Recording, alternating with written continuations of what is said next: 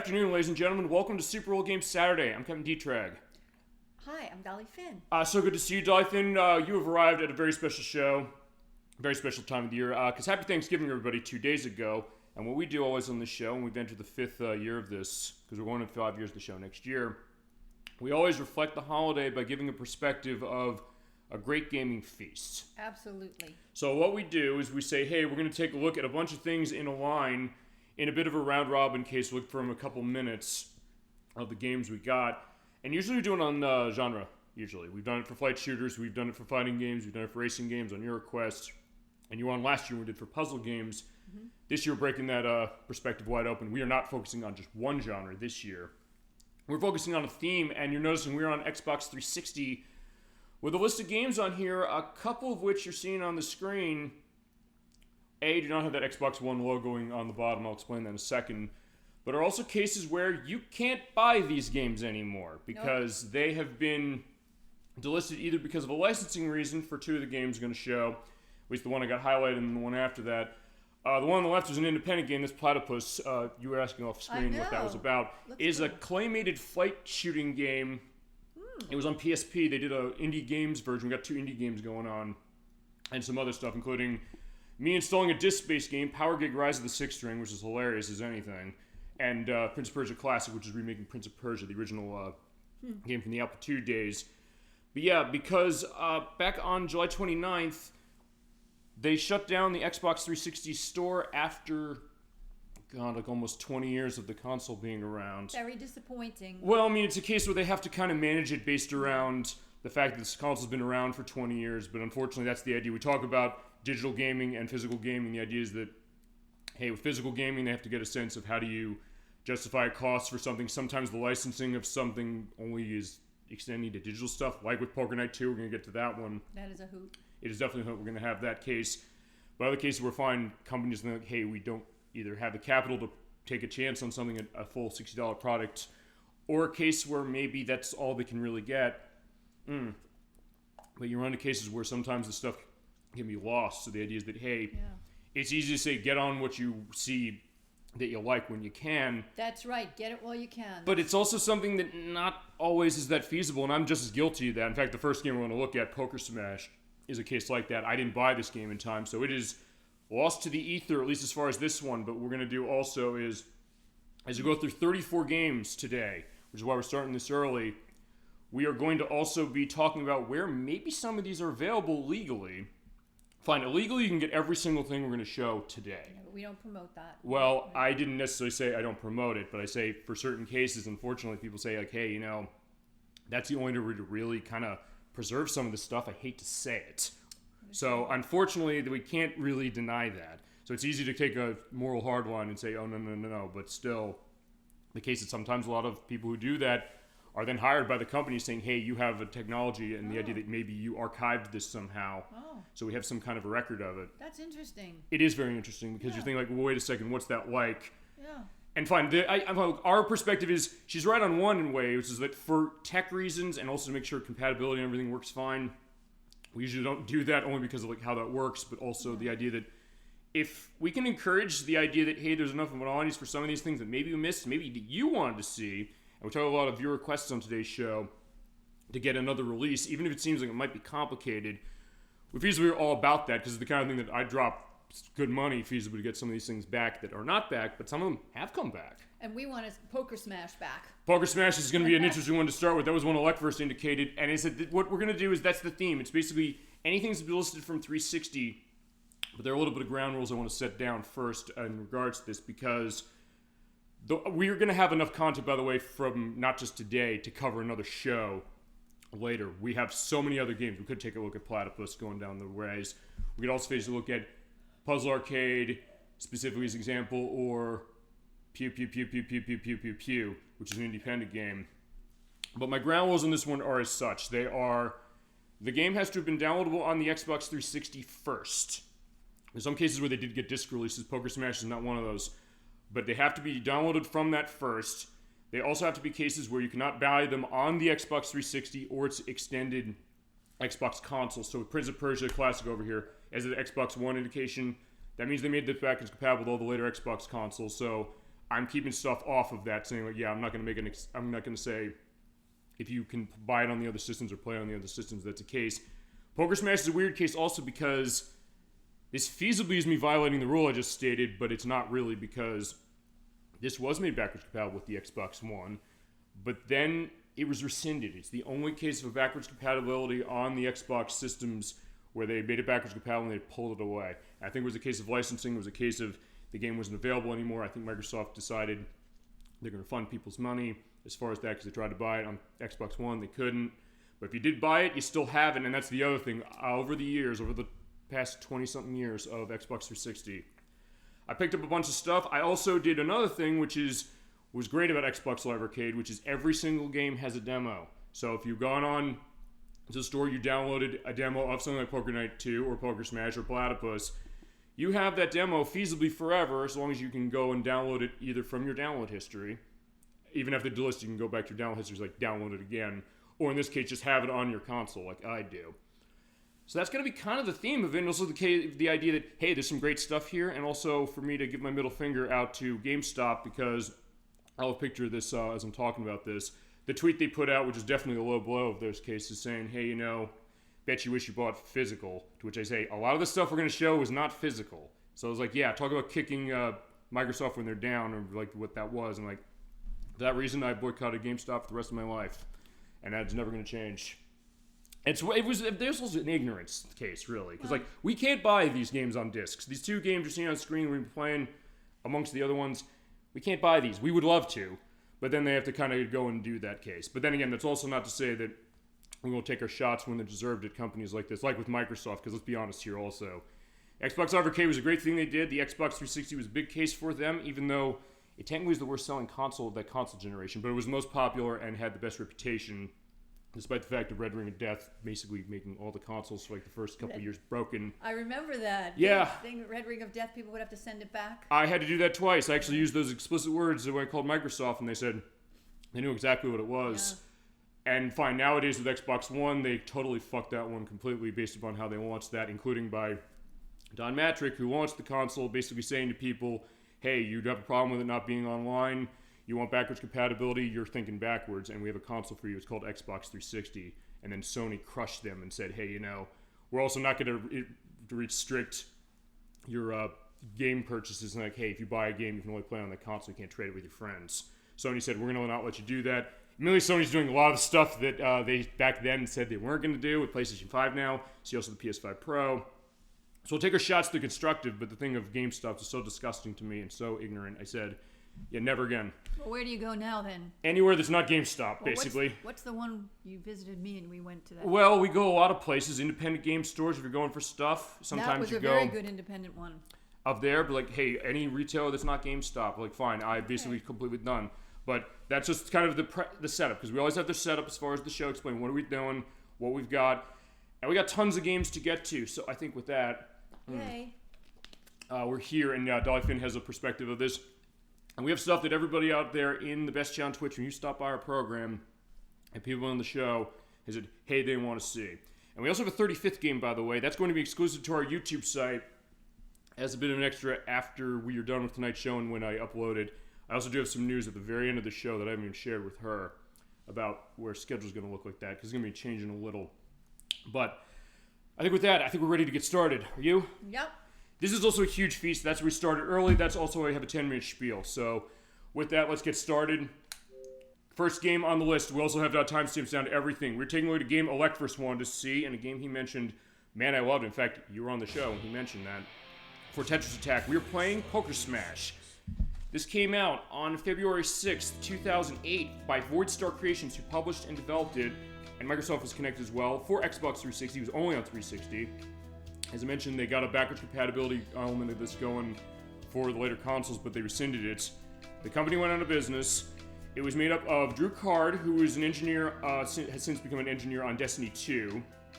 He also flubbed massively this year by being director on Concord for the PlayStation 5, which might be the most disastrous case of anything this year. You familiar with this game? No. It's a massively multiplayer online RPG or online battle royale kind of game that Sony was in development for about 3 years. It took millions and millions of dollars on this. The user base on that, when it started, was so bad. After 2 weeks, they shut the entire game down. The game is no longer available for sale. You cannot buy it anymore. And that's it. So, and he unfortunately was the lead of that game, I should say, as far as the directing. So in that case, we're fine. I'm gonna have to mention that, but Yikes. yeah, unfortunately. And the other thing is that him and Ryan Ellis, who also found this company, they came from Oddworld Inhabitants. You know, the company that made Oddworld, Abe's Odyssey, and Abe's Exodus, and Stranger's Wrath, which they both worked on.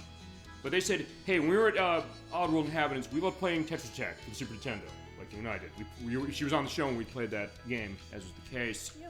And said, we had these great cases for us. We said, we want our own take on this. So they gave us a game that is an interesting take. You could argue, is it a ripoff? But then you look at certain things and realize, maybe not completely. All right, so, and so also we're pointing one other thing out, I probably should have mentioned this earlier, is that because I didn't buy all these things in time, Poker Smash is one of them I did not buy in time. So I'm begging for a release. I think we all are, as far as a bunch of these things. Maybe stuff you want to see, and feel free to let us know about any memories you have on any of the games you're looking at. It's like, oh man, this game looks cool, where is it? I'll also tell you where it is. Fine, in this case, you have to legally have it as far as getting it, but at this point, yeah, we don't have it around. I only download the demo. The point is, we do have the demo. Unfortunately for this game, there's no multiplayer in this demo. That is going to vary against other things. I have aspects of leaderboards and achievements which you cannot unlock in demos, but I do also do have some full versions of stuff we'll take a look at. I wish we could do this. I really wish we could do this, but unfortunately we can't, and it's one of those cases we're fine. If you like some of these things, especially nowadays, digitally speaking, you might want to get it while you can, although fine. It's like, hey, if you got a sense like what the balances, go ahead, but still, yeah, if you love gaming stuff, we're going to show you some great stuff. And I'll tell you what, when you first told me about this game, I thought, first of all, poker. Then I saw it and I thought, oh, is this a ripoff of Tetris? But it isn't, and it is fun, and I got hooked on it. Yeah, there you go, like any good puzzle game should. It's also pointing out for some of this stuff we're going to go in genre, sort of, kind of, but with this one, not completely. Alright, so let's get started. As far as what they give you here, they give you a time mode, as far as in the main game. Puzzle modes, they let you play here. You also do practice, you do custom playlists of themes you have set. There was a downloadable content you purchased with your Microsoft points and eventually real money, as far as how the conversion thing went around. And also had online, and you can also see save videos as far as unlocks, including stuff on the puzzle mode and solutions. So we got action mode. Actually, one thing else you should probably do. Healing, help, and options. Everything is going to have a how to play. It tells you how to play. We also tell you how to, and also look at your control map. As far as what it is, you're moving cursor with the D-pad or left analog stick, moving cards with either the right analog stick or A or X and B. Yep. And then bombs. We'll talk about bombs. And slow motion, which is unique, and raising the stack, which is on the left trigger, slow motion on the right trigger. And with that, we can get ourselves started. And we're just going to take a turn on this one, specifically. Again, Or do you want to start it first? No, you go ahead first. Okay, so yeah, you use starting players, you set up the speed, custom. It also is going to run 5 minutes for this. We're going to spend a couple minutes on each of these games, and let's get going. Okay. 3. So 3, 2, 1, go! Begin. And we'll talk about that. Okay, so it does look familiar to Tetris Attack, but you only have one square as far as what it is. Also, you can move the left analog stick or right analog stick to switch the blocks. You also move them across things. I got 4 of a kind. You can also go across gaps like that, which Tetris Attack did not let you do. If you're like, hey, I wish I could do that in Tetris Attack, well, yeah, this game lets you do it. And like that, you can set up combos and chains like that, but the other thing about this game is really interesting. We'll see as we go. Le bomb. What's up? Le bomb. Oh, the bomb. Yeah, well, let's set up the bomb. Yeah, it's the bomb. I read that in a teen magazine once. Drop it on the block, it blows up, and boom, it comes down. I got a full house. That's the other thing about this game is really interesting, too. They take into effect card hands. So you have to know specifically what they are and put them together, and as you go, you get more poker chips. And if you hold right trigger, you have slow motion. It goes on that bar down there. You can't use it the whole time, but if it's a case like, hey, you want that set, go ahead. Also, while blocks are clearing, the cards are clearing, you can raise the stack. So it's not like Tetris Attack where you have to wait. It's like, hey, I want to go faster, faster, faster, go ahead. There you go. This game is pretty fun. So yeah, with that, Dolly Finn, want to go into stuff as far as what you've seen of this or what you're thinking as well of this. Because you'd never played this before I showed you this, is that right? I never played it. And it just looked like Tetris, and I thought more complicated, but it wasn't. It was fun. And I like the bomb where you can get rid of something. It's unique, right? It does How make do you it... put the bomb again? Press the A button. A button, right? You basically highlight anywhere you want it at. So, actually, let's see. Actually, you know what? I'll get rid of that ace. I'll tell you why. Because, fine. How does a royal flush work? It's 10, Jack, King, Queen, Ace. Yep, Jack, Queen. Wait. Oh, sorry, ace is over there. You do have to drive in the right order. Also, there are flushes, so you can pay attention to the fact that there are the card suits specifically. So if you have a bunch of things of the same suit, you can put them together. So it does follow poker rules, and you get multipliers going along as you go. based on how you clear things out. And it's a lot of fun, and man, I wanted to buy this. I was thinking, like, hey, I should buy this. I downloaded the demo, but then what happened was that it was in, on June 12th of 2017. So this admittingly was available for 9 years. So this was around for a while, but I never got around to picking it up, and it's a case that then it just went away. And the company, I guess, feasibly went out of business. There was talk of a port to this to the PC. That never happened.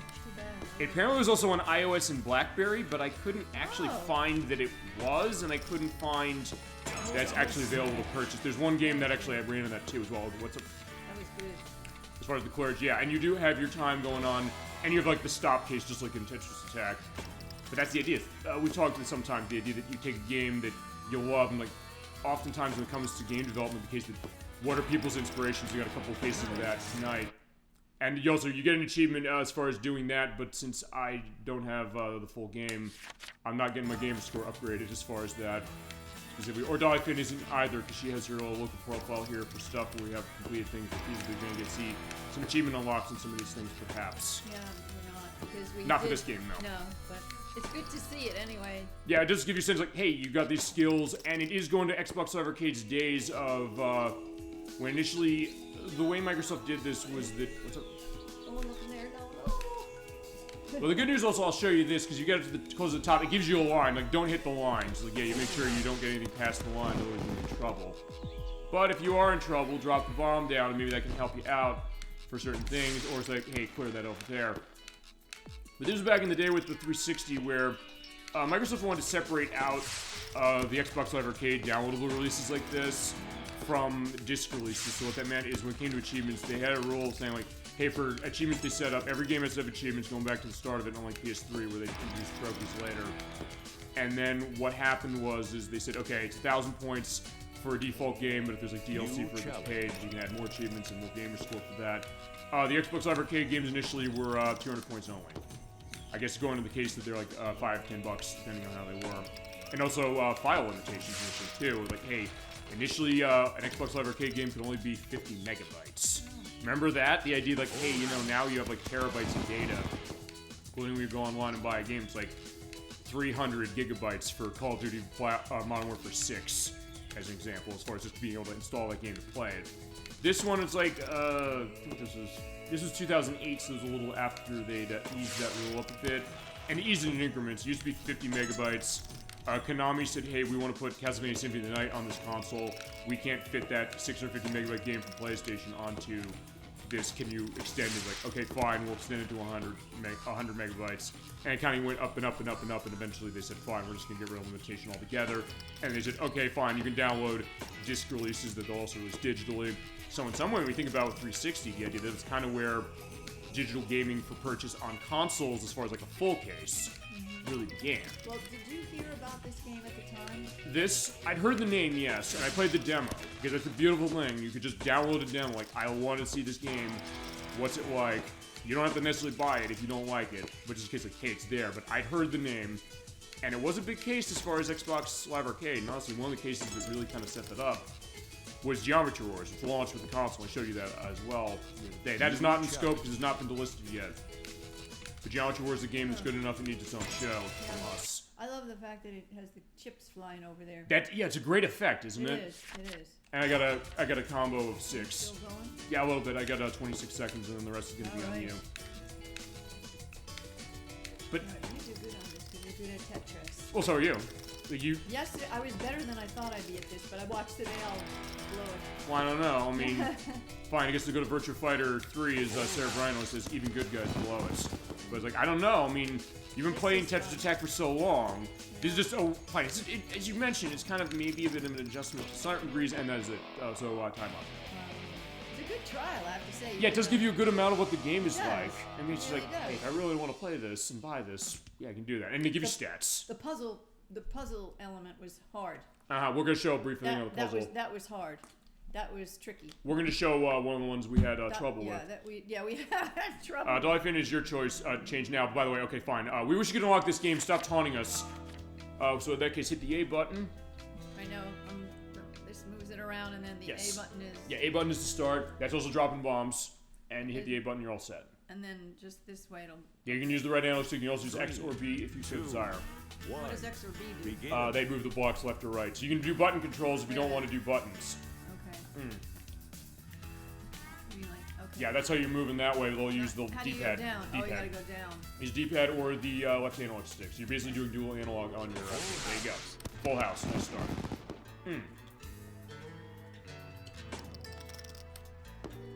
Yeah, so this is an interesting one. It's like, I wish I had bought this in time, specifically, but I did hear about... to answer your question, I did hear about the game. It's just that I didn't get it, which was definitely a disappointment. Is when I learned later, I was like, yeah, I can't get this thing. And sometimes it's quick when it comes to the delisting, although in this case, it was about 7 years, so... No, it was 9 years, actually, so... That was a lot of time.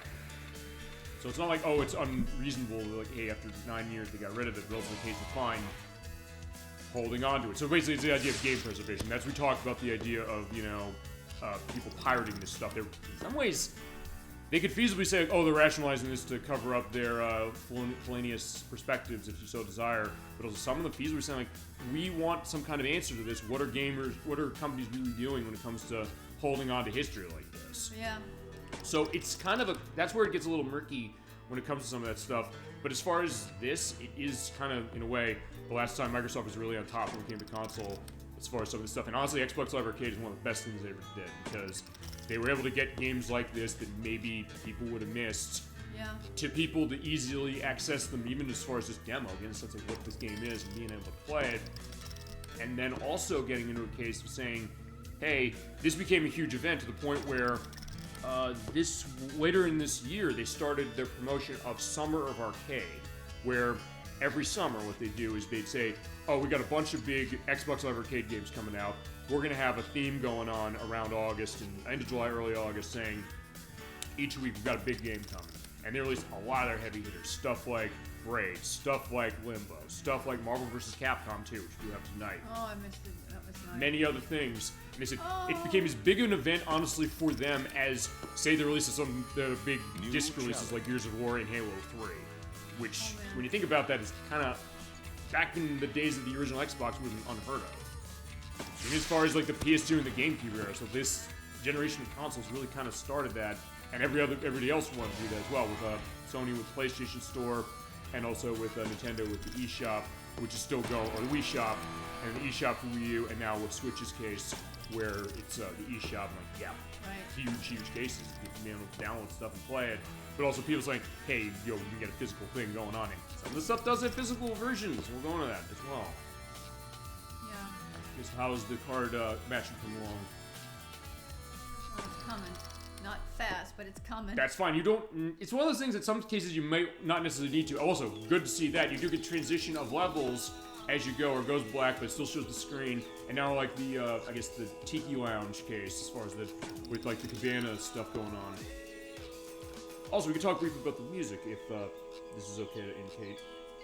The music was from this band called, it was by David Ciaz. What the heck? I can't. What's up? I'm having trouble here. I was doing something bad. If you do have bombs, you can replenish those bombs as well as you go along.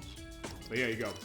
Good job. Yeah, I mentioned David Ciaz did the music for this. He's part of this a punk band called Stretch Armstrong, which is out of South Carolina. It has this nice kind of jazzy, kind of guitarish, light guitar sound to itself, even though they're a punk band, which is interesting that way. How do I get that? You can basically pull them down just like a Tetris attack, or you drop a bomb. You do that too. And you right over there, you have like the stop case. When you get, you got 5 of a kind, I guess in that case, it's keeping the clock going on. Although it's not like Tetris attack where you yell stop. Yeah, right. Oh, well, good job. Cute. All right, good job. That's nice. So like a kind of like the T shape. And there you go with the doubles. Oh, nice. So 3 chain. And you get that, they give you the guitar chord going on with each of the ones you get progressively higher. So just really, really nice.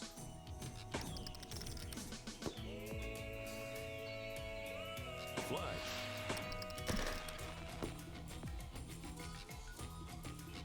And like with Tetris Attack, you have your scroll speed going up as you go along, as you do better. Also, when you do drop the does stop the stack for a brief period of time. Uh-oh, I think I'm going to be in trouble. do have a minute left, so you can feasibly go that way. And of course, remember, build from the bottom too. It's like, hey, if you see something down there, you can do that. Because you have a lot of options. 6 flush. Ooh, 6 flush. Awesome. And like with Tetris Attack, it does the bouncing of the blocks a little, although it kind of more pulsates, and it has the heartbeat monitor going on. So I talked about Tetris, the medical edition last year with Tetris, the Grandmaster. Like, and maybe in its weird way, there's that element going on with Focus Smash here. And new challenges. Basically, how challenges work is they'll give you perspective saying, like, hey, clear something specific, and sometimes they'll give you on screen, or it'll be like a hidden thing. If you keep clearing stuff, you'll be able to have it.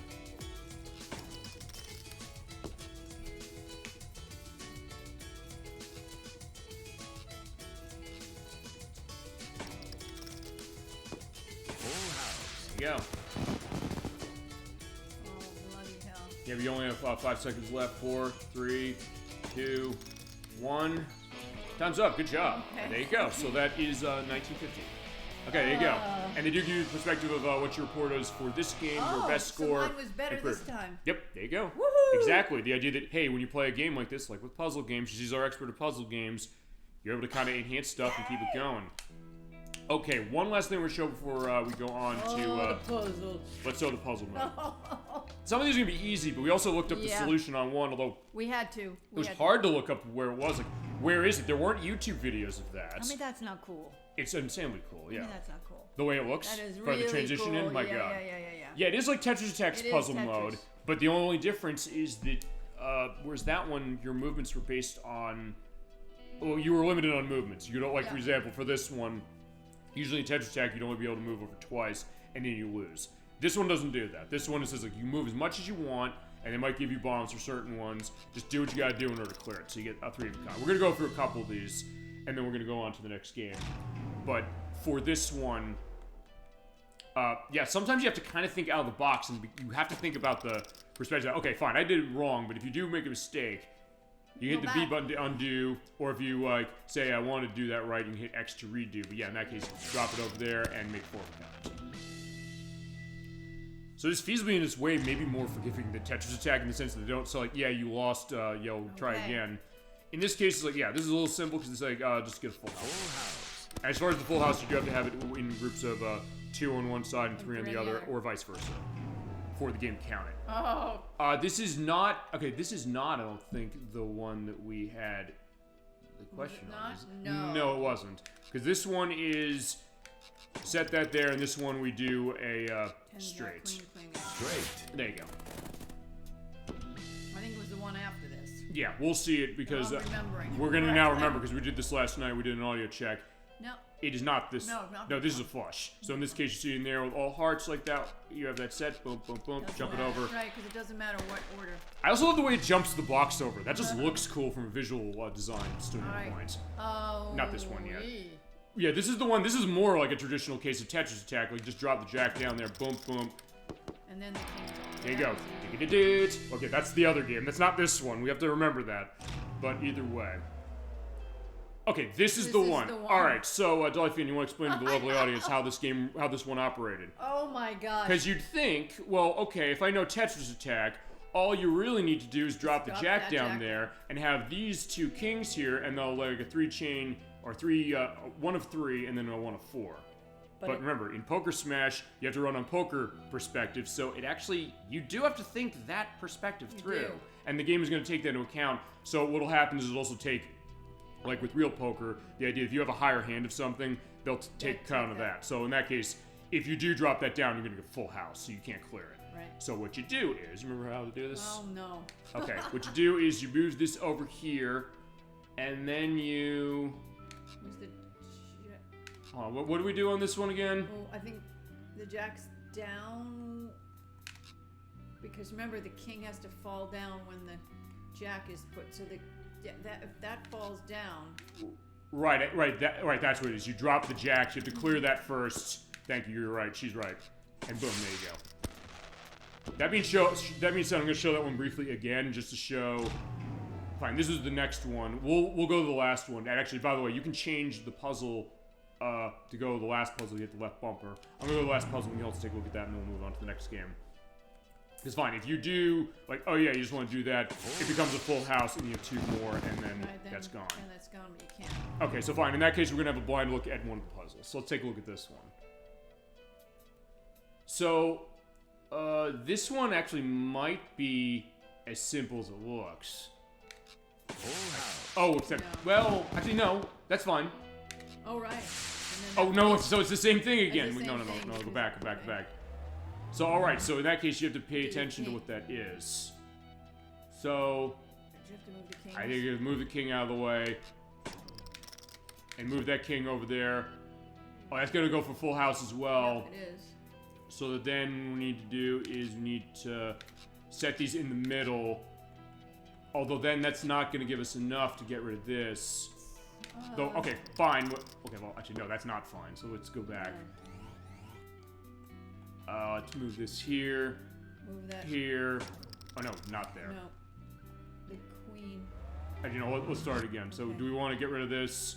We probably want to get rid of that and move queen out of the way. Then we need to put this so that only the queen clears out, but the edge. Okay, there you go. So that should be set that way.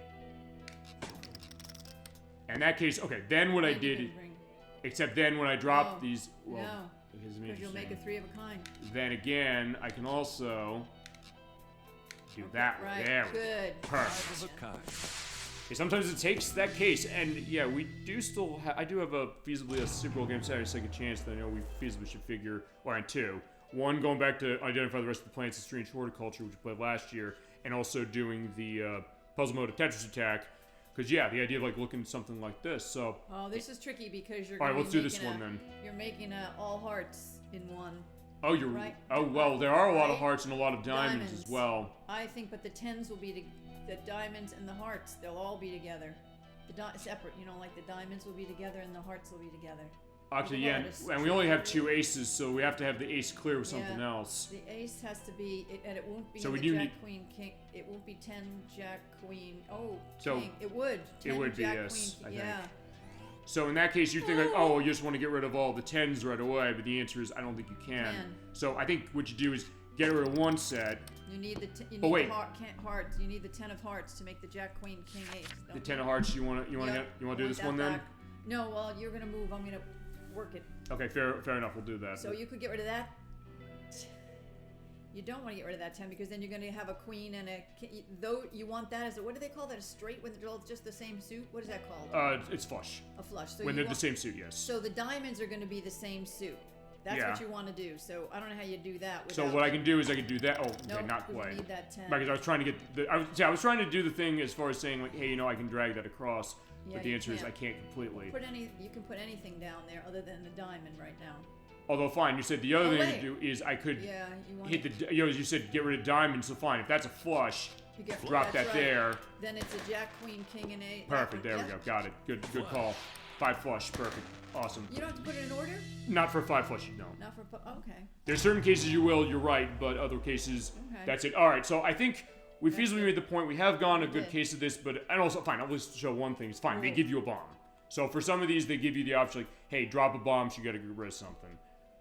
I think we could feasibly do this another time. I mean, admittingly, I hate to say this, because we're going to be looking at demos. We're not going to be... You're not going to find it unless you look up to GameFAQs.io. Actually, no, Okay. not even GameFAQs. GameFAQs didn't have anything on this.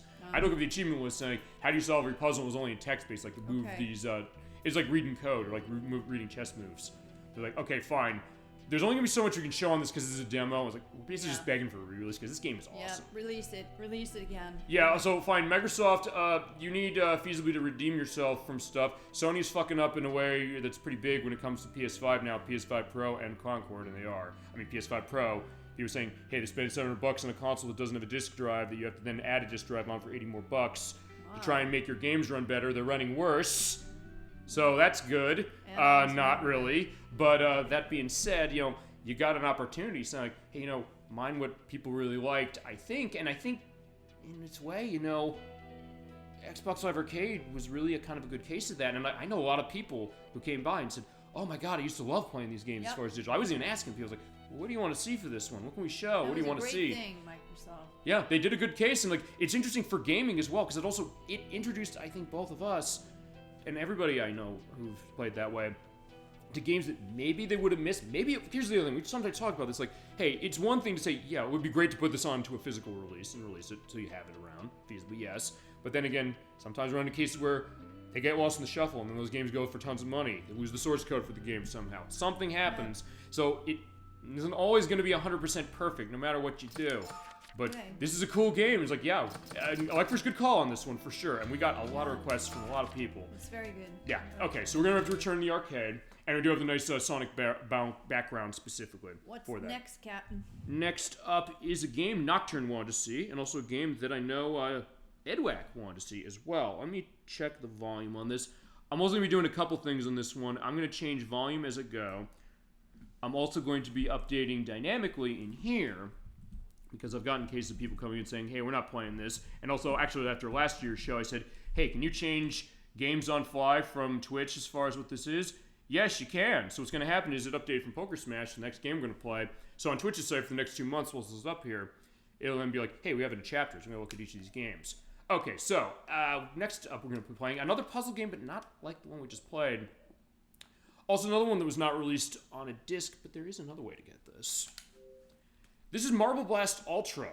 I don't know if you're familiar with this one, Dolly Finn. I have to see it, but I know Marble Blast, so let me see something. Oh, so you might be familiar with its predecessor. I might be. Okay, this came out in 2006 on January 25th for Xbox 360 by Garage Games out of Eugene, Oregon. Uses the Torque Shader engine specifically. And it's a sequel to Marble Blast Gold, which was on the PC in 2002. Now, this game did have a PC version in 2015. And there's also a game on the Switch called Marble It Up.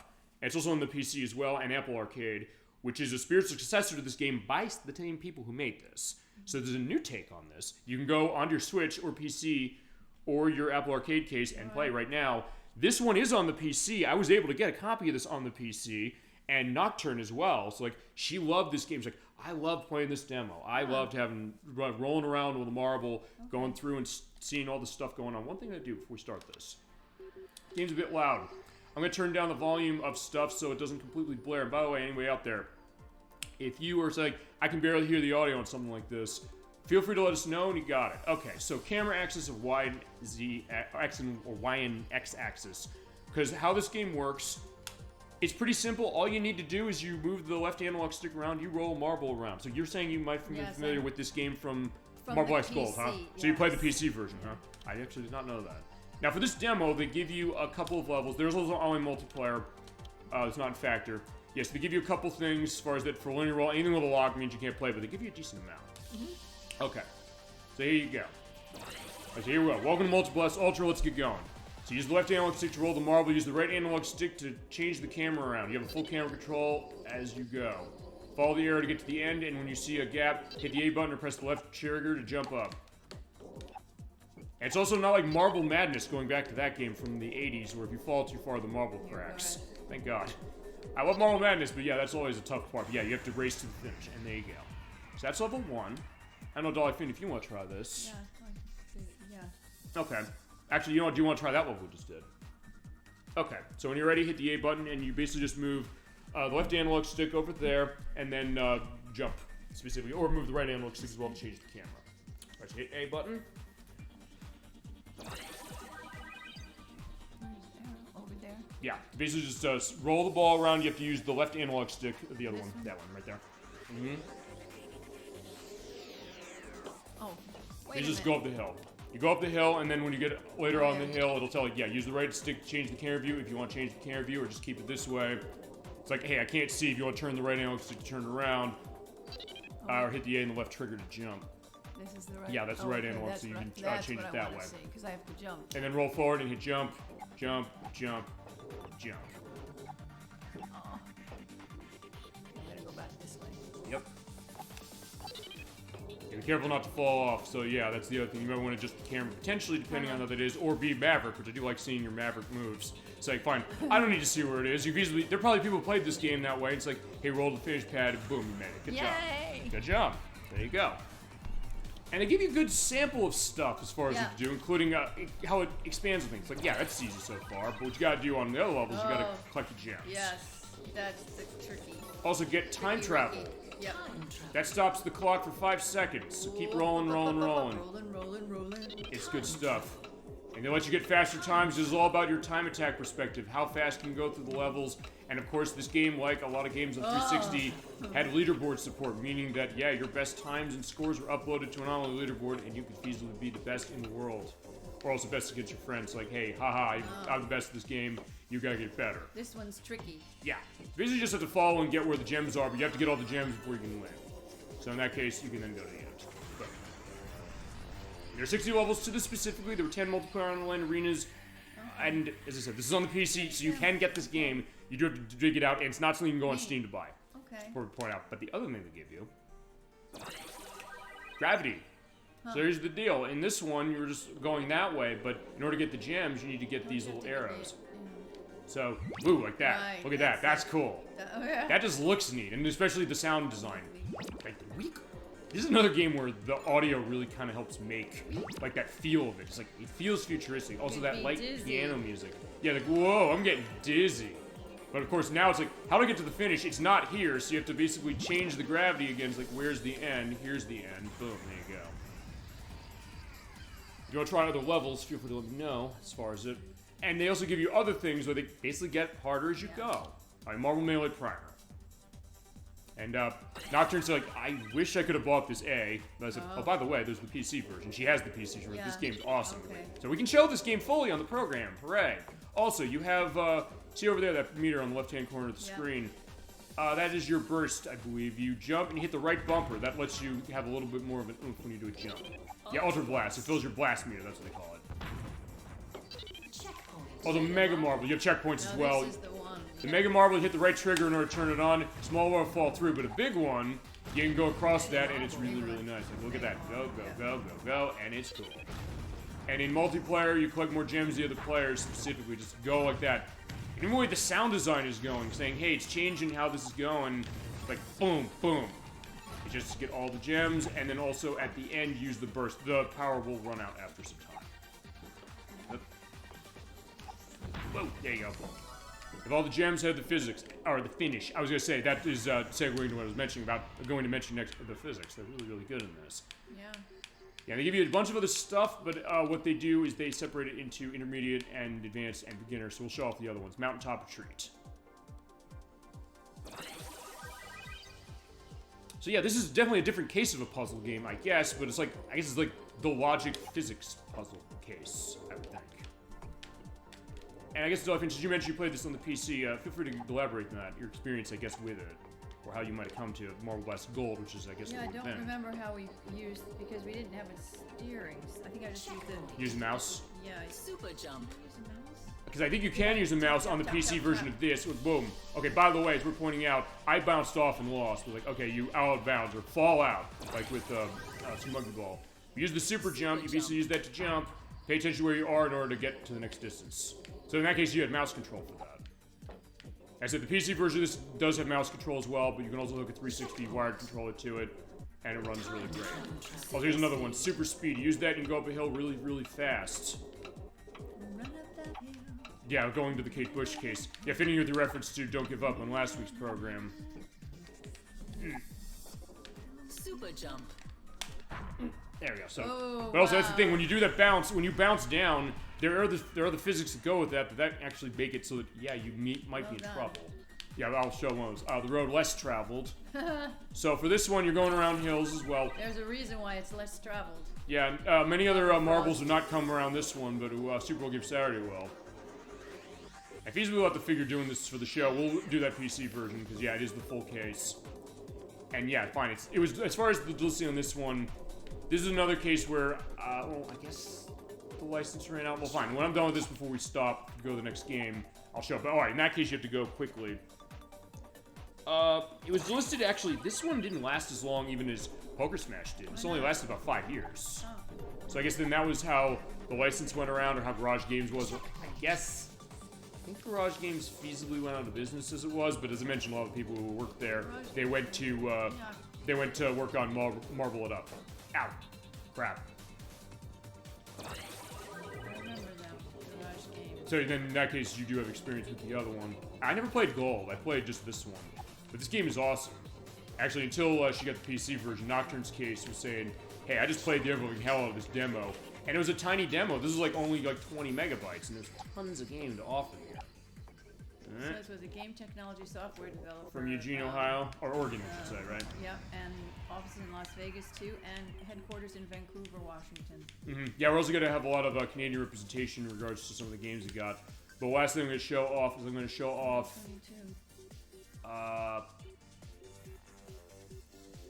Well, there's two in here. There's Ordeal and the other one. So let's show off Ordeal. And then we will go to the next game. But this case is a little hard because you're going off on a hill, and it's like, yeah, you're sliding down, so you have to go very specifically when you go across. Strength, speed, and stealth are the keys to the trials ahead, although I guess stealth is what? Maybe further in the game, because I have not completed this game on PC, as is the case. And thank God this got a PC version. But it's not a case where you can go on Steam and get this. You have to dig out where the CD is, and then get that running on a modern system, which is not easy to do.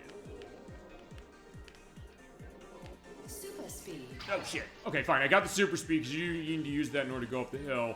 But I'll get through this, and then we'll do the other one, and then that'll be the next game. Yeah, feel free to go into anything you're indicating. Whoa, shit. Okay, I went backwards. Yeah, it gets pretty hard pretty quickly. It does.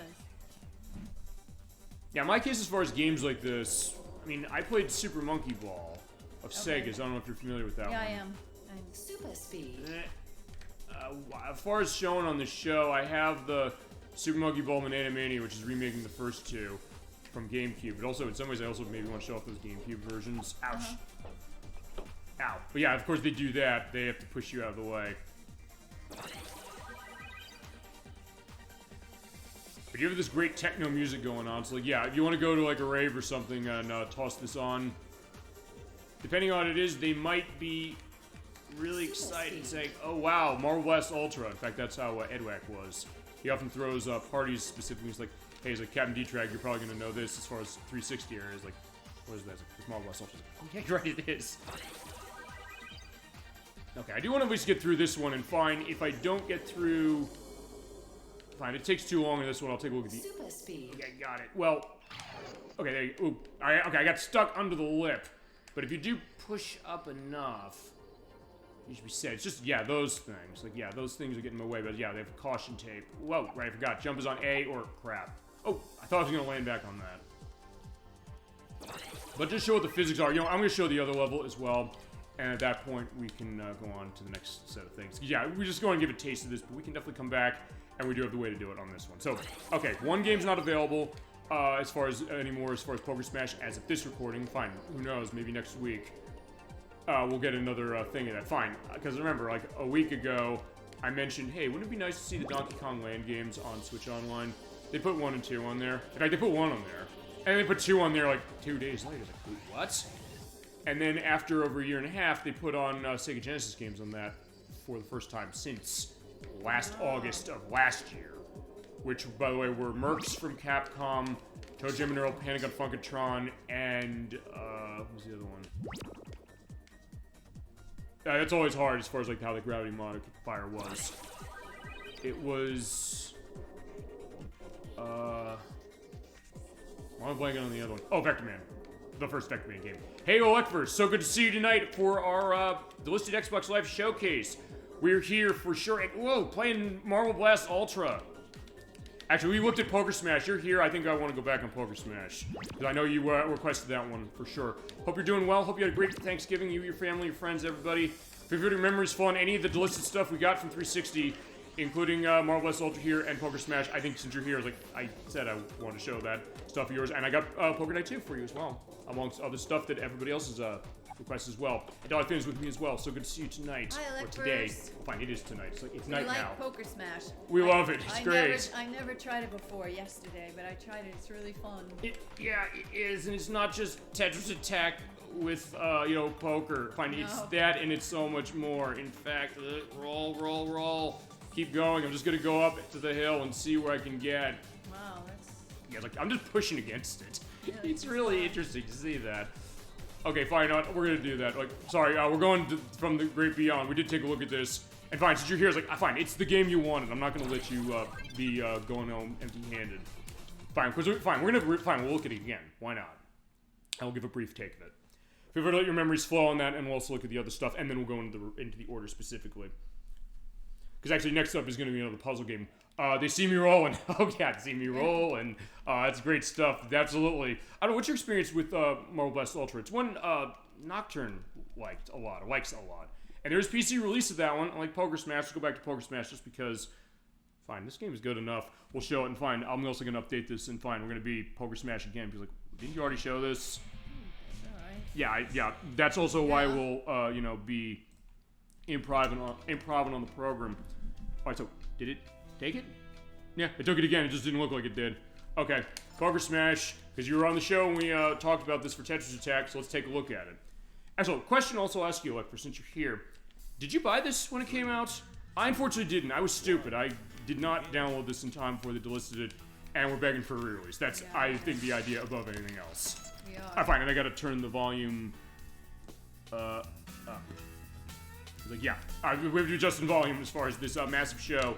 We've got tons and tons and tons and tons of delisted games to talk about and go through memories of. Yeah, as in, my memory with this one really was I downloaded the demo, so if this game's cool, I want to buy it. I didn't, and then now I'm kicking myself. I wish I could have bought it. Yeah, but it's still a lot of fun. Actually, wait a second, maybe they give you more time than just 5 minutes. Because it looked like it was from before. You know what, fine, we're going to go insane with this. We're going to go up to the top like with Tetris Attack. So much so, it's like bomb, bomb, boom, boom, boom. Oh, fine, I got an achievement that I can't get. Yeah, that's right.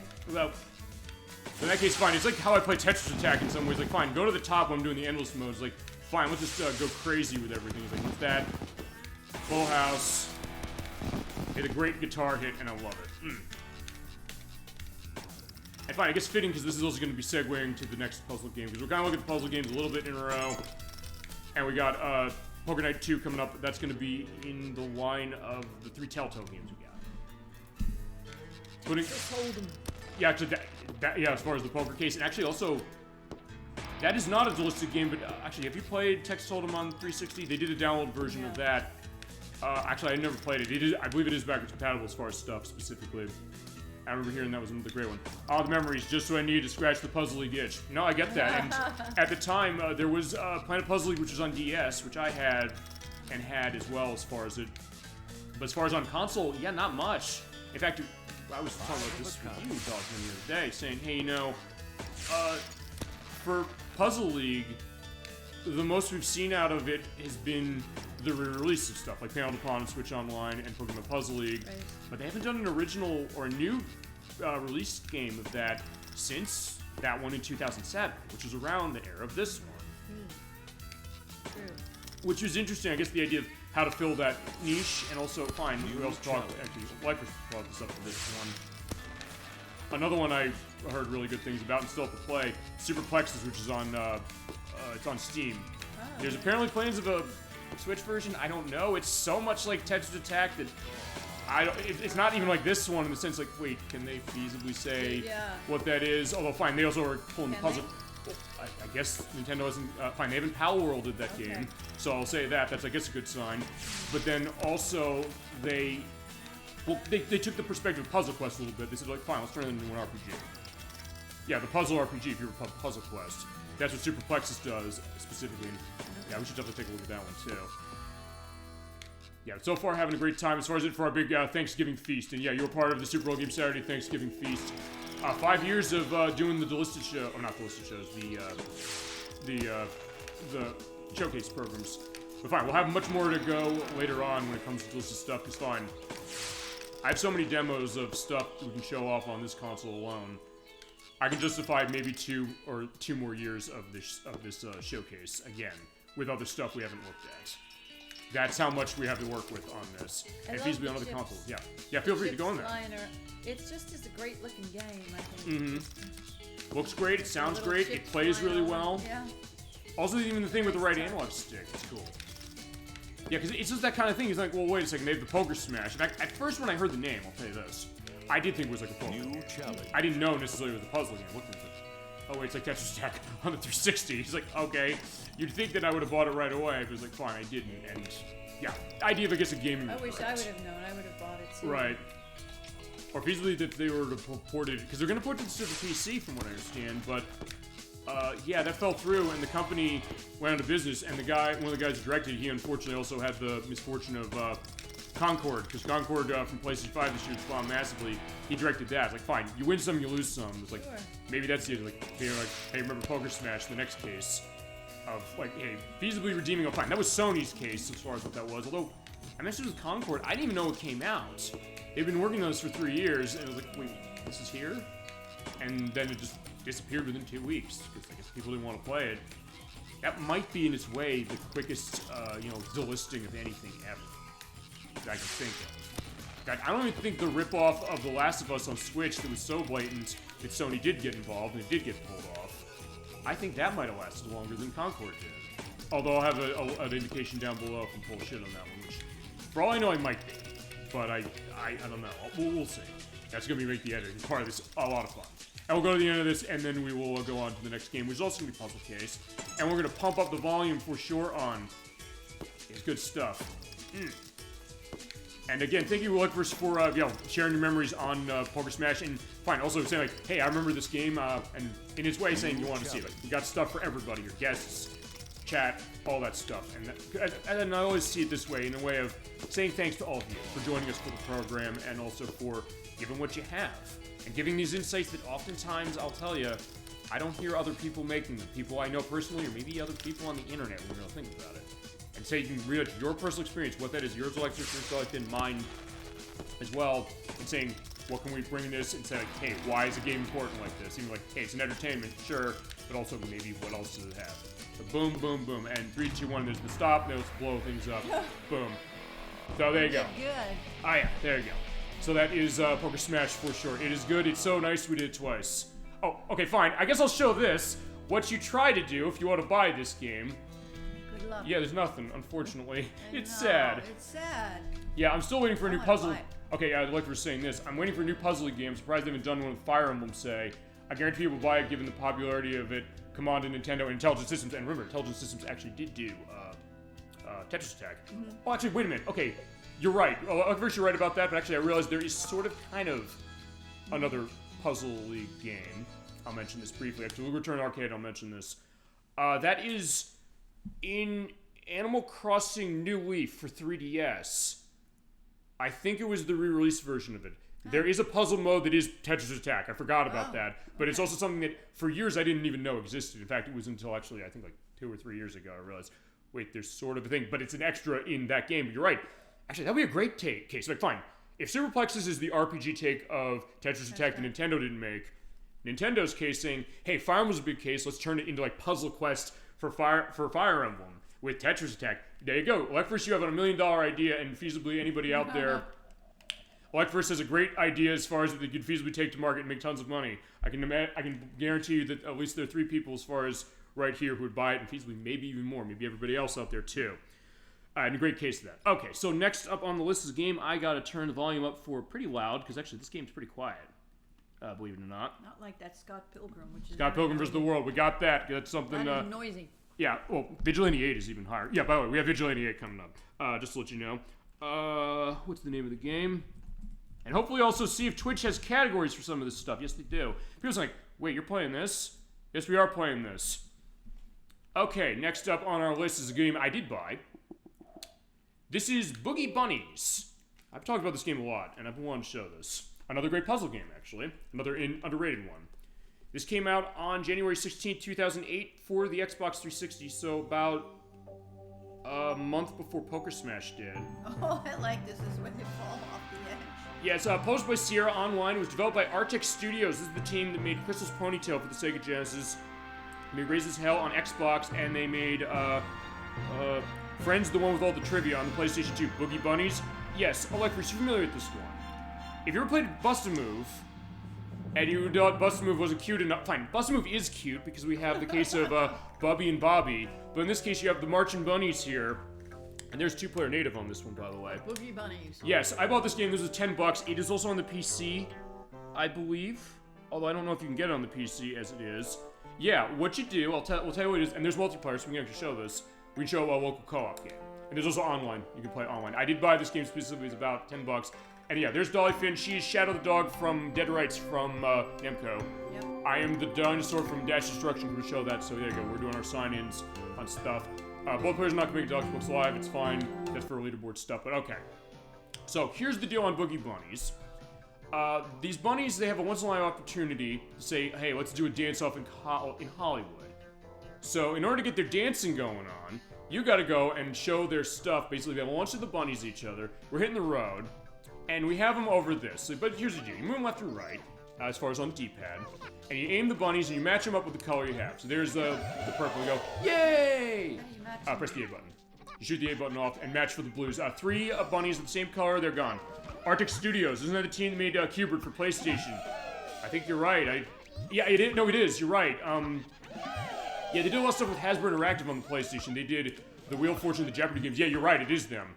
As far as like, thank you for indicating that. Yeah, feel free to go also into that. The remake of Cubert, which I think there's also a Dreamcast version of. That was like a late one for the Dreamcast release. But also here's the other thing. You also put the bunnies on the side. They'll kind of sit on the side that way. And they'll keep marching. The idea is that as they go, that bar at the bottom, in order to get to the next level, you have to get through and clear enough bunnies off. They go, yay, yay! It's so adorable. This game is adorable as anything, number 1. And number 2 is you go along, clear more. Great clearance, by the way, Dolphin, on that. There you go. When you get the bar filled up, you get a level. And you go to level 2. We're going to show this a little bit of time. I do have this game full, so we can definitely show this for a full program. As they go, they'll also start dancing. When they start dancing, they're worth more points. Bunny dance and bunnies. There's also a PC version of Cubert. Yeah, I never played. You ever played the remake of Cubert? No. It was on PlayStation, it's on PC, and it's on the Dreamcast. I played the original arcade game, which actually I don't think I have a version actually of myself as far as the knownage. I should probably look at that. You're jumping around with Crumb Bunnies literally with the bunnies here. It's like the bunnies are gonna be set, and also the idea is we're just clearing them as far as it's not like the bunnies are dying. Well, I guess when they actually, you know what? Fine, we'll eventually show them going in the water because the idea is that you have that line in front. You don't want them to go in the water, otherwise they're gonna be in trouble. Also, you have the red one. Let you know on the red one, hit that. You line up 3 of those, they explode. Green bunnies. All right. So also, I'm playing on the sides, although sometimes you might not want to play on the sides. Mine are gonna go in the water. But we'll show the idea of what that is. Like, okay, keep marching. Okay, there you go. Mine, I can't go anymore because they. Can I go? Okay, there you go. Yeah, you can drop there. I can't. It's not letting me. Oh, I can only jump. Oh. Okay, but of course that's what happens. They go like size. Like, okay, we got look at the tie on the perspective of that. Actually, let's do another run of that. I think it's worth going on as far as doing that.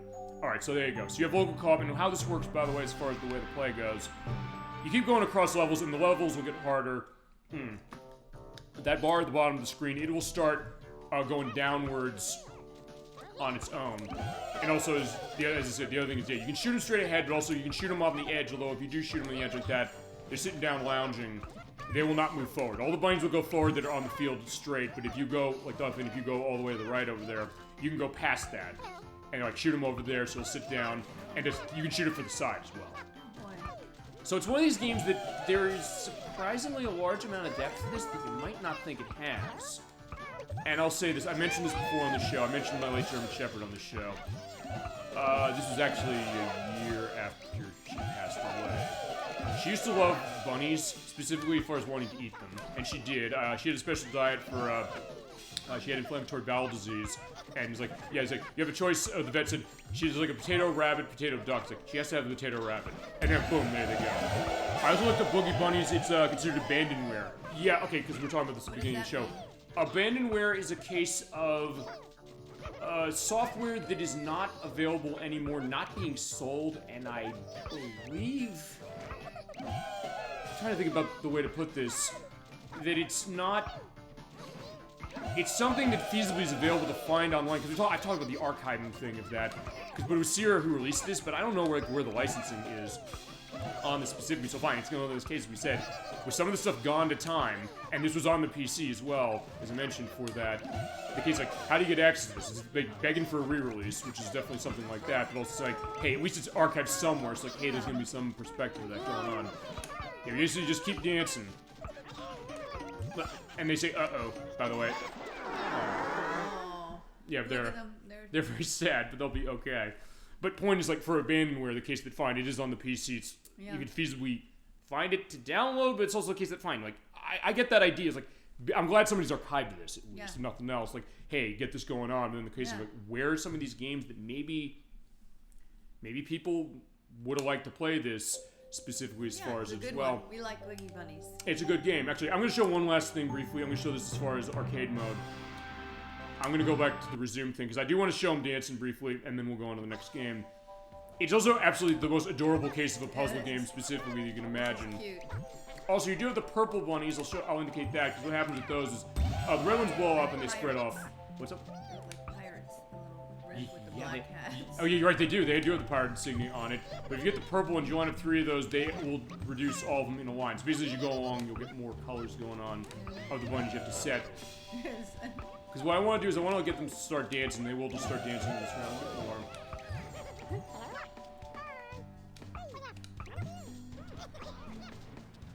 Actually, yeah. Now, thank you for mentioning that. As far as what is it, Cubert? Because actually, I didn't remember that they made that. But also, in some ways, it's kind of this kind of weird case of like creature. Fine, Cubert's an alien, yes. But also for this case, like these little bunnies, and they're saying little things like "hello" or like "uh-oh" when you come from the water. Like "yay, yay!" I do love that. Like, yeah, I might be, a man this way as far as like in my late 30s. Was like, oh, look, I'm not made of stone that way. Something like that. I can look at this like, my God, that's adorable. And there's something to be said about that too. The idea of like, a game like that. Yeah, exactly. That's actually a very good case as far as there, the dancing. There they go. Yeah, when they dance, by the way, what happens is that when you clear them as they're dancing, you get more points. You get that nice salsa beat going on. That is so good. It's cool. It looks really cool, and also this game is very stable as far as how it's. Not there's much tech going on with this really, but just the case that hey, it is still smooth. It's it goes, and also they're all dancing sometimes at their own rhythm. It's like sometimes missing what it is. So in that case, like fine, you know what? I'll keep these bunnies on the side.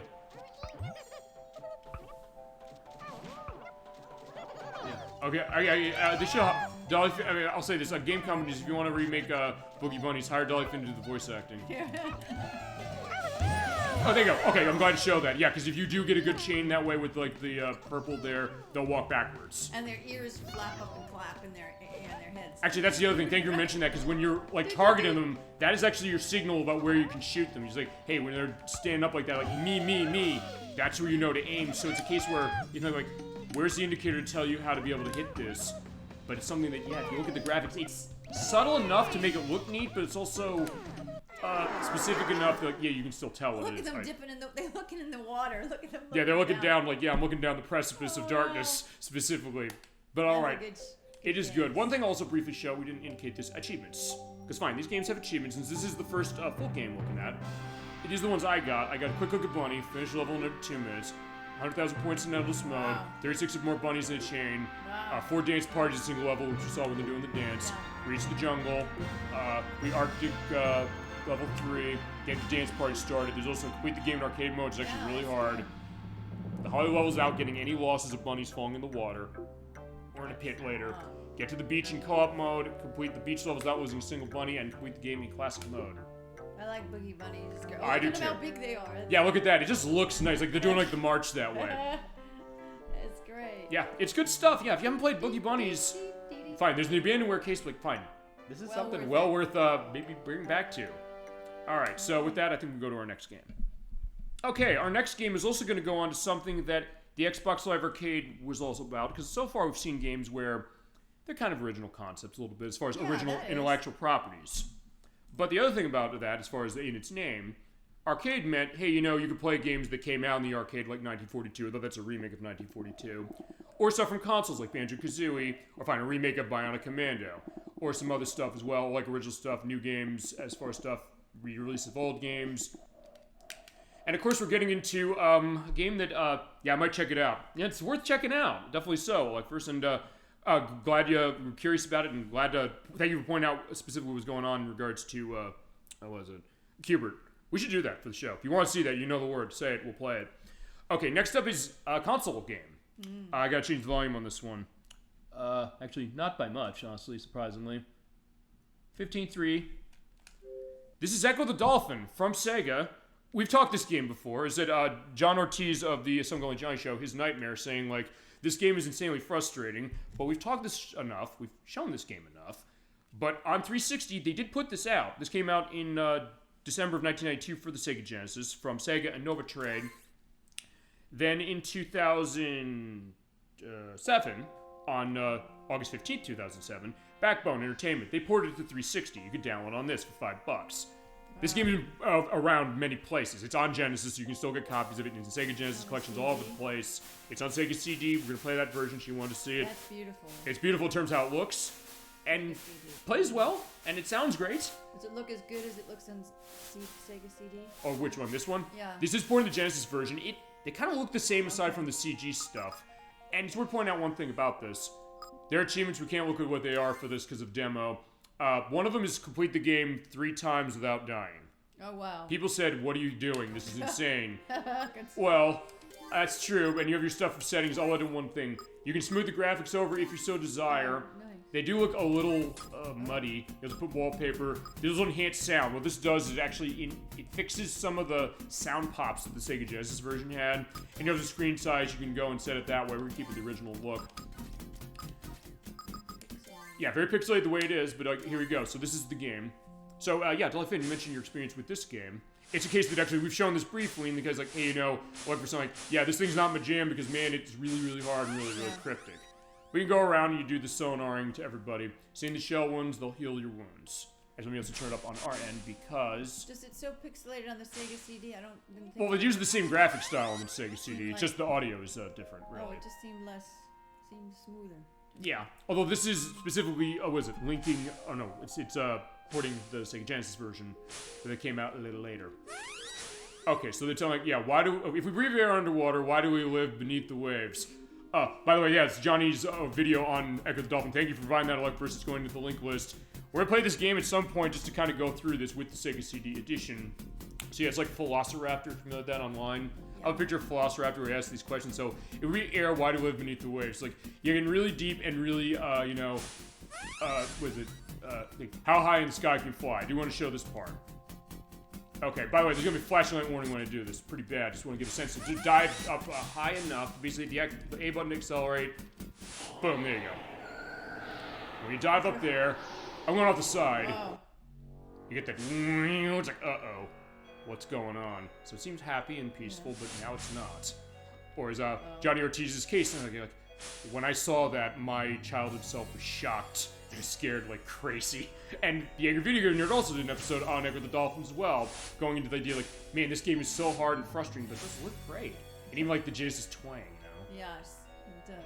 Yeah, what's your experience, by the way, on this game, Dolphin, before we get to the full It's very hard. It's insanely hard. It looks good, like you said, but it just is... It plays well, generally speaking. It's just, where do you go? The in some cases.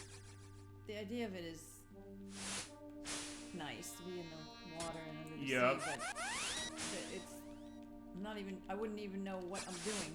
Where am I headed for? It's very oblique, but it's in some ways that maybe is kind of the point, I guess. But I get also the idea that, hey, that can be very alienating, but...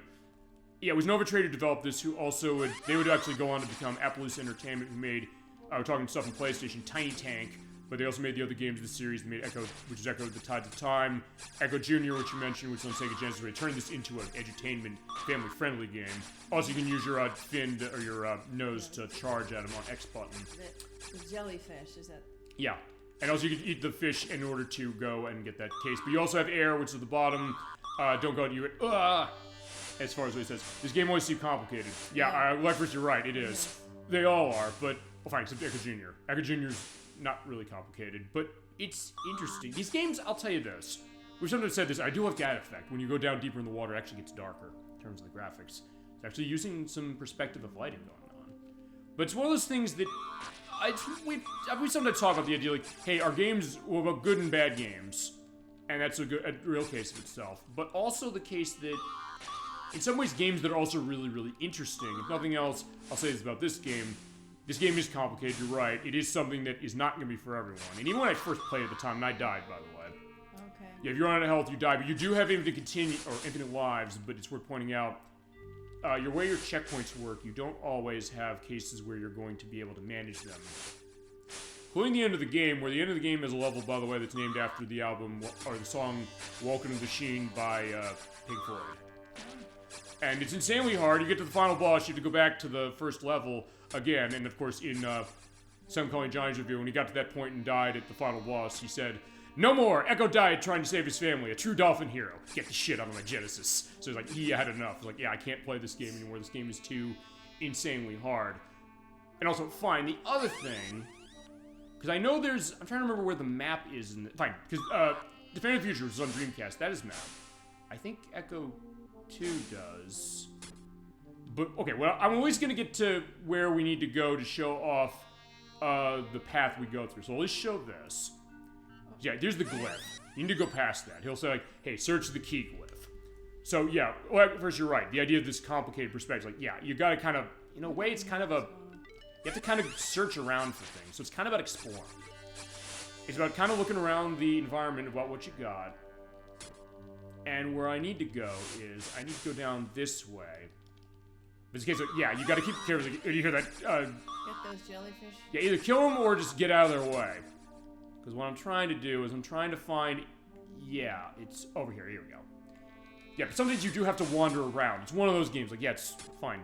Yeah, your video game nerd says this often. In the case of a where the fuck do I go kind of game. The case that isn't necessarily clear what you're supposed to do and where you're going to go. And Dolphin, I don't know how you are as far as cases of that... Supposed to go. Exactly. Like, where do you go? And It's eating fish. But... eating fish does give me some health. So that's the reason I'm doing it. And you do the dash across. You have to go down here. I don't know, what do you think about this as far as games like this? The idea that, hey, if you're not... When is it too complicated? I guess it might be on a case-by-case basis. But I guess for this game, since you have some experience with it. Yeah, it just doesn't tell you where you're... Oh, there you go, back to the... Oh, There's Shamu, he's fine. I know what not what happened to your pod. Also, the speak they go. Perhaps the big blue will help you. You must travel past the undercaves to find him. That's the other thing. The clues feasibly are very oblique, again. Yeah, well, there's one of those... Glyphs. Yeah, you basically touch it, and that gives you your power. But it's not saying, like, oh, by the way, you got this power. Right. Though then again, I don't know if this game is wrong for saying, no, we're not going to give you that power, or tell you. I mean, to be fair, with this one, it's small enough an environment that feasibly you could deduce it, but it's also something that I'm not going to say, like, no, people are saying this game's too complicated, this game is feasibly something that it's too oblique that you're going to, like, give up. I get exactly what people are coming from that. But as I mentioned, feasibly the idea is that when it comes to, the 360, they said, fine, let's give a game like this second life, let's also feasibly, fine, enhance stuff with the audio, and then maybe, the idea of like maybe a remake of this game, it's like, hey, would you necessarily iron over some stuff, while also keeping the qualities of this game in terms of its presentation, in terms of the atmosphere it creates, in terms of the sense of isolation that I do really like about it. But I don't want to get myself killed again by the jellyfish, so that is the other thing, because you're swimming around. Maybe I feasibly shouldn't be swimming so fast, so I'm just going to take my time. So now you do is you use your sonar there, get through. There you go. That takes you to the undercaves. Also, here's a dorkly video on Ecco the Dolphin. We're going to have a lot of stuff going on Ecco the Dolphin alone as far as Bullwinkle goes. Thank you, Blackgate, for that. As far as the idea of this experience of this case. And other cases, like, fine, I'll at least show this one part. How do you get to that? Fine, you have to talk to that glyph, but there's the other thing. You have to go across that. But there's wind gusts, or find an air current, or underwater current. If you have it going too much, you're going to be blown down into spikes down there. So you got to be careful. And then you have to hit that in order to clear it off. So it's something that, yeah, you're right. How's it going to look? What's it going to go? And also some stuff that's very specific, like, hey, these mollusks, I'm kind of stuck. But the thing is, you do have to ram them. Or fine, not charge them. But you also have to be careful, like, yeah, where you charge them, because they're spikes, so you have to be... Make sure you're going to hit them, but not hit the other one to get yourself hurt. So it's a question of, what's the design like? But something that, because of its unique perspective, I guess... people got to it enough. Just swim slowly past the 8 arms. How long does this demo last? You know, well, let's find out how long this demo lasts. I believe... Okay, shit, I never saw that out before. What? I charged it and it went through the wall. Okay. God. I guess that's this version. Fine. Let's answer the question. Or fine. Okay, fine. He's back. Let's get. Fine. Okay, I'm supposed to push it over. I want to push it over this because you have to push this into these rocks because it breaks them. But the thing is that it doesn't. Okay, I'm gonna run out of air. Crap. The gym. I'm gonna run out of air. I'm gonna What drown. about the gym? Oh, I gotta get through the gym. Oh, fine. Crap. I'm gonna The gym die. is up there. Wait, is there some air somewhere? Oh, there we go. So I got air. Yeah, the gem is up there, but what I'm gonna do is I just gotta move this through. It's fine. I have to push this over, but then as it's falling, you gotta make sure it hits those, because otherwise you're gonna have that go through. Oh shit, crap. Okay, fine. We're gonna see how far this demo goes, because honestly, I think it's only past the undercaves, I believe. And usually just to give a sense as far as, oh right, I have to go do that again, so you get the power, it goes into your thing that actually I think this is even longer than we showed. Actually, we did show the Sega CD version technically, as far as on a. Does it show? Yeah. By the way, that's the reason you can't go that way, because the wind current or the water current is the problem. Yeah, I'm just being totally reckless, which I fine. You can't play this game like Sonic the Hedgehog. It's like, yeah, don't do what I'm doing. I swim slowly past the 8 arms. We'll see as far as that.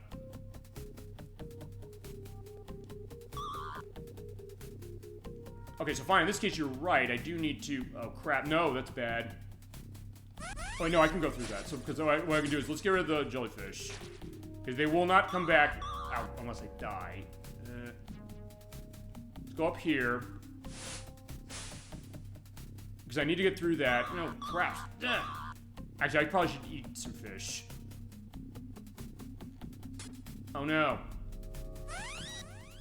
Oh, there we go. So at least I get some health. So you do always have cases of being able to get health. Okay, where is it? Hang on. Because basically I gotta make it respawn. Oh, it's still there. Okay, I touched that one. Fine. Get that off that way. Fine. If nothing else, it's also gonna be practice for when I do this game fully, eventually. Actually, where to go? Wait, can I go through there? I think you go through the undercaves, if I remember correctly, like first, because usually they will stop that. Ouch, stop it!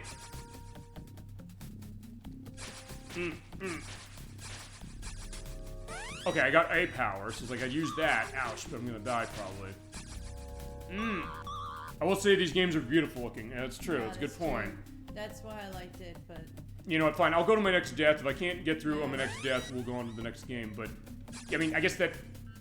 Well, I mean, I guess if nothing else, it's very cerebral. I mean, maybe it's the idea of... I'll say this. Ow, I gotta be more careful. I'm sorry, I'm not being careful. Maybe it's the idea of...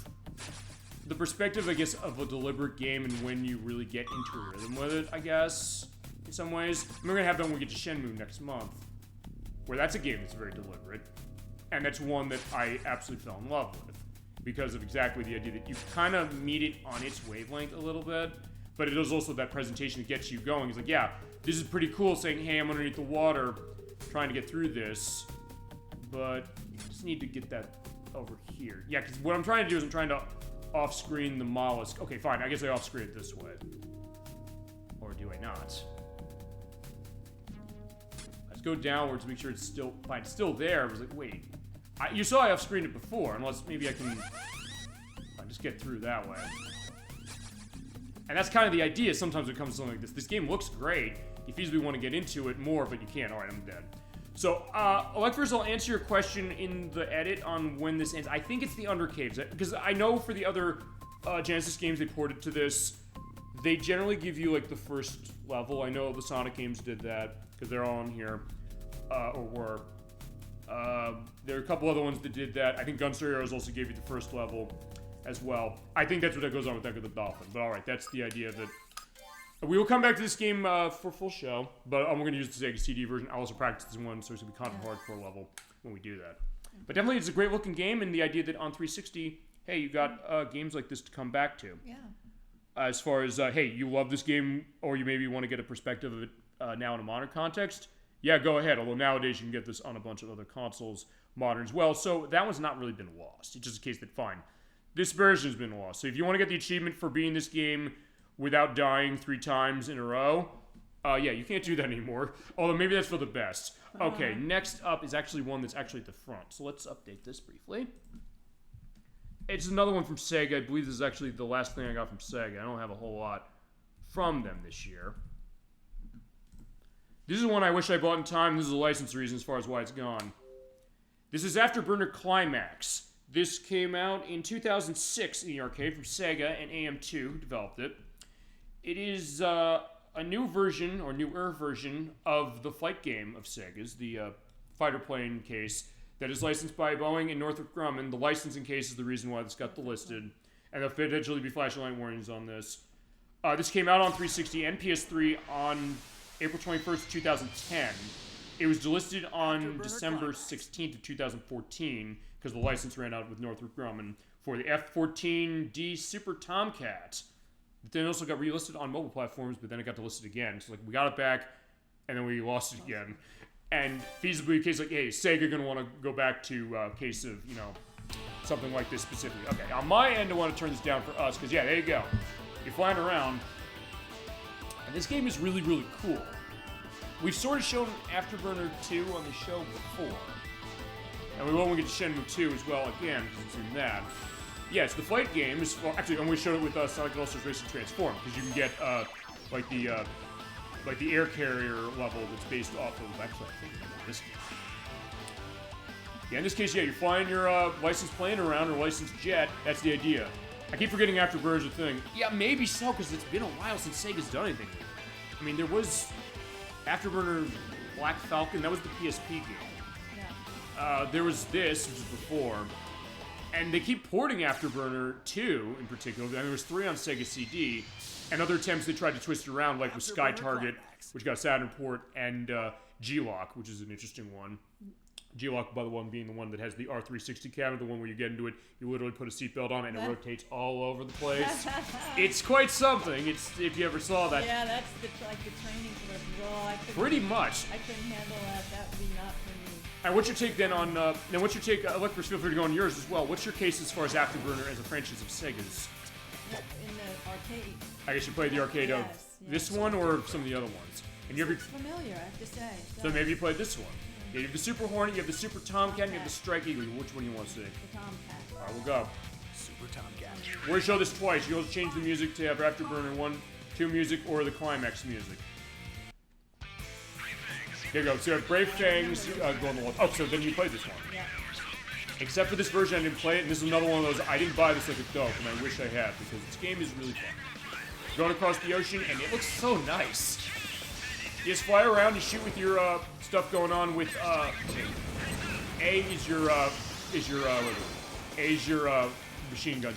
Also the Climax bar, you hold the right bumper and lock on when that bar is let go, and you get a combo. This is a quick arcade burst action, but also be careful not to crash into stuff. There's these go along, and boost is on right trigger, and do the turn that way. It's like whoa. Yeah, so definitely getting you into like your Top Gun, you know, flight fantasy case going on, and damn, it looks so good.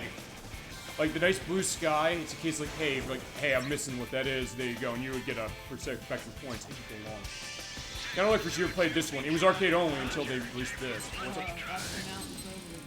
Yeah, because you can feasibly hit the mountains, although honestly with Afterburner, to start at least, you usually are in the sky, although this one does take you into the mountains. I never played Afterburner. Yeah, they're pretty interesting. I'm trying to remember if any of the Yakuza Like a Dragon games have at least Afterburner 2. I know Shenmue 2 has Afterburner 2 in it.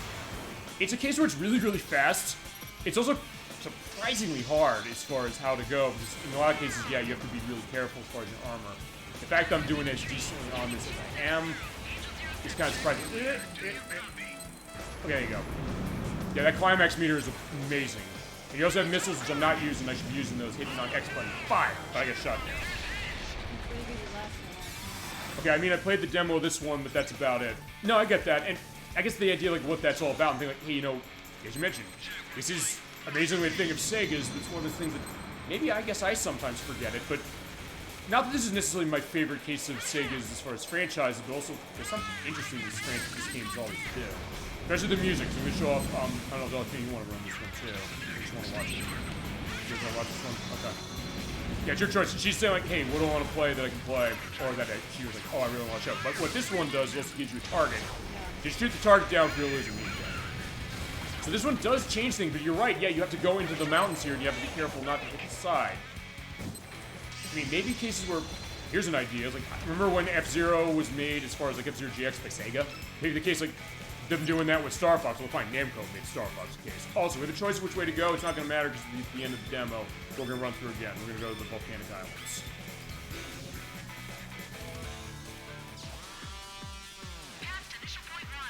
Yeah, but that is the end of the demo. I wish I could buy this again. They have to go back to licensing as far as that, or the license cases to do that, but hopefully they will, because this game's pretty interesting. It's like Outrun 2 in a way, where they kind of take a classic 80s arcade game of Sega's and kind of breathe new life into it. But I'll tell you what we're going to do now. Changing the music to the Afterburner 2 arcade music, so we get to hear Final Takeoff, which I do love the music of this. The... I do love this right here. Like, oh yeah, ready to go. That's fun stuff. It puts you in a great mood, if nothing else. Yeah, we're ready to go, we're flying.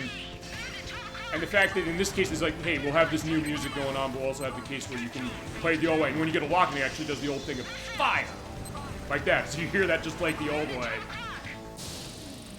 Also, just fade it when you do the climax thing. So basically how that works, by the way, is when you hit enemies and cause damage, you'll get that bar increase when you get it all the way. You hit that right bumper and set it off. It's pretty cool, actually, as far as how this is. And honestly, it's the kind of thing, as far as the tech on this version, there's maybe some slowdown here and there, but not much. It is still pretty smooth as far as how it goes. I guess it goes to some of those late-era arcade ports of Sega's, like this one and like with Outrun 2. Where Outrun 2's case, that was built on Sega's Chihiro board, which actually was very much like the original Xbox, which is why that got a version of it specifically on top of... In fact, Microsoft said, fine, you know, we're going to publish that one specifically for us. Boom. Alright, there you go. Fire! I do love when they say that, just like in the original game as far as that. So it's that case that, yeah, it's a classic kind of game as far as how it plays, but also with the new stuff and the idea, like, you can give it the full retro look by saying, hey, we're going to have the full look of the music that way, as far as running that way. Okay. And you get points as far as enemies you downed. I'm not that great, specifically on this, as really can you brain. It can be hard. Because it's usually something that's good for pick up and play quick bursts, but also something, yeah, there's usually a decent amount to manage. But also stuff that kind of makes it easier, and at least unlike the old after the games that way. Honestly, I think this game's a bit too fast. Thank you for indicating the like first. Actually, I'll tell you this. Fine, also for Dolly Finn, but also, people kind of said that about Afterburner 2, the arcade game. And if I had a version of that on this console, I'd show it as a comparison. Because actually, that's what, honestly, sessions of that game really do not last long. I couldn't keep up with it. Actually, that one's harder because oftentimes, fine, I died there because I got hurt. But for that one, it's usually one hit and you're gone. This one at least it's a couple hits before you go. So it's a case where, yeah, it is fast, so you have to kind of get used to that. So maybe a bit of a sensory overload a little bit. I get that as far as flight games. Actually, you mentioned one I know, like for This Way, that you really like, which we'll do as a show. I gotta get a copy of this still, and we'll do this as a show. I'll figure it next year. You mentioned Turn and Burn No Fly Zone, which is Super Nintendo. It was by Absolute Entertainment. You mentioned it when we did Pilot Wings on Super Nintendo. It's cool from what I saw, and it's one that it's kind of in a way going like Afterburner when you think about it, as far as the kind of game it is.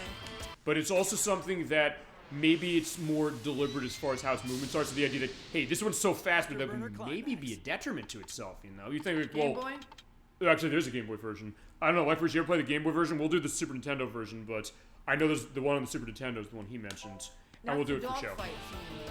Yeah, I think so. There you go. So that is the idea. I wish we could play just the full version. And we'll do Turn and Blue No Fly Zone, no question. Because that's a really interesting one. And so is this one. I mean, but I get that idea. It's like, I'm even in that case. You know I love the Sega stuff. You've seen Sonic the Hedgehog up here. Which, by the way, this was the retro Sonic skin that came out when Sonic 06 did. And they said, hey, we'll put this out so you have the picture of Sonic from 06, but also the Sonic Adventure look on the games menu and things like that. But also the case that, fine, when I first played Afterburner 2, it was in Shenmue 2, I played it. I thought I was doing really bad. Like, I keep dying. What's going on? What am I doing wrong? So it's one of those cases where there's a lot of practice to go on that game. Yeah. So it's one of those cases where, honestly, the home ports might be the best way to go, just for that purpose of saying, hey, I can practice it. Or play the Genesis version where it slows it down because of the tech, but there's also something that maybe that helps the gameplay.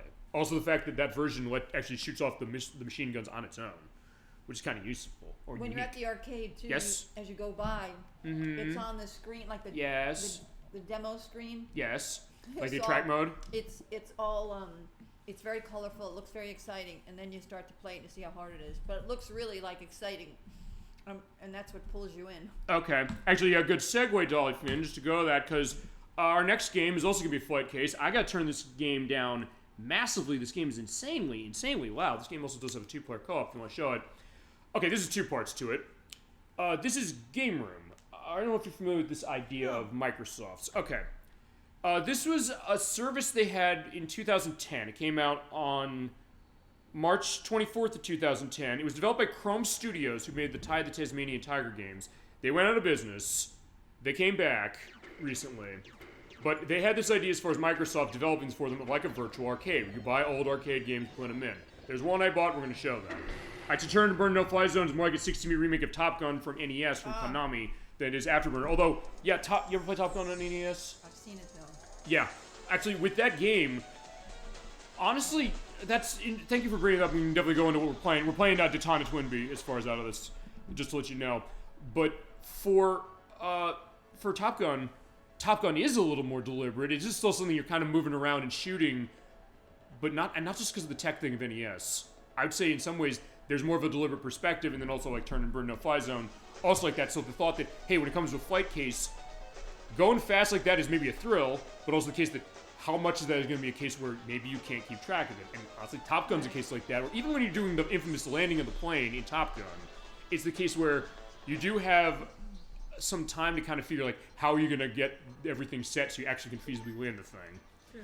I don't know, because actually I have not played Top Gun on NES yet. Everybody's fine. There comes a day in every boy's life, or any woman's life, or anybody's life, where they will come to that game if they're a gamer, for sure, and we will too. Not before Turn, Burn, No Fly Zone. We'll play that first. But at that point, I'll learn like how do you land the plane? How does that work? But okay, good segue on the arcade case, because this is Game Room, as I mentioned. You could buy a bunch of games on this. It is also a first look as far as the Xbox 360's avatars. This is not in factor anymore. The servers is turned off years ago, and the ability to buy games also turned off years ago. But yeah, so the server's not available. Do not worry about that. Here's the deal: you could buy the way this worked. You're seeing over there Game Pack 7. You're walking around there. They sold these game packs around so you could pretty much buy individual games of different things, including my avatar with the Ryo Hazuki jacket going into view there, right there. But also like play stuff like Asteroids from the Atari 2600, the arcade version as well, and stuff like Body Slam Wrestling as far as stuff from Atari 2600, Intellivision, arcade games of Konami's and Atari, and I'm trying to remember who else specifically. Let me show you something specifically, because yeah, and you have leaderboards for that, so you could go in the store and buy stuff, and you also buy little icons. It's almost like a little way like almost like Fortnite is now, and since you like buy new like costumes and things for your character and things like that. Yeah, this from Konami as far as the main event. This is a port of the main event. You cannot buy the stuff off of this, but that was a wrestling game of Konami's, and it's a Konami game we've got. And you can set up your arcade any way you want, looking like certain things like an old laundromat or stuff for Intellivision, like the haunted house look, Activision as well, Konami, as far as people walking around.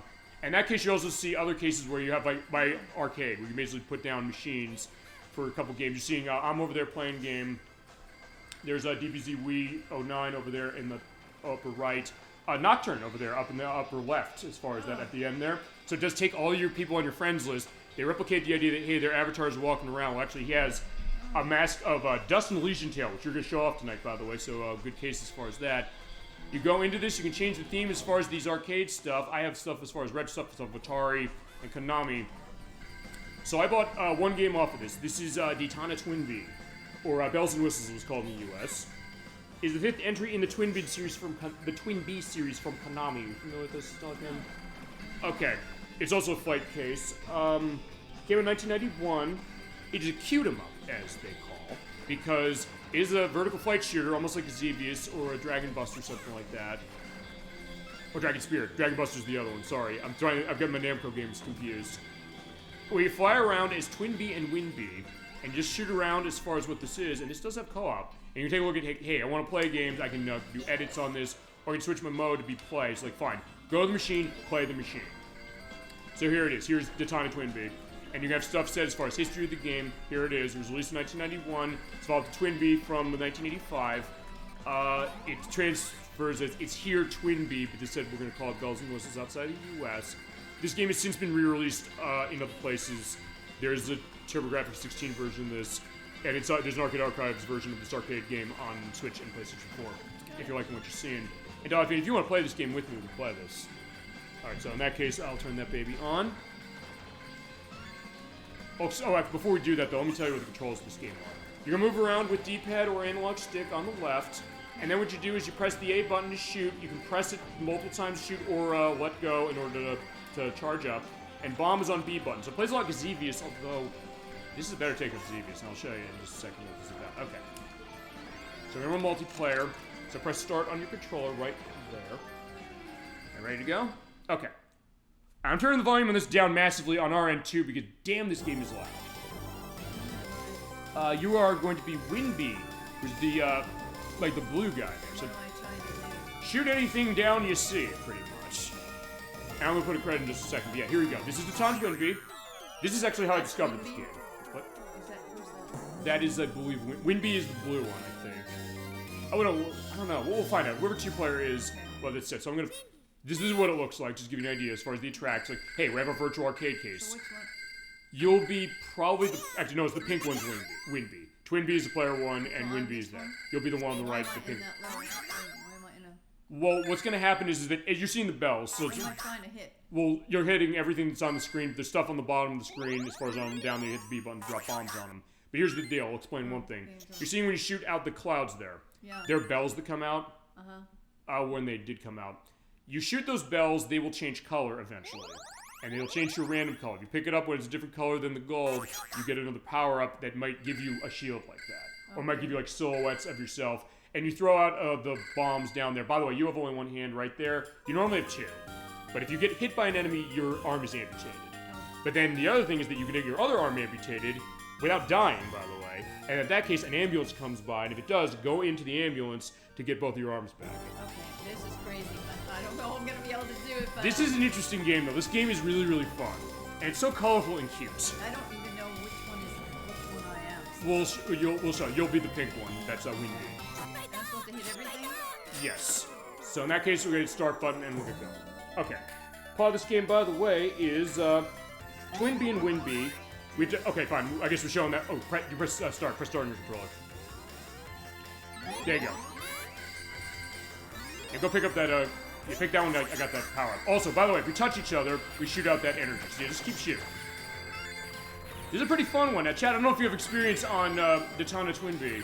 If you haven't played this game's fun. Or as I said, it's Bells and Whistles is what the US name is. Okay, Hadiya! So I got that and you got a power up. In that case, I'm also hitting B button. You're seeing targets down. You have a target reticle when you hit that B button. You also hold the A button in order to charge up and then let go.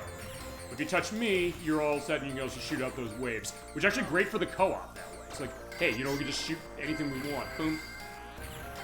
And the other thing is you can kind of juggle the bells. It's like, fine, if I don't like what I'm seeing there, keep shooting. Oh, the fruit. Just keep shooting the fruit.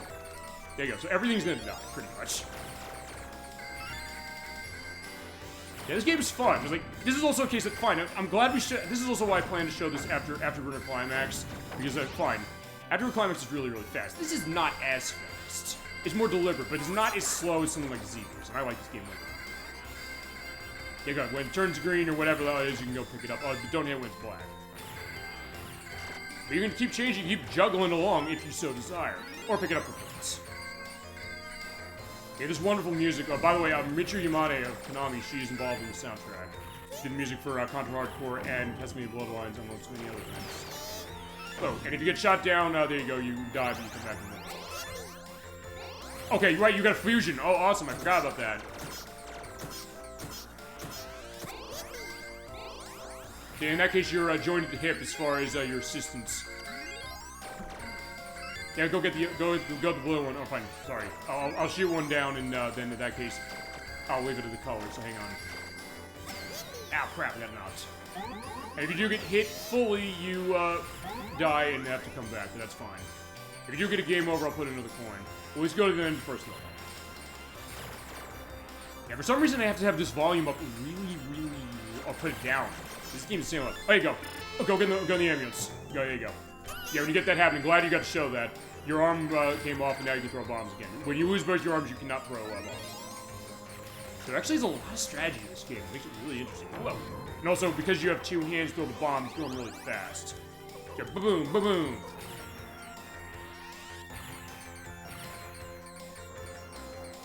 It's very colorful, for sure. Look. Oh. And also, when you bomb stuff, you can also pick up the items there. Okay. And also, if you do get the enemies killed there, you get a point bonus as far as killing them all in a row. Yeah, I played the NES. Okay, alright, Lefer says this. I played the Super Famicom version of Nintendo Switch Online with my friend Mullen Leafer and linked his panel to pawn video with your Tetris attack. Oh, yeah, you're right. Yeah, I remember that, for sure. I guess you played this then as well. What'd you think of this one?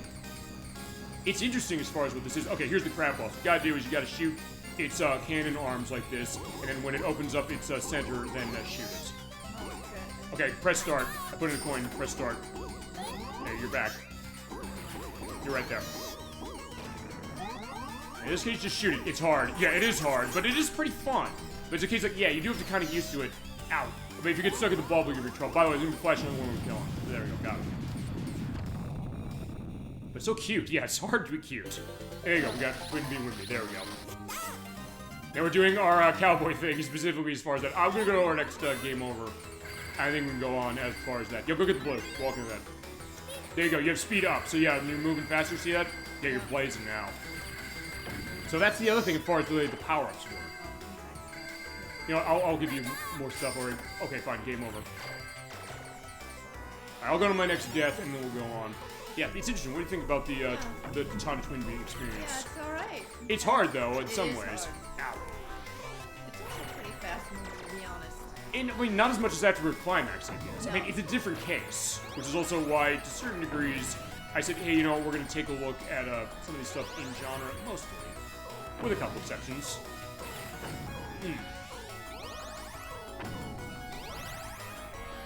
Yeah, also the case, yeah, you do have to pay attention, I guess, to what's on the in front of you, and also technically below you. Although I guess it is below you. Alright, fine, I got hit by that.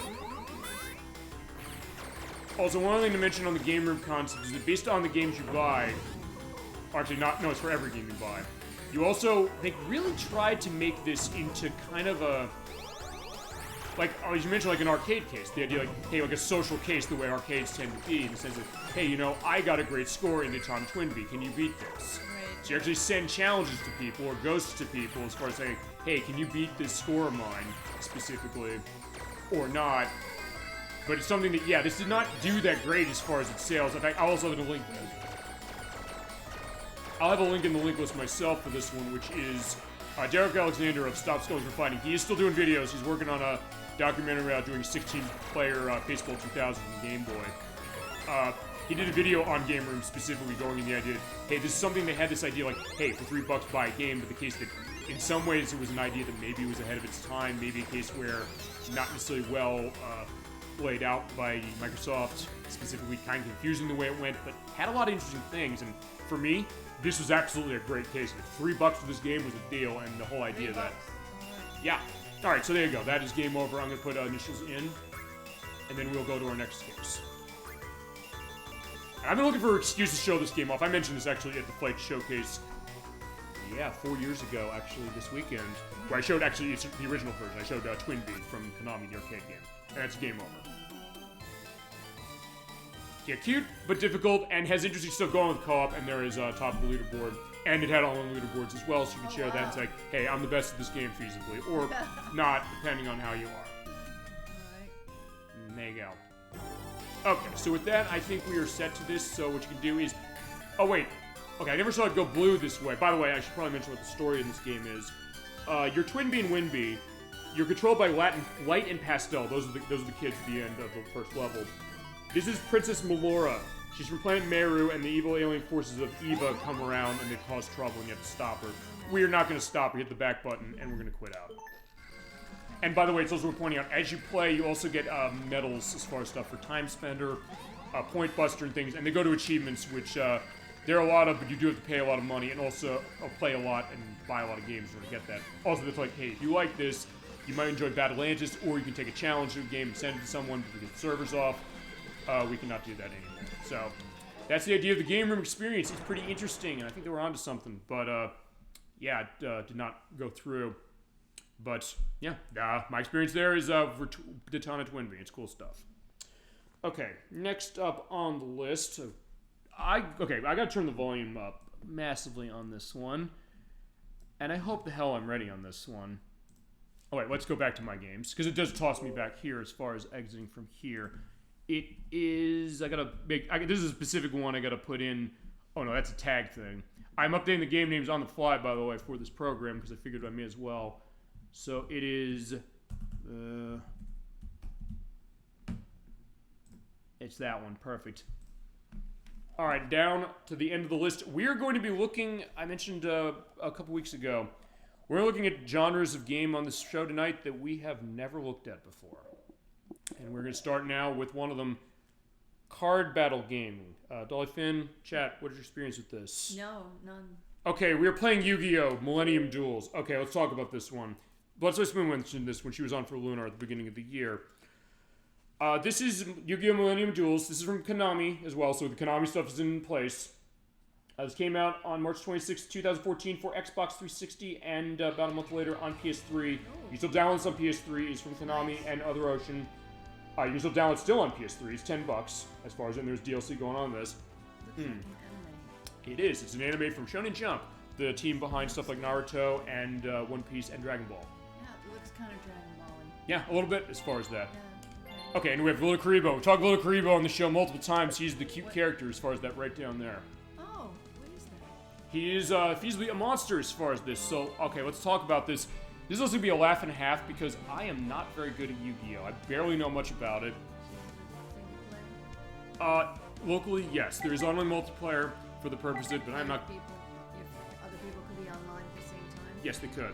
And I don't know if there's a Yu-Gi-Oh! Game that has local multiplayer, though there is a collection of old games of this from Game Boy Color and Advance and Game Boy Original that's coming out next year. Yeah, they play this as a physical card game, generally speaking. I'm also going to have to try and give a little bit of a tutorial on this because this is Informate. He's our guy to help us learn, but the person who helped me learn, I'll tell you, is not Chasm22, Gemini96, who's on for Earthbound. He's the only person in my circle, aside from Bloodsource Moon, who I'm a distance from, so I can't ask her indication about how I play this game, who helped me out with this one. He gave me some pointers about how do I play Yu-Gi-Oh! So I'm going to give a little bit of a demonstration. I also asked Bloodsource Moon this. I said, hey, there are two of these Delisted from 360. Which one should I get, this one or the 5Ds? Like, don't get the 5Ds, for the love of God, don't get that one. Because she loves Yu-Gi-Oh! As the case. I said, we're doing this one then. Okay, so let's take a quick look at the tutorial, kind of. Because I don't know what your experience on card battle games is, if any. Not at all. Mine either, because I never got into the Pokemon trading card game. It was honestly too hard for me. It's weird way. I couldn't get into Star Wars collectible card game. And my only reason I know on Yu-Gi-Oh! Is because of Gemini 96, and I own this one. So here's the idea, and of course on the anime they say it's time to duel. So in this case, what we're going to duel, and how it works is it's a card game with various cards, and they'll give you a little bit of a brief thing, and I'm going to do one match. We'll see how this goes. I'm not expecting good things, just because I don't know much about it. So are you flipping cards over? Yes. So we have two fields as far as that. The top half is the opponent up there, and ours is the bottom. You can place specific cards on your field. The top 5 slots for us is where you can summon or place monsters. At the bottom, you can place down trap and spell cards. Yeah, so he's going to explain that a little bit. I'm going to run a little ahead of him, specifically. Yeah, you summon them during a duel and place them, and you can use them for battling, and down here you put spell and trap cards in. Because based upon what the cards that you're in your deck, you have abilities that you can use to easily screw the other player over and feasibly get their LP amount down to 0. If you get that down to 0, you win. Also, you have the case of Graveyard, which is when it comes to discarding of cards, or one aspect of discarding. Okay. Monsters destroyed when they're in a battle, or spell and trap cards are used get tossed over here. They can be seen, but it can't be used after they go there. This is your deck. You draw from your deck. We start with 40 cards in this, upside down. It can go up from 40 to 60 cards you want, and you can do editing. Also, weird thing, we noticed a typo here. Wait a minute, let's see. Deck using the deck edits. Oh, yep, I see it. The quotation marks are. They're upside down. Yeah. We didn't know that. First, it's like, why are they putting 2 commas there? It's like, wait a second, no. It was Gemini 96. I lugged my 360 in to show him this. And basically, teach me, I need to be the young Padawan trainer. It's like, he's the Jedi Master of everybody I know, aside from Bloodsport Smooth when it comes to Yu-Gi-Oh! I said, like, why is it upside down? It's weird. I'll say remove cards, they're over here. They're removed from play. They keep doing that, by the way, so get used to that. The Crusader 64 would have a field day on that. But that's the idea. There's field cards over here. Place field spell cards that have specific effects. They have various chapters that will teach you everything you need to know, as well as extra decks. For this one, they have fusion monsters, synchro monsters, and XYZ monsters, based on the variation of Yu-Gi-Oh! That there are, and there's tons of these.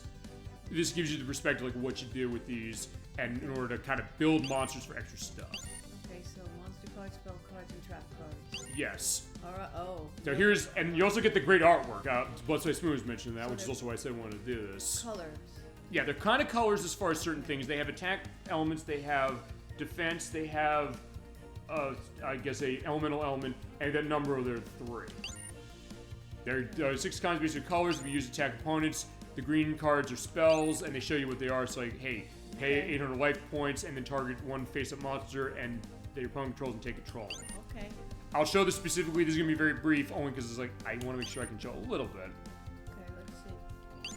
Yeah, when this is over, I'll go into a match, and we'll go into what I feasibly think we got to do. That's card types, how to look at the screen, as far as the fundamentals of dueling. I'm just going to say no, we're going to go into it because we practiced earlier. But I'm not fighting Solomon Muto, the bastard. I'm fighting Taya Gardner. I believe she is from the anime. And the way the cards go are different. You can also edit the decks if you want. You can take the decks of other players after you beat them in the main game. And I'll give you information about the cards on the loading screen as it is. And Chad, if you have some experience with Yu-Gi-Oh!, feel free to go into it. The way the battle starts is you get to play rock, paper, scissors. So Dolphin, what do we want to pick? Rock. Okay, we are covered by the pick. So what happens is that the opponent gets a choice, like, do I want to go first or want to go second? Rod's like, what's the difference? Well, what is the case is that on the first turn, we're going to have our hand. We can't attack on the first turn. She's saying, like, she feasibly wants to see what are we going to do before she does something. So she said, like, okay, I got the choice, like, I either go second or I go first. So we have a couple of cards in our hand right here. We have Fighting Spirit, which is a spell card. The equipped monster gains 300 attack for each monster your opponent controls. If destroyed by battle, you can destroy this card instead. We have Double Cyclone. It's like one spell a trap card and control one your opponent has, and then destroy both of them. Acid Trap Hole. This is a trap card. You have a defensive position monster in the field. Flip it face up, destroy it if its defensive is less than 2,000, or return it face down if it's more than 2,000.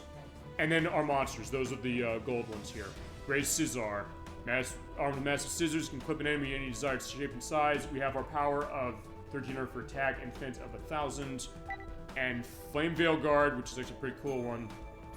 It's a strong defense, but it's not very strong with its attack. And then we have Just a Break. Activates when your opponent declares an attack is fatal to more monster you control. Destroy all monsters on the field except the face-up ones specifically. Okay, so I asked Gemini 96, what do I do? I don't know any of this. So he told me there are a couple things we can do here. We can, and when it's our turn, you can choose to place down a bunch of cards as far as you want. You have a choice as far as on the monsters. You can choose to summon them right away, which means that they are going to go up there, then we show them face up, and feasibly attack her. Well, except on the first turn. You can't on the first turn. So basically, you can either summon them and put them face up, so they'll be in attack form, or you can set them and you put them on their side, and they'll be defensive. Same also with Flame Veil Guard. Flame Veil Guard does have a strong defense case, so what I'm going to do is I'm going to place that. I'm not going to summon him, I'm going to set him. So by setting him down, he goes down there, and you place one monster either by summoning them or placing them, or setting them, I should say, on your turn. In that case, the turn on the side, he's defensive. So if anybody tries to attack him, they're going to have to go off his defense stat. I can also toss other things as far as traps, potentially, and these are going to be hidden from my player, or my opponent, I should say, to get a sense of what are they going to do, and maybe catch them by surprise. Because what we gotta do is we have to either have our LP drop to nothing or hers drop to nothing. I'm back. I didn't know it was a 360 Yu-Gi-Oh game. Yeah, there are 2 of them, actually. There's Yu-Gi-Oh! 5D. I asked Bloodsport Smooth when we did Lunar. I said, I want to show some Yu-Gi-Oh! On the show for you. I said, there's these two, as far as the delisted ones, the ones will be delisted. They're on PS3. You can download both these on PS3, by the way. Just to let you know, Lectors. I said, which one? I got Millennium Duels. I said, that's probably the one, like, seems like the most easy to use. And, Lectors, if you have experience on Yu-Gi-Oh!, feel free to tell us what's your experience with it. Do you know it? I'm not pretending to know much.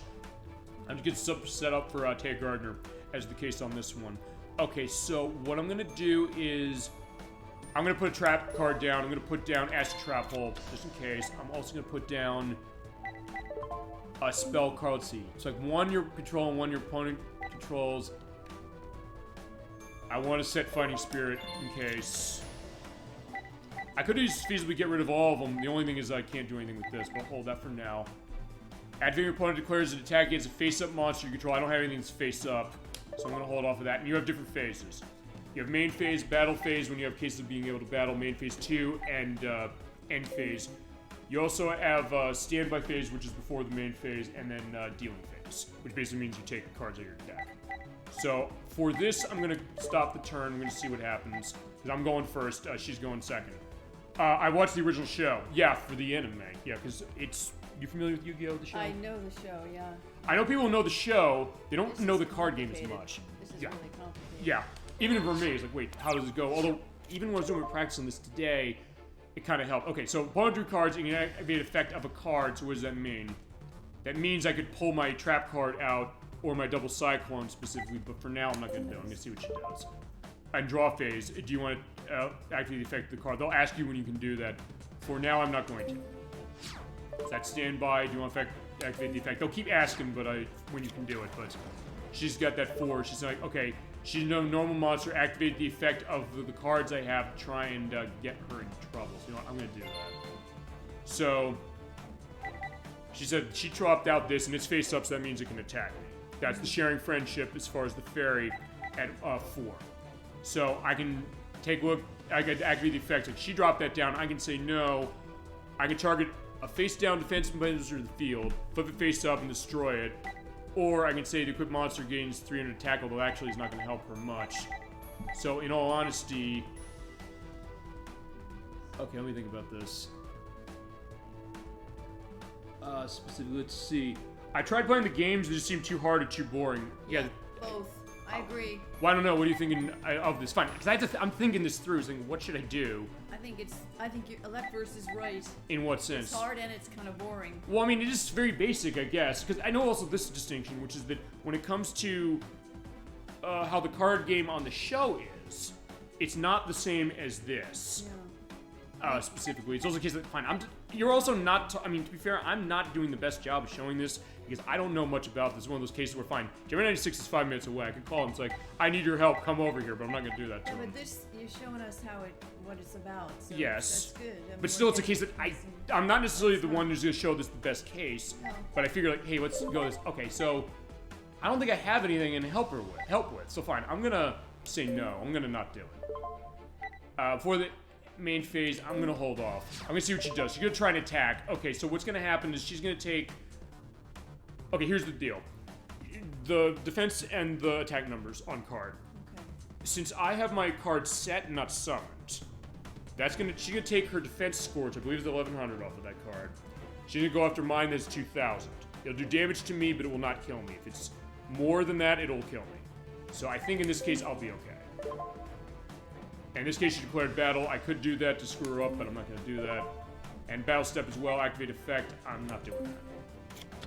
But she flipped it, and by flipping it, she gets 700 and causes damage, but in that case, there's that. Okay. So I did survive to live another day, which is good. Do I want to activate the effect of a card? Not yet. And draw phase, I will not do that. I'm in standby. I'm not going to do that because I'm going to take a look at what I got in my hand. So we got... Oh, here we go. We got sparks. I got a spell card. So I want to activate the effect of this. So what I'm going to do is I'm going to activate the effect of that. I want to feasibly chain this with something else because you can chain cards. So what I'm going to do is I'm going to chain that with... If that means still inflicting 200 points of damage to the life points, so that's what LP is. I can set that to have this, so the monster I equip to this... Okay, actually, no, I can't. Actually, I have nothing I can link it to, so fine, I can't link it. So I'm not going to do that. I damage the opponent. Do you want to activate the effect of the card? What the hell? Let's do it. So it's like the spell trap card. Oh, no, that's that. Hang on. Darn one face down defensive. So what I could also do is I can place out. Actually, no, I can't do anything for that. Okay. Fine, let's go to the main phase. So what I'm going to do now is I have that on defensive. She has her card that's 1100. I got this card that's 1300. That's tying it. I'm going to do this. I'm going to summon this. You want to activate the effect? Yes, I do. I'm going to activate the effect of Fighting Spirit. The equipped monster gets 300 attack. So I'm going to... Oh, wait. Maybe not. Maybe I can't do that. Or no, I can do this one. So I have one spell trap card that they have. I'm going to activate that effect. And so I pick one, and I have to get rid of one of mine, so I can get rid of... I'll get rid of Fighting Spirit, and I'll get rid of what she's got. She has this... They're gone. So basically, that's the case. Like, I pretty much got to get her going down, but I know her Electra's getting on with this one. But now I'm going to go to the battle phase. I'm in the battle case. I'm going to try and hit her. She's just straight like that. I can hit her with this. This is going to match her attack number. I believe this is going to get rid of both of us. Yes, it will. So it's like, hey, I get rid of that. But the other thing to do is, since I do have a Flame Veil guard, well, fine, on next turn, I can then pull that out and I can then feasibly start attacking. Because if she's completely open, I can hit her with something else, and then that goes directly to her points. I don't think I have anything I can really set this way, so I'm going to sit back and wait. But there is a lot of like menu stuff to go through. So I guess the question of this, which is that, hey, if you're going to be playing this game, would you feasibly want to play the card game, or would you want to play it this way?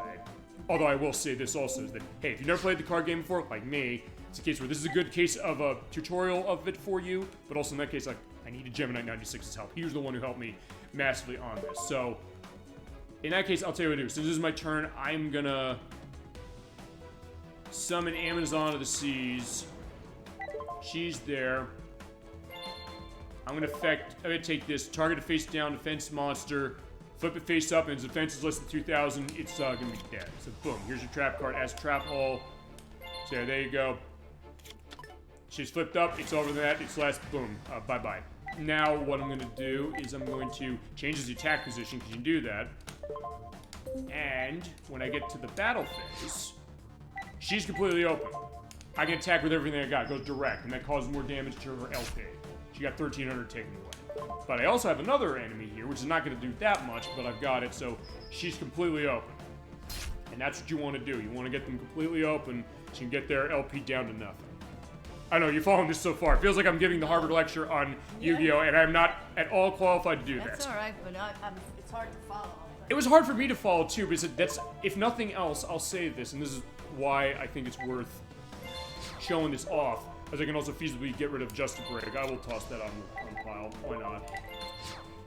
Just to get an idea of, like, hey, you know, feasibly being able to take the enemies down. And see, I've only scratched the surface of this one, because she has that one. She's targeting that. It's gone, which is okay, because you can only attack once. And I got my standby thing. It's also pointing out one other thing, which is when you get cards that are of a high number, something above 4, if it's 5 or 6, you actually have to tribute another card, another monster, I should say, to another monster you've summoned to put this out. So I can do that, or I can say no. I'm gonna hit it with that. Since this is more powerful, I'm gonna do this. I'm gonna summon this, but I have to tribute a monster. When you do that, you have to say you have to take a card specifically and toss it in the pile over there. So taking that one out, putting this out. The Firing Pegasus is gonna be much stronger, but she had trap hole card, and that fucked me over, so that I'm gone. So, in that case, now I'm in trouble. I don't have much to do, so I'm going to end phase. I'm going to see myself feasibly be in trouble because I'm going to be completely open to attack. Okay, she has a target spell trap card on the field, destroy it. She played that. She is happy you'll ever come and kill me. And there it is. Look at the nice art, but here I am directly being attacked, and boom, there I go down 1,800. And now I got to draw a card, but I can only draw one card. I only have one thing to draw. I'm going to summon this. I don't have... Actually, you know what? Fine. I'll set this. I'll go to battle phase. And then next we'll go on to the next game. Actually, I can't battle. Oh, yeah, am I at battle phase? Oh, wait, because I can't flip it. So that screwed me over. I'm going to lose, but that's fine. And after this, we'll go on to the next game. I just want to give a brief preview as far as this, like, hey, we haven't looked at card battle games, maybe because I suck at them, but also because I said, let's at least look at this. So it targeted me, I'm in trouble. So it's kind of going decently there for a bit of time, but it's also a case that, fine, she's completely got me open this way, and I don't have anything else. Or I can say, you know what, I don't want to play anything because I only have one card in my hand. So in that case, I think that's all I gotta do, so I'm pretty much open to attack. So I'm gonna feasibly lose, but I gotta wait to get another monster back. If I can hopefully pull something on my deck, do it. I got spell card, which is... I could do this if she has a spell card. I'm gonna set this. So I'm gonna go to battle phase. No, I guess I can't. Let's go to main phase. Oh wait, I can't. See, like, that's the thought I have to remember. What am I doing here?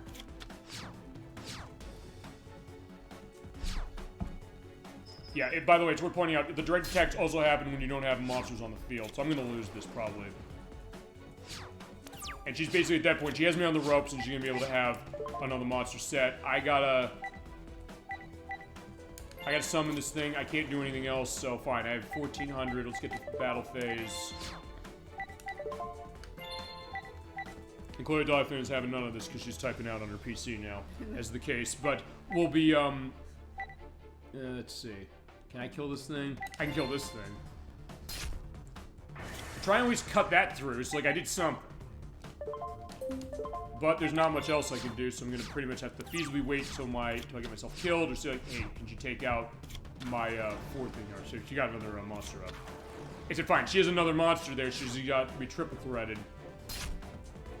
So okay, that's gone, and then I'm gonna get 2 direct attacks in a row. And I lost. Okay, so my life points are down to nothing. So if nothing else, that showed how it went. And so that is a unique case of that, and also I specifically have a case like, hey, I have to either give my cards away or get new cards for winning. Okay. So as Yu-Gi-Oh, I kind of expected that to happen to a certain extent, but Prize Meets Bird, don't give up and try again. Alright, we'll try again later. It's like, we can feasibly come back to stuff with Yu-Gi-Oh! I just want to give a little bit of a taste of this, if nothing else. Feasibly making the point of like first and Dolly Finn, and fine, Dolly Finn, we're going to the next game, so feasibly going to be feasibly in the case of saying, fine, I can manage this, although, to be honest, this next game is something that I can't run the multiplayer of because this is a demo case again. Okay. So you might be spared. This is... let's see if I'm looking at this right as far as which one it is. It is a Capcom game. This is the request of Nikki. I said to Nikki, like, hey, wait a second. What do you want to see for this? She said she wanted to see the Fancy Pants Adventure. I do not have that on this console. It's on PS3. We can feasibly show it, but I have a demo of something we've actually shown off before. It was in the Fighting Showcase. We showed it off a couple years ago. Let me also get my audio set on this one, because I had to have that one really loud. Let's go down to 24.4. I think that's what I had. Alright. This is JoJo's Bizarre Adventure HD version. This is from Capcom. This is a fighting game based on the manga series, if you're familiar with JoJo's Bizarre Adventure. Yeah. The game itself was released as JoJo's Bizarre Adventure Heritage for the Future. At least that was its second version, because there was a first version. That was JoJo's Adventure. It was released in the arcades in 1998. The sequel was JoJo's Bizarre Adventure Heritage for the Future, which had more stuff into it. It got ported to the Dreamcast in 1999. JoJo's Adventure, the first one, was on PlayStation. This game is $400, by the way, on the Dreamcast, so it costs a lot of money. And because of the licensing of it, it went away in like a year. So, unfortunately, there was not a lot of time to get this game. They asked $20 for this thing, which, fine, probably was that much because of the fact of the license. We're going to take another look at this. This version, by the way, is developed by CyberConnect 2. That's the team who made the Dot Hack games. They made Dragon Ball Z Kakarot. They made Tail Concerto on the PlayStation. They made Naruto Ultimate Ninja and Ultimate Ninja Shippuden Ultimate Ninja, I should say. So they have experience with anime stuff and working with licenses. It is a fighting game that goes with the case of these weird characters that are all named, for the most part, after famous musicians. They have an alternate character that helps them called a stand. As we learned when we played Guitar Man, or I learned, there's a stand named after Steely Dan. Oh. Yeah, you knew that. It was the opposite as far as Ed Wack and Nikki. They didn't know who Steely Dan was. It's like, hey, that's a stand on JoJo. I was like, yeah, that's the idea. And I don't know if he's in this. There's also a dog named Iggy. We'll feasibly see him, as far as I guess it's a take on Iggy Pop. I would think, of the Stooges, feasibly. But yeah, this is what the game looked like as far as the arcade game. They HD-fied it, but they also give you the option to go in. I'll show this. Set it for a default 16:9. You can have the way the HUD's going as far as getting elements going. You can set it to widescreen. I want to keep violent graphics original. I want this. In fact, you can have it HD5. They smooth it out, but I'm going to put original. HUD position, that should be set there. That's good. I'm going to take a look at my settings. I'll put my difficulty down because I suck at this game. We don't want to skip the cutscenes. There's not going to be much to show on this anyway, because again, demo case. And sound stuff, that's good. And I want to take a look at my controls, because this is a 2D Capcom fighting game. Right. So it runs a little like Street Fighter, but this one's a little different in that you have... Fine, like with Marvel vs. Capcom, we got a couple of those we're showing tonight. We have light, medium, heavy attacks. You also have the stand. You call the stand out on the A button. You hit the left bumper to do taunting, or you have the light, medium, heavy attack at once hitting the right bumper. I think we're good on this, so let's get ourselves started. Alright, so and they did have a story mode. It's not in factor in this one, but we got that set, so let's get started. Okay. You only get a couple of characters playing this demo. There's Jotaro, Avdol, and fine. Jojo is not playable in his own game. This is Iggy. This is the dog, by the way. We'll see him playable. There's Maharaya, or Mahraya. I had problems pronouncing that last time I played. Midler, I think it's taken Bet Midler. Joseph, Kakyoin. There's Dio, because everybody really knows Dio. We're probably going to play him.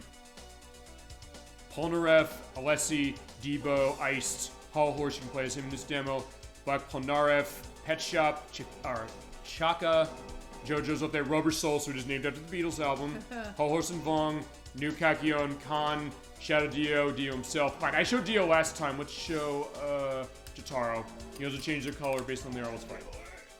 Yeah, Nikki, this one's for you. She loves the anime, but she doesn't have familiarity with the game. I said, this game's $400 if you want this on the Dreamcast. And that's the way to go. If you want to play this game, get the Dreamcast version, but it's going to cost you quite a bit of money. Like, it's a Capcom game on Dreamcast, so... Yeah, that's it. Of course it costs a lot. Okay, as far as the story, don't ask me to make heads or tails of the story of this, because I don't know much. And this came out right before the anime really was a thing in the US. So a lot of people looking at this and said, what is this thing? Point is, I think I'm in jail. Yeah, get out of here. You can come home with me, so Joseph says. He's like, yeah, I don't need you. You're not even my real father or something, I guess. So Abdul says, Mr. Joestar. So Joestar, that's one of the main characters in the show. You just get him out. So I was like, I guess the way they're going to get me out is, fine, beat up the prison wall. So yeah, don't come near me. I know Kung Fu. Alright, so we're fighting in the jail cell. Here we go. So let's fight. You see their stand on. He has that was it, the eagle guy. That's your stand. You pull that out on the A button. And that basically is another method of fighting. You can put it away specifically. Yeah, do a stand order. If you ever played Street Fighter 3, I don't know, Dog, if you ever played Street Fighter 3, it plays a lot like that in the sense that that game, especially single double impact, they had the parry system. The stand thing, from what I understand, kind of works like that a little in the sense that it's something you kind of have to time against things while I'm getting my ass kicked. No question. And there's the Killer Instinct set where it's like, hey, you jump or come back from a fight and just go to the next round. Fine, yeah. Try to get my stand out and hit him. Yeah, basically do everything you would do in a game like that. It was like, hey, just keep hitting, and yeah, stand crash means the stand is gone, and then you need to wait till the bar comes up to hit him again. Ouch. Like I said, this is not the Capcom fighting game I have a whole lot of experience with or skill with. It's fine, I only play with this, but at least I knocked Avdol down. So round 3, best of 3 is usually the case with a fighting game like this. Yeah, if you like the anime, you're probably going to like this game as far as how it looks.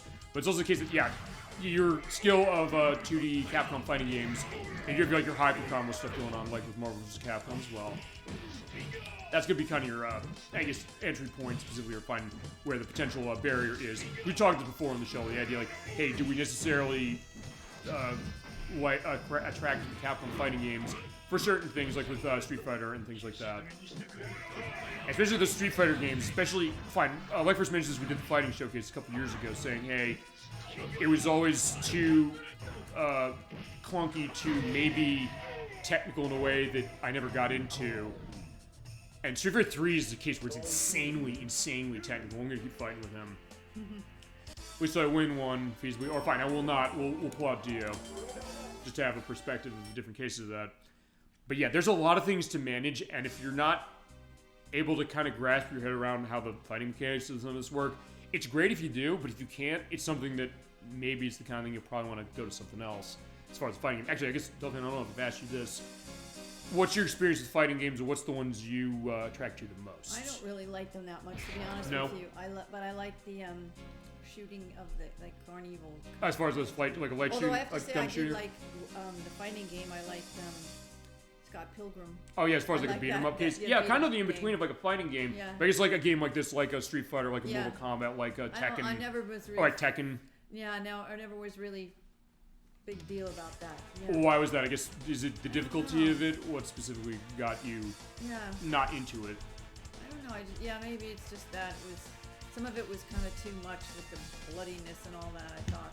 Yeah, I mean, sometimes it'd be fun in its way, but it's also the case that in fact, people said that with Mortal Kombat, which is that in Street Fighter 2 kind of revitalized the arcade market in this country, with the idea that because of the kind of thing people played it so much, you go on the arcade and fight them, you feasibly might not have a fighting chance, or the case that would people maybe not want to play it, and people say, like, would that be, like, alienating, honestly, to women? I hate to say it. Not to say there aren't female fans of Mortal Kombat. I know a couple coworkers of mine who love Yeah. it.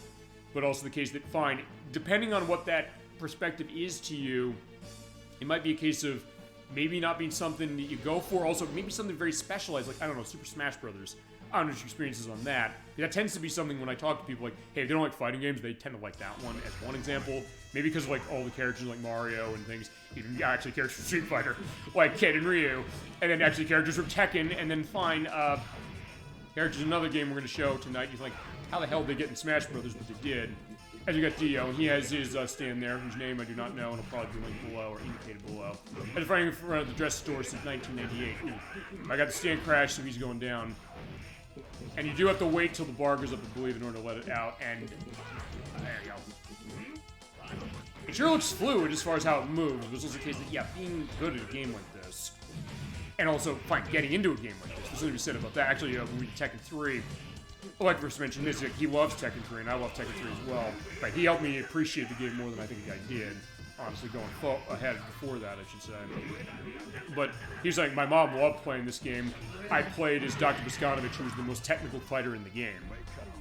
In terms of how that is, but the case that, fine, for something like that, you know, a case of a technical game, we mentioned this before, but really any genre, you told us with fighting games too, which is that when a game is so appealing to you in some way, whether it is maybe the look of it, maybe the style of it, maybe the characters of it, or whatever that might be, or you're having fun with it, even if you're getting yourself beaten down, like I am with Jojo here.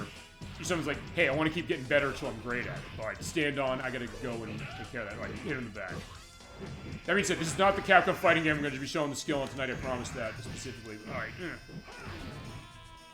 But I said, this is Nikki's selection, because I said everybody's getting a pick as far as what they want to see. At least one of, and we got more coming up as well. Ow. And hey, I'll say this, even as far as like, I don't know if I'm feeling on these things, even if you're like, hey, you're not feeling so much on Yu-Gi-Oh! Or I don't know what you're thinking looking at Jojo here.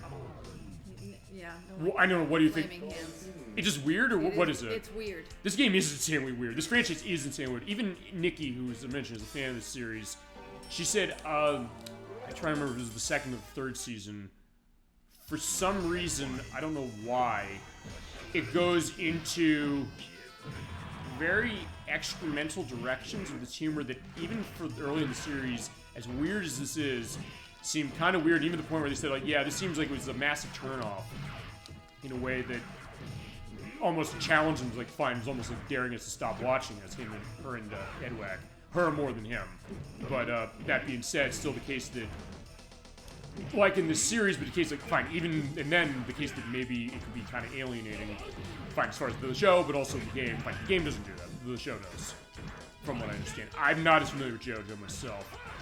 Although, next time we fuse to come back to something like this, I do have Jump Force, which is on the Xbox One version. And we're running that through Series X, no question, because the way it runs horribly on the old system. It has a lot of Shonen Jump stuff, which includes this, includes actually Yugi from Yu-Gi-Oh!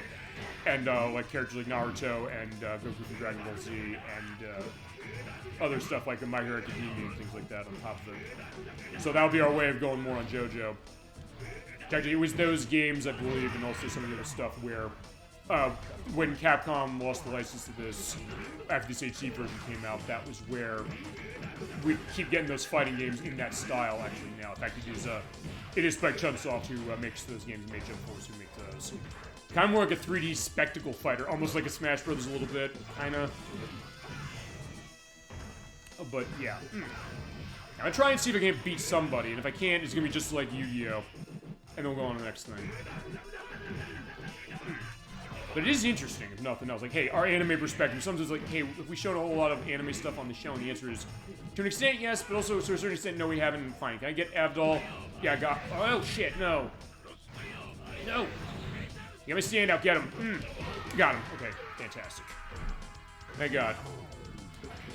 And that was the second difficulty. Okay, to be continued. I get one more fight, and I do want to show the next fight. Yeah, you were nothing. You thought you were going to win, but his idea. He always says that on the show, by the way. And also, there's an edit I put in as far as it were like for the to be continued. They play roundabout, but yes. All right, so part of Joestar's group is this little doggy. This is Iggy, by the way. Okay. You're like, yeah, we're gonna fight the doggy. What's that gonna look like? Well, I'll show you. We did show this before a couple years ago. I'll show it to you again. He's like, yeah, what's the dog thing? Fine. He calls out his stand, which is like the sand, I don't know, centipede or something. And it's also the kind of thing, he's so small on the ground, he's actually way hard to hit. So it's like, I said this 3 years ago, I'll say it again, odd job in GoldenEye. The case that he's so small to hit, you have to change your method of fighting, or shooting in the case of GoldenEye, to hit him. Or fine, if you get him in the air specifically, you can feasibly air juggle him. So fine, with Yu-Gi-Oh! I just realized in this, the case of technical games, insanely technical games, to certain degrees. Ow. But fine, I'm more familiar with fighting games as opposed to card battle games. So at that point, maybe that's the idea where that is. Sorry, doggy, you gotta go. But fine, Iggy is coming to us. He's saying, hey, you know, I'm gonna fight. So he's not completely defenseless. Yeah, because there's a preview to, as you mentioned, one of the games we got. Oh, right, I forgot. That's a stand attack. Like, fine, the scream of black and white, and then yeah, he's on the side. And look at him also in his profile picture, just like barking at us, like, yeah, I'm gonna get you. Ouch. And after we're done with this, we will then go on to the next game. Also, kind of being the anime vibe a little bit, sort of, kind of, and actually one that is timed. Somebody in our chat actually directed it. We'll get there. Okay, so there you go. I threw out like the arrows and things, like as far as that. Ow. To be fair, I'll say this with this game. Because I'm not as good at this as far as other stuff. I'm basically in the sense like, hey, trying to do like the button hits to do the stand crash and boom, you got the button thing. So alright, bye-bye, Iggy. So Dio win. I guess scratching his face looks like he's bleeding. Shit. Alright. Alright, so fine. I have him by the head and like I'm tossing him away. It's like, okay, fine. I just like toss him on the ground. So fine. Bye-bye, Dio. Okay, so fine. I think that's gonna be the end as far as the JoJo's Bizarre Adventure experience. I said that's the case as far as Nikki's case. This had online as well. Windows around. Yeah, if you want to buy this, you're dropping $400 on the Dreamcast version. That's expensive. The PlayStation version is not the one you want to go because it's porting the earlier version has less stuff. All right, that is the case of JoJo's Bizarre Adventure. So next up, we got our next one. Okay, next up, let's go to my games. This is a game I actually own on another console already, but when it came to their final sale, as far as this on Xbox 360. They asked 99 cents to this thing, so I said, I'm buying it again. And we'll show it very briefly. I'm also going to get the audio level, because, like, yeah, wait, I have to change audio on game. What is the volume on this? -20. Almost. -20. Perfect. Right on the dot. Okay. Okay, next up is Mighty Number 9. Does this sound familiar? Nope. Okay. This is a game that was kickstarted.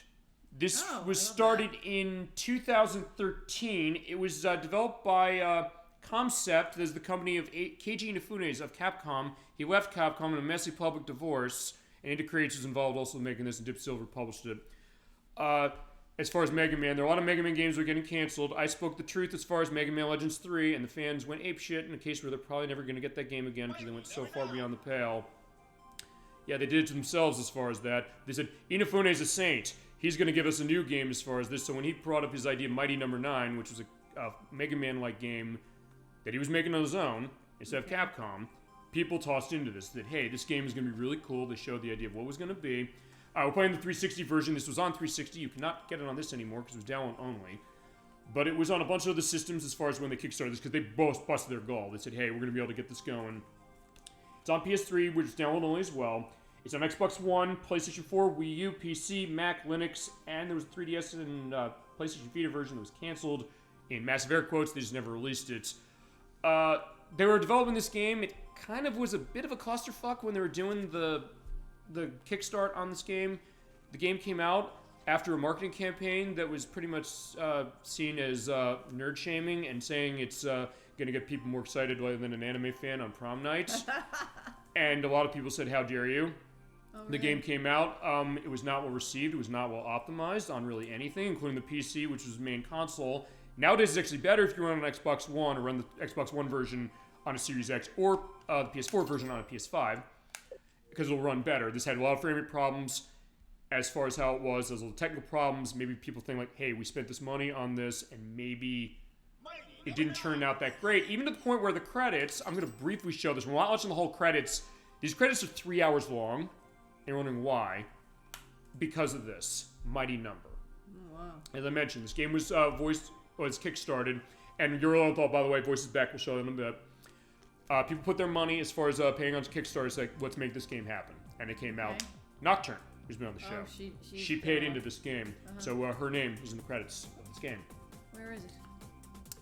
Well, I could not get in contact with her before the show, or find more I could try. What's all these? Or I couldn't try specifically because I had a lot of stuff going on this week. If you put in mighty number, I thought that the idea is when you turn out the number, you'll be able to search for where they are. It'll show like the name they gave. I believe it is like Nocturne Flamme as far as her. Oh, that's funny. Okay. But the point is that they'll have her in the credits for that. They have me in the credits that way for Shenmue 3, which I also kickstarted. It's also feasibly another case where maybe being careful what you wish for, because Shenmue 3 had some issues to it apparently. No, it did. What I played of it. It still doesn't end the game. The story's not ended by that. And also, it's getting apparently ported to the Xbox Series S and X and Switch now, because the license changed hands on that one. But anyway, I'm going to skip this and go back. But with that idea, in the case of what it is, and it also kind of made people realize, yeah, maybe Inafune was not the hero we held him up as.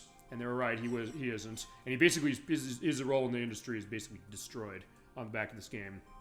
Including the comment he mentioned on a live stream after this game came out, which was sort of misinterpreted, but not completely, suggesting that, hey, this game is better than nothing. People's like, how dare you, we trusted you to do this, and you turned this game into something that's not very good. But I'll say this about this game, I'm going to also look at my options on this.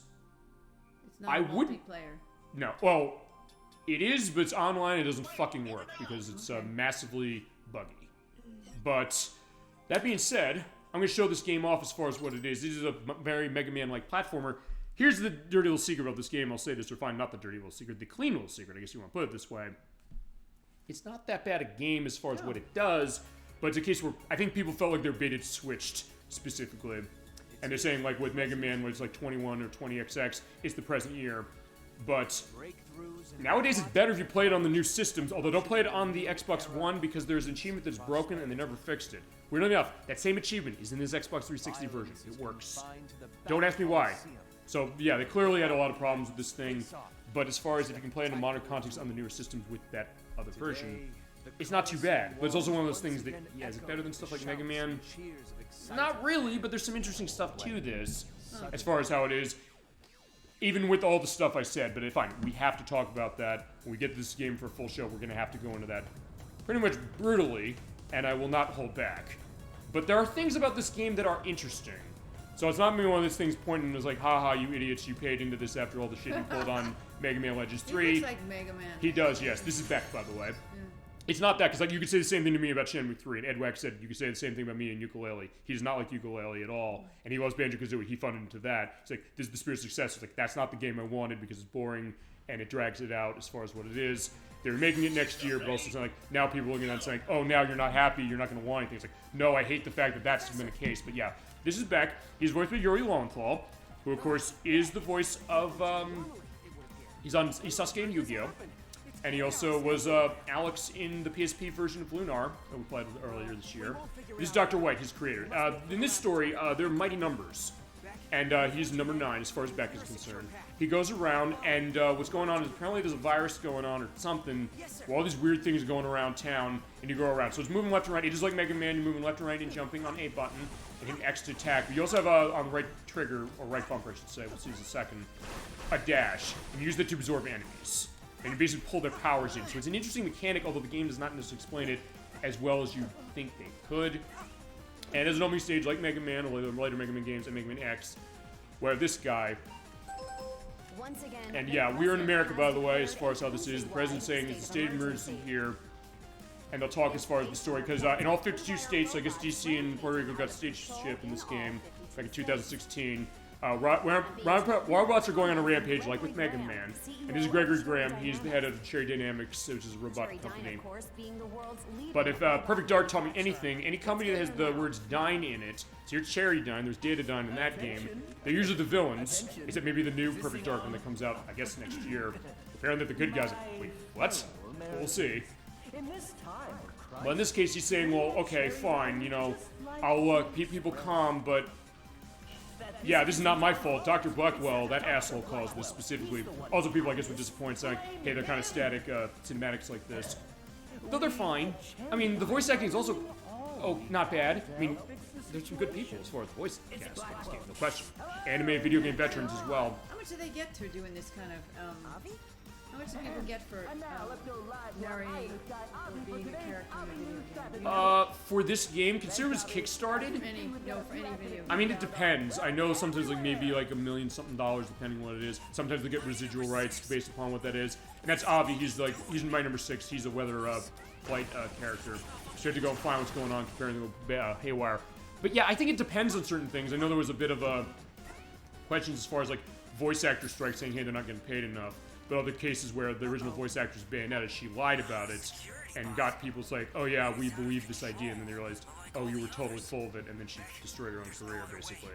So they played in the idea that, hey, you know, you're not getting paid enough, but then they realized, well, you exploited that, and then they got Jennifer Hale to do it now, and she's the voice of her specifically. But even she said, okay, what you do, by the way, is you attack the enemy, and you do it excel in the right bumper, and you absorb their power. But anyway, to answer your question, I think it varies depending on the game, and with this one, because this was kickstarted, I don't know if that necessarily changed much in terms of how much it costs. By the way, I got an achievement, that's a 3 combo.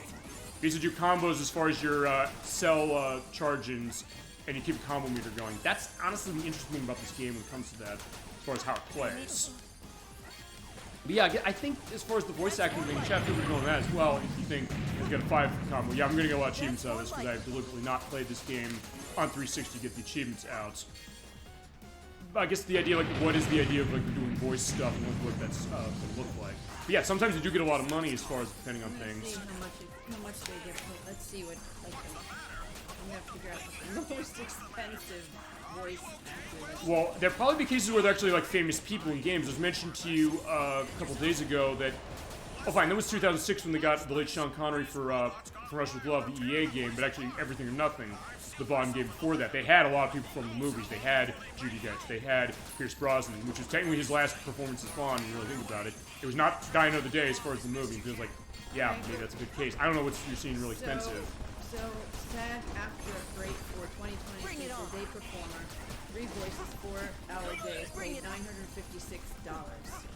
Okay. That's a lot. 6 to 10 voices, 6-hour day, $1,900. No, that's just that. But how many? Yeah, some make 100 to 250 per hour. That's what Backstage Magazine says. Okay. So it's not a ton. Yeah, I've but heard that actually it perspective, says, yeah. 1,300 to 2,500. Oh, here's another one. 1,320 for 45 to 60 minutes of finished concept. Right. Especially nowadays where you have games where you have like hundreds and hundreds of hours of things they have to be recording voice acting for. Listen You're to so upset this. about that. Yeah, go on. Underpaid, undervalued, and frustrated. Video game voice actors are demanding change as the one race concerns overpay. This is by Keith and McDonald in The Guardian in 2022. And explain why she would not, this person explained why she would not be reprising a role in a multi-million-dollar franchise. Was that the Bayonetta case? The actor Helena Taylor, who knows, the original Well, voice you should know it if you read the article, the I lead guess. character in the multi-million selling Bayonetta game. Okay, that's the one. Fine. She deserves no respect. Don't pay her its respect. She's the one who lied about it. Ouch, I died, by the way, hitting by the Ended up being spikes. offered $4,000 for a smaller role. Taylor claimed the games have made more than $450 million in revenue. But in that case, she had specifically lied as far as what that was, and people found out and like, wait a second. What do you mean? She misrepresented how much she actually was paid for some of this stuff. It's like, oh yeah, I'm being screwed over. They didn't treat me right, but they did. Keanu Reeves, famous Hollywood actors recruited to provide voice for games such as Keanu Reeves, who Because he was in Cyberpunk 2077. Yeah, he's in get that. paid much more. One agent gave an example of $100,000 for a 4-hour recording session. £100,000. So that's a lot of money. That's over $100,000. It's like $120,000, $30,000. Yeah, and with Keanu Reeves to go to Keanu Reeves' case, fine. He's technically going to be doing, I guess, less than that because he's going to be in the DLC episodes coming out for Sonic X Shadow Generations in a couple weeks. Because remember, he's voicing Shadow in the movie that's coming out on December 20th. As we got our first boss, this is Round Digger. What you got to do on the bosses, you basically have to do what you're seeing there. I kind of went away burying the lead on this one, which is by doing the cell suck-ins, I'm getting more power as far as my shots, and then you shoot them enough, and when they get in that stun state like that, you do a dash into them with the right bumper, and then get their power specifically used that also finish them off. Whoa, shit. So kind of like Mega Man, there are some interesting things in this game, and fine, to be fair, I also will say this, I do know somebody who's part of the dev team in this game. That's Matt Pop, I've mentioned him before, who did Batman Forever. He actually works at Injured Creates, who's involved in this, who also made the Mega Man Zero games for Capcom. He does the Azure Striker Gunvolt series, you know, Electrus mentioned. I played a couple of those as well. They did Mighty Gunvolt Burst, which is kind of like a sequel to this one. At the end, you have to do a snap out, and you get an achievement for that, by the way, of doing the Zell takeout of him specifically. And boom, there you go. He is taken out. Alright. And I got another achievement you only have twice, by the way, which is, I believe, you go through a level with only dying at least once. So the Bond case is making sense coming up that way. We planned the show, I swear to God. Is somebody really worth $100,000 for 45 minutes, though?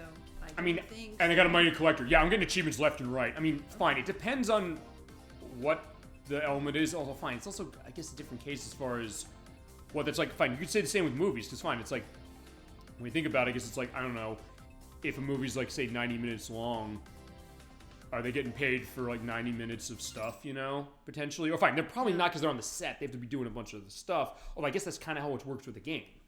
Yeah, that's true. With this game, we might actually have the answer for this game because, as I mentioned, see, this is Kickstarter, and people were seeing feasibly how the sausage is getting made as far as this game being made. And I'm not kidding. That's literally what it was, and people were not liking, to certain degrees, what they say, and they kind of realized, yeah, we were shooting at the hip when we were talking about Mega Man Legends 3 massively. I mean, I definitely took that perspective apart. I told the truth on that in ways that people did not like. Got a lot of dislikes on the video for that very reason, but I also I treated that like a goddamn bibliography. I basically said, here's all my evidence proving every single point I'm making.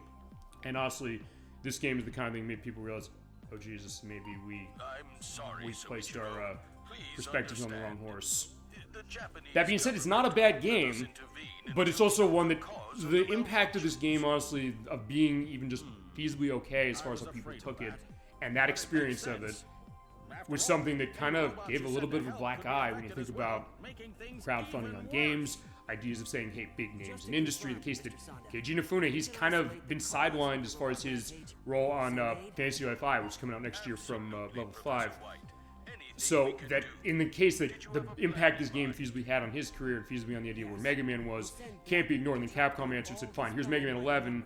People also had mixed stuff on. It's all well, but fine, Capcom hasn't done much with Mega Man either, really, as far as a new game. They've been releasing collections like crazy, which have been really good. Yeah.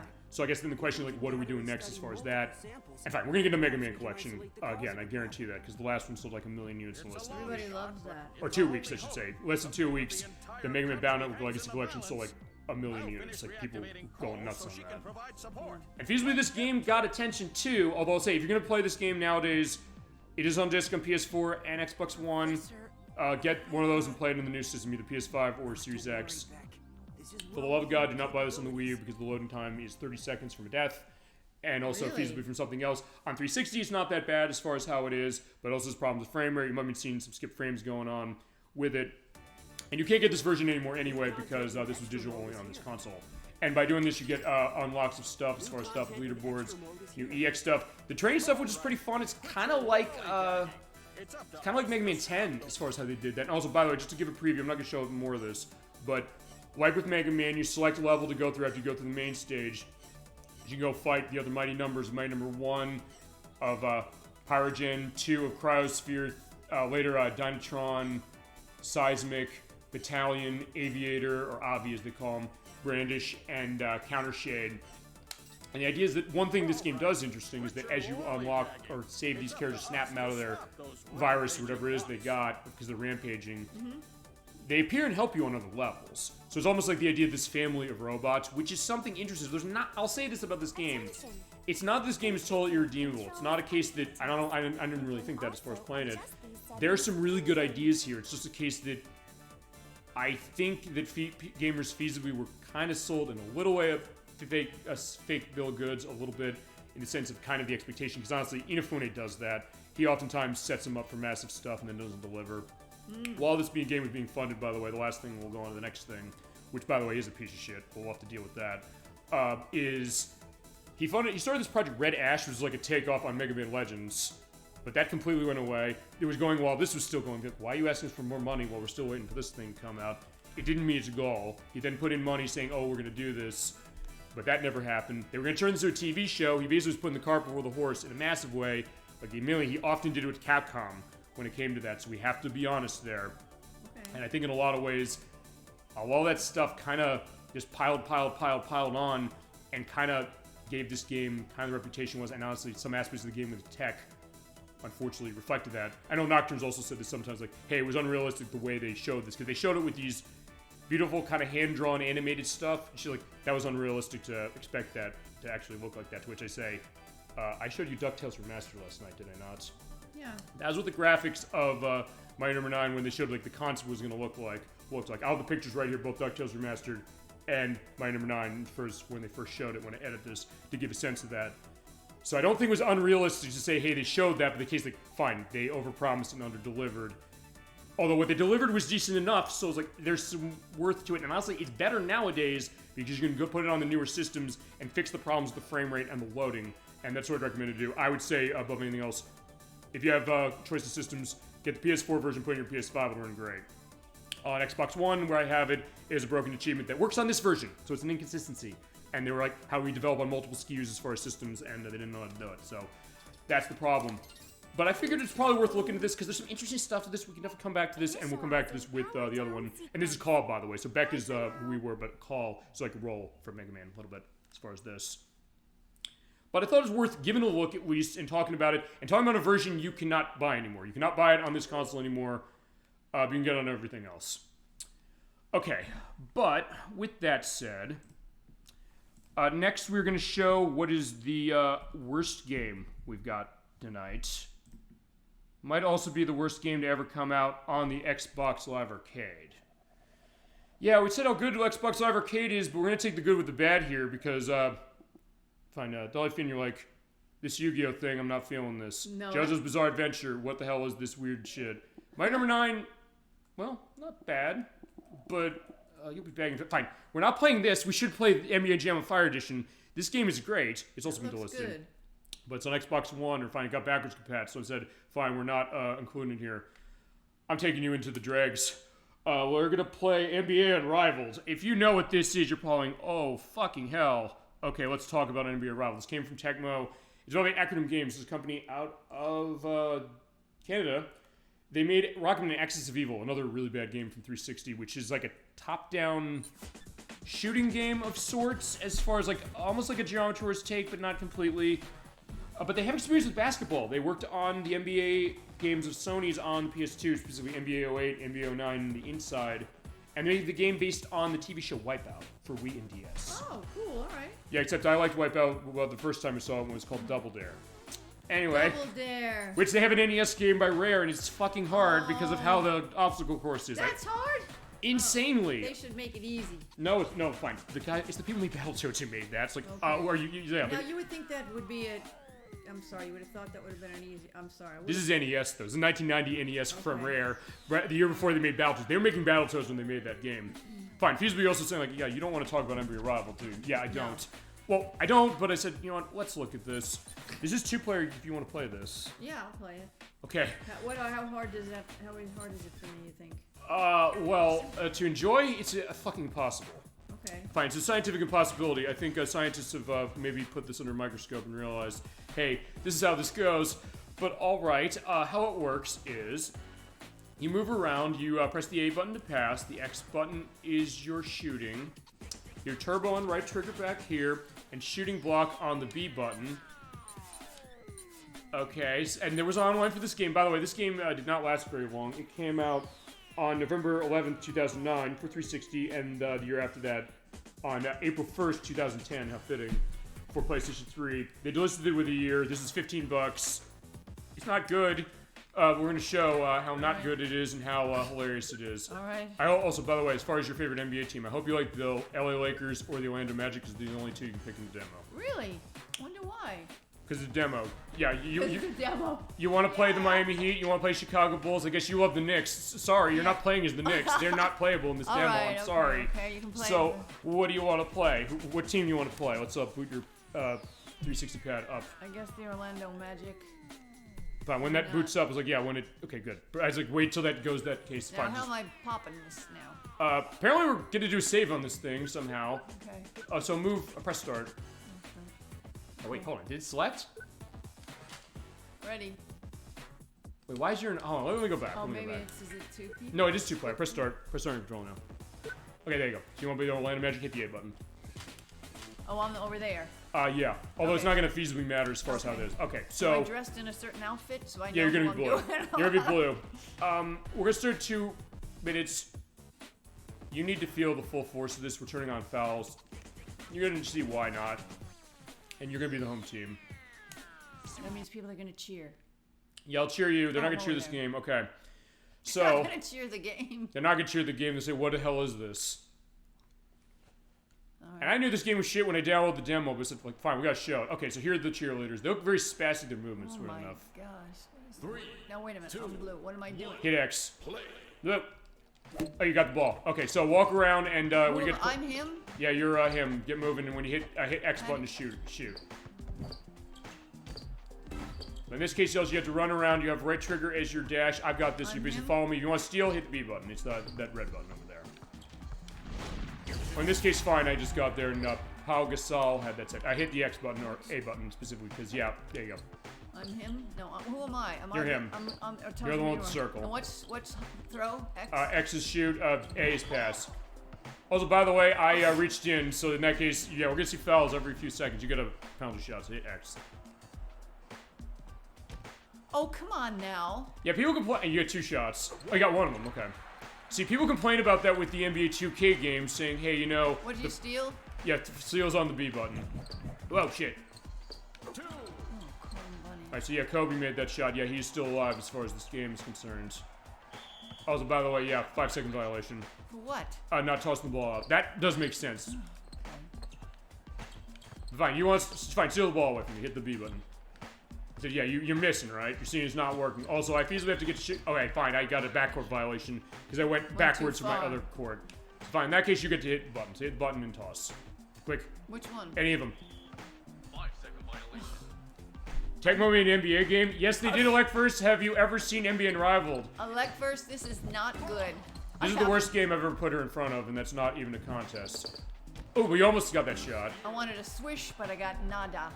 Yeah, nothing but not nets. Yeah, fine. No, this guy is like really good. Oh, you do get the dunks. Like, okay, that's Brandon Bass. This game is fine. Okay, wait, hold on. This game is weird. I should go back to Tecmo for a second. Didn't Tecmo make a No, they made Tecmo Basketball on the... I think it was on the Super Nintendo, wasn't it? Fine, this is not Arch Rivals. We played Arch Rivals in the show. That game's awesome. We should probably do a full show of it. Nice, almost 3 shot. Alright, so you still got that. There's a toss. Okay, you do get to show that. That's interesting. But it's insanely gratuitous how it's looking. It looks like NBA Jam, like, crappier. Yeah. That's exactly... Yay. That's exactly what it is. That is exactly Electros, what that's it exactly what this is. It's You very... called it. You called it right. Sometimes that's what it takes. Also, by the way, fine, I shot that. It was wrong to shoot the that. heck? Fine, that was my fault. 2.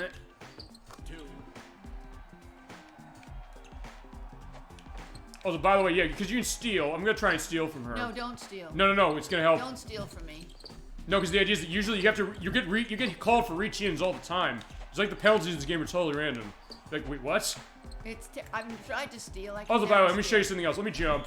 Oh, fine, you did steal. It was like, fine. In that case, it was a reach-in. Yeah, it's random. It seems like you're random, but you have to do stealing, you know? It is random and you can't steal. Okay, so I get No. I get a penalty shot. Don't. You shouldn't get a penalty shot because you. Let's tell you, this is supposed to be an arcadey game. I got both of them in. Somehow. Looks like the game is its alpha stage. That is what I thought when I first played this Select as far as downloading the demo, and clearly people agreed because this game was horribly reviewed. Oh, come on now, folks. Alright, that's the buzzer. Okay, they need some help, those cheerleaders. I hate to say They it. need calisthenics. They do, and it's not good. Now, I'm trying to. No, that's you, but I don't have a person. And he's over. Actually, where is your character? I have no idea. Okay, there you are. You're Lewis, so fine. Oh. Oh, by the way, I should probably show that. Fine, if you do a jump. Oh, fine, I did a jump, or tried to do a jump. But... Fine, in that case, yeah, Howard just reached in. Me. Yeah, he reached in, so you get a case of being able to toss out. So that's on you now. Now you can toss the ball in quick. We're also bunched up. You're looking at this. Yeah, they sold this to people for $15 as far as on You this. couldn't give this one away to me. I really wouldn't want it. I'm sorry. It didn't last long. This was actually only available for like it was only rubbish. it was out for maybe like I don't know, a year and a half or two. How do you even make him go fast? He doesn't even You have go the right fast. you have the right trigger on the back right up here. That's your case of it. Lucky heck in a ass And you're out of bounds. So, yeah. You're out of bounds. Fine, this You're game is out of bounds. Yeah, Lefers, you came in you're in the right place as far as looking at this like, what the fuck is so this? Rubbish. Okay, fine, let me also show you one other thing, which is I'm gonna make a shot. Oh wait, no. I should have I'll say what I should have done. Nice shot from the court. Oh, I was gonna say if you made that would be amazing. As if. Well, no, okay, fine. I'm gonna hold the X button to make the shot, but okay, fine. But then there you How go. do you jump I'm up? traveling. By the way, how the hell are you traveling? Wow, people got ripped off. Yeah. They sure as heck did. Of people who bought it, I guess. But fine. Beautiful. I'll tell you. The other reason I showed this is that, hey, you know, you gotta see the worst that the Xbox Live Arcade had to Oh, offer. for Pete's sake, you cannot even steal. It's random when you steal. Okay, fine. My guy just. You hurt me. Yeah, I was reaching in.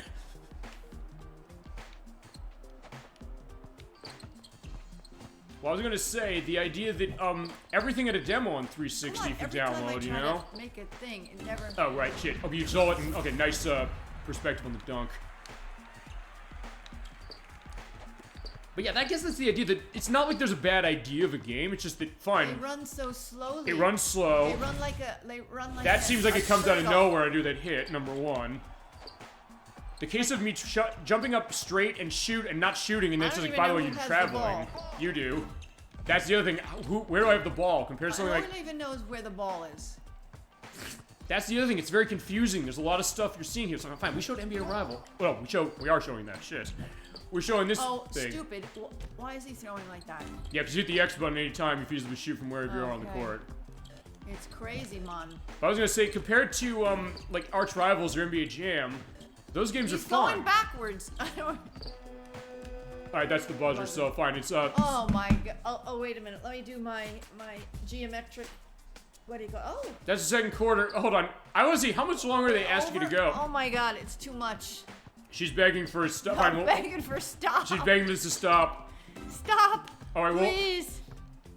We're stop. going the other way now. We're going that way. Yeah, because it's. This in of itself is going to be feasibly one of the highlights of tonight, and because for all the wrong reasons. Fine, you know what we said? Case of by the way, 5-second violation. What the heck? See, fine. I'll tell you this. I don't like the ref here. No. I'll say this. See, I told you we were doing plumbers. There were what happens? Where'd the ball go? You saw like bounce off. You're right, Electros is totally in the case of like an alpha state. Fine. I said we're just looking at plumbers that were ties. You know what? Plumbers that were ties is I don't know, for poker Pete's smash compared to sakes. this. So fine, this in and of itself should have been our April Fool's Day show. But I only have the demo. I didn't buy this game. Because I played the demo, I was like, this game's awful. Like, even at the time, I played NBA is the 2K10. worst. I played NBA Live 10. Those are pretty good. I played NBA Jam, the new one that came out. Because there was oh, by the way, yeah, sorry to reach in. What does that mean? I reached in, touched, because usually what happens in basketball, you reach in and you touch somebody, and if you make contact with the hand you're trying to steal, you get charged with a penalty. But in this case, you have to press it. There's no way to be specific as far as that kind of a case of a reach-in. It's not like something like NBA 2K, where it's like you can read the player. You can't tell like, where you're reaching you know in. what you're like? You're like a little You're like a turtle though here. You can't really. I don't even know who has the freaking ball. It's like Where's Waldo basketball edition, except This not guy's as fun. back jumping at the back thing there. Fine, there's Artest and Kobe. Yeah, late Kobe. Come on. Fine. Also, yeah, why was one of my team over there on the side trying to swipe while you're trying to do that? Okay, fine, I got stuck No, as you're far not as gonna get that in. Okay, I was gonna say, if I That's did... nuts. I hear the sneakers going. Yeah, you hear that going a lot too, which, fine, you get that in a lot of basketball games, but even this game, it seems like it's overdone. And see, here I thought, okay, how do you, I get I back have to no violation? idea what happened. Also, fine, it makes substitutions, by the way, I probably should have mentioned that.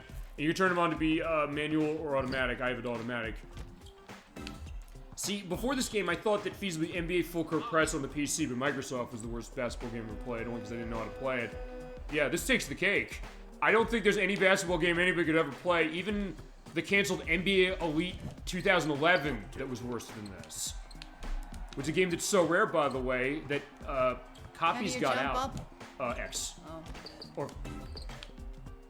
He's going backwards. Why is he running backwards? Alright, but there you go. That is the end of the quarter. Oh, thank you, God. Fine, okay, I think we're not going to do fourth quarter. Actually, does it ask you to do the fourth quarter? Please, no. Okay, fine.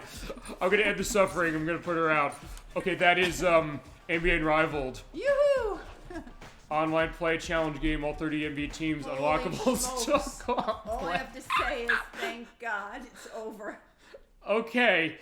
Gee, that will also keep you going. All right, so there you go. That is NBA Unrivaled, ladies and gentlemen. That is... Bippity-doo-dah. We're not going to forget that game, are we? Never.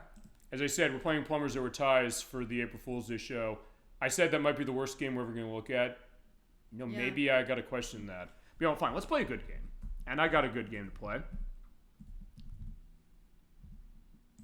It's actually a great game, and one that I will tell you, this is a game that's been ported a bunch of other places. By the way, it's worth pointing out, NBA Unrivaled is not available on anything else. It got delisted, because I guess feasibly who'd ever want it, but fine. Even a horrible game like that, it's been archived, so if you ever want to find it, you can find it, I guess. But also just see, what is this? So fine, understanding history of game, but we got something even better, for sure. And then, by the way, like first, after this one, Poker Night 2. But before we do Poker Night 2, one quick one. This is not going to take long, and I love this game. This is Root Beer Tapper. Let's get the volume down, up to -15. This is from Midway. It is an arcade game. It's Digital Clips, our best friends at Digital Clips, who did a lot of the great collections. Tetris Forever. Well, I was off the Jeff Minder story, the Disney Classic Games collection last year.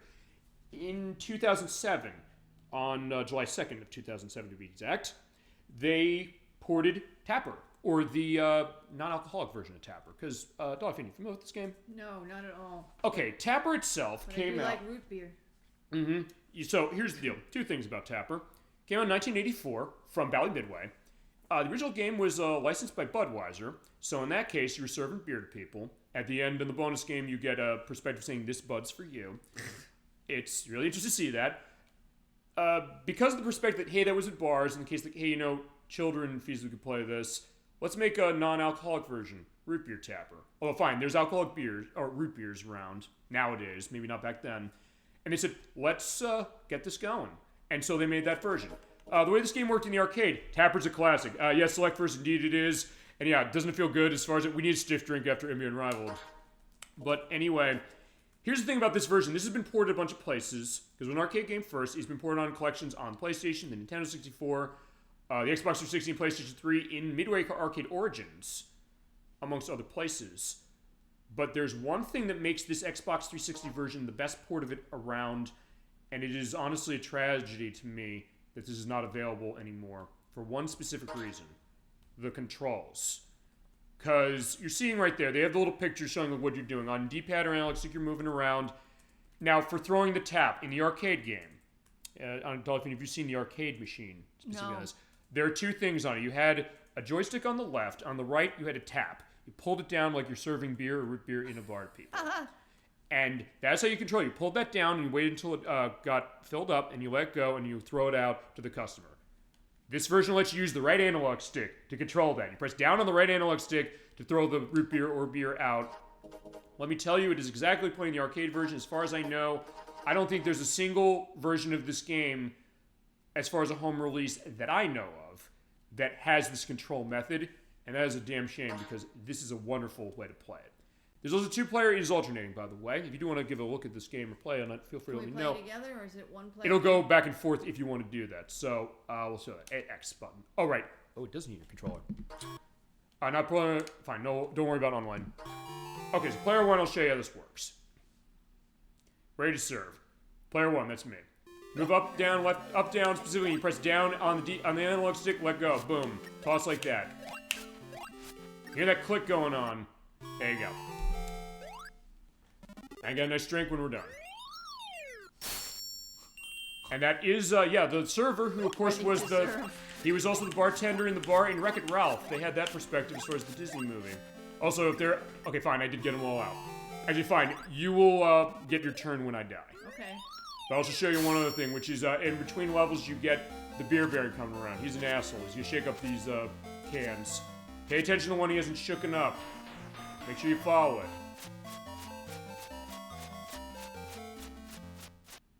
Is this one. This bud's for you, or this one's for you. Get 3,000 points. And next you go to the sports stadium. See all these angry customers. By the way, if the customers get to the end of the bar, you're gonna lose. Also, it knocks them back the further bars along. Buffy's was like, hey, I gotta take a drink, but the idea is you have to keep going and toss the mugs at him. But also, hey, pick up the tip. The nice sexy cheerleaders come dancing. Some people, as far as the customers, will be distracted by them. When they're not watching, you can't toss the mug at them, otherwise it'll crash. If you have it crash that way, or if when they send it back to you, it goes away and crashes on the ground, you lose. Wow.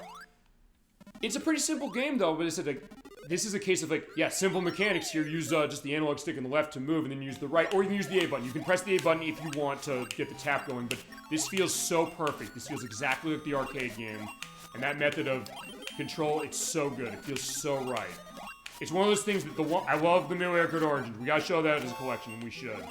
But the one thing that disappointed me is that they don't have this control method. Like, this is absolutely the best way to control this game. As far as I know, this is the only home port that has it, and unfortunately, you cannot buy this version anymore. You can get Tapper on other collections, so it's not lots of time that way. Or we can go to retro arcades where they might be in. Okay, Crash, that's all you. So they're at a ball game. Yeah, now the ball game, and now you also have to be doing this. So yeah. Tell me what Move up and down on the left, and press down on the right stick. To do what? To toss beer at them, like that. But make sure you don't toss out when there's nothing there. Okay, so fine. That was it. Well, no, because you died. Like, fine. I'll tell you what we're gonna do. Yeah, fine. I'll toss this out more. Like, yeah, fine. Because I tossed that further. You have to fill it up. Yeah, you fill it up, and when it goes. How do I fill it up? Pull down and then let go. Pull down the right stick and let go. Now, where is she? There he is. There he is. Pull down the right stick and let Yep. go. Where? Yeah, that right there. Yeah, like that. Just make sure you do it in front of people.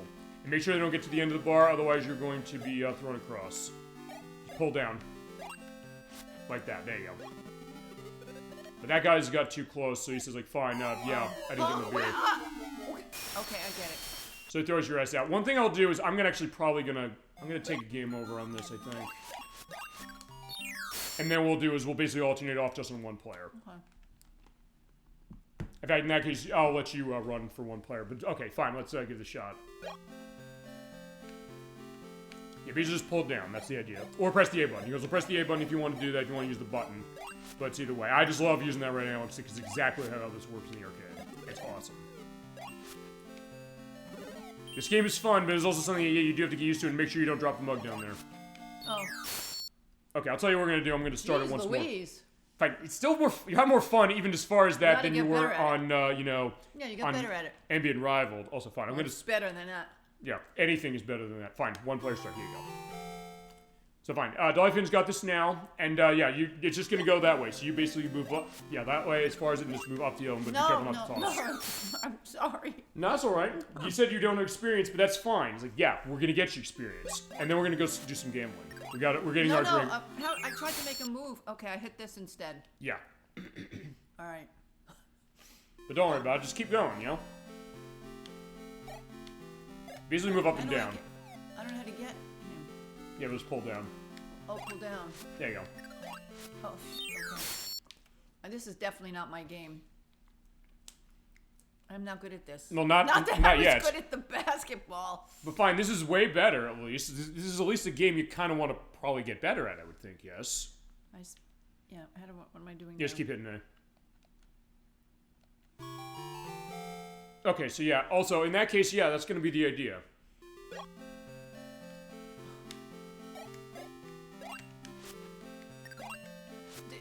See, I do the same thing all the time. I want to get him to go that. Once I do one. Or you can use the D-pad as well. You can just move up and down on that and then just pull down to the right. Oh, Yeah, no. that's one thing you can do. That's how I tend to play it. And just throw it at the ones where there's people. Like that. There you go. And then just move up and down, but also make sure to catch that mug before it goes away.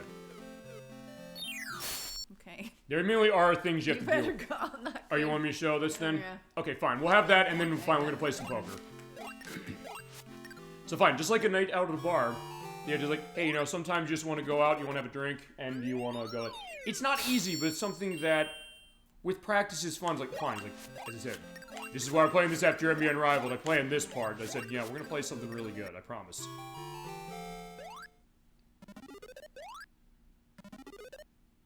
Also, I gotta be careful on Beer Baron as far as when he goes. Although, fine, I showed winning this. You know what? I'm gonna show not winning this. I'll show you what happens when he doesn't. So fine, I don't know which one it is. I wasn't paying attention, so let's pull this out. There you go. You do get that in the face. And they do tell you, by the way, with the oops, so that's the Kazuma22 oops. But in that case, yeah, there you go. I'm gonna try and get to the punk bars, and then we'll go on to Poker Night 2. And Electrus, I know you want to see that. Thank you for pointing that one out in particular. That's a great game, too. Fine, I'm the asshole to pick NBA Unrivaled. Like, fine. I picked NBA Unrivaled for a reason, so you at least have a good laugh out of it. We had a fucking blast, I'll say that for sure. Even though it's an experience that we're never gonna forget and we'll probably remember for the rest of our lives. We'll be on our deathbeds and saying, yeah, remember when we played NBA Unrivaled? Like, oh, that shit! And then it's like, okay, fine. And so, yeah, they keep coming. Yeah, the baseball players and the tennis girl, she keeps coming, boom, got him. And you basically just have to get all the customers out of the door and make sure there's nobody else on the side. But there is an achievement in this version, as we're pointing out, where on the first level, you get as many, you have to get 20,000 points. You actually have to keep all the people on the bar enough so you can score that much. It's not easy to get there. But this game also lets you have a selecting of lives from 7 to 9. And there was also online for this game. I never played it. You have to have like head-to-head stuff going on as far as things with multiplayer, which is pretty cool. And also some nice touches as far as certain things. Like right here, after we have a nice drink, when you're out in the baseball field, you toss. Okay, it's the next one. Okay, I hit my I threw that on my foot and it hurt me. But the next one, and I think I can get through this because I do want to show the punk bar levels if I can. Those are insanely hard. Those are the ones I've never gotten past. Oh my gosh. Basically, what you do is you kind of count, pretty much. You see, like 1, 2, 3, 1, 2, 1. Basically, you have to kind of keep that in your mind as you go. That's kind of how. That is the method to the madness for Tapper. I'll tell you that right now. And that's kind of how I went. And whenever I go in an arcade and play this game, it's like I have a blast playing it. And I was showing people, like, yeah, you play Tapper. Like, no, I never played this. And I'm like, let me show you. This game is a blast. And this absolutely is a classic, no question. It does have a learning curve for sure, but it's something that, yeah, okay, here we go. We have the punk bar. This one makes it a little harder because for this one, you have the bars going in separate directions. You have a couple going left and right. And in some cases, also, you can go and pick up the mugs if you so desire. And also, by the way, one other trick to let you know is that when you run across the bar to like get tips and things like that, if you press down, you instantly go back to the start of the. Oh, fine. If you hit the tap, you basically go right back to being. But all right, I dropped it, and that's game over. So those are the punk bar levels. That's about as far as I've gotten. Because these are not easy. All right, fine. We're going to go, So we're going to have our case of that. And that's Tapper. Man, that's a good one.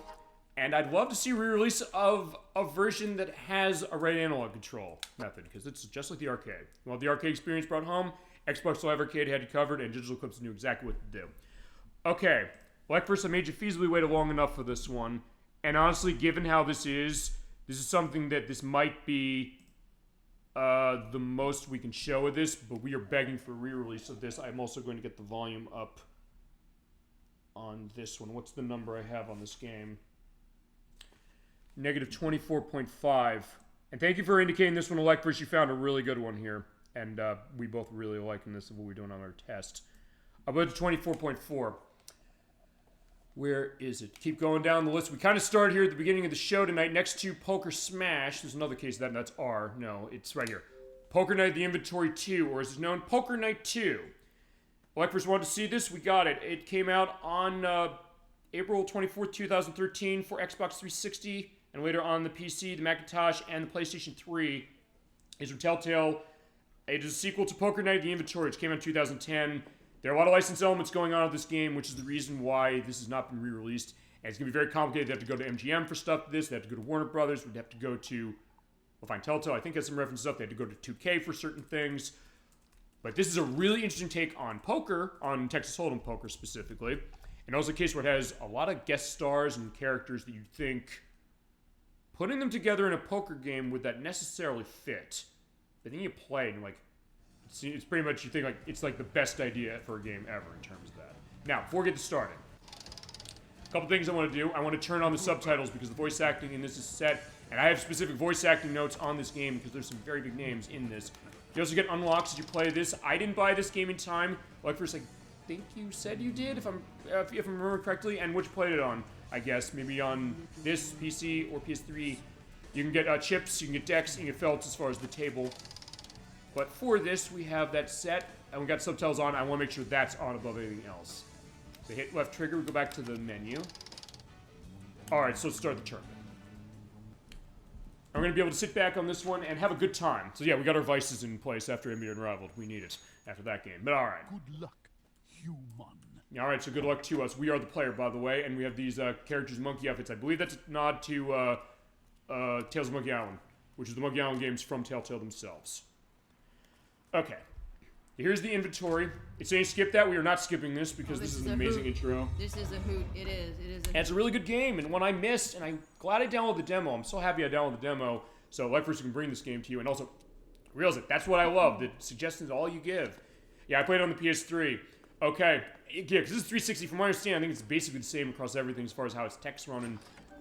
Yeah, if you were to hit all your memories on this one, what got you into it, and also, because I think you said, if I remember correctly, that you learned how to play poker off this game. It's a good case of it. And goes to your love of Adult Swim stuff, because we have, starting here, we have Brock Sampson from the Venture Brothers. He is voiced, of course, by Patrick Warburton from the TV show.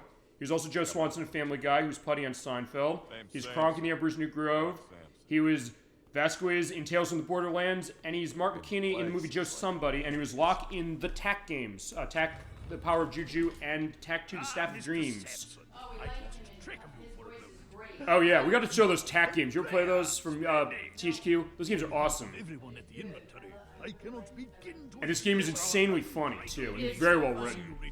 As we're also running into Commodore Reginald Van Winslow, retired. He is from Tales of Monkey Island. He is voiced by Roger J. Jackson, who is Mojo Jojo on the Powerpuff Girls. He's also the voice on the phone in all the Scream movies, interesting enough. And in games, he was Lord Yoon in Jade Empire. He's the narrator in KO Flying Squadron for the Sega CD, which is like $2,000, by the way. He's DJ Ken in Rip and Rider Snowboarding on the Dreamcast, which he played. And he's Wise Man the Wicked in Knight's Journey to Dreams on the Wii. And he's also Harkin in the Mass Effect games. Oh, cool. Okay. And here he is. He's going to be our guide to our night of poker stuff. And of course, yeah, Brock Sampson, like, I feasibly might stab somebody to death here, but just send it to the Venture Corporation, we said. As we also have Sam and Max from the Sam and Max games. These new chairs are great. That is David Nolan, by the way, who voiced Sam in all the Sam and Max games. He's also fused in Space Channel 5. He's a big spite in Crazy Taxi 3 High Roller. And he's Thomas Rogan in House of the Dead 3. And he's Loki in Rising Zan Samurai Gunman.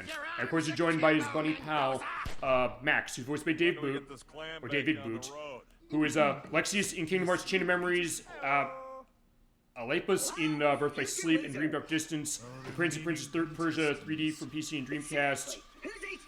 And he's also Whis in Dirge of Cerberus Final Fantasy VII. And we have Claptrap in Borderlands, who's voiced by David Eddings, who is Joey Drew in Bendy the Ink Machine. And Joseph Bello in Postal 4.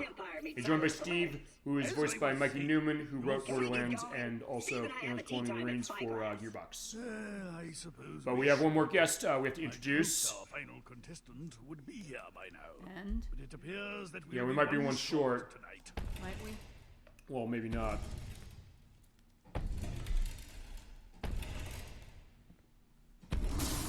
Yeah, but it is getting a bit loud. I'm going to turn this volume down. Sorry.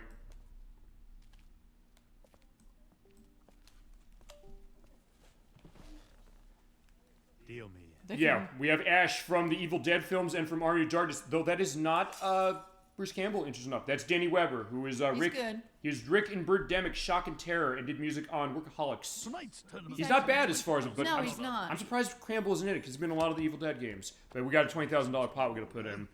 He's not. Yeah, he's not bad. No, he's good. Like I still get the sense, like yeah, that's Ash from Evil Dead and Army of Darkness as well. Gentlemen, I leave But now we're also in the tender mercies of Gladys from Portal. It is Ellen McClain again, who is of course Gladys in the Portal games, and the AI of Gypsy Avenger in the Pacific Rim films, and also Overwatch and Half-Life Alyx, and the Witch in Left 4 Dead.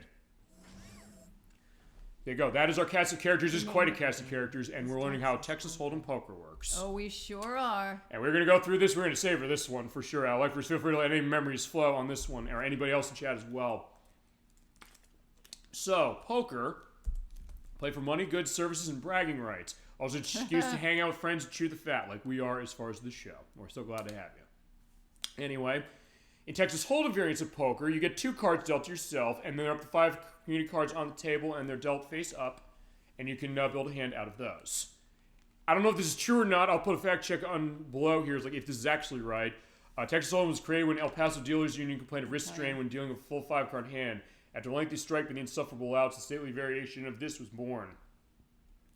And you use your best 5 cards out of 7 to create your hand, and 2 players to the left, plus blind, small antes that you have to match stay in. The 2 cards we get are whole cards, and playing with pairs, high cards, the same suit, or cards in sequence is prudent. Any 2 cards will have a chance of winning. And as you go, you do a bet on hand, you call the player's perspective. So teach you how to gamble, like my aunt specifically went to Atlantic City years ago. During the bet round, you're checking the perspective of that. During any betting round, you can go all in, which means that you put all your money in because you think like you got a good hand. It should be accompanied by steely gaze and bone dry armpits without a period, but either way. And once you go all in, you see percentages over your head, which give you a sense of what's the probability of winning the hand, but because tying is a factor, you'll sometimes have it above 100%. Potentially. And then you have the flop. After the first set of cards are set for 3, that the flop do their magical ability to make less experienced players flop around and fish out of water. And after that, as I'm getting disconnected from Xbox Live, I'll have to reconnect when we come back. That's fine. You basically see their tells, perhaps, of chin scratching, finger tapping, and projectile vomiting. It tells that tell the player that, hey, you have something here and you might be able to be doing well. But there's also another perspective of doing a bet on the flop. And a 4th card, which is on your turn. And after the turn, if everybody's still in the pot after the turn, sorry, somebody lying, probably. And then we went down to the river, of course, like the Bruce Springsteen perspective. The final community card is added, and harking back to the days when gamblers were regularly hurled from riverboats. If you ask for a 6th community card, you'll be slapped with a wet bar towel, so don't do that. And after the river, that's the final round of betting, and if you're in over your head, swim for shore. At the end of the game, show your cards and you win, but do not build castle like chips or you'll be looking like a rookie. All right, well, little is known about the invention of it, but the Texas legislature recognizes Robestown, Texas as the game's birthplace, dating it to the early 20th century. The game spread through Texas. Hold'em was introduced to Las Vegas in '63, California Club by Corky McCorkadale. And it was spread to the Golden Nugget, the Stardust, and the Dunes. And that's it. Okay, so this game is kind of on the line a little bit. All right, so everybody's calling as far as that, so what do we want to do? We want to call, we have 3 and a 4. All right, what's the... I guess we could start up, so let's put in. Hey, everybody. You never know what's going to happen. Yeah, not with 2 cards. You could feasibly say, I'll bet tons and, fake them out. It's like, fine, I want to win the pot. Okay, so... Yeah, I love that touch there as far as the animation, as far as Sam putting his, dog head on the table. Almost like the idea, when a dog comes up and wants to get food off the table. So he's doing a check. I love how they're going to look at you as you're going, specifically. But anyway, okay, so on the pot we have not much here to make, but we could do something. I'll check that, Sam. Have some cheese, rat. Okay, yeah, Brock is betting higher, so 2,800. That's going to make Claptrap fold. I call. Ash is calling the 2,800. What's Sam? What about you? Nope. Sam folds. All right, I'll call you on that. Let's stay in. I'll call you and I'll see you. Okay, so we do have 2 10s on the field. We don't have much on our hands. I'm gonna call that, or check it. What Bonham do? I think that's a reference to the Venture Brothers. I'm sorry, I don't have perspective of it. Are you good at poker? Hi, Suika Theme Rondage, I think. Sorry, feel free to correct me if that's not right. Welcome to Super Bowl Game Saturday. I don't know if I'm good at poker. I'm joined by Dolphin. She's off checking something quickly. We were doing our Delisted Xbox Live arcade night for our big Thanksgiving showcase. So good to have you on the show tonight. Take a look at Poker Night 2 from Telltale. A white person in chat wanted to see this. Oh God, fold this crap. Yeah, you know what, fine, I'll take your advice, let's fold. Because Brock raised, so fine, Brock takes the pot. Well, you guys are way too easy. Okay, but we're gonna, good call. I don't know, feel free to go into that perspective as well. We're gonna have another hand, we're gonna have a lot of fun with this game, as is. Do you have experience with Poker Night 2? I stupidly did not buy this game before it was delisted. Because of licensing, it's gonna be hard to get this. He says like, yeah, bite me to these cards. He's already given up. Fold. And fine, Ash from Evil Dead, he's also saying no. What about Sam? When some jackpot tries to blow my circuitry with some lame-o stunt he saw in a Star Trek rerun. What? Like, yeah, I don't know what you're talking about. Is a lie? Yeah, like that. What? Do they think I'll just lock up because of some teeny-tiny logical paradox? I'm back, I got pizza. Oh, that's a great case. Feel free to sit back and enjoy the party for sure tonight. Sam Max are definitely my favorite characters here. Alright, I get that perspective as well, but a tough hand right now. So whoever says Sam is a lie doesn't mean he's lying about that, huh? Oh, you got a queen and a 3. Yeah, I folded that junk, as chat was saying, Suika Themron at perspective. So good to have you. So feel free to just sit back, relax, enjoy your pizza as well. I agree, that's why I played this game. So it was Sam Max that got you in. I'm kind of surprised. Oh, there you go. Honestly, like first, I guess I would have thought, if I were to guess, I'd have thought the Venture Brothers stuff would have went for you, because I know you're a big one on the old Swim stuff. I never saw the Venture Brothers, did you? No. I kind of want to on the back of this game, honestly. But fine, Brock's raising. Uh-oh. For you, I'd probably be peeing in my pants about that. Yeah, good point. You know, yeah, he's being a fucking asshole. We're gonna fold this shit. You're right. We don't get to see what... Ready for your vacation, boys, because here comes the Samsonite. Okay, so fine. He's just bluffing like crazy on this one. So fine. bluffing. So fine. Let's see. Let's go to our next hand. So we're gonna go through a hand for sure. We're gonna just keep going. Fine. Ash looks like he's like something happened to him horrible. Call. Okay, no, he's calling. So So we're those good. are yours. Wait 9 a and minute. 7, right? Yep. This run of crummy cards is just one of your twisted little experiments. Okay, so he says like, Gladys, what are you doing to us? Or maybe you're just too cowardly to turn lemons into lemonade. Yeah, good point. Yeah, Brock's not that good. He's better than Ash, worse than Sam, and much worse than Claptrap. Okay, I get that as far as like playing cards or in this game. Like, fine, we're gonna call this. Let's go. Yeah, Brock, what are you doing? He's so far running away with the pot as far as Brock's concerned, but Uh-oh. Jesus Christ, look at him. Oh, great. More sucky hole cards. So fine, yeah, Claptrap's given up. Oh. Do we want to go after him? Raised yet, Claptrap? Wow. If I had merchandise. So we don't get to see... I thought we got to see the plastered cards. up so much crap that We do, but it's the case like he keeps raising after the first 2 hole cards, so we're not getting any further. This is an okay hand, it's got potential. I'm gonna take that. You know what? Okay. Call that. Chat saying that. Chat, it's up to you. If you want to make the call on that, go ahead. Yeah. No, nothing. Well, not for me, of course. It's for my friend, Max. Yeah, Max is here, but he's too young to gamble, so he's off on the side. We don't have anything. Arrested in adolescence, that's Leave you. me behind the inventory after the tournament, and I'll set your friend up with a rare mint-condition worm-dancing claptrap. Oh, but does, Yes! No. I mean, I'm sure Max will be very happy. oh, so wait, Sam wants that. So, okay. What is this table? It's disastrous. I agree. It is. Folding. If And you're what the... folding because you're too embarrassed to admit that you've forgotten the rules, What? just nod your head.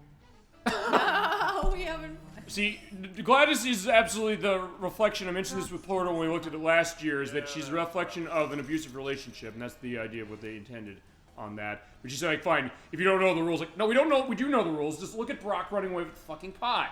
Alright, let's... We're getting him, goddammit, we gotta stop him. Oh, Okay, this looks like this is That's potential. Max! He shot the card. So he's folding the hand, I love that. Okay, fine, wait, fine, nobody raised. No one did. We have to go all in now. Do we have to go all in now? I guess we can't yet. Fine, we're gonna call it until he does it. So what are you doing? Raise. He's raising again. Fine, I'll tell you we're gonna raise when he goes in. And I'm out. Fine, fuck. We have to go all in, you're right. I agree with that. So we get theme rods. His hand is crap. Okay, so you think it's full shit. But Fair you enough. didn't say the magic word. So now I will be obliged to continue dealing you junk. Okay, fine. You know what? He said go all in, we're going all in. He's right. Fuzz nuggets. Uh-oh. God. The dialogue's hilarious. Yes, it is luck first. Absolutely. Like, What? Why would he put those down? because we're all going all in. Come on, baby. Ugh.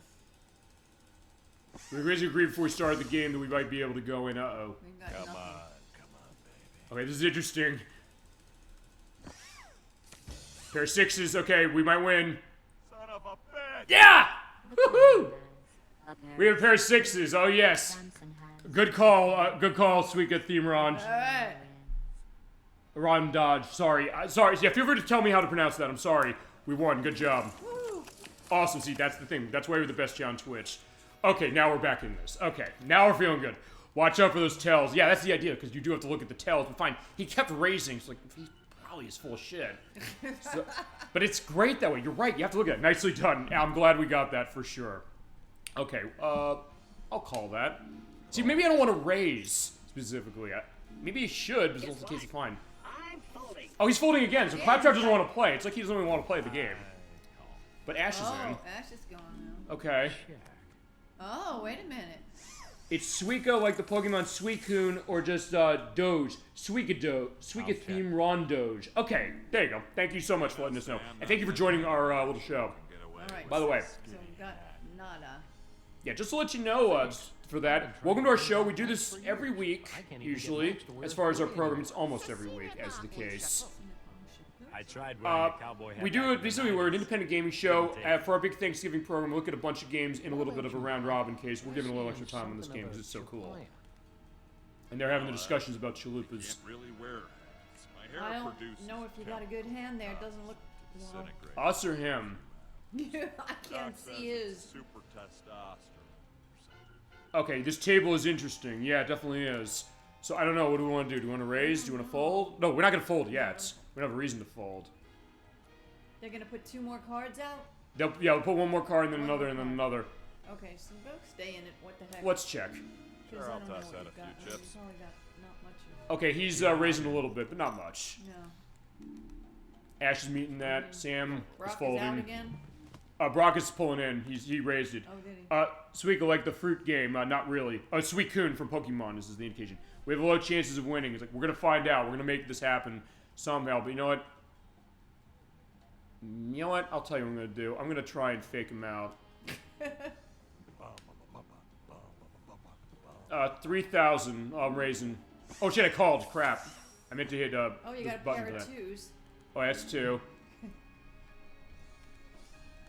Yeah, so it's like, I get that idea. Okay, so let's see. You know, fine. You know what? We are going to bet heavy on those 2s. You're right. Let's go and do this. Let's go in.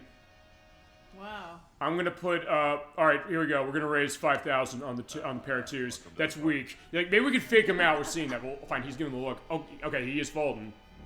Ash, what about you?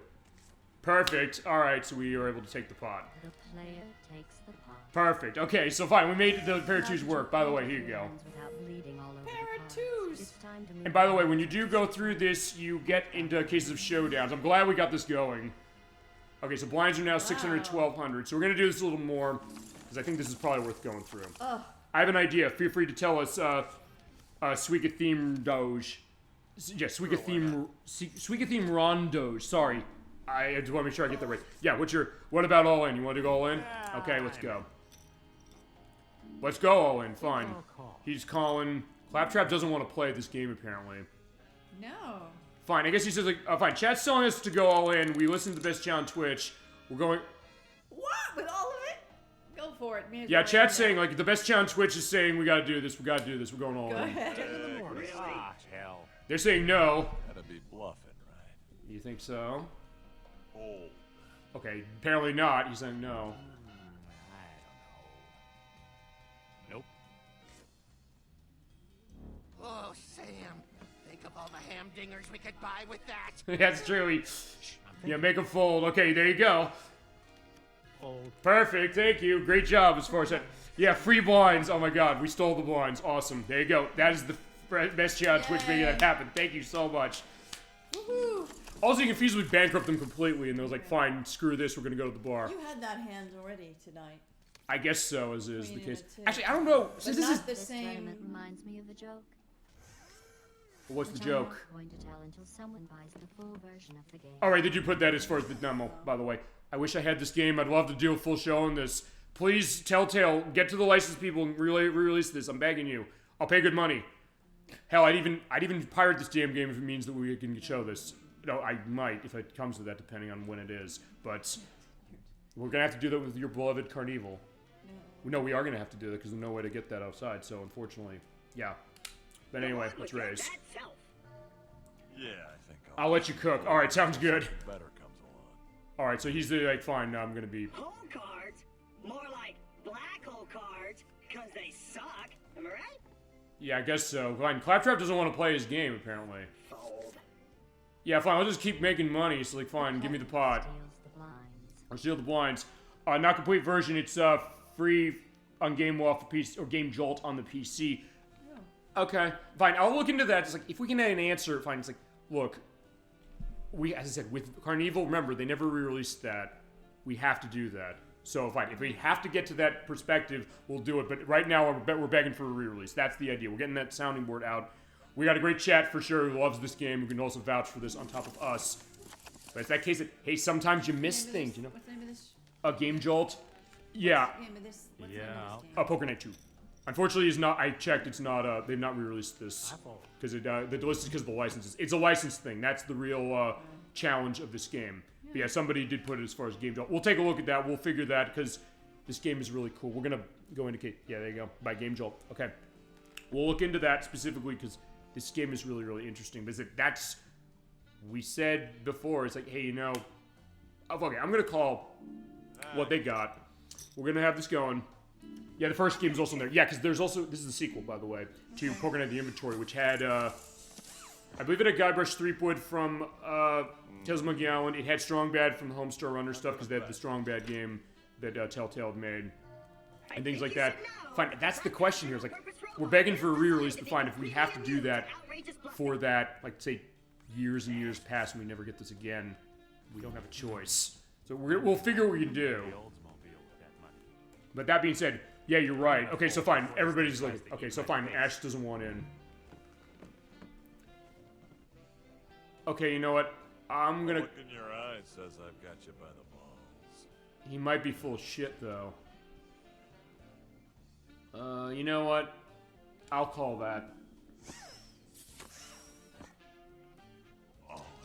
Oh shit, he's going all in. Impressive. Nothing on the table. Fine. Okay, the only thing is there's two pairs, so I don't have anything. Yeah, I know what I'm doing later. Looking for this, I get that. I dare you. I don't know if I want to call on this. Because fine, the only thing we got is we got two pair on the table. He has two pair on the table. Hope for a full house.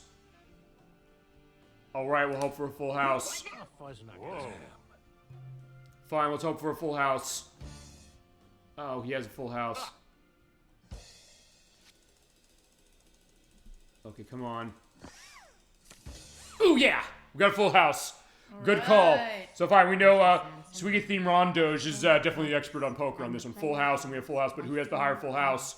We have a tie. Tie. Awesome. Split the pot. Awesome. Okay, fine. There you go. That is the case of it. All right, so this is what it was. So there we go. That is the end of the demo. So here we go. I wish I could buy it now. I wish I could hit the A button and say, hey, let's buy it. Fine, I'll show you what happens when you try. Temporarily unavailable, not temporarily. Yeah, there you go. Okay, that was awesome. Okay, so in that case, we're going to have to stop here for that. That is the end of the demo of Poker Night 2, but there we go. So yeah, that is a good one. All right. Thank you so much for that. Thank you so much, Sweet Theme Rondoge, for letting us know. As far as this, thank you, like, for sure for the request. So it's damn. It's like, yeah, there you go. We got our full case. We're going to figure what we can do to come back to this game, I promise. We'll figure something out. And shit, I never changed the game from NBA Unrivaled. Can you recommend a game? Or can I recommend you a game? Yeah, go ahead. Feel free to let us know. Actually, no, I had Poker Night 2 on here. Why didn't it show as NBA Unrivaled? Yeah, we had a laugh and a half with NBA Unrivaled earlier. Yeah, feel free. We take viewer requests on this show all the time. We definitely go stuff. This is Xbox 360, correct? Yes, it is. We are looking at delisted games. Anything that is not available anymore to purchase. We got a whole list of games here as far as it, but if you actually, you know what? If you have something specifically and it's not on our list, we'll add it to the list as far as it. There's a game I really, really like. Okay, what do you got? Well, let us know. We'll do it right now. If I got it on here, we'll do it right now. If we don't, I will figure. I'll also check, make sure I got Xbox Live running, which you do. As far as just the fact that I need to be online for some stuff. Bakugan Defenders of the Core. I'm trying to remember if I downloaded the demo of that. And for that matter, if it's on... I don't know if I did. Fine, I currently don't have it. I definitely don't have it. Okay, let me look at that. You know what? I want to figure this. It's Bakugan Defenders of the Core. I believe... Was that only on 360, or was that also on... Okay, it's Bakugan Defenders of the Core. I want to check something. And then we'll go to the next game. It's going to be another Telltale joint.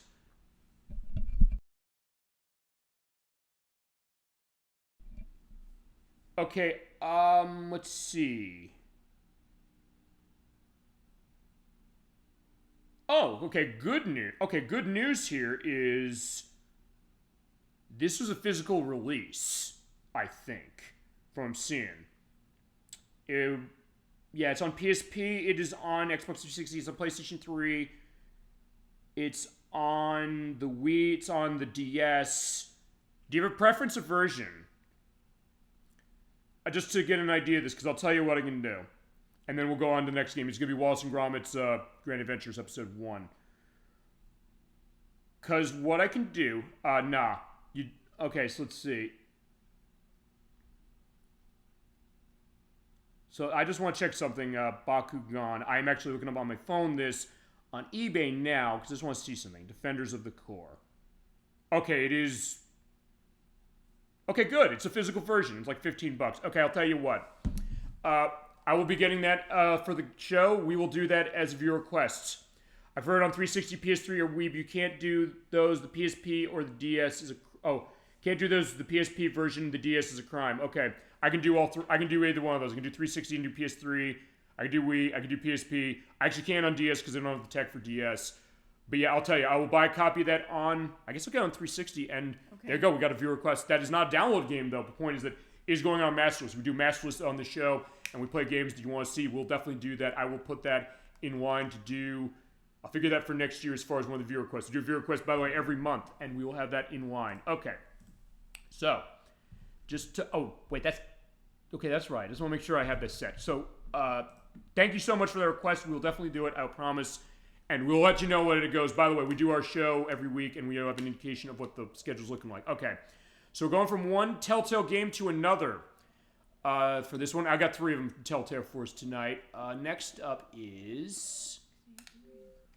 Wallace and Gromit's Grand Adventures. Yay! At least the first one of these. Okay. There are 4 of these that came out. They're from Telltale. It came in 2009 for PlayStation 3, Xbox 360, and PC. There are 4 episodes to this. We're looking at the first one, which is Fright of the Bumblebees. The other ones are The Last Resort, Muzzled, and The Bogeyman. This does have a physical version on the PC, where it's like $100-something, but the license ran out for this one. But unlike Poker Night 2, which is the time of this recording, Telltale did go back to Art Animation. They did get the rights to this. I bought this as soon as I saw it on Steam. We have it on Steam. We'll play it on the PC, and actually that's going to be the better way to play it, because this game has a lot of technical problems. We have to say, Poker Night 2 is Steam Deck compatible too. Hooray! Okay, there you go. So we're figuring stuff out. And we'll definitely go on that for sure with Bakugan Defenders of the Core, and we'll figure on Poker Night 2, and of course CarneyVale and other stuff. Okay, so this is not the optimal way we're going to be able to show this, but we're going to show this now. It is a point-and-click game with Wallace and Gromit. I'm going to turn subtitles on. I always make sure I have my volume upset, which I think we do. That looks good. let's take a look. Okay, Dolly Finn, let flow as far as this. I kind of picked this one for you because I know you love Wallace and Gromit specifically. But I don't know if you played this game. No, I've never played the game, but Okay. I do love Wallace and Gromit. That should do it. Okay, so yeah, if you're not familiar with Wallace and Gromit, the Aardman animation shorts and the movies, of which there's a new one coming out in a few months, Avengers Most Fell. It's on Netflix on January 3rd. Yeah, he's a British inventor living in Yorkshire, isn't that right where he is? And he lives on West Wallaby Street with his silent dog named Gromit. Very smart. Indeed, feasibly smarter than he is. He is voiced, by the way, by Ben Whitehead, who is the current voice of Wallace now, and he's going to be in that movie. He was actually Garurumon in Digimon World on the DS. I did not know that. And he was also Mr. Leaching in Wallace and Gromit Curse of the Were-Rabbit. He actually replaced Peter Salas, who at the time retired. Peter Salas has since passed away as far as the original voice of Wallace. You love stick to walk. But he does a good case as far as Wallace. Yeah, this is our tutorial. You basically walk around. It's a point-and-click game with a horrible frame rate. You're noticing right there. It's choppy as hell. On PC, it's not the case. I just followed. If you're not playing my game, if you're playing my game, how could I not? Thank you so much. Thank you so much for joining our family, for sure. The Super Bowl Game Saturday family and the Best Child Twitch. We definitely will let you know when we're going to get to that game. I promise. I take all of your requests very seriously. I look for the games you want to see. I play them, I practice, I make sure we go the whole way and do it the way you'd want to see. So thank you so much for joining us. Hope you have a good time. Sit back, relax, enjoy the show. If you have any memories full on Wallace and Gromit as well. So for this tutorial, Gromit's kind of upset. So the way this works, you walk around the Amazo Vision goggles that he made, and you use the right analog stick to highlight Wallace. You always use left and right bumpers. I'm going to use those because that works way better. Talk to Gromit, hit the A button. It's point-and-click game. If you ever played something like Monkey Island or Indiana Jones Battle for Atlantis or Fate of Atlantis or something, it's going to be time to set. But fine, he's playing chess with the computer over there. But something happened as far as what's going on. Just by asking. Let's interact with that broken chess piece. So the chess piece is broken. We did with Gromit just now. Okay, let's do that. Now I'm going to look at the broken piece. How on earth did that happen? Yeah, you did it. And I love that deep blue, like blue cheese at the bottom. A nice touch to the chess computer of IBM's as well. And also, of course, cheese. You do love their cheese. Our new guest can help us find a replacement piece to get the game back on. Yeah, so we need to find a replacement piece. This is one of those cases you got to figure out what the puzzle is. Now, I will show one thing. You have to search around the room. And sometimes the puzzle in this thing can be very obscure, and honestly, to a case that I don't like, because it seems like it's very... Plotting. Not even that. I think it's something that sometimes the question of, do they necessarily make sense? Fine, Super Monkey Island, I love that game, but it's also the case that some of the puzzles are really... You have to basically get a piece of gum in order to put into, like, a cannonball to load into a can or something. It's like, what? It's funny, but it's also insanely. Yeah, it's just like Sam and Max. Yeah, because there are the Sam and Max games that Telltale made, of which there are like 12 of them that are on this system specifically. Alright, so I picked that up, and when you pick up items, you can then use them on other things. So it's basically use the... What did I hit? I hit X, and you have your inventory. Hit the A button on that. You say, look at something else. Well, actually, can I use that? Okay, hit the X button in your inventory, hit that. Queen of England statues, rest in peace, Queen of England, and give it to Gromit. A piece for your game, Gromit. Yeah, play this. He's letting know it's not going to go because we already have a queen. We've still got 2 queens.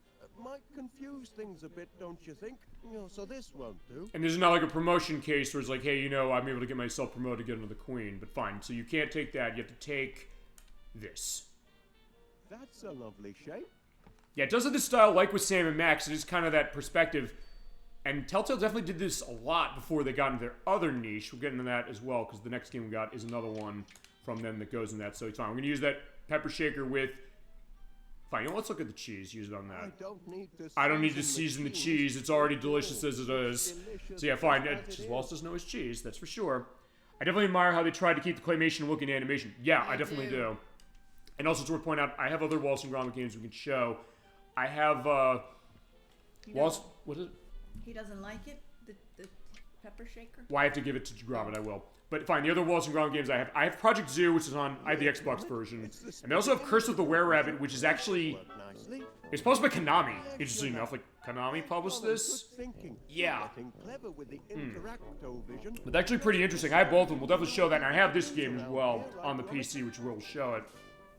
It does capture the feel of the series as far as well. But alright, fine. The computer is like, hey, fine, you know, we're gonna have this stuff set.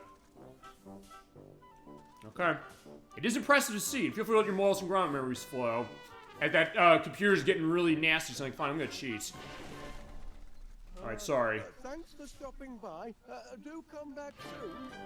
Okay, so that's the tutorial. I'm gonna show one last thing briefly because they give you a little more here. So they give you the tutorial of what that is, but now in this case, the plot of this one, it's worth pointing out, is that Wallace is trying to start a honey business. And so he's like, I need flowers for this to get my bees going, so they can go specifically to that. But we have a neighbor, and she's like, hey, you know, how do I do this? This is Miss Flit. Working my green fingers to the bone.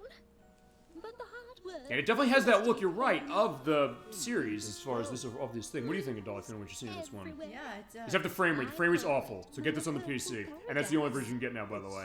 Because it's not available on 360 or PS3 anymore.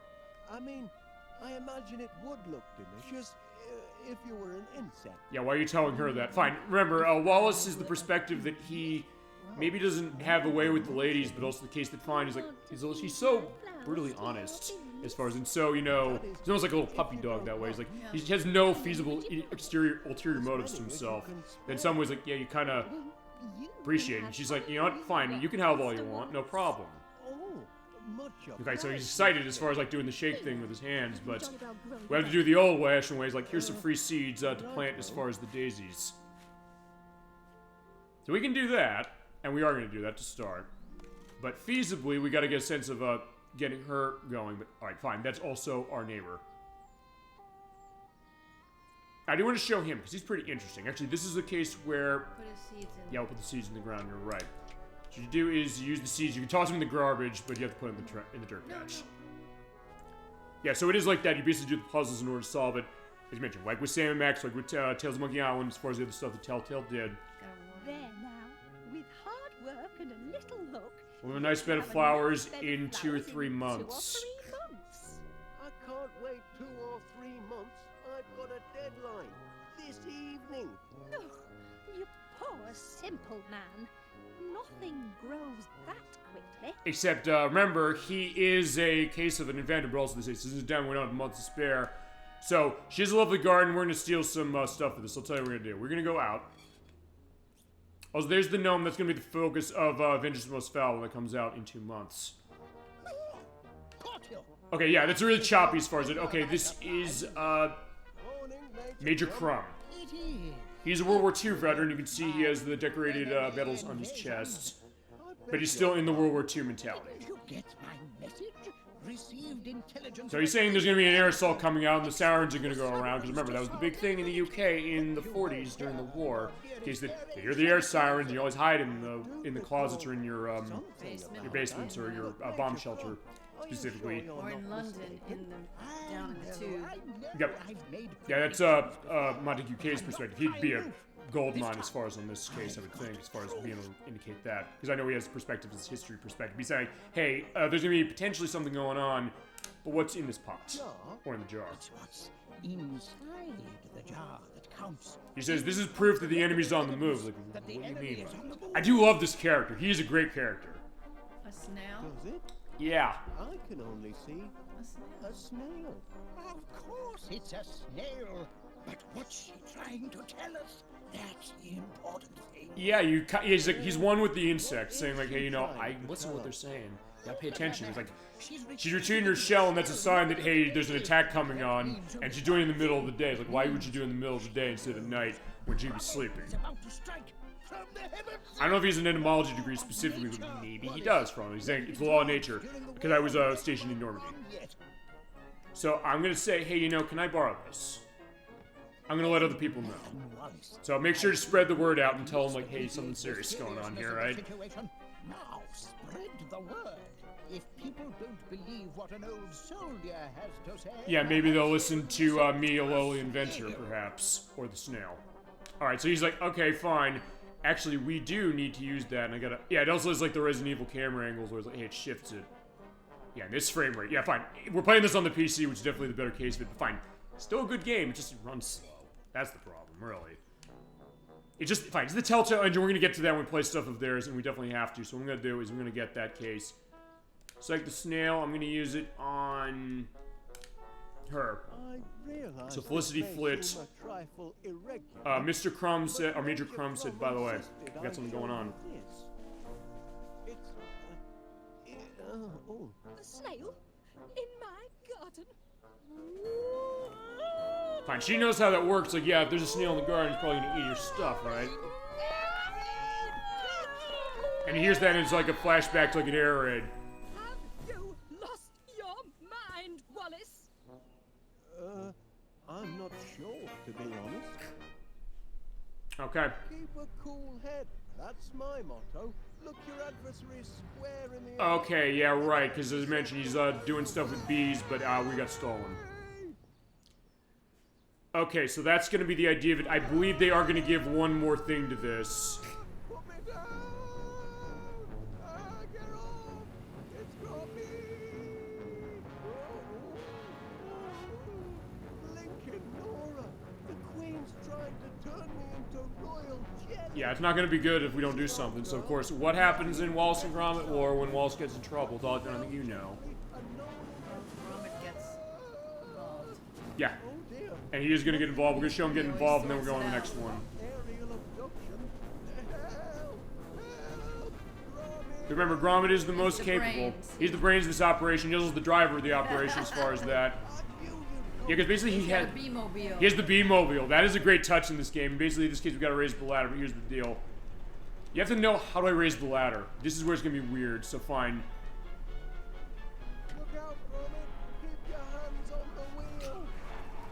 Okay, so in that case, you do have to kind of, in a way, do a little bit of process elimination. So we're gonna keep that. We're gonna look in the viewfinder to show like raise the ladder. We gotta raise the ladder, but we also have to make sure the car is gonna not crash as it showed. So first thing we're gonna do is we're gonna climb through, but we can't climb through. So I gotta look in. We examine the dashboard. Ah, there you go, autopilot. Yes. Push the button. Yeah, by the way, hi, I can handle this. And I love that idea, like, he has his hand specifically on the sides, like, fine. We'll raise the ladder, so it's fine. We got the case of that going, so you do have to kind of go through a little bit of a case where you're saying, hey, you have to kind of go in a little bit of a linear case, and sometimes not obvious. That's where the honey is, by the way. But since that is going, and this is worth showing, just to show everything you gotta do. And I'll definitely also be in a case of practicing this one before we do it, just to make sure that, hey, we're going to be set this, but I can't open that. So, we have to look in, fine. I can examine this. I can also feasibly look at something else. I can push the, I can use that. Oh, no. Oh, no, he says, like, yeah, fuck you. Don't touch that. Press that. That's the windshield wiper. We can't use that. All right, we can go get the glove box. Okay. This is what I meant when it's like, hey, you know, you have to kind of way around. Yeah, you got the winch. The winch? Winch. Oh, winch. I think. Yeah, I think it's winch. Okay, now at this point, we can then get to our inventory, use the crank on the sunroof. Oh, no, we can't. What can we use it on? Oh, wait, no, we use that later. We don't have to do that. We need to... I keep trying to climb. That's the other thing I said. This is what I meant when I said, let's see. Okay, I can't look at that because this is that idea. I'm going to look again at this. Wait, hold on. Oh, right, there's two buttons. Okay, so, well, oh no, it's three. So, the middle button is, okay, I have to open the sunroof. So, yeah, you have to open the sunroof first. But I'm also going to push this. So, that's the one button we didn't hit, which didn't do anything. But, yeah, okay, fine. I have to open the sunroof. In this case, now we can climb up. And there's the ladder, right? Is that a ladder? Yeah, we can examine this because we need to grab... It needs the winch. Yeah, he says raise the ladder and we're going to use the wrench to do that. So hit X and then select crank, use crank with ladder control blocks. Oh no, not with sunroof. He's like, yeah, no, what are you doing? But unfortunately, also, anytime you do a miss as far as that, you have to go and hit that again. So there we go. That's right, lad. Now They're going to raise the ladder. So, okay. Yeah, it did take me some time to figure that. Although, fine, there's only a couple of things you can figure. Oh, Uh-oh.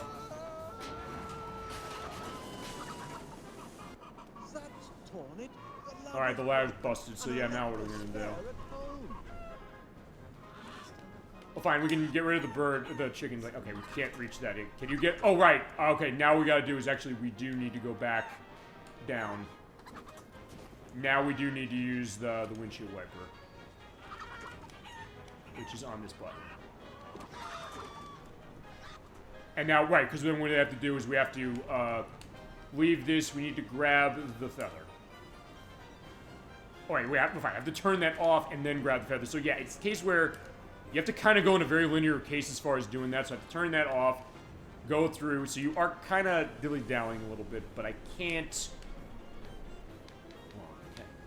I need to get that, but how do I get it?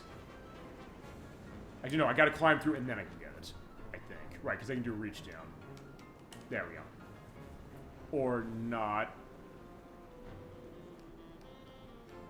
I'm trying to remember how I do this. Yeah, we can't go to the next game until I do this because I think I can't climb the ladder because it's busted. At least well, maybe I can. Lend me a hand, Gromit. Oh, right, I could poke him. Oh, right, I have, oh, no, I have to get the feather to do that. Ouch! That just makes her squeeze me harder. Right, because you have to tickle her with that, so I can lament, but, like, I can't do anything with that, so I'll go back. I gotta get that feather. I knew I had to get the feather, but I don't know how to... Oh, wait. Hang on. I'll put... Yeah, you're right. You're right. That's the solution.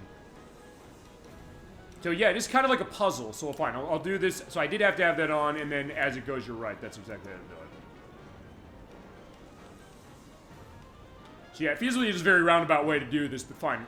As far as Wallace and Gromit, I guess it makes sense. Grab it now. There you go.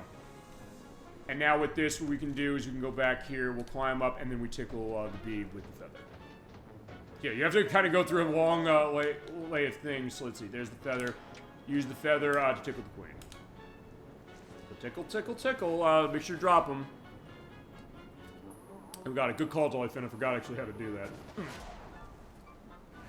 Alright, so good job. But unfortunately, the auto driver broke. Or the autopilot broke. Gromit, Okay. Yeah, where's Gromit? you all right, lad? Yeah, he's fine. She's like, yeah, he gives the thumbs up. I do love that. Sure. We've made it through this little episode in one piece. More than I can say for the autopilot. Yeah, unfortunately, yeah. Wallace killed the autopilot. The autopilot. Fine, thankfully there's nothing down the countryside, so we're set. Our troubles aren't quite over. Look out behind you, Gromit. Keep her at bay. I'll try and lose her in here. I don't know if they're going to ask me to do anything more. Oh, right, they are, because then I can just shoot this thing. But that's the taste of the demo. Okay. Also, here's a sneak preview of what awaits as far as this. I guess I'll show this, and we'll go to the next game, which we'll do a bit on, because, yeah, it's the different take as far as, what is it, Telltale. Gromit, I've a strange feeling this is the day our fortunes are going to change. Yeah, so these are the 4 new ones, as I mentioned, as far as the story. We looked at Fright the Bumblebees, and then there's the other 3, specifically to it. Yeah, that puzzle's a pain in the ass, but we'll show that when we get to this game.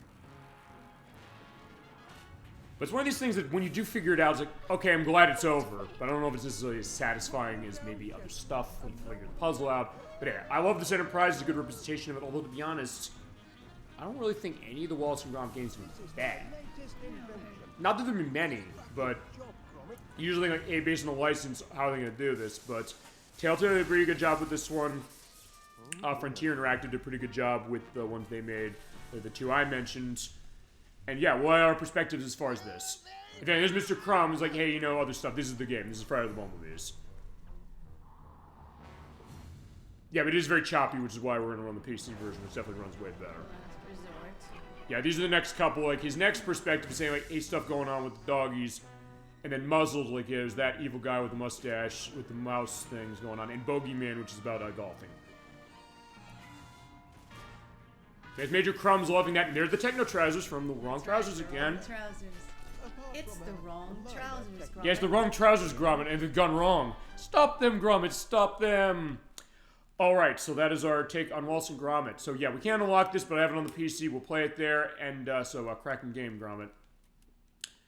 But with that, we're going to our last of the Telltale games of the 3 we've got tonight.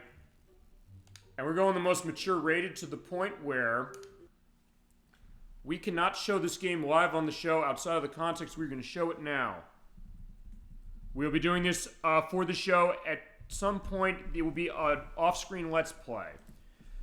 Because this game has visible nudity in it. And I found out for this version, I can't censor it by pulling the guide up like this. You think, oh, I can use that to censor the nudity and the cutscene will still go on. No, everything pauses, so we can't do that. So I'm not taking a chance of showing nudity on this show because they're fine with everything else but that. So I'll off-screen play this at some point.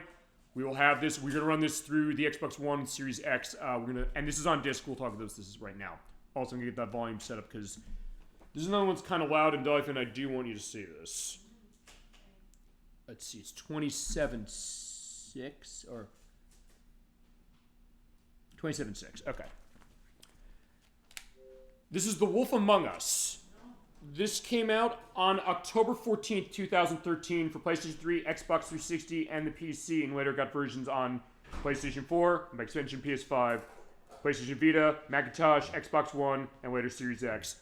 This does have a disc release to itself. It did not initially have one. But a lot of the Telltale stuff tends to get that. And this one did. And this is a different case as far as Telltale because we saw it doing poker. We had a great time with Poker Night 2. We did. We saw their point and click case as far as like Wallace and Gromit being very whimsical.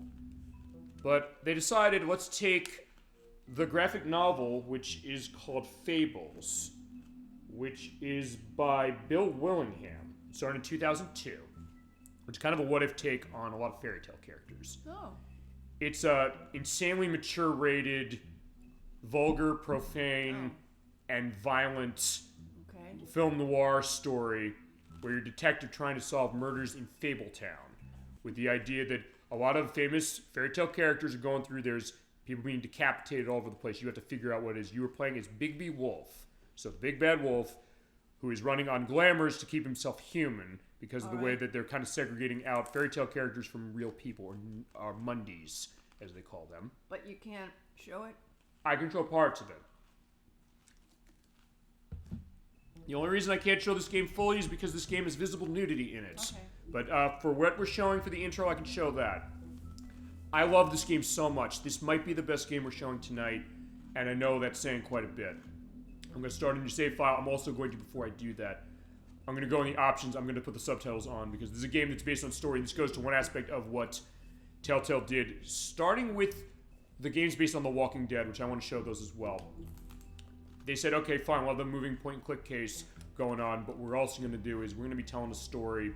We're going to have it choice-based. So, you, Dolphin, in chat, as far as this Electverse and Swigget Theme Rondoge. You play this game, as far as what it is, you have choice about where you go. I'm going to not change those settings, because there's one setting I'm looking for specifically, is an audio-video. Want subtitles on. Is it a real big bad wolf? Yes, it is. In fact, that is him right there. He's walking around smoking. He's the wolf? He's the wolf, because the idea is that when he gets upset, he turns into the wolf. And yeah, this game is inches away from an adult-only rating in terms of how violent it is, and also especially how the nudity that's visible. But it's something that, this is a masterpiece. This is a wonderful, wonderful game. This might be my favorite Telltale game of any of them, because of the strength of the script writing, the strength of the storytelling, the choices you make, also the fact that unlike some of the other Telltale games, you're kind of in a way maybe playing the story pretty much out, making choices, which is great, and sometimes the question of which ones do it better than others. But the case that it does incentivize you, like with Wallace and Gromit, we have to do like the solving of puzzles. Right. This game incentivizes that for the purpose of the story, and it really creates a great perspective, enhancing on what a great narrative this has. And I love this game so much. We're going to do this off screen specifically for now. I can show this for a purpose of this. I'm going to start a new save file. We'll look at the intro of this one.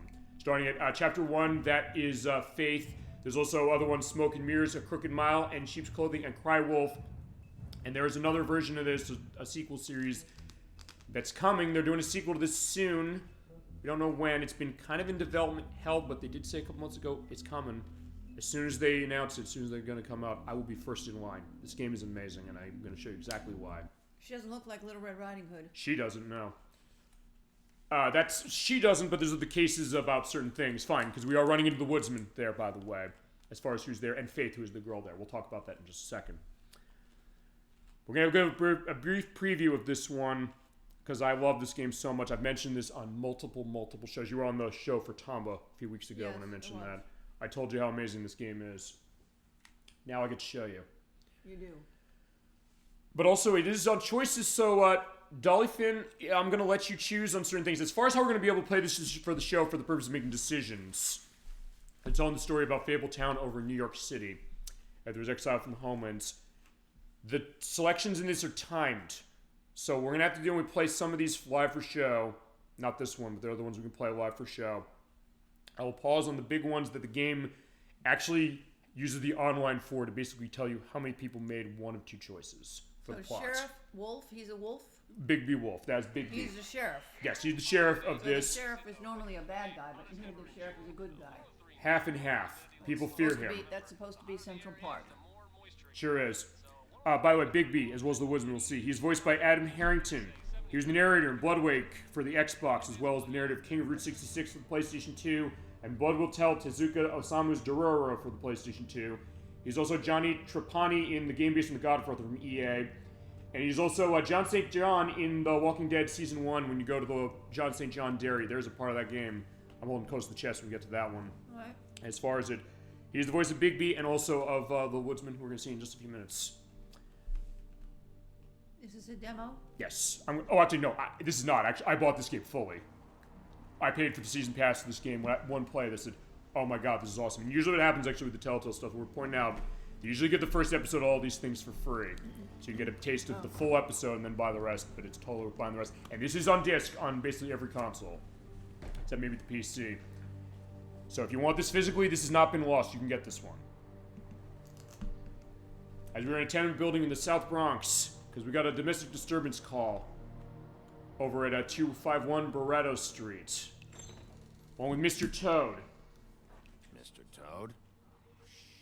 He's voiced by Chuck Kokoris, who is Buffkin in this game, as well as Darius in League of Legends, and Dr. Norrington in the Sam & Max games. He's saying, hey, something's going on, what's going on? This drunk shit's doing stuff upstairs. Just cut me a break, yeah? But he's like, yeah, you're not wearing your glamour, you're not hiding the fact that you're a fairy tale, and you have to do it. What are we going to tell him? X, B, A, or nothing? You can say nothing if you want. What do you want me to do? Why? Oh. No harm done? Yeah. No harm done. I'll give you a pass, but listen. You have to go get a glamour. You can also say nothing if you want to, but if you don't use that, I'm going to send you to the farm where all the fairy tale creatures are and you can't live here anymore. He's saying you can't send me those animals, but you are one, so you have to use a glamour to hide yourself the way that I do. Go see a witch. Go see a witch, get a glamour. But he's saying, yeah, I can't afford it at this rundown apartment. And of course, there's an inflation case saying, hey, I can't afford this anymore. Because he has a son as well. But we can say to him, what do we say? No, I made the rules, get it fixed, not my problem, or nothing. Nothing. Nothing.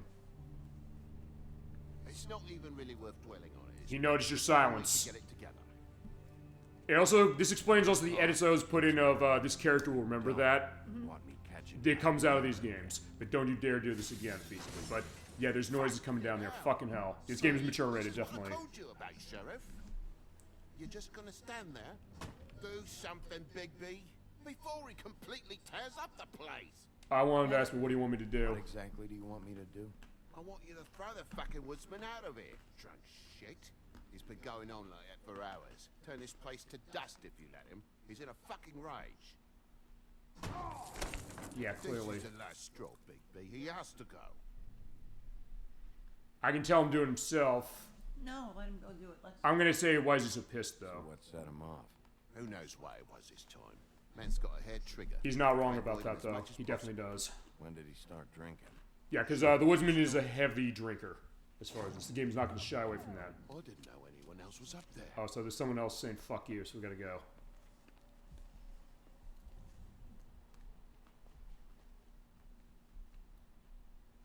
Furry prick of shite. Tell me how to spend my money. Dad, the lights are shaking again. That is Toad Jr. Wolf to take you away. No. Then get the fuck back inside. That, by the way, is Melissa Hutcherson voicing Toad Jr. She's the voice of Clementine in the Walking Dead games. And she's also 9-Volt in the WarioWare game, starting with WarioWare Gold on 3DS. We're going to get to that for sure as far as that. And the voice acting in this game is unbelievable. It's fantastic. But yeah, we got to go through that. We did make those choices. It's like, hey, you know, we're not going to say anything where it's like, no harm done, but go get a glamour and get that set. Otherwise, feasibly, we're going to take you away. And also take his son away. Unfortunately, he has to run the law here specifically, but we're going up here and we heard another voice. So what's going on with Woodsman? You're gonna know I fucking am, you hear me? And you say, yeah, here's a matchbook. You can also pick stuff in the environment. This can help with clues later. I'm going to pick up the matchbook. This is going to come in handy a little later. And someone's saying to someone in a drunken rage, which you don't ever say to someone in a drunken rage, which is that they're drunk. But also, there's this phone thing. The things you pick up can be useful later. I'll also put that there. And they have a great interface matching with the color buttons of the, in this case, 360 controller. I'd say in this case, like with Mighty Number 9 at this juncture, if you want to get this game, get the PS4, Xbox One version, put it in the new system, because it'll run even better than it already does. Now, Dolphin, your choice. What do you want to do? Do you want to kick the door open, or do you want to just knock on it? Knock on it. Knock on it? Okay. Yeah, you can make these decisions. That's also why I'm stopping and asking her, in the cases where I can. Yeah, knock, knock, knock.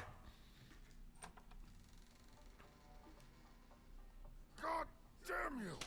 No way. Whoa, hey! So hold on. What's going on here? Fuck are you talking about, you stupid?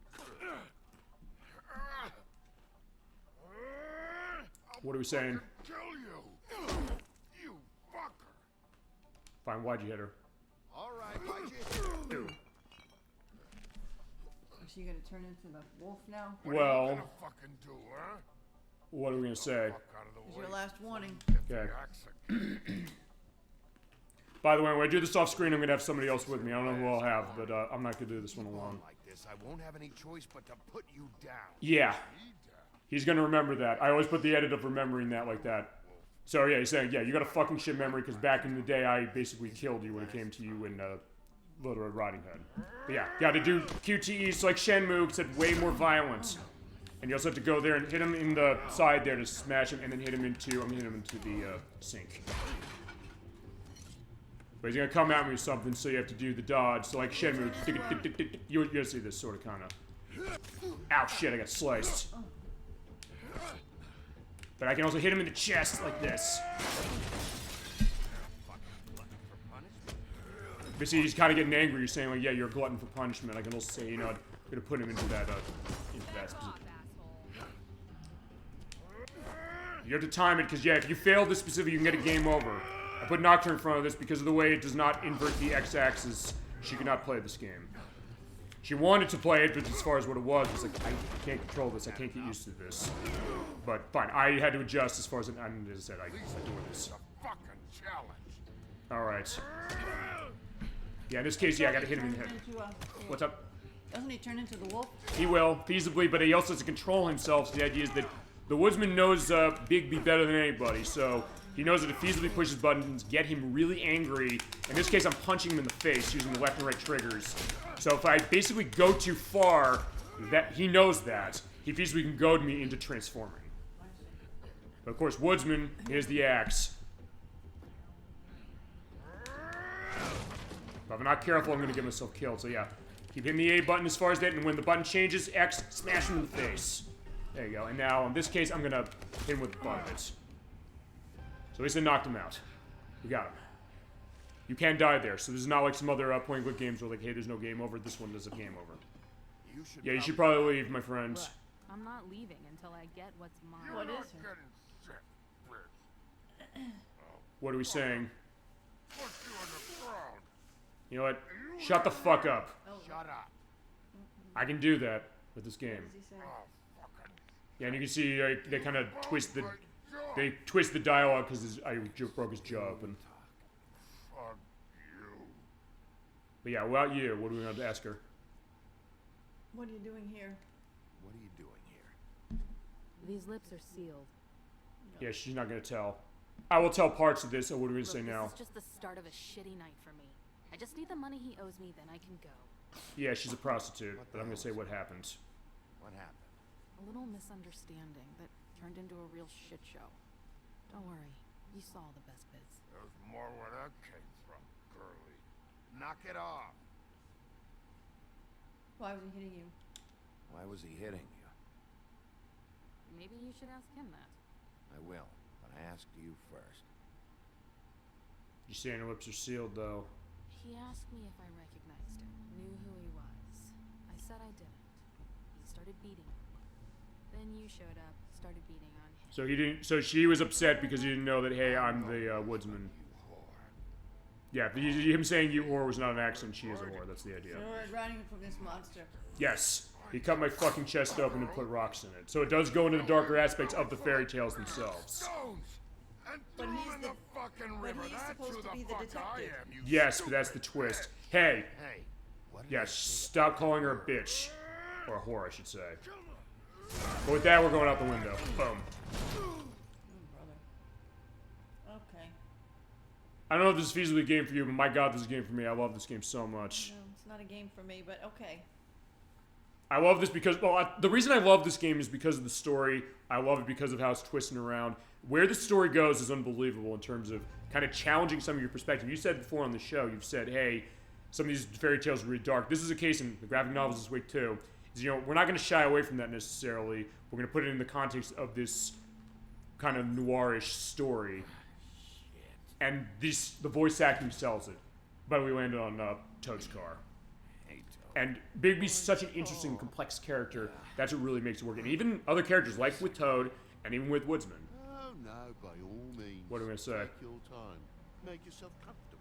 How's your insurance? So, how good is your insurance?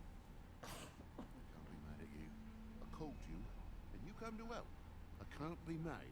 Well, thank you. And when you help, things end up more fucked than they started. But people do know his history, so they kind of are afraid of him for that very reason. You're not fucking dead. What do you mean you're not? Uh-oh. It's fine. You said you want to see him turn. We'll sort of see that. Sort of. When did he turn now? Sort of, kind of. I gotta hit him in the face. And yeah, hit the A button to keep hitting it. This game asks you a lot as far as pushing the buttons. Yeah, he says, yeah, I know you're in there. See him getting strangled. Watch his eyes. He wants him to come out? Yes, he does. Why? Because he thinks, like, hey, you know, that'll ruin his perspective on this. The eye's right there. He's about to come out. But he's got us axed in the head. Yes.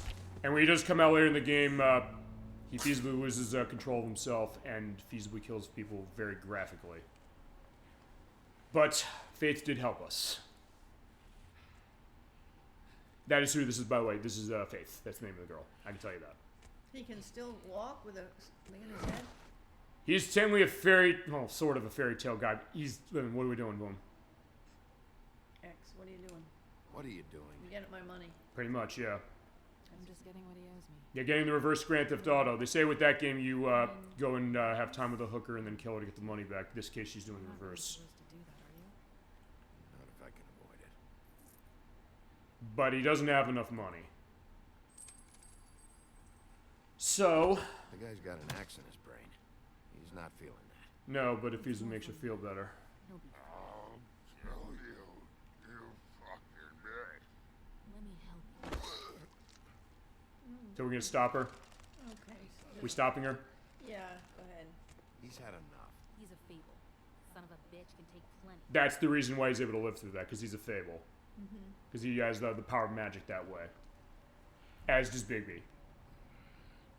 Okay. In this case, though, it's like, fine, we're gonna get this feasibly out just to leave him there.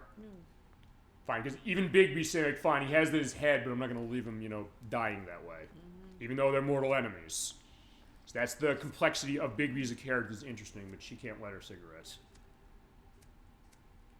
But this is where the matchbook I picked up before comes in play. If you have it, if you picked it up, you can give it to her. So I'm going to give it to her. So that's what I'm saying. You can kind of look around the environment, do stuff. All right.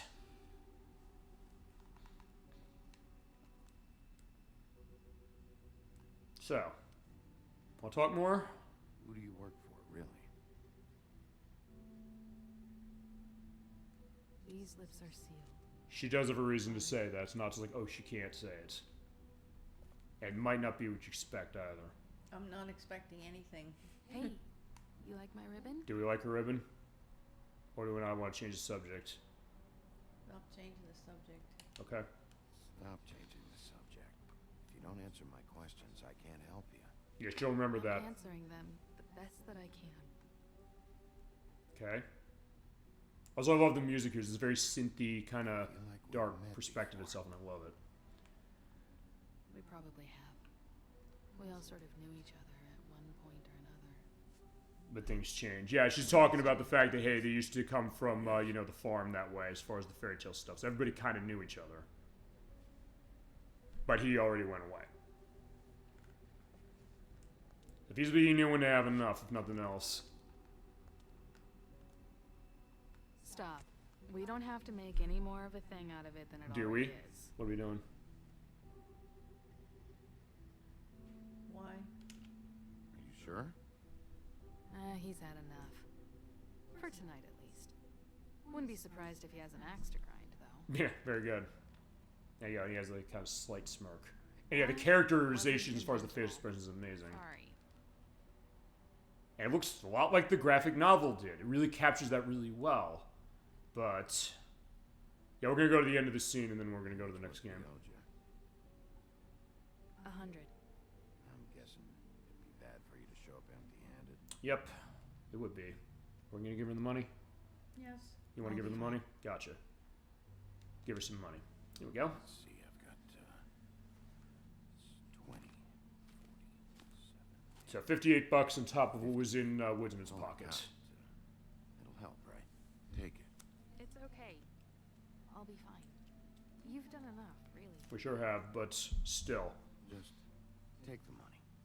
Hey, Chad, if you have experiences with this game, feel free to let us know. I love this game. We can't show live on show, as I mentioned, but it'll be on the YouTube site eventually. We'll play this game, I promise. I love this game so much. But he said, yeah, you got to make a statement specifically, so you got to talk to me at some point, right? It's a little late for an office visit, Sheriff. I'll swing by your apartment. Also, the pace in this game. I love the pace in this game since you saw the most intense stuff we saw of this scene here. But also in case there's kind of that calm as well to kind of relax and decompress after what we just saw. And I don't use that term lightly. So what are we saying to her? Some of these look pretty bad. That's harsh. Nothing, I guess. Or maybe not.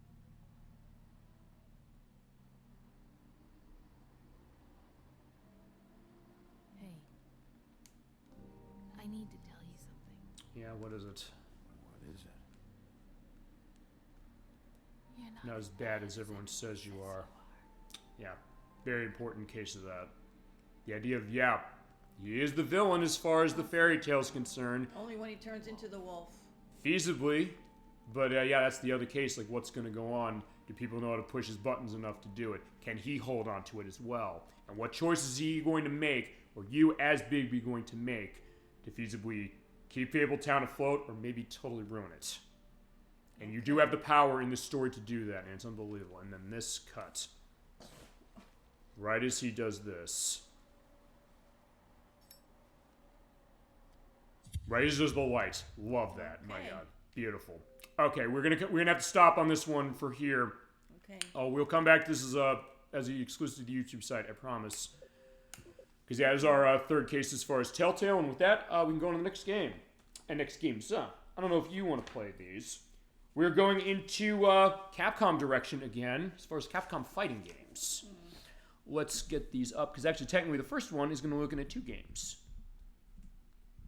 Okay, let me just make sure I have this set. Is it showing that one or not? Actually, it's not, so I'll tell you what we're going to do. We're going to do something a little different. Okay. I'm going to have to put it up onto a different case because Twitch does not see what this is. But we're going to use one release for this. I got to get the number down on what that is. It is 26. I put this up a little more. 26.2, that should be fine. We showed JoJo's Bizarre Adventure earlier. You were going to say? No, what is this? Yeah. We showed JoJo's Bizarre Adventure before. We're going to show 2 games from Marvel vs. Capcom Origins. This release came out on September 25th, 2012 for PlayStation 3 and the day after on 360 from Iron Galaxy Studios, who developed it. They developed Racketeer. They did the second and third seasons of Killer Instinct, the modern one. And they did the PC port of Spyro Reignited Trilogy and the Switch port of Overwatch. This is 2 games, as far as we're looking at. Marvel Superheroes is the first one that's up on this, which came out in 1995 in the arcade. And then it came on the Sega Saturn and PlayStation 1997 as the second Marvel fighting game of Capcom's. And here we go. And it's going to be a bit loud on the menu, but in the game I can have it set more for that. So I'm going to hit the back button. Fine, it's more on also the tech above anything else. So these are all the superheroes fighting each other? Yes. What's your experience with the Marvel fighting games of Capcom? You don't let me ask. No, I don't remember any. I really don't. Okay. It might have been in the arcade, but I don't remember. Okay, one thing I'm going to quickly do on this one. You can feasibly fight me with this one or fight the computer. I don't know if you want to. What's your pick? Or you can alternate off. Yeah. One thing I'm going to... Oh, hang on. Sorry, what? Yeah, whatever. You want to play it? Fine, I'm going to kick your ass, though. It's like, I don't know if that's a good case. Play the computer? Feasibly. Oh, yeah, you know what? Fine. Let me just set my controls up specifically because I want fierce. I want... hang on. Jab, strong... A, B... Wait, no. I want that there, 3 punch, 3 kick. Save that. And, okay, so I'll run first, then you can have a little bit of a ball on this one. Wait, one thing I want to make sure I do 2 things.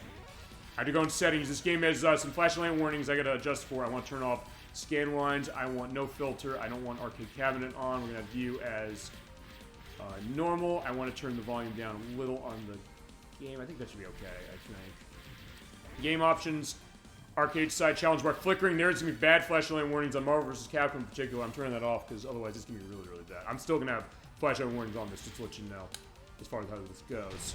But at least I can organize it enough and make it not as bad. So we're going to take a look at single player of Marvel Superheroes. In this demo, you only have characters of Wolverine and Spider-Man. You also have the Hulk, Iron Man, Psylocke, Captain America, Shimagora, Blackheart, Juggernaut, and Magneto. You pick one of the 2. Who plays Wolverine? And here is Spidey as well. I'm playing Spider-Man. Now, tell me. Actually, no. What you can do is you press that, and what you can do then is when you press start button on your controller. Here comes a new challenger. Here we go. Now wait a minute. How do I play? I don't even know how to play. Select your character, moving left and right on D-pad, and then hitting A on who you want. I'm Wolverine. You can be Wolverine too. No, I don't want to be. I think you're already stuck as Wolverine. All right. So you hit the A button. I think it also feasibly turn the timer off. You're the black one on the left. On the right, I should say. Sorry. On the right? No. What am I pressing here? What's the... Okay, here's how it's going to work. I'll tell you. Let's go, bub. Let me also get the volume set on the game. That should be good that way. Okay, so what you're doing is you're moving left and right on D-pad like this. Wait. This one? Okay. All and your attacks are on X, all the face buttons, and then the back triggers specifically. What is this? Yeah, like that. That was the Berserker Barrage. Good job of doing that. You basically do rotation stuff going forward and then do that slice. Just keep hitting. That's the idea. If you do rotations like half circle, quarter circle, and hit a button, stuff will happen. There you go. Nice. We blocked the Berserker Barrage. Look at that. Okay, you can also do launch ups. You hit up on D-pad to jump. Just let you know. Oh. Oh, wait a minute. Uh-oh. All right, I did jump up. That's on our right bumper. Wait a minute. Hold on. What is A does? A is your kicks. You have your kicks are on A, B, and the right trigger. You punch on X, Y, and the left trigger. I think it's the left trigger for you. It might be left and right bumpers on that one. There you go, like that. But fine. We also have a time limit. I didn't turn the time limit off. I probably should have. I will with Marvel vs. Capcom 2 when we get to that because we're doing that one. Also, the other thing about this game is that you get the time gems, or fine, it's like the Infinity Stones, or Infinity Gems. You use those, you hit the, I don't know what the button combination is for that. You use those to do special moves. Time's up. Okay, with time up, it's whoever has most health, that is me. Where is it showing up? Up at the top. Now, wait a minute. What is A? No, don't do anything yet. A and B is... Your kicks. Let me just... Okay, and B is... Now, what is X? X and Y are your slashes. In this case, your punches. So in this case, slash and the claws. What's the difference between doing this kind of thing? That's a stronger attack. That's the strongest attack. You're running on 6 buttons for your punches and kicks. You don't want to do that, though. No, you do want to do that because it hurts more. Okay. But you also might want to use the other ones because they may be quicker. Because there's the one on X, there's the one on Y that's stronger. This is the fierce X one. And Y. Y is strong. Okay. And then also the, yeah, there you go, like the first attack. You knock gems off me. And you're also getting the perspectives in the background over there as far as what's going on. And I also have, when I edit this, which Wolverine is which. If you rotate D-pad around or analog stick and press buttons, stuff will happen as far as like attacks like the Berserker Barrage. Oh, there you go. Nice hit. Of course, you also get hits and combos and things like that as well. Boom. Now, this game will let you know, as far as Wallace were beating the hell out of each other, this does have re-release. Fine, it was on Saturn and PlayStation. Don't get on the PlayStation. The slowdown in the game was atrocious because of the way the VRAM in the console was. But it's also on the Marvel vs. Capcom Fighting Collection. Well, fine, I don't know what the name of it is. The Marvel vs. Capcom Collection came on Switch and PS4 recently. And time's up. Okay, so there you go. I had a little more. It was close. But in that case, there you go. How can you say it was close? It was, because you didn't have as much health. You got the face bub, but not the moves. I got the, what is that called? That's basically the case of that. Well, so you can feasibly play again, or you can just say, like, hey, you just want to watch me go. I'm going to get Spider-Man. Yeah, I'll watch you go. Okay. You go this time. Okay, Spider Sense tingling. Round 1, fight. Ow. Spider Sting.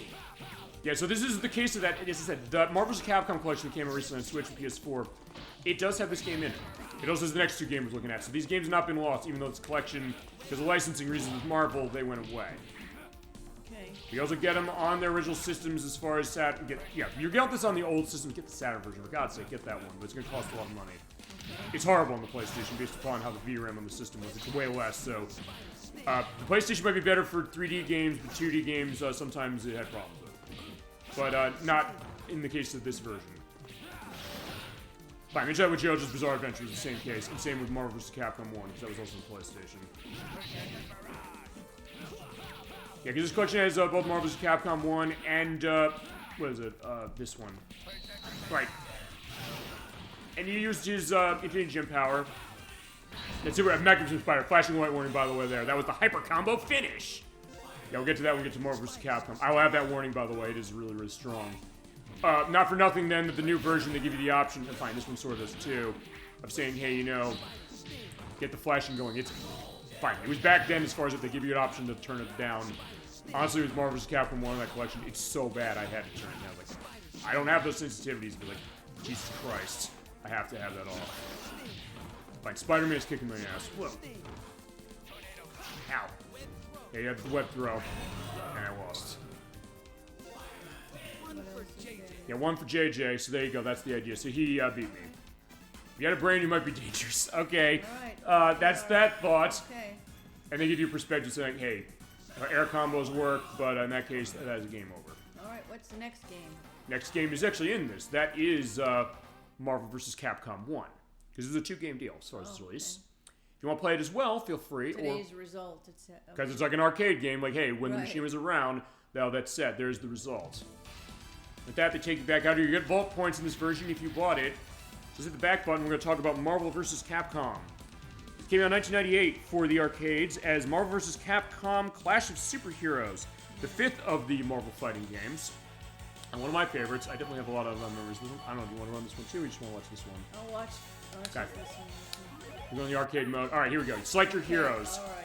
You have a bunch of characters, but again, it's Spider-Man. Fine, it's Chun-Li from Street Fighter and L1 Spider-Man. You also have Hulk, you have Venom, you have Mega Man. Who's the gal? Which one? Top left. That's Chun-Li from Street Fighter. I haven't played her. And we're going against Morgan from Darkstalkers and War Machine, as far as cases of Marvel. 2-on-2? Yeah, 2-on-2. This one is 2-on-2. That's what this one adds over Marvel superheroes. First attack. And how that works is you hit the right bumper and the right trigger to do its character swap off, which is, I would say thing, hold on. No, in this case I do have to set the controls right so I can hit the trigger, so you basically swap out characters. So Chun-Li's in the background, she's feasibly recovering health up to the blue, not the blue, the red there. We have level 2, and as far as that, you do the quarter circle stuff. Hit 2 buttons, you do the maximum spike. It's great stuff. Of course, also his moves of stuff like the web ball and web swing. It's good stuff, and look how fluid this is. And once I do enough damage on War Machine, he's going away. Or he can swap out with Morrigan, so it's going to be a case of that as well. Yeah, it is also a case like that. Come on, boom, and you're the Spider Sting. Jeez Louise. This game is fun. It's insanely technical. It's a case like, yeah, you gotta be bringing your A game to this one. When you mentioned the Jojo, the case like, how technical is Jojo? But fine, I like this better than Jojo, but it's also because I played this game way more. And he has his assist character, that she does, which is, oh shit. So when Spider-Man gets shot. With what? Her special move. She has her hyper combo. That's what saw on the screen. With Chun-Li, I'm gonna be doing her kicks and moves. There's Kokokin. Fine, in your case I got the kicks, which I do want to get that kicks going, because if you hit the kicks quickly, you do that. Just like with Street Fighter 2. We didn't show much of her when we played Street Fighter 2. But I do want to try and get the hyper combo going on. Oh, wow, what the heck is she doing there? For the badge. Oh, shit! Wow, oh my, how does that, what the heck? It's unfair. No, it's a case like, yeah, you just have to know how to block it. That's the problem, and I'm not good at blocking this. Come on. Wow, you just have physical, and she's got all these... Hyper combo finish! Yeah, that's what you do. Don't talk to me like that. I told you, I warned Protorova about that a year ago, and he's off the show now. But anyway, that's what you do. You basically do that perspective out, and there you go. So I hope your ego didn't get hurt too badly. Okay, so I think we're set on this one. I think we're going to the next game. Also, I do want to apologize, Dolly Finn, for that. I'm sorry as far as that perspective. I just was sensitive to that because about a year ago we did have a case of that, so I do want to, I was out of line. And I admit that on the show, for sure. Okay. Even live on the program, okay? You forgive me? Of course. Thank you. Yeah, I'm sorry. Just to give Chad a little bit of context on that one, we had that happen when it came to Protorov last year. I'm still a little salty on that one, so in some ways it was kind of a thing, but that was wrong of me, and I'm sorry, Dolly Finn. You're definitely not in a case where you've ever been in a case of being a problem on the show. And the fact that I'm even openly saying this and not hiding it, it shows the idea like, hey, I'm going to own my mistakes. Because that's the idea of what we do on the show, and that's why I hold that way, and why he's not here anymore, because fine, he wouldn't do that. I'm going to do that. I'm not going to be that way. Okay, so we're playing Marvel's Capcom 2 next. We're going up to 17-9.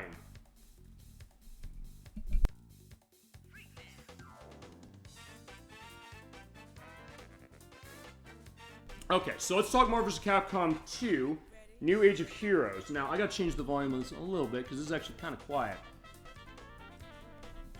Let's see. I'll check my notes. Okay, 18 about I have on this one. This is a specific version that came out in 2009 for PlayStation 3 and Xbox 360. I downloaded Windows Around. It came out on... Wait, that was Marvel's Capcom Origins. Actually, no, let's get to this one. I have a full game of this one. You ever played Marvel's Capcom 2, by the way? Never played any of them. Okay, what are you thinking so far, what you're saying? I don't like fighting games. Oh, you don't like these fighting games in particular? I don't like fighting games generally. Okay. No, I get that. So basically, this is pretty much the case that I know she's still kind of... they're not horrible. That, and I know she's still kind of shell-shocked. Again, I'm sorry about that. No, I'm not a fighting game person. I'm not good. Well, I think these aren't as bad as, Street Fighter and the bloodiness, but... Well, Street Fighter's not bloody. Not Street... What's the one that... Mortal Kombat. Mortal Kombat, that's the one. Is the bloodiness or the case of how complicated and cheap it can be? The bloodiness, I think I don't like. These are not like that, but they're just... I think they're just kind of not interesting as much. Or cases where maybe it's too much, because I know you've sometimes said when it comes to games like this, you don't like games with a lot of instructions, or the case where maybe there's too much going on. Yeah. Is something like that, or I guess a question of also milieu, because I don't know what your take is like on Marvel stuff. It's just the hitting, I think, is just... But it's not... So she's a pacifist, I guess is the thought. Is that right to say? Maybe. I don't know. I mean, hey, you're saying that. You want to come out and say it? Come out and say it. I don't have a problem with that. I mean, it's a case of that. Hey, we're both honest on this show, so it goes to that for sure. No problem. And by the way, I'm not going to edit any of this stuff out as far as what we're saying, because I think it's worth doing this. Just to be open that way, you know? What I said and also that, so... No, I'm not going to. Sorry. Because I'm owning my own mistake, as you mentioned. Yeah. I just want to get to her, because I want her to be back on the show as well. Return to the game library. What is that? That is going back home. But we're not going back home. We're playing this game for the full show. Okay. Or fully for the look at this, I should say. I just want to look at one thing on my notes on this, because I didn't take as many notes on this one. This is one Chasm22, and actually the boyfriend of Mickey's sister. I had to figure out what that was. I said, what do you want to see specifically of this? We're going to take a look at this. Do you want to play multiplayer on this one, or you just want to watch this? No, watch it. Okay. and analyze it. Gotcha. Okay. This is a case where there's tons and tons and tons of characters in this game, and we're definitely going to take you for a ride on this one, especially with the jazzy music. I think you'd like the music in this game, if nothing else. Yeah, we got tons of heroes for a second, with 56. With Felicia from Darkstalkers, Mega Man, Captain Commando, Morrow, Shin Megara, Thanos, War Machine. We actually shown this version before, by the way. Wolverine, Cyclops, Mingo, Guile, Dan, BB Hood, Sanson, Ryu, Wolverine again, Psylocke, Silver Samurai. I might feasibly not get through all these characters as far as showing them off when we show the names of them here. And I'll show you the characters that I tend to pick. I pick Tron Bond from Mega Man Legends. I also take Spider-Man. Again, I do like the Spider-Man. And there's also Jill Valentine from Resident Evil. That's one case. And Iron Man and Roland Servbot. I run Mega Man myself. There's 2 elements of Mega Man, and so some Capcom stuff, and Marvel. Alright, so let's get going. This case is 3-on-3 as opposed to a 2-on-2 with... So it's interesting the way we went with Marvel Superheroes and then also with Marvel's Capcom 1 and now 2. So we're on a 3-on-3. You only play as one person each time? Yes, but you can swap between them on the fly. You press 2 of the punch buttons and 2 of the kick buttons. Actually, is that right? Oh no, you pick... Okay, you hit the light and... the light punches and kicks to go through. This is also 4 buttons as opposed to 6, the other ones we're pointing out. And you also have buttons where you press and you get an assist. Okay, it means you can send out. So yeah, Spider-Man can come by and he can toss out some stuff when it comes to his loads. He can throw the web out specifically as far as that. No. There you go. And I did the Mega Man Hyper. That definitely does a lot of damage on him. Ouch. But yeah, Omega Red is hurting me out along with Colossus, who's also there. Who's calling in, but I'm saying, fine, Spider-Man time. Yes, we saw Spider-Man in the other games, so you saw him actually in, in all 3. But yeah, he has this hyper combo that way, and the way you pull up the hyper combos, by the way, is, it depends on the character, but what you do, usually, is you do half a quarter circle attacks, and then 2 with punch buttons, 2 with kick buttons. But I get what you're saying, hey, there's a lot to keep track of, I guess, you know? But yeah, if you do love your Marvel stuff and your Capcom stuff, that's the idea. And this is definitely a legendary game. Oh, shit. Alright, so fine, let's get Mega Man back out. Alright, got the beat playing. He's hit the button on beat playing, so yeah, he has the bird friend of his from the Mega Man games. Oh, shit.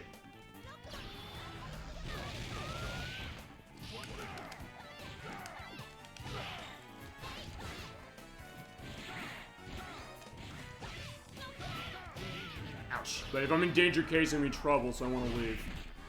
I want to leave, and I also want to get Tron Bond, because I don't have her going on much. Yeah, Colossus is really strong. Come on. Ah, crap. So bye-bye, Spider-Man. I never said I was necessarily good at this game, but I definitely have a lot of fun playing. I guess a good indication to your, yeah. Oh, yeah, he also tried to do a snapback. If he does that and hits me, he knocks my ass out, and that just forces the character switch. Like I said, it's always one of those cases where even if I'm not that great on it, I can feasibly learn some of the combos going on and then still have a great time as far as it. I don't know if you're like that as far as other types of games, maybe like, yeah, I don't know. Even like it's with a fighting game, because we sometimes talk about this, the idea that, hey, if you're not a big fan of the genre, what's that one game in the genre that might, you know, be the crossover, you know? I don't like playing the So it's the case like there's nothing feasibly for you that could ever change your mind. Is the thought of nothing you've seen so far. This is always a question I do ask people. I always ask, like, hey, if they don't like a certain type of game, what's a case where they can say, hey, for that one, hey, they feasibly make an exception, or one that speaks, like, why do they like this one and maybe not other ones? So that's the thought of it, yeah. Ouch. But unfortunately, Tron Bond got knocked. As far as this, I don't think I'm going to win. Oh, crap. Because Colossus' special, by the way, is he tends to go, oh, crap, Dr. Doom got me. Crap, I'm trying to do the Mega Man Hyper again, so I can take him down. Yeah, with this D-pad, it's kind of a weird case. I almost got him. You also do the charge up with Mega Man, hold the high punch down and fire. It's kind of like the Mega Man game, but also got the tornado hold. Yeah, by the way, his moveset is from Mega Man 8. So, you know, boom, boom, got him. There you go. Oh, shit. Ah, hyper combo finish again. Because I forgot to yell at this time, but either way. So, how can if you're mismatched with power, how can it be fair? So if somebody's got certain things the other one doesn't. Actually, for this game, you're not wrong to bring that up, because honestly, this game is not very well balanced in certain cases based upon certain team combinations. Because Because there are 56 characters in the sense, like, how do we balance them specifically? In fact, yeah, I'll briefly mention this. We'll go back to the character screen and then we'll go on the next game, I think, to indicate this. Because it looked like that was one. I mean, I guess then this is kind of a fascinating thing to think about. Because fine, for this game, I'm going to show you the character combination that tends to be banned for this game we're playing a tournament play, which is Iron Man. I'm looking for Doctor Doom, and Cable. The game is busted, feasibly playing as them. I've mentioned it before when it's come to this game. But, so like I say, this answers the other question as far as fighting games, which is the case that, is there perhaps, we've talked this before, the idea of balancing your fighting game.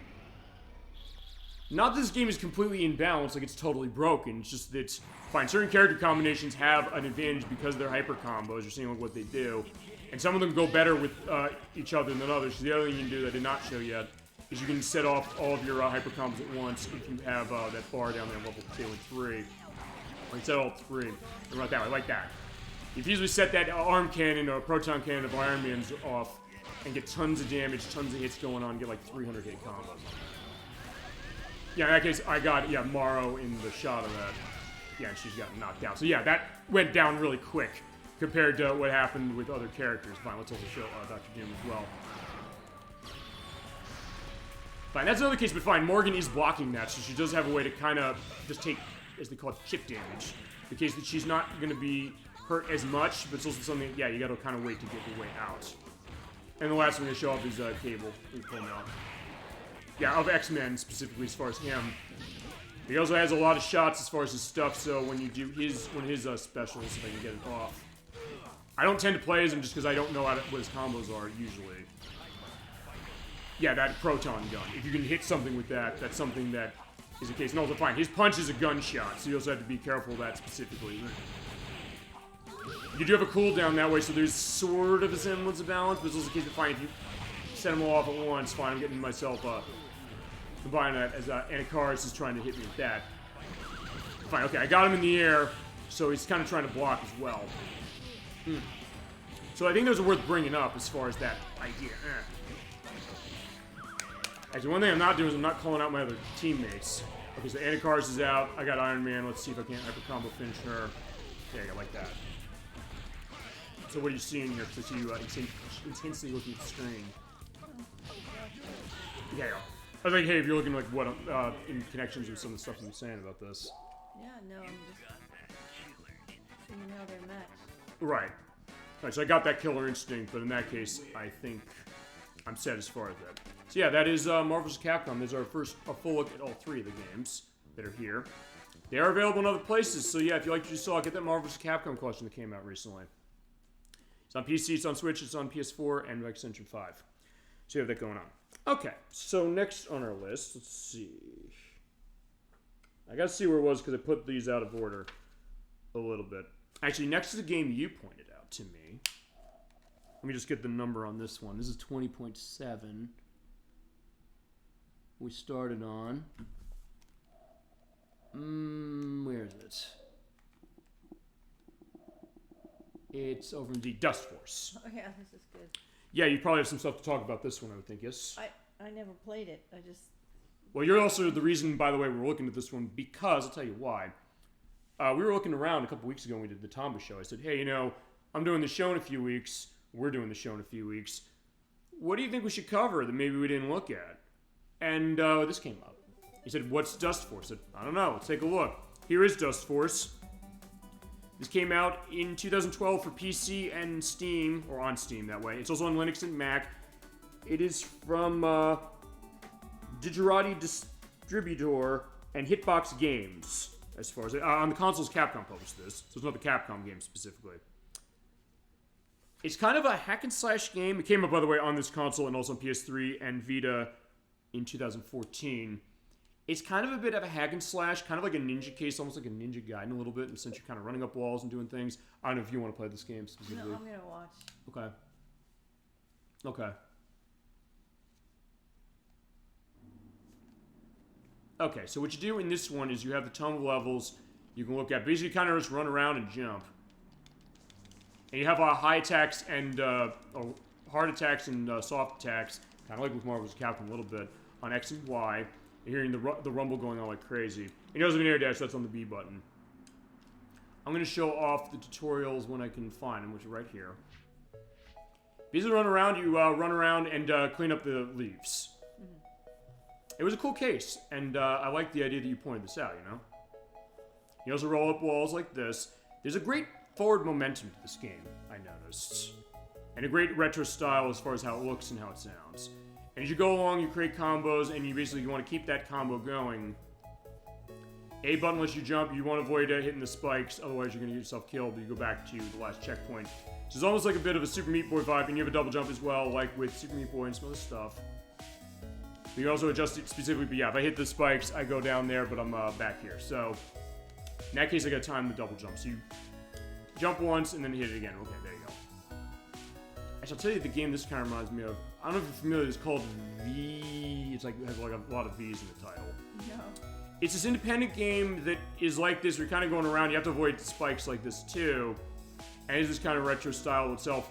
It's on the PC. It was on 3DS, and I think the Switch is a version of it as well. It's like this in the sense there's kind of a running thing. When you're in the air, you hit the... fine, I didn't do it right. But hit the B button. You have to do the dash. And you keep a combo meter going, but if you don't have it going correctly, that's going to be a problem. In this case, you hold up, you're able to run on the ceiling.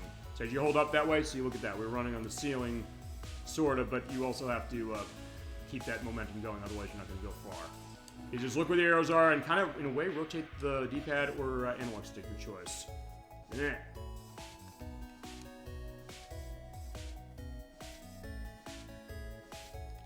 And if you walk over those blocks, they get destroyed. So basically, you are kind of doing cleaning a little bit, and as you have these, X button to do a swing of broom. You have a stronger attack, there's on Y as I mentioned. There also be in cases where when attacks in the midair, you gain momentum, so basically just keep hitting X or Y, and you just sweep, sweep, sweep. Ow, shit. Sorry. In that case, I think I just want to keep running. Just keep rapidly hitting that X button. Boom, boom, boom, boom, boom, boom, boom, boom. Except that. Okay, I'll tell you what I gotta do. I gotta keep hitting at the end of that hit jump. Whoa, shit. Crap.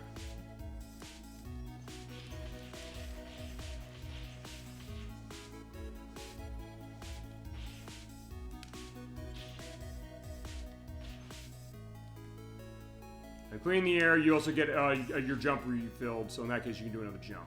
Basically you have to kind of time it a little bit as far as how you're running and also make sure that you have stuff going with jumps. Alright, well, shit. It's not necessarily easy even as far as the tutorial, but it's basically just kind of getting a handle on the controls, and this game is actually a lot of fun as far as how it is. And Dolphin, without you, we would not have been watching it tonight. Why are you laughing? Well, you didn't think interesting. You didn't think that It's an odd game.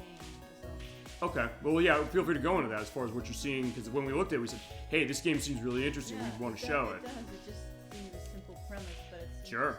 But sometimes you mention that, so I guess then good element going on with Marvel vs. Capcom and stuff like that, which is, you got games that are really, you know, complicated, and I guess triggering in the sense of how much, you know, how difficult they are, as far as stuff like that, you know?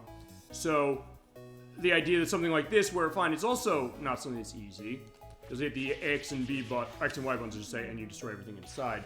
But the idea of like, hey, trying to get an adjustment on a game, and then also the idea of like, what's the premise like? How's it going to draw you in? Maybe. Also, this is also what I meant as far as the idea of like games that maybe might not be style for you or other people perhaps.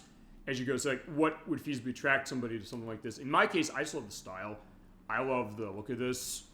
I do really like that you pointed this out, because I wasn't actually going to include this, because I didn't actually know what it was. I just downloaded this demo, which I've done, as I said, for tons of stuff from 360.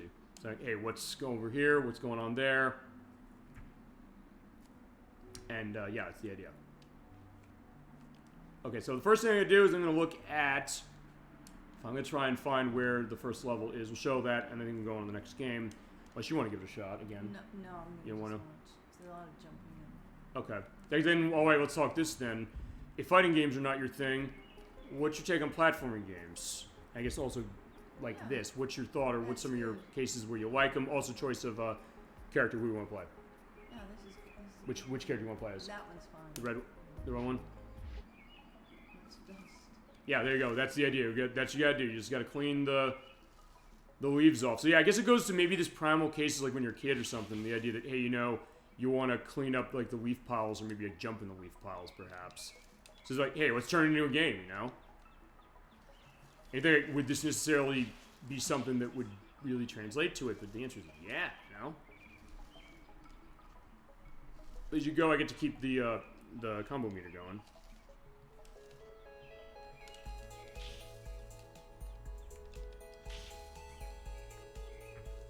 Okay.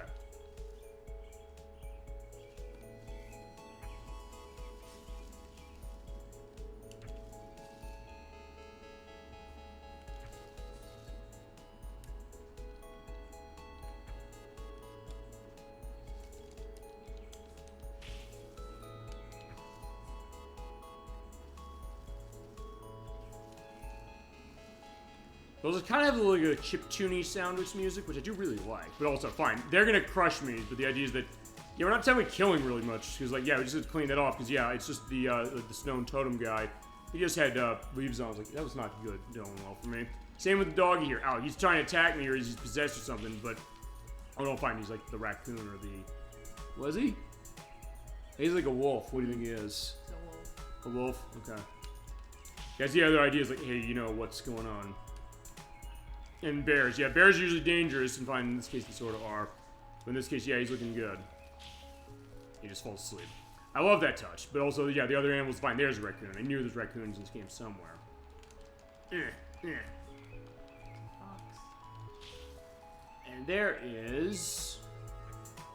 Squirrel and a fox. Squirrel, fox, and everything you got. Okay. And you get judged, by the way, as far as the space and completion, finesse, as far as how you move, and key progress. As I mentioned, this game is on Steam as well. That was actually its original version. And it's available there specifically as if you want to see and play it, as is the case. It's pretty cool. And Dolphin, again, thank you for... Probably cheap, too. It didn't cost that much, honestly, when I saw it. Yeah. As far as what it is. It's been out for a while, so it's one of those things you look at the Steam sales. Proud to find it. If like, hey, you want like a kind of hack and such like this with a different premise, but one that actually is really, really fun. I think, yeah, Dustforce might be one for you. Fine, you know, I'll talk to this guy and then we'll go on to next case. Because fine, there's another case where fine, we're in independent game territory. Big case as far as downloadable games, especially on 360. You get perfect finesse score, don't lose your combo. Basically saying that when you go through, run through everything, keep the combo going, but not getting hit and hitting all of the leaves so that you don't break the chain. That's the idea. Okay. So I think with that, I think we're good as far as this. We can go back to the... Okay, you go back to the Nexus as far as the main area. Or just go back to the main menu. And I think in this case... Yeah, we can't unlock it on this console, but it's on PC if you want to have it. So there is that. And thanks for playing. I know I like that look as far as what it is. Clean up the world in style. And there's also multiplayer. I forgot about that. And in the PC version, I believe it's also online as far as that as well. Okay. You can go on to the next game. Alright, yeah, I just needed to check something as far as my tech. Aegis Wing, we're not showing this for the show. I've actually shown it before, but what it is, it's a free flight shooting game that was released.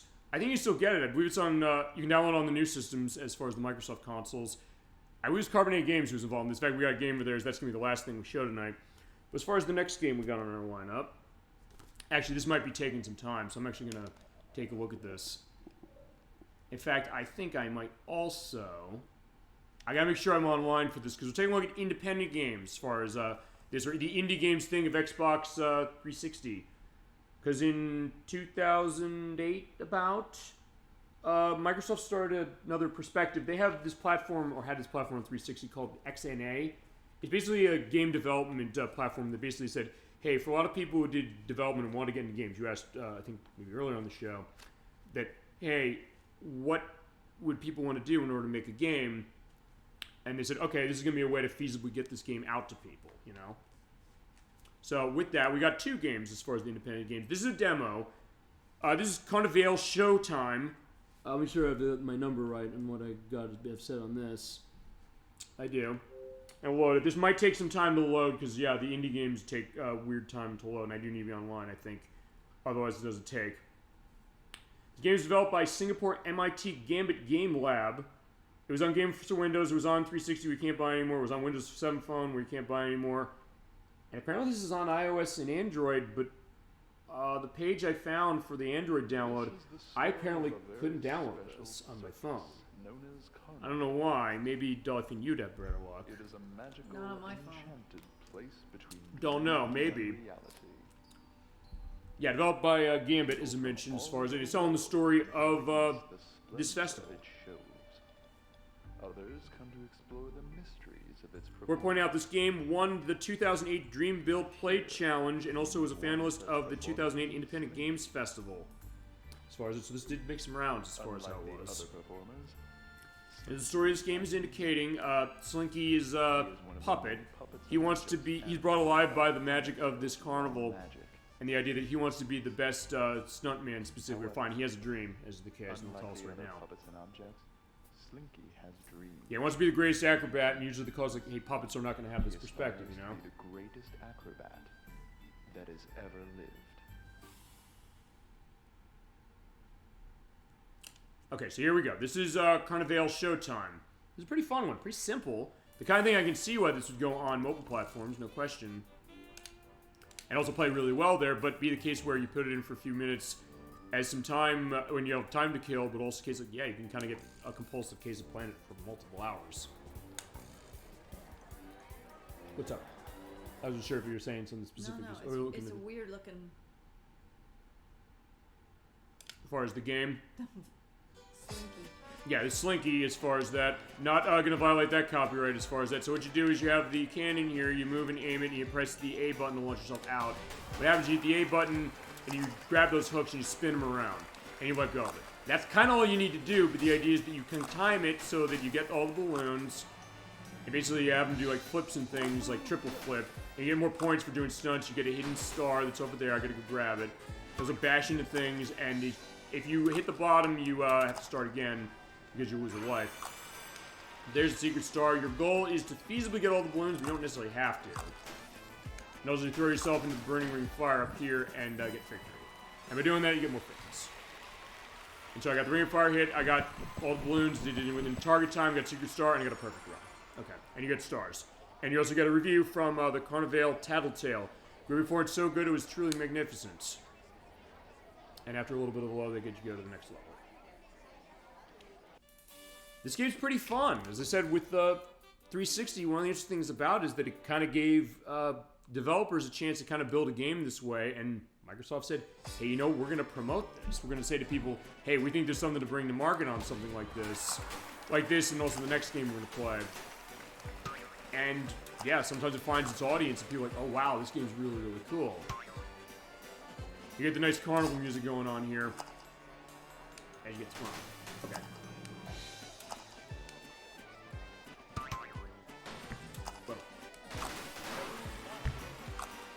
I can feasibly ignore those balloons, like, fine, I want to go that way, but also toss them over here. And by the way, you do not control how he tosses, you basically time when you let go of the A button when you're on a hook.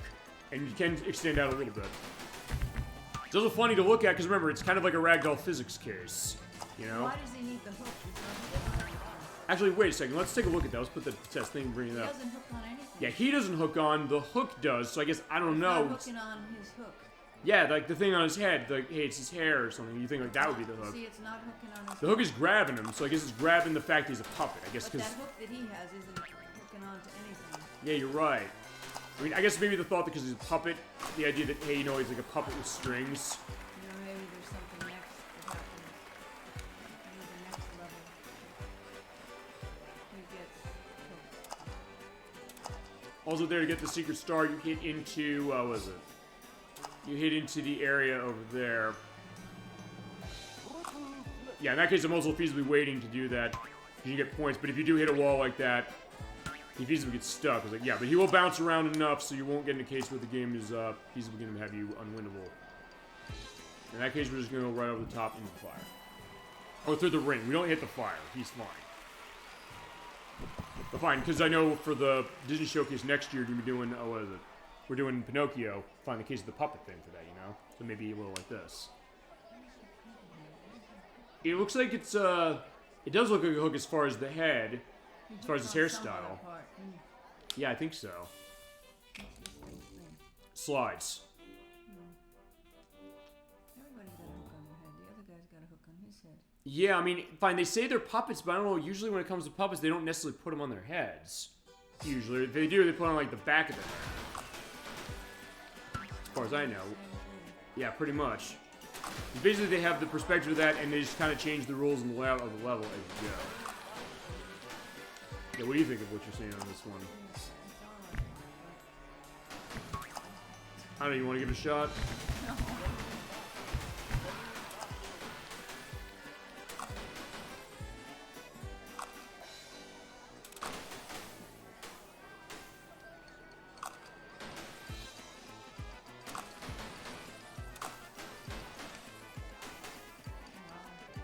Yep.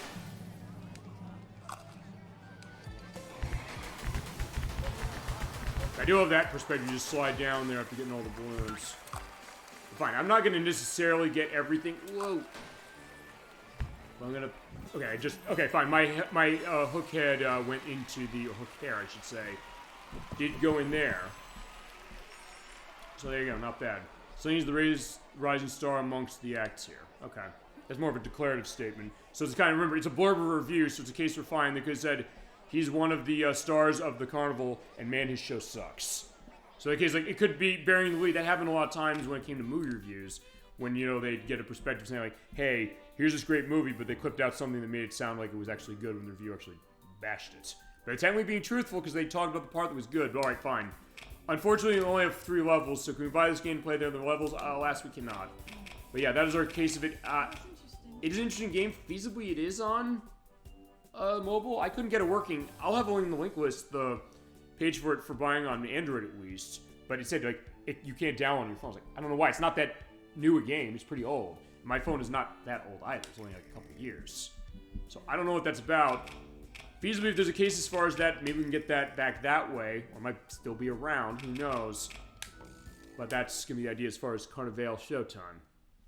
Okay, next up, we have... Actually, I never changed the thing for... Actually, I haven't changed the game name since Wolf Among Us. Shit. Alright, fine. I guess I got distracted. This one, I think I can get this set. Hopefully I can get this set. Alright, because actually, this is a game that, much to my surprise, I bought this... Actually, this is the one independent game I own. I'm going to let the case of this load. But interestingly enough, this is a game that I realize does have another version of itself, and it's actually getting an updated version of itself next month, or fine, in a few weeks, on Steam. Because it is on Steam as well, but it first debuted on the Xbox Indie Game Program. Or fine, Community Games was initially known. This is Breath of Death 7: The Beginning. This came out on April 22nd, 2010 for 360. It came out the year later for PC, and it is on Steam now, and they're updating it to an anniversary edition in a few weeks. This is developed by Z-Boyd Games. They made episodes 3 and 4 of the Penny Arcade Adventures on the Rain-Slick Precipice of Darkness games, and they also made Cthulhu Saves the World. It is a comedic RPG that's kind of in the vein of... Are you familiar with Undertale? Mm-mm. Okay, Undertale is a big independent game success story in the 2010s. Before that, we had this RPG that's kind of going in a style, jokingly, of other games like 20XX, so definitely taking the Mega Man take.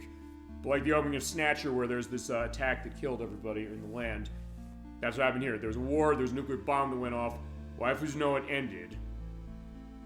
And so the horrors of war. So a new civilization of undead creatures came around, and they started civilization all over again. Everything was going well as far as that, but evil came to the land, and now we have to play as one of the undead in order to save everybody. It's kind of an RPG in the same way that Final Fantasy or Dragon Quest is. I don't know what your take on RPGs is as far as how it is, because I don't know if you, fine, except for similar to the story, I don't know if you've been on any other RPGs we've done, or what your experience with them is. What is this? Is this a zombie game? It's an RPG. What is it? Zombies in it? Sort of, kind of. I mean, we're just beginning new. Undead? Yeah, a little bit. You have tabs, you have loading of games and credits, so you can say, like, if I made the game, come on, we'll be your friends. And also, quit the game and do something less awesome than playing Breath of Death 7, so the game's very self-aware and cheeky. Which aren't normal. Okay, here we go. We have our silent protagonists and den of vile trolls. This is Dim. He doesn't speak much, but he's stoic and he has rugged good looks, but since we have to talk with him, we have to turn on thought subtitle omatic. So otherwise we would not understand what he's talking. Bad Trolls tears the land of Paladinus for the last time. Now, brave game player, try and go through and make sure not to get him killed in battle, okay? Want to see the controls? Yes, we do. Controls are pretty simple. You're moving around, and you're talking to people and searching things with A button, and you have a run button on the B button. And you have a menu on Y button, as far as how that is. It's pretty simple, kind of like Final Fantasy. See that guy? We can go talk to him. Greetings. In the name of eventually I'll tell you your character statistics. He's like, I know what I'm doing. Don't talk to me. Okay, so he'll tell you about how stats work. Strength is the damage your physical attacks, magic for your magic ones, agility says who boosts first in battle, vitality is defense against physical, and will is your strength against magic attacks. Use that not wisely, but he's like, I already knew. Okay, we can go here and like Final Fantasy, you step on this, you get your MP restored, you can save your game. I'll put this down in slot E.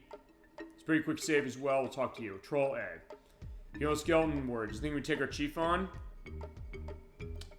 Only a fool is down upon an enemy for beating submission, huh? And so they're inadvertently giving me a hint saying he's so dumb he doesn't realize you can restore his MP and save the game by going around that light. Use special attacks and then regain it all in the blink of an eye. He's like, okay, fine, I did understand what you're talking about, so let's dance now. Okay. So yeah, here's the battle system. It's very much like Dragon Quest or Final Fantasy, familiar with those. Yeah, normal strength. And you can run your magic, but I don't... Okay, I have techniques. I'm going to run multi-strike on the troll. It does some damage, but they can also hit me for points of damage. And with each turn, what happens is interesting in this game is that the monsters gain strength. So basically, they become stronger, so you can't just wait out their attacks. You kind of have to be quick. In that case, I got his HP down. He's hitting me that way. If I need to get my tech, we're going to do a death blow and hit him there. And we got him.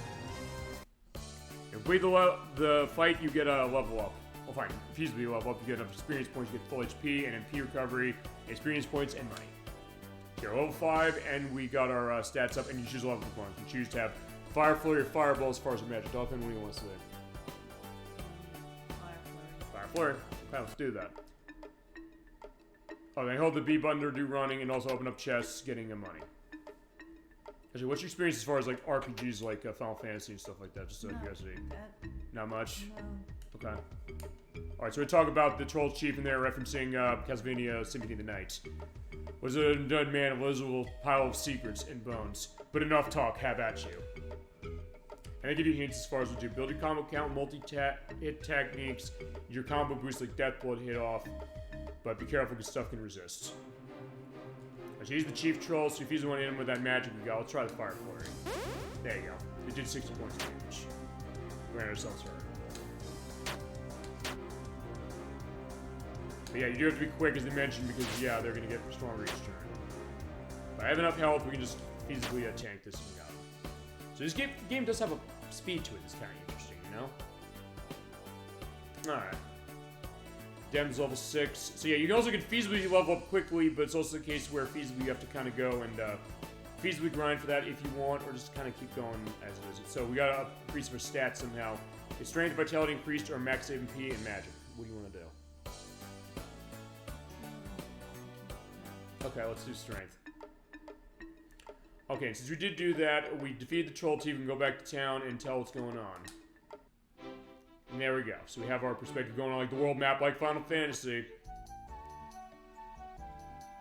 We talk to them specifically. I'm going to show off spells, and they're referencing Resident Evil 4 here, but saying, what are you buying, stranger? You can buy stuff as far as your weapons and equipment yourself, or shields as well. I'm going to buy nothing just for the purpose of this.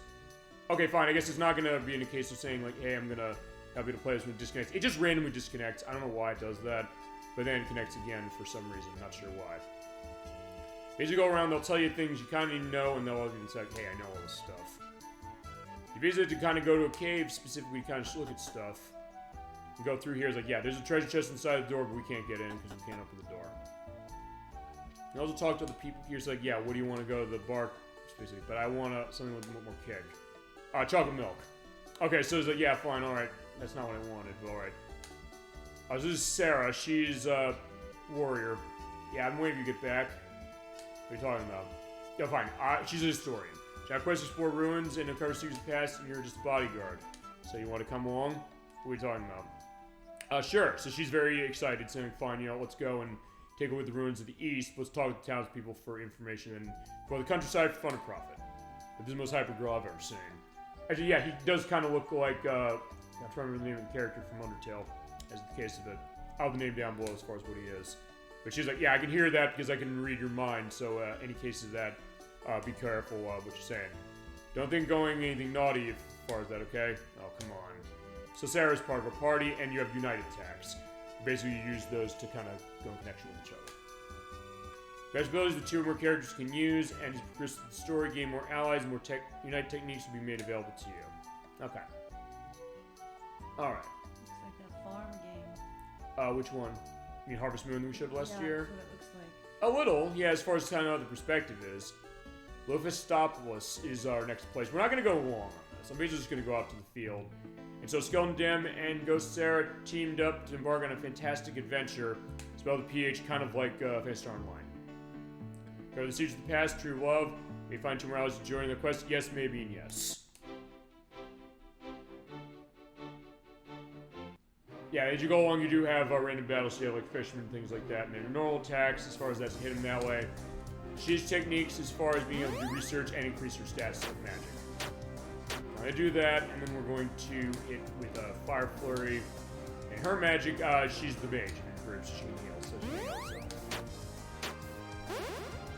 Alright, so we got 51 points on him, he's dead, and then now we'll just go in. There we go. Okay. And yeah, everybody feasibly starts at level 1, so at that point, yeah, that's the idea as far as getting stuff. So I'm going to give her magic and will. Okay.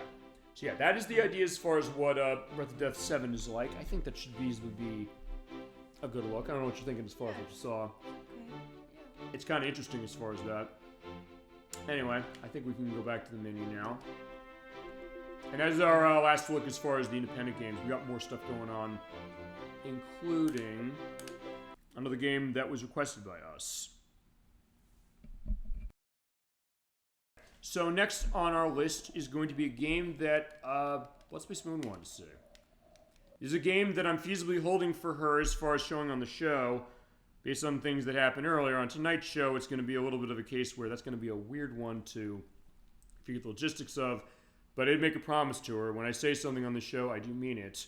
As far as whether it's something that is requested of me, something as far as a difficult thing to talk about, failure in my case, or whatever that is, I'll do that.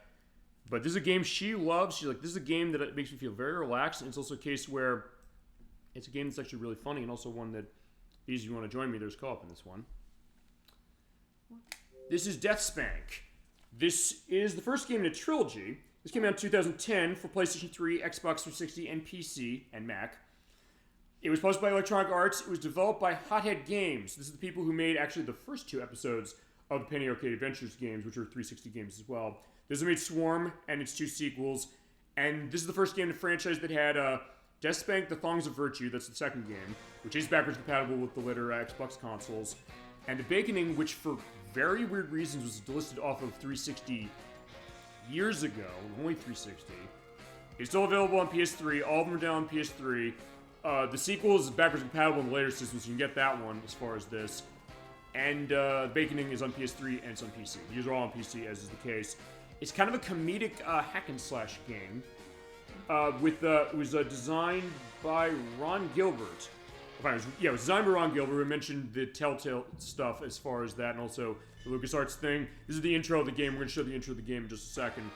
But one thing I'm also going to mention is this company, they're ex-workers of Radical Entertainment, the people who made The Simpsons Hit and Run and The Incredible Hulk Ultimate Destruction. This is a game that, when she was on the show, we played Lunar. She said, hey, you know, this is a game that makes me feel really relaxed. It's a case where, fine, I can definitely unwind with this game, have a lot of fun with it, find how funny it is, because it's kind of a Diablo-like hack and slash kind of game. And it's this really nice comedic perspective itself, so much so. I think I'm going to let you hear it. I'm going to mute the mic for this one, I think. So let's get going, and I'm going to select a new game.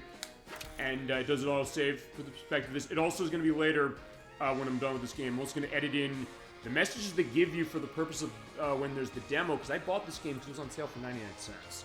I said, I can't leave it be, but I actually did record footage for the purpose of that. I will edit that in when we're done with this game and before we go on to the next game, for the purpose of the YouTube site. With that, Take a look at this intro. We'll be right back.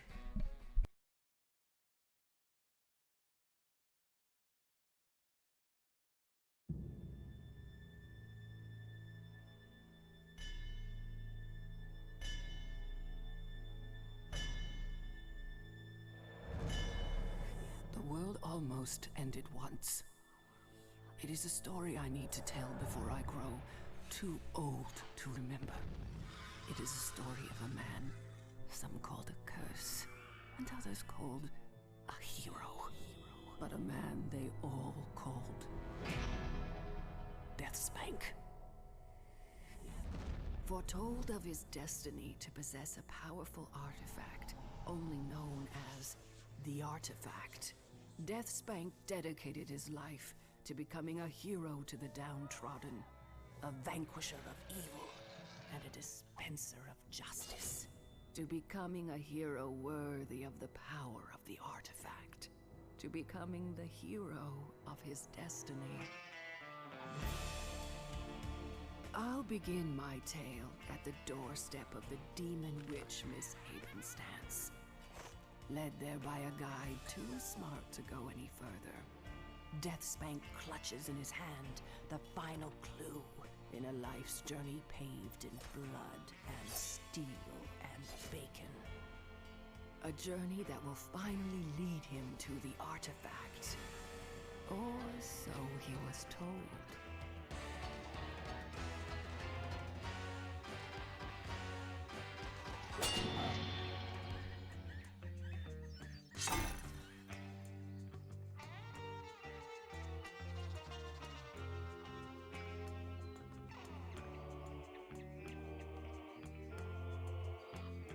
And we're back. So yeah, this is the case of Deathspank. He is our warrior here. He is voiced, by the way, by Michael Dobson, who is the voice of Jinenji and Hoshiomi on Inuyasha. Actually, he did work a lot of the stuff of dubs of that, and also of Mega Man and T-Warrior as Magnum Man and Butler. He's also Starscream on Transformers Armada, and he's also Nate Logan in SSX on tour, and he's actually Dosan in the game we're going to show later, Mark of the Ninja. That'll come a little later in the show tonight. You go around as Deathspank, basically hit the A button to slash things. We couldn't save that guy, so yeah, he's not a very good defender as far as that, but he is the justice machine. Hit A on the treasure chest to open them up, and you have weapons on all of your face buttons of X, Y, B, and A. So you have your crossbow, you have your knife, you have your axe, and you have the warhammer. If I am slain, and that is the outhouse. That is your transportation specifically. These scented outhouses.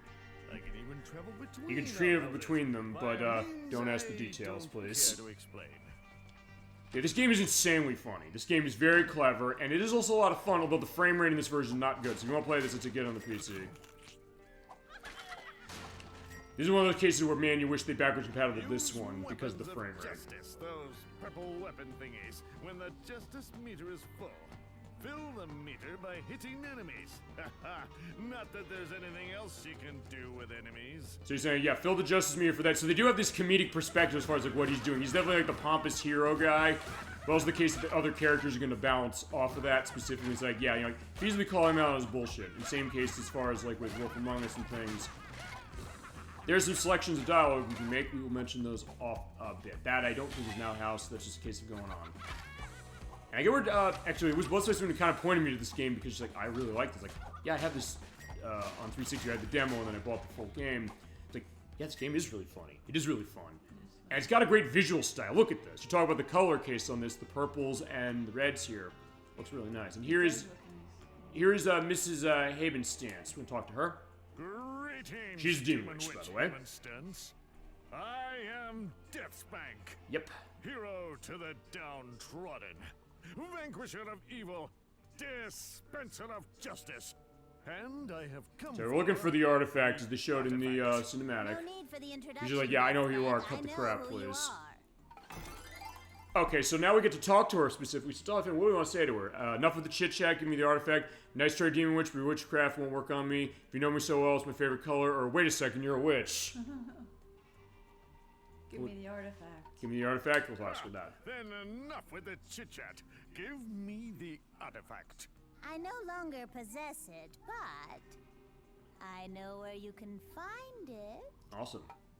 So, tell me the location. You wouldn't believe the heroic journey that brought me here, or did you know the path here is littered with reanimated dead? Tell me the location. Tell me the location. Tell me the location of the artifact, demon witch.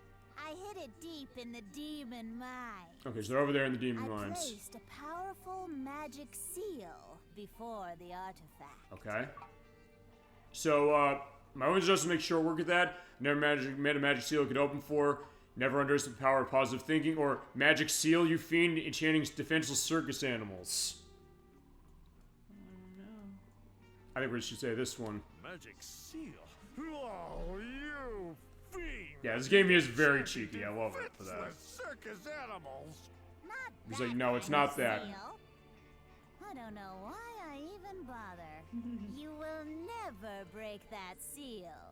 Never say Not never, though. without Oh, wait, that's my why. She can help us. Aren't you the one who magically sealed the artifact deep in the demon mines in the first place?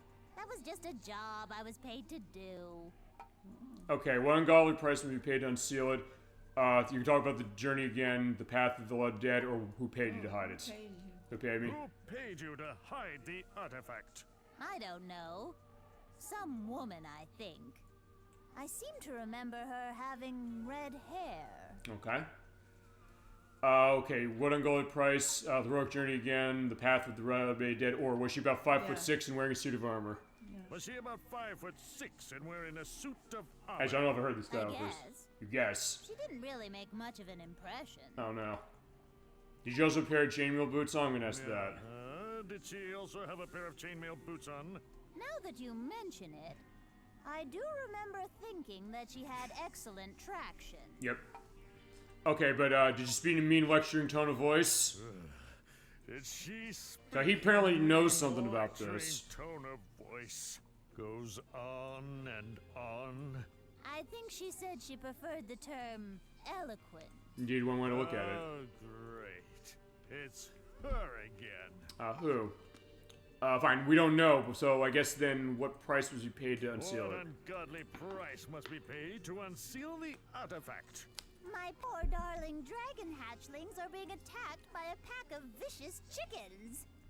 I want those chickens taken care of. Violently. We can do violently. Bring me their lips as proof of their demise. Okay. Do chickens even have lips?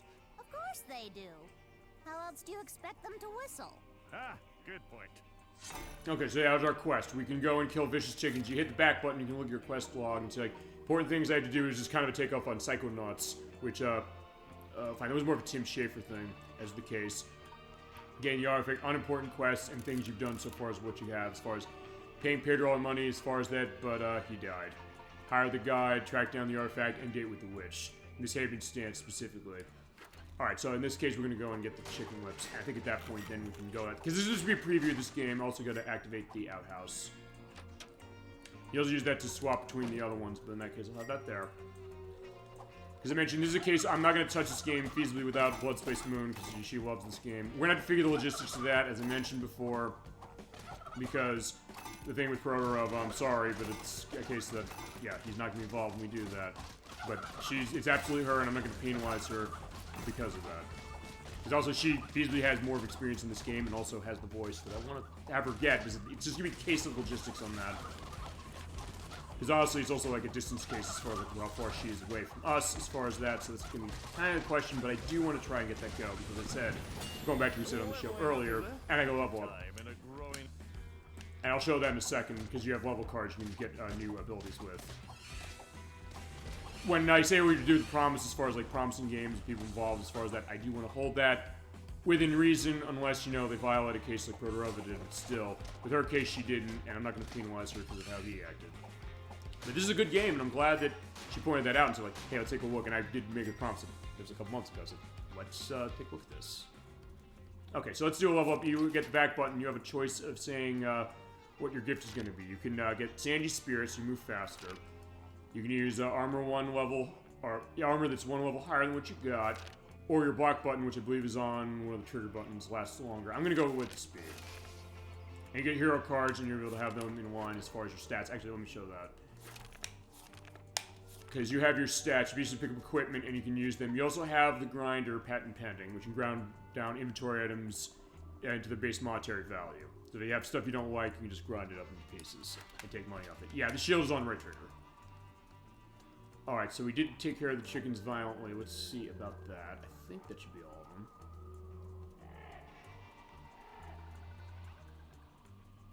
So Haven says, yeah, she did the check mark. I think it's the idea. So hi. Greetings, Demon Witch. I have Here's your your lips. lips, Demon Witch. Well, not your lips. Not yet. The lips you requested from the vicious chickens. Yep. Alright, so good job. And you do get a free heal off of that. Ah, my poor darlings will Finally be able to sleep. Thank you. Again. Now, I was going to grind your bones into a nice stew. You were, huh? But I actually feel a tinge of gratitude for your help. Okay. Yeah, I get that a lot. I will now help you get the artifact. Okay, so she'll help us First, specifically, I but we need need some ingredients to bust the break spell. the spell. I require some Hair of the Pixies. And also... What else? Bright red demon imp horns. And a crystal shard from the slime pits. Okay. I don't know what you're cooking, Demon Witch, but it sounds delicious. I'm making a special magical crystal for you, but you'll have to venture beyond my gate to acquire the items I need. Yep. Let me open it for you. And by doing that, she'll open the gate, and then basically the idea is as you go around, it opens up new areas, you can kind of go explore. As I mentioned, this game does have co-op to it as well, so like, and you got an avatar word. Actually, fitting to bring that, I'll hit the button on that. The bestest friend a young hero can have, too, about the smell. You do get an avatar prop you can put onto your avatar for 360 for this version, and you can have, like, the dragon hatching. You also unlock other ones with the unicorn poop t-shirt, you kill the twin dragons that guard the artifact, and then you also get a female one. So, later games on Xbox Live Arcade and on 360 themselves will do unlocks of that along with unlocks of achievements. So in that case, you do have that which is not in the other versions. But yeah, if you didn't buy this before they shut it down, you're not getting it. Your map is, well... And there's your map. It's a map. In fact, I'll show that perspective of the map, show like where we feasibly can go, and then just get an idea. And you do mark on your map where you gotta go as far as certain things. There's a slime pit, you mentioned that. There's the demon mine over there, and also Green Lake, and also some of those other areas as far as fine stuff. Alright, so Dolphin, what do you think as far as what you've seen on Deathspank so far, just to get an idea? It's funny. It's funny, it's charming, it looks really nice. Its aspects of frame are kind of weird. We'll kill some more chickens, why not? Because we gotta make something nice as far as stew. But it is very relaxing. I get where Bloodsmith's coming with this one as far as saying, hey, what that is. And you also get critical hits as far as certain stuff as well when you hits.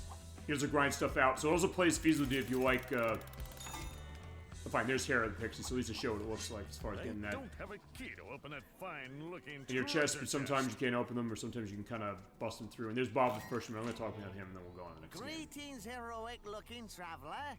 I am Deathspank. Okay. Ah, me and the whole forest heard it when you were telling the Demon Witch. Actually sounds a little bit like, John Lennon? A little bit? Kinda? Yeah, but why are you not here? Did you go to the water? Fishermen usually hang out by water. Well, you see... Yeah? Well, I was fishing down at the lake, minding me own business, when out of nowhere, a bunch of bloodthirsty greens took over the entire beach. Gotcha. Okay. As I ran for my life, I forgot me beloved tackle box. So, but everything else is also saying, hey, the people you meet here, you're able to kind of get stuff going on and say, hey, I'll grab your tackle box, and then basically it gives you another question if you want. Fisherman.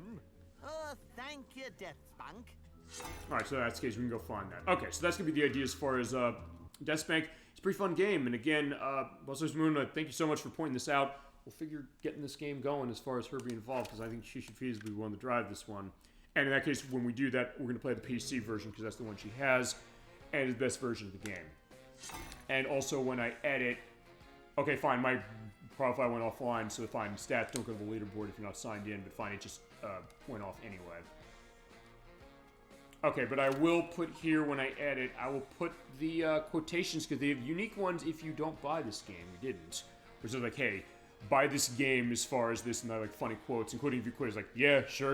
It's like, yeah, sure, go ahead and leave, see if I care. It's pretty funny. I will have those edited about here.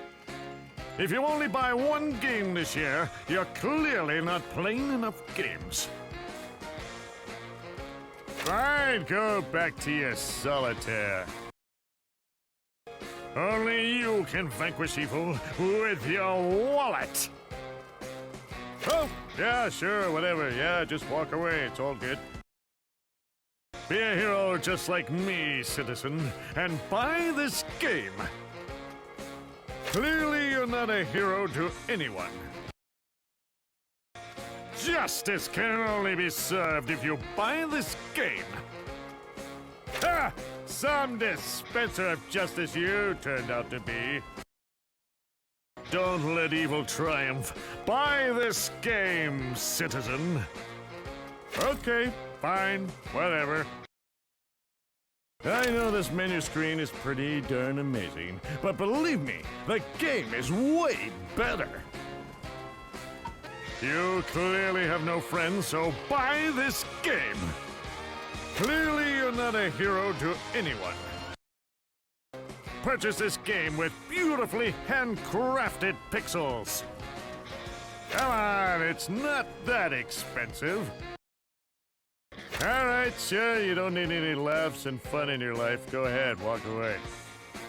Be a hero just like me, citizen, and buy this game.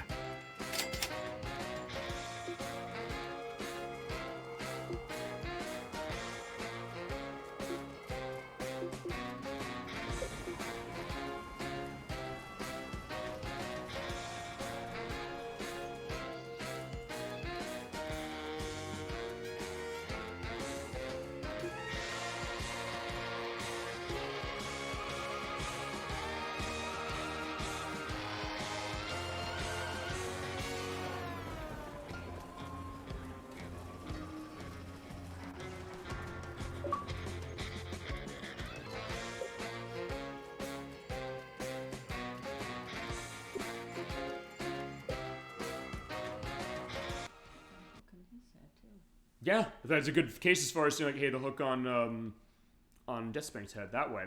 So right, that's Deathspank, and the comedy stuff is continuing now, and now we're signed back in to Xbox Live. Yeah, it is random how it does that. Basically, when you quit out of a game is when it does that. But let's get this ready to go. This is also one that I kind of didn't like this game when I first played it. It's one AJ42 wanted to see, and I said, hey, what do you want as far as the show? I was asking everybody, it's like, what games would you like to do, because I'm doing this. We got input for everybody. I said, what do you want to see? He said he wanted to see this, and it's also another case where we're looking at a genre we've never looked at on the show before. I don't know what your experience in the genre is either. It is Tower Defense game we're playing. We're playing South Park Let's Go Tower Defense Play. This came out, let's look at the number of what I need to have on here. And the intro's not going to have subtitles, but we're going to keep it unmuted for the purpose of explaining this. Sponsored by Microsoft and developed by Double Six Studios. This was the ex-people of Kuju Entertainment who put Geometry Wars Galaxies on Wii, as well as made Bird Zombie Burn and All Zombies Must Die. They made a tower defense game based on South Park. This was in connection with the creators of the show, Trey Parker and Matt Stone. It's feasibly seen as one of the better cases of South Park in gaming. I hated this game when it first came out. But honestly, maybe I was wrong about this. Fine, I guess theme of me doing or thinking or being wrong about aspects on this show. It's really kind of the undercurrent, as it turned out, which I didn't expect when I came on. But anyway, I gave this another look. I picked his brain a bit, saying, hey, what do you think about this game? What got you into this? And I said, okay, let's take a look at this. I figured let's do this. Okay, I don't know what your experience on South Park is, or for that matter, also on tower defense games. Not much is the thought. Okay, I'm gonna go into settings. I do want to have subtitles on, buds on. You can censor the language like the early season of the show did. No, we're not. We're going full mature rated on this. And this does have multiplayer as well.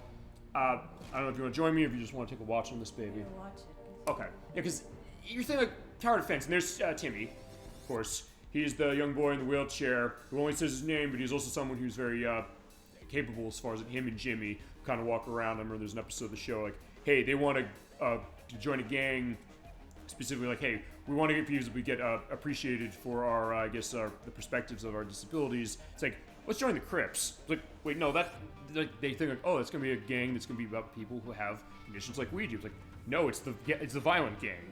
So it's kind of funny how that works. But as far as the game is concerned, and there's local multiplayer up to 4 players, and it's also online as well. And your challenge is going on. We're gonna run this on normal. There's also a massive jump, by the way, between normal and hard, as AJ indicated when we went through this.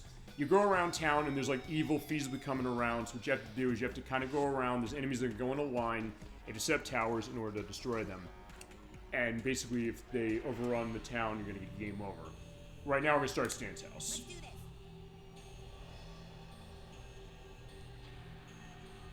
Yeah, we've talked tower defense in the show, but we haven't really played much until now. Alright, so level 1 here in town. Alright, so Carmen, of course, is coming around, so I guess bad stuff's going down. Bumblebees in town.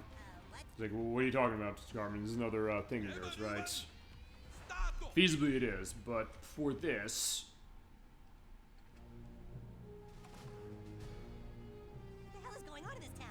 Yeah, you just censor the dialogue on the subtitles, but not in the game. But anyway, you have Stan, and you can switch around characters as you want, hitting left and right bumper when you have them.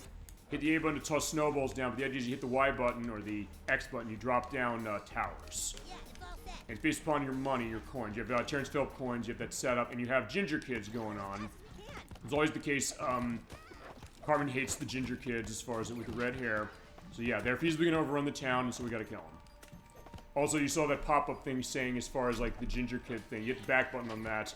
I won't show that, but I will explain what that is. It gives you a clip from the television show, The Ginger Protest, to explain, like, where in the show did this come from. In the case of this one, Cartman joins the Gingers and turns it into almost a neo-Nazi perspective, because he is a Nazi as far as... And by the way, if you get yourself killed, that's going to be weak, dude. But the idea is like, hey, he's going to try and help, but I got myself killed, so I have to start that again. To try and feasibly help them, but of course he's trying to screw them. That's the idea. Carmen's an evil human being, and the show makes that perfectly clear in multiple ways. And also, as far as those clips, as far as it... I could feasibly show them, but it's because they come from the TV show, but it's also something that... I'd feasibly have to kind of just switch some stuff on, and also, fine, there's other clips I don't think I can show. They show the thing as far as the red rocket from the proper condom use episode. I know I couldn't show that, because fine, to quote the episode, beating off the dog is not appropriate when we have company. I mean, ever. Beating off the dog is not appropriate, ever.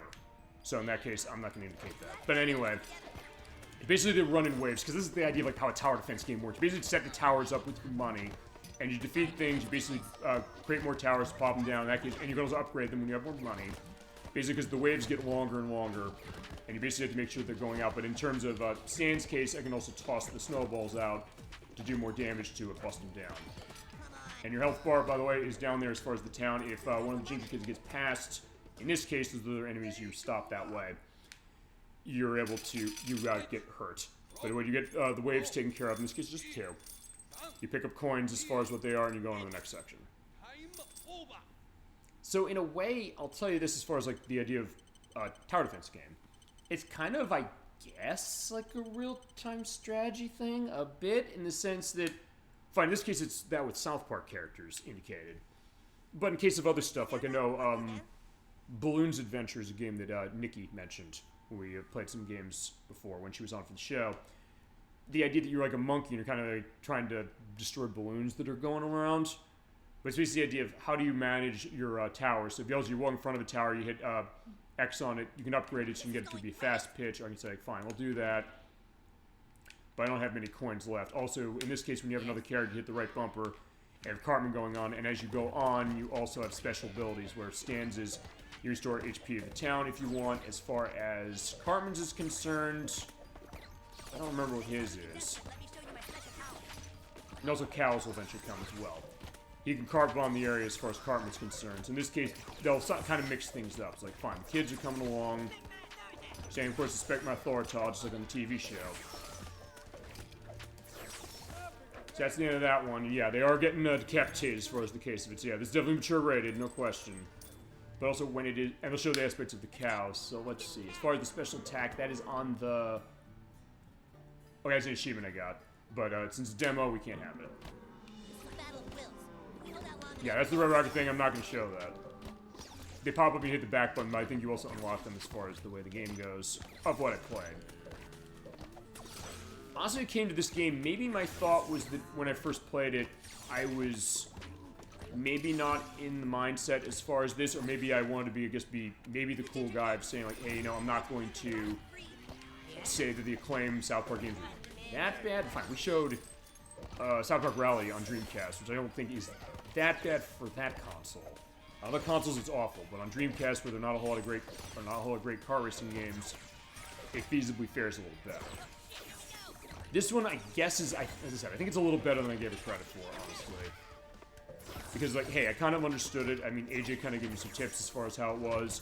Is the kind of thing, kind of getting a sense of a genre. You were saying earlier, like, hey, certain genres you like or don't like, and sometimes maybe it takes being, I guess, introduced or kind of having something explained to really appreciate that. I mean, that was the case with Yu-Gi-Oh! As well when we played that. And same also with some of the other stuff we've shown tonight.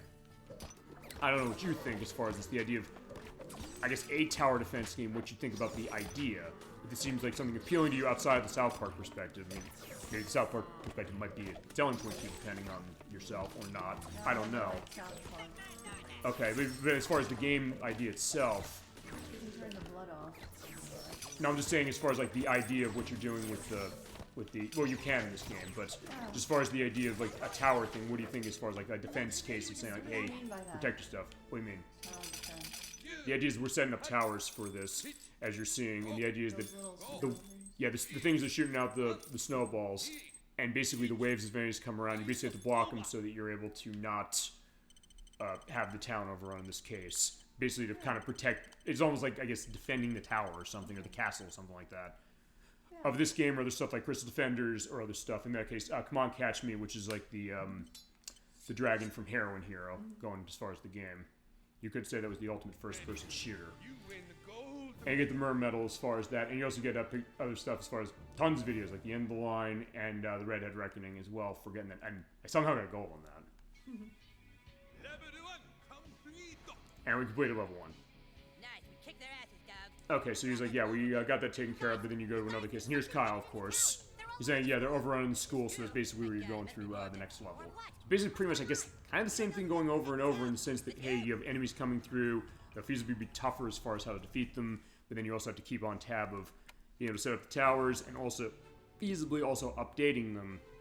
Because the idea is, like, I was upgrading a couple of them, as you saw there, putting more money into them so they'd basically be stronger. They're basically pretty much just, I guess, blocking the path, because you're seeing them over there as far as the school. There's that path, they're going to walk on the path, they're not going to go off it. But the idea is you basically have to pretty much have the tower set up as they go to prevent them from continuing. I got a couple other cases as far as this we could show. I have Star Fox Guard, which is on Wii U. It came with Star Fox Zero. It's kind of a tower game like this in the sense that you have enemies kind of overrunning and you have to kind of pay attention to cameras and set up everything to kind of keep the attackers at bay, and to get to the center, then you're going to lose. But it's kind of an interesting case, and honestly, I said I hated this game when it first came out, but maybe it's a case that wasn't necessarily connected with this genre enough. Not that I played a whole lot of tower defense myself. Just in case they find at first I thought, oh, they're just tossing the license onto this, which, I mean, I guess to a certain extent they are. But it's also something that playing the game's like, actually, this game's kind of solid.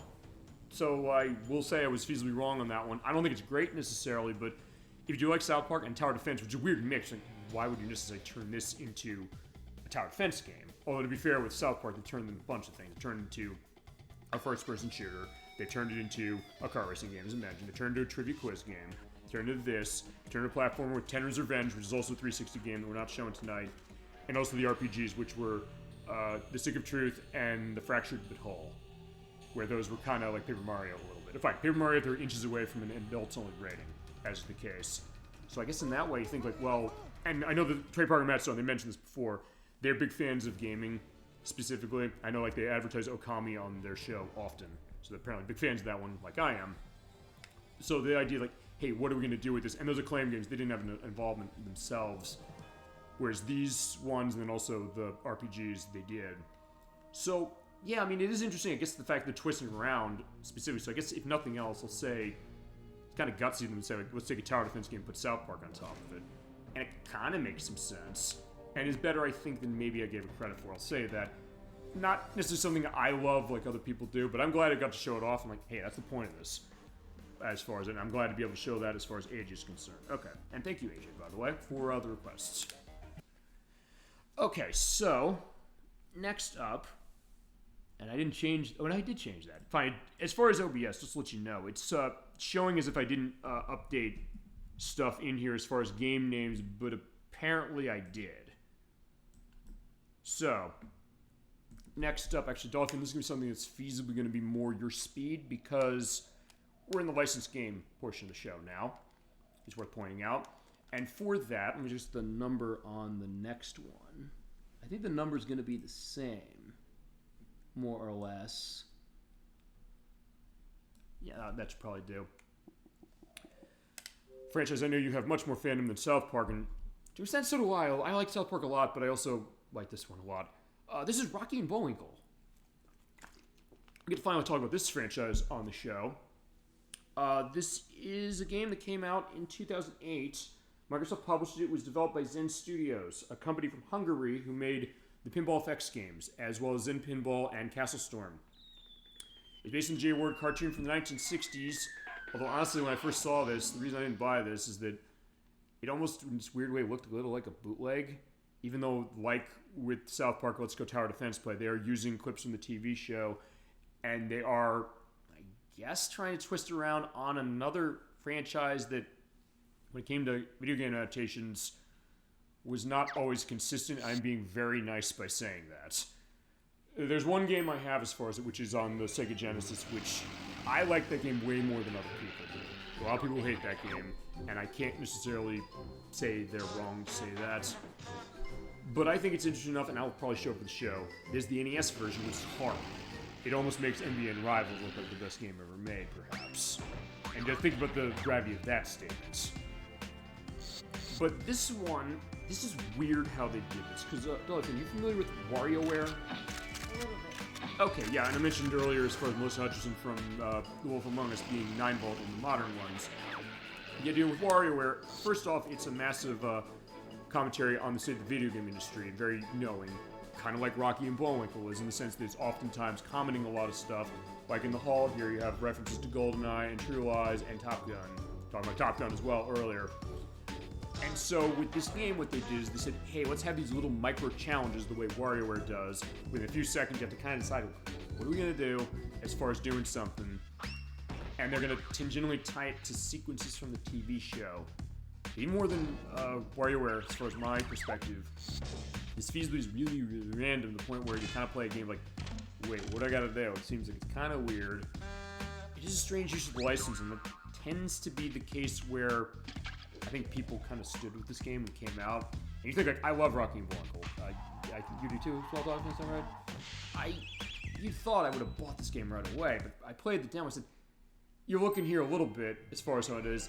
I'm seeing Boris Badenoff in the car, like, trying to go after the not Incredible Crash Dummies look of Bullwinkle there. But I don't know, it just seemed... Even Sagewell in South Park's case, that one had the shows and characters involved, and it showed as far as kind of how it looked, how it sounded, and all that.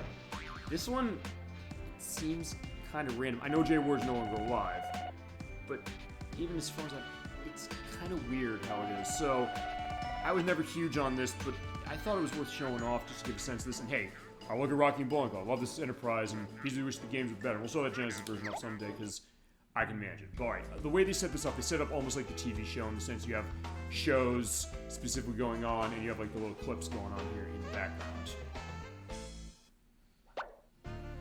So yeah, we have the trial show, which is feasibly going off the Bullwinkle show, and there is everybody going on. And so yeah, you do have Moose and Squirrel, of course, and of course, yeah, the phrase frame there on Natasha. What's her last name? There's Boris Badenoff and Natasha. I don't know. Fatal. I was gonna say Natasha Lyonne. It's not her. She wasn't even in the movie that they did in this in 2000. I think it's underrated. I know people hated that movie. I actually really liked it. But anyway, you have hearts just like WarioWare, and the idea is when you miss as far as a game, you get points docked. Your instructions on what you want to do. This is Boctopus Butterflickus. You take a picture of the magazine of the butterfly. Just hit the A button, but it seems like it's kind of weird. Like, so fine, let's see. Is it wait for it to come up and take a picture? That's it. Shit, just like with Wario, where it's kind of really quick. You do one simple task.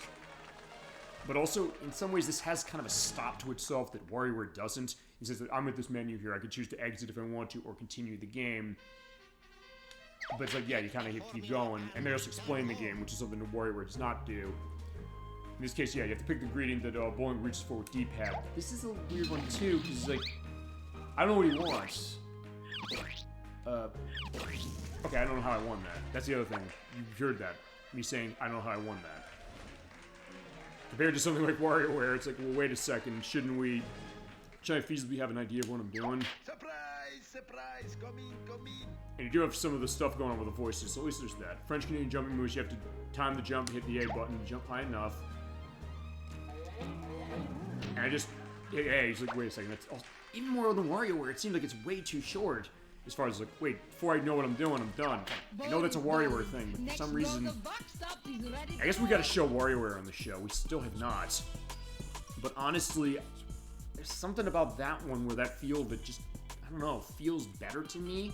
In a case where, fine, everything I'm leveraging at this one I could say about WarioWare, but something about the way WarioWare does it, though, kind of the pace of itself, and the kind of surprise, like, oh, what is this? In case where you're laughing your ass off at some of the stuff you're doing. I remember the first game. You ever play WarioWare, by the way? No. Okay, the first one was on Game Boy Advance. There's this one, they give a set of mini games. One of them is the case with the guy in a car, and you have to press, it says deploy. You have to press the A button to deploy the airbag. I didn't know what to do, so I didn't hit the button. I saw him hit his head into the steering wheel and then his back into the back of the headrest. I was laughing so hard, even though like I lost. I was like, at first, so I didn't have the sense of like, what am I supposed to do? What was I supposed to do? You realized, oh wait, I had to deploy the airbag to save him from snapping his neck, and I was just laughing so hard. It's amazing that way. Whereas I don't think with this one you quite get that satisfaction. Even the case like, yeah, they're doing the stamping of the counterfeit box tops, like the TV show.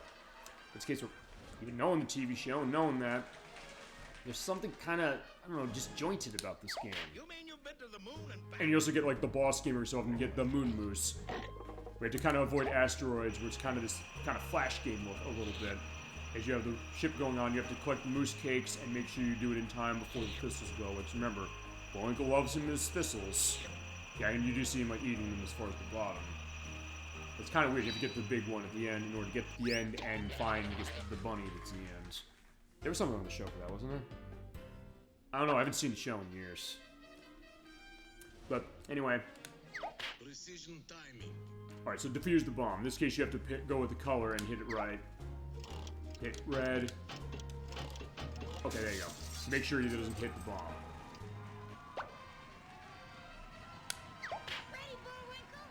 And yeah, you do get the voice of June Foray again, who of course was Rocky on the TV show, and also Magic and Spell in DuckTales, and also the original voice of Betty Rubble on the Flintstones. Yeah, the late great June Foray. But yeah, we gotta also make sure he can take off, hit the left and right triggers to throw him into the sun. But Rocky's gonna survive. Yeah, fine. Rocky, they always find their way out. Even as far as the games are concerned, they find their way out. Even though some of them are really, really... That NES game, my god, I probably should show that. It's so insanely awful you wouldn't believe it. But also you have to do juggling, but it's sometimes weird how you do juggle. But alright. You hit the right trigger and left trigger on that, but I dropped the ball, so I lost. And if you do lose, you lose a heart, and you also get a different animation. You're like the bull hitting you in the ass and launching you out. This should be easy, Mr. Peabody. Right, and they also have the games based upon the other side things. So you have Mr. Peabody and Sherman, of course. You know, remember, Mr. Peabody's the smart dog, and Sherman is his boy helper. But yeah, he's doing skateboarding in this game, doing half-pipe flips. Like, okay, I didn't know when Sherman was becoming Tony Hawk's Pro Skater. In this case, you basically go left and right on the half-pipe, kind of like Skate or Die if you ever played that. In this case, like, I'm just hitting left and right, like, wait, that's weird. So it's one of those cases where even the things they go, I mean, I guess I'd like the idea of like, hey, bring this franchise back and look at, like, skating. They could have something funny to say about that, but even this game seems like it's just random. I do the Moon Moose thing. And they also, like WarioWare, when you have repeat games like that, or this one in particular, they make it so that you have harsher rules. I'm usually going to go through one of these, and yeah, by the way, I lost. Now I have a flashlight warning on that one. But if you do miss, you're able to go on just like WarioWare, but if you run out of hearts, you're... Okay, fine, never mind, you don't get to go on this one.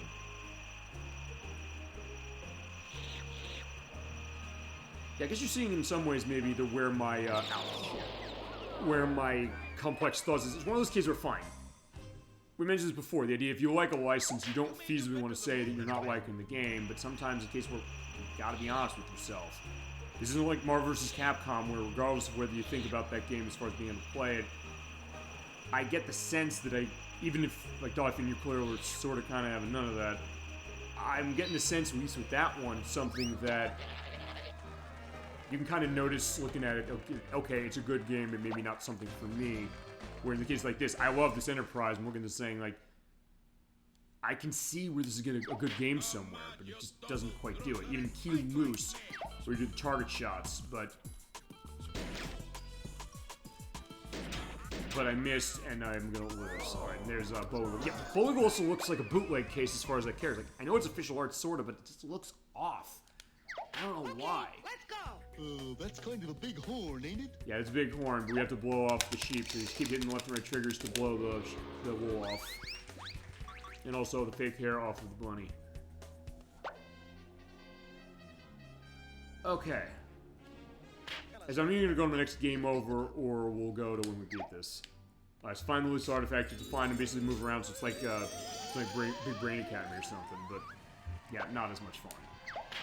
I mean, it's not horrible, it's just that fine with an Enterprise like this that I really like. In this case, you have to use the red analog stick to get the Moon Man guy in there. You feasibly wish there would be more, and yeah, the fact that even as a fan of this franchise, I'm not saying the game is worth picking up. Yeah, it's the idea. And shock, this game has not been re-released because they go back for a license, and I don't think anybody wants it. I mean, even me, and I love this Enterprise. Fine, I'd feasibly curious about having this experience of saying, hey, rocking Bullwinkle's games, but honestly, with this one, it's something that there are way worse ones. There's that NES game. That NES game is awful. Probably one of the worst games I've ever played. But in some ways, this one may be more boring. Maybe not as interestingly bad as that one. That one's such a train wreck. Maybe that makes it a little more interesting despite everything. Alright, we also have Rapunzel. So yeah, Hairway to Heaven. Or in this case, you have to climb up Rapunzel's hair. Come on. There we go. Now you get up there in time. Awesome. You do have the Fractured Fairy Tales and the Aesop's Fables stuff going on here. So, yeah, it seems like it's checking off all the boxes, but again, you're hearing in my voice, I think, as far as where I'm at. I mean, I'm very conflicted on this. In this case, you also have to aim in order to hit the shoemaker and get the nails in. So maybe I can get through this. We'll see. Scrooching Gallery. Scrooch all the unfriendly moon men. Yeah, so there's some bad moon men. You have to basically put the target on them and kill them feasibly or shock them, but where are they? Alright, unfortunately I didn't do it in time, so I'm getting this up here. Alright, but I lost that one, so I got one more life. Alright, the steamboat race. You have to rotate the analog stick for this one, the left analog stick, so keep rotating. It's like Paddle Battle from Mario Party, except your hands are not going to be torn open with calluses. Thank God. Alright, there we go, got it. Alright, so yeah, now the boss. Fine, I call it the boss game. It's like Wario again. So yeah, Moon Moose.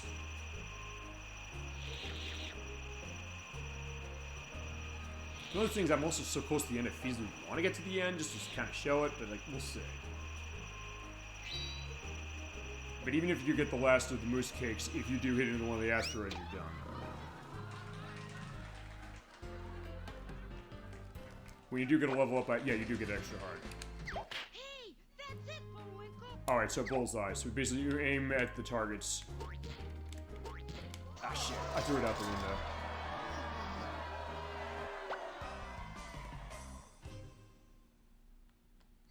You're going to be a clown, just like Daddy. Alright, that's the growl head. You have to keep balance on the ball. But if he falls, you're gonna be in trouble. And also see it's a fake underneath that, which I do always love that touch as far as the show. Alright, Fly Spy. I have to repel the mosquitoes using, you know, yeah, this just looks weird as far as how he's repelling the mosquitoes. And you have to use both of the analog sticks to hit him, so it's kind of weird. Whoa. Okay, so we got through. Actually, I think we're only 2 games at the end of this. But they also repeat games. There's the buried treasure again. Whoop, whoop.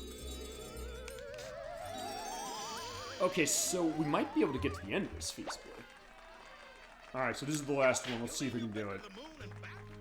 Yeah, I have to do this, so if nothing else, I'll feasibly be beating this demo, which actually is something I've never done in my life.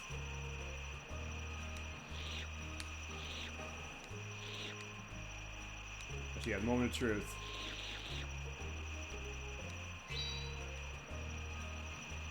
Okay, we beat it. Alright, so there you go. So, I did pretty good considering, despite everything I had to say about this game. And yeah, when you do win, which I've never seen, get your perspective on that. So, alright, there you go. We got points. Okay, and by the way, that is the aspect of the demo. Yeah, you can buy this game if you want, or, yeah, not, because it's not around. And you also put games into, categories and things to create your own show, kind of like WarioWare in the sense that you have mini games that you have and basically put them into an order. You can also use the Xbox Live Vision Cam if you have that, but I don't. And that's the idea. Okay, so that is Rocky and Bullwinkle. We do love Rocky and Bullwinkle, at least I do, and if I'm Duffy, you do too. It's just a weird one, and it's one that maybe leaves me more bewildered than anything. Would you think that I would maybe think is not, you know? Yeah, if you like the characters. I love the characters. With anything almost. I mean, let's talk about that. Fine, because we're going to go to another licensed game. We're going to see The Simpsons again, because we've shown this game before. I just got to find the right one, because there's so damn many of these. The arcade game. Yeah, we're looking at that one, which I wish we had another release of that was not the, what is it, the, Arcade Archive. Not Arcade. God, I wish there was an Arcade Archive release to this. The Arcade 1-Up unit.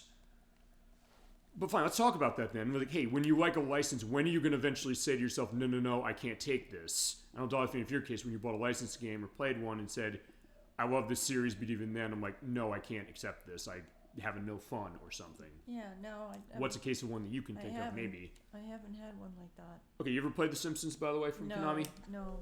Okay, this game is really, really fun. This came out in 1991 from Konami. It is running on the engine of the Teenage Mutant Ninja Turtles. And they did release this on 360 and PS3 as one of its only home ports in 2012. They then delisted the year after, so this license did not last long as far as that. And it was so quick, I wasn't able to get this, which is too bad. Actually, one thing I was going to do before we see the intro, I'm going to change the display settings. I'm going to have the wallpaper off. I'm going to adjust the screen size so it looks that way. Yeah, this is the game. I don't know if you've seen this game in the arcade, though. Okay, yeah. So what Konami did is they took Teenage Mutant Ninja Turtles that came in 1989. They spawned it off into other games. Like, hey, let's have beat-em-ups with other licenses we have, like X-Men, Turtles again with Turtles in Time in 1991, and also in 1991 we got The Simpsons. They said The Simpsons show had just started as far as the full show, because it was on the Tracy Ullman show for years prior, and then in 1990 they said, okay, we're turning the show into this as far as an actual series. It's still going today, even though Pamela Hayden actually left the show after 35 years. She voiced Milhouse on the program. That was just a couple weeks ago. They turned this beat 'em up. It's up to 4 players, so you can pick up and play with many people. If you want in on this, feel free to say. But if not, there is one case that I do need to show something specific, because this is one the Crusader 64 wanted to see. And as far as its other versions, aside from this Delisted one, the only other way to get the arcade port is to get an arcade 1-Up unit, which is like $400 or $500, because it's one of those stand-up arcade unit things you get when you go to stores, which for that is not completely unreasonable for that experience. But it's also that this was $10 when it came out, and it's one of those cases where I'd love like a re-release so that you could play this one. Or you could also, if you want to, you could go dig this out on the Commodore 64 or the MS-DOS going back to the 90s. If you have it. If you have it, and also if it doesn't cost a fortune. I would assume that Commodore version probably costs a lot of money. And it's licensed. I know that's the reason as to why that would be something weird. But they did do this version as far as it didn't last long. It had online. It had achievements and stuff for it you could set up. You could also run the arcade or Japanese ROMs of the game and also play in quarters as far as its survival. You have level select going on when you unlock levels. You can only show the first level and stuff on difficulties. So I'm going to play on normal. Okay, your choice between Homer, Marge, Lisa, and Bart. And you hit left trigger, you show what your settings are. The Crusader 64 said specifically, I want to see you play this game, number one. But he said when you play this game, you got to play as Marge. Because like with Teenage Mutant Ninja Turtles, each of these characters, they play the same. But based upon their attacks, they have a longer reach. In Turtles, it's Donatello. He has that staff that he uses, so you reach things much more. Marge that way with the vacuum cleaner, so let's get going. Marge! And yes, that is Julie Kavner, of course, voicing Marge, like on the TV show. And yeah, the plot of this game, if you're not familiar with it, back when Smithers was had blue hair and was not openly homosexual, because he was hiding it for years as far as the program, there's this gem he stole from Mr. Burns, and Maggie got in her mouth, and he stole Maggie along with it. So we gotta go get him. And get Mr. Burns across 7 levels. Here they are. So here's Maggie. So yeah, you have Marge, you're going around. You jump with the A button, move all around with D-pad or analog stick. X is your attacks. You get attacks with the vacuum, which has a great reach. And also, if you press X and the A button, you do your special attack just like the Turtles. So basically, I'll tell you what this is. This is Teenage Mutant Ninja Turtles. Oh, you also get smacked in the face as far as if you go through the door. Should throw you in the front of the screen. Kind of like Turtles in Time a little bit. Because it took the engine of Turtles. This does run on that engine. And said, hey, let's get going on with that. Yeah, okay, I'm doing that wrong specifically because you're going in front of those doors. That's the case. In front of Noiseland Arcade where you're playing games feasibly. In this case, yeah, we got this going. And the pet shop. So you're familiar with Season 1 and 2 of The Simpsons. You're going to look very familiar and you like the idea of this. And it is a fun game. And also, there's Martin Prince and Elizabeth Skinner specifically. But yeah, at the Spring Fire Department, all these goons that come around, so you got to keep beating them. And you have lives as far as this. So it's not like Turtles where you die once and you can keep putting quarters in. You die a couple times to put quarters in. Yeah, this is a quarter muncher specifically as far as the beat 'em up stuff. I guess this goes to the beat 'em up you and I were practicing. Fine, we're showing a little later. That's Scott Pilgrim versus the World. Actually, we're showing that next. As the case. I don't know if you want in on that one specifically or now, Dolphin, or not. Feel free to let me know as we go. We have to beat everybody up. There you go. Yeah, Crusader 64, this is for you. We've shown this before on the show, but only this demo. And to be fair, it's been a long time since we've shown it. It's been like 4 years. Well, almost 4 years, actually. That was back when I had Ancient Tech, but Look Out World.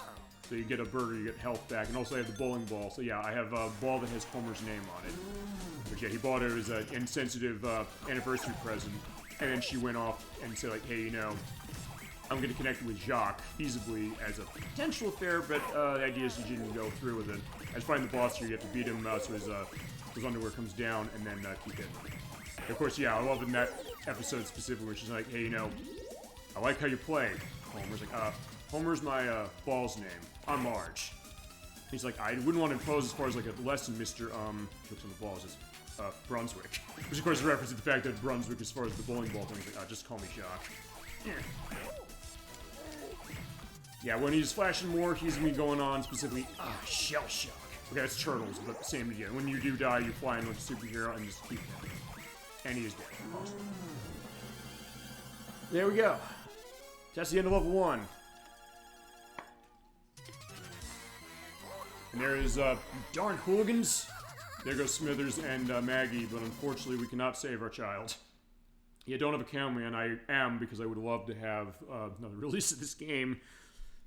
Feasibly Konami, I guess, could make it happen, paying some license money or something, but there is the arcade 1-up version if you do want to play it, so there is that. But it's a fun game. Every time I see this in arcades, I do want to play this, because it does capture the feeling of The Simpsons well. It is one of the best games based on license, on this license, actually, going back to licenses that have games that are of questionable quality. There's a lot of The Simpsons that are not very good. This is one of the best ones. The Simpsons Hit Run, I think, is grossly overrated, but it is something that it isn't a bad game. And I like the Simpsons game, which is from EA. I have the Wii version of that. And I think we should show that at some point specifically. That's a fun one. It also has a lot of interesting commentary on the gaming industry, on EA themselves. You think, like, they let them get away with a lot in terms of making fun of EA. And also in terms of Grand Theft Auto San Andreas, where Marge actually is trying to stop that game from being around. And she basically uses, like, the megahorn to kind of talk to people, kind of grab them, and pretty much, in a weird way, becoming an angry mob. And that game is written by the people who wrote the TV show, so it actually does have that perspective. And great guest perspectives of your love of Matt Groening, because this is a Matt Groening program, as far as the TV show. But with that, we got another licensed beat 'em up. This is the last one we got of these. And this is one Edwack wanted to see, and I do have something I want to go into with that, because he mentioned something to me, and I want to bring this up.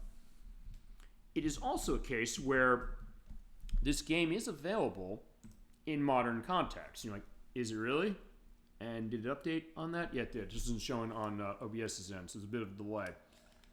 And I have my volume up set for this. Fine, here are the two Sam Max games that chat was mentioning, Beyond Time and Space and Save the World. Let's see, where is it? Right here. This is Scott Pilgrim vs. the World, the game. This came out on August 10th, 2010. It was part of the Summer of Arcade, as mentioned at the beginning of the program.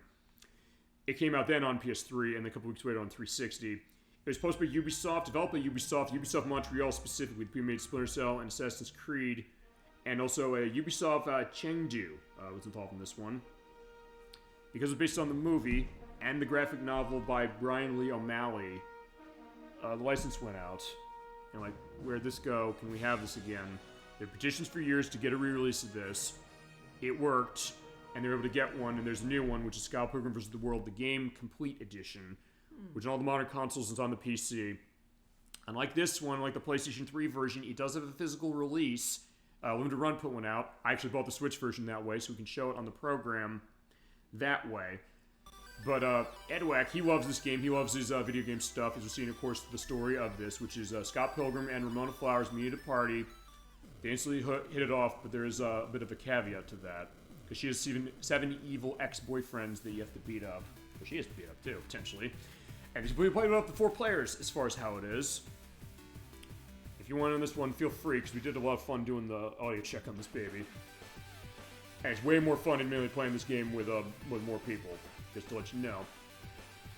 Yeah, Edwack loves this game, but he bought that Switch version, and he realized when him and Nikki were playing it. He told me this because I picked his brain on this. He said, I bought the Switch version. When we did the co-op on this, we got to level 2, the game crashed, and we could never play further than that. I want to give a little bit of a thing to that, because I want to put that to the test, because first off, I'm going to turn down the music. By the way, it's worth pointing out, for this game, I'm going to get a copyright question on the YouTube upload of this. And the reason for that is because this is licensed music by Anna Managuchi, but I did test uploads specifically, and they said, fine, they're going to let you use it. They're not going to say, hey, your channel's banned or something. So we can show it. But to go with what you're saying, you said, we couldn't play past this. I have the same version he has. I have it on the Switch. Actually, over the last week, I did go through this game co-op myself. Actually, before you were involved, this Dolphin. I tried going through on co-op. I got to the second level, and it worked fine. So I don't know what's going on with him. I'm not saying Edwack's wrong. It's like, oh, he's lying specifically. Like, I don't think he is. I think it actually happened to him. It's the case that I checked it. It didn't do anything wrong with me for the new one. I looked online, didn't see much else outside of what he's saying. I mean, I think I'd heard people complain about that, and they patched the game. It had the modern patch of the game as well, just to get a sense of that. It seemed like it worked fine for me, even to the point where I deleted my file off of the Switch to check that.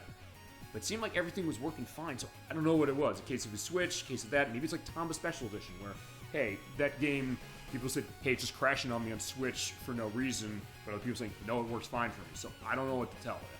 But I said, I always want to get a sense of that, get an answer that way, and kind of find out, because like, I'm curious as well, because I can say, well, like, does that mean I can never play this? But I guess not. But in his case, if he's going to be involved, he probably would want to call dibs on this number 1. Number 2, he probably want the 360 version for that very reason, because he loves this game. He adores this game. He's all about his retro elements, just like I am, as far as, but especially him with this one. So yeah, you have a choice character. You play as Scott Pilgrim. You play as Ramona Flowers. You can also play as other friends who are Steven Stills and Kim Pine. We're going to have the girls do it for themselves. I'm going to play as Ramona Flowers. And you can change your color perspective. I'm going to go with pink. Actually, wait. That's how she looks in the movie. Okay, so fine. Here's the deal. She has the blue hair as far as this, because I believe this is kind of focused on the graphic novel, but does have the licensing with Universal going with the movie that came out, which was by Edgar Wright, who made Shaun of the Dead and Hot Fuzz and The World's End, or the Cornetto trilogy, as is the case of that. So kind of off the wheelhouse a little bit for him, but a great movie, except for the fact that the pacing drops later on, to the point where I love this movie, but also kind of hate it for that. Like, you almost were there And he has so many problems oftentimes with other movies with pacing, even the movies of his I love. Except Hot Fuzz. Hot Fuzz is the one he doesn't have that problem with. I don't know how you were with... Did you see One Night in Soho? Vaguely sounds familiar. I didn't see that one. I don't know if that had a pace problem as well. But I just, for some reason, as much as I love Shaun of the Dead in particular, and specifically, and this one, like, that's always a problem. He keeps doing that. Like, I was not going to let that go. We're going to the Frozen Suburbs. Yeah, this is a beat 'em up, by the way. It's just like Simpsons. And we were getting feasibly close to later on. We were over halfway through, because I know this has been a trek. Alright, so let's get going and run around. So yeah, you have double tapping on the D-pad to do running, and your strong attacks are on X, or on Y, and then your normal attacks are on X. You go in there, you're seeing the numbers come out, where you have feasibly an RPG element as you beat up enemies more, you pick them up with the Y button on the ground, or hit them with the not Amy Rose hammer. You're able to cause damage and get level ups going on. And it's pretty fun. The thing I'll say about this game, I'll say this, I'm kind of a little bit of a recent convert to this game a little bit, in the sense that I kind of thought this game was overrated for a while. In some ways, honestly, I sort of still do, in the sense that the thing about this game that's interesting is also kind of a little bit of a downfall for me, the RPG aspect. Not that I don't like the idea of that, but because, fine, this is also pulling off River City Ransom on NES. You ever played that? This is going to look very familiar. But oftentimes you're hitting enemies, it seems like, yeah, they block. You have a block, by the way, that's on the B button. But oftentimes it seems like the enemies take seemingly an inordinate number of hits to damage. It's like, yeah, this is a bit of a grind, honestly. But I'll say, Dolphin, I want to thank you for this one, because when we did our audio test on this game, because I said, hey, we're going to do this, let's get this set. I said, we're going to run this as far as the audio test. We're going to go through this whole level just to give a sense. I said, honestly, this game's more fun playing co-op. Including the idea that when you're in co-op, if I had another player going on here, as I also have a special case, just hit the X button, punch, punch, punch, punch, punch, and get tons and tons of combos going on for this. You have the ability to revive yourself, or revive your helpers, specifically with you, when they get down to low health. That is not a factor in two-player, and also the idea that, hey, I guess because there's enemies going on here multiple ways, you can feasibly lighten the load by having other people help. Also, yeah, if they dogpile you, specifically hit the A button, and keep hitting it and knock them off. Definitely a lot of variety as far as how this goes, and when you do get into that case of being dogpiled, you do get power-ups going on, specifically as far as you're running faster with flash on hers, by the way. Whoa. It's definitely very, very stylish as far as it's going. Boom, boom, boom, boom, boom, boom, and there is over 100 hits. Boom, boom, boom, just keep going. And eventually go to the 172. Jesus Christ, wow. Yeah, the guy with the fedora, yeah, that's the other idea as well. Fine, I keep having that going on here. Oh, actually, I'm getting tons of stuff. And when you go up like that, you get a new move. Yes, you do a double tap for running and hit X or Y, you just slide. I'll say this, if you're going to play this game, I'd say you probably do want to play co-op, as the case, because it does have a lot of stuff going on. By the way, there's the bus. Stay on the sidewalk, otherwise you're going to get yourself hit. But one of those things that, honestly, I thank you, Dolphin, for this, because, like, hey, you know, we can run this co-op, and actually, I had a lot of fun running this co-op, was the other, because, like, yeah, I don't know if I'm feeling this game completely compared to other beat-em-ups. Fine, because I also love the stuff Sega's. I love stuff like Streets of Rage, I love stuff like Golden Axe, I love, some of the Konami stuff, even though some of those Konami ones are like, hey, maybe it seems like it's maybe luck in the sense of how they're designed as an arcade case.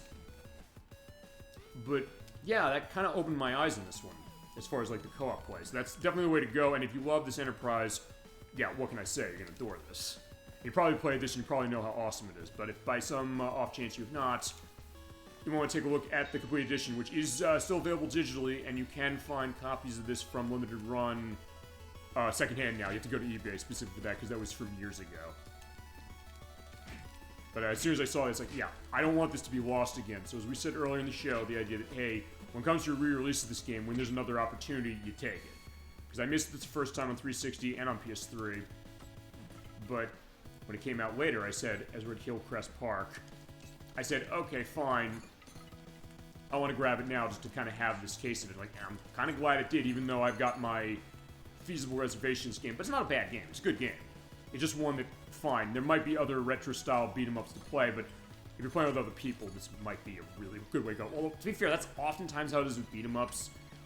But I'll say this, is that compared to stuff like Streets of Rage and even Final Fight to a certain extent, where I have a blast playing those games solo, as maybe almost as much, if not quite as much, when I play with other people.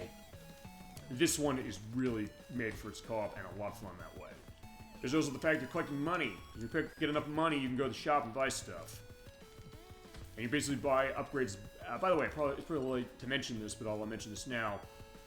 When it comes to your inventory up there, your interface, the heart is your health points. The fire up there, that is your guts points. I'll show what guts points in just a second, as I'm going to beat him with that. And by the way, when they do have like that sad face on that, that means they're close to death. Usually just don't let up.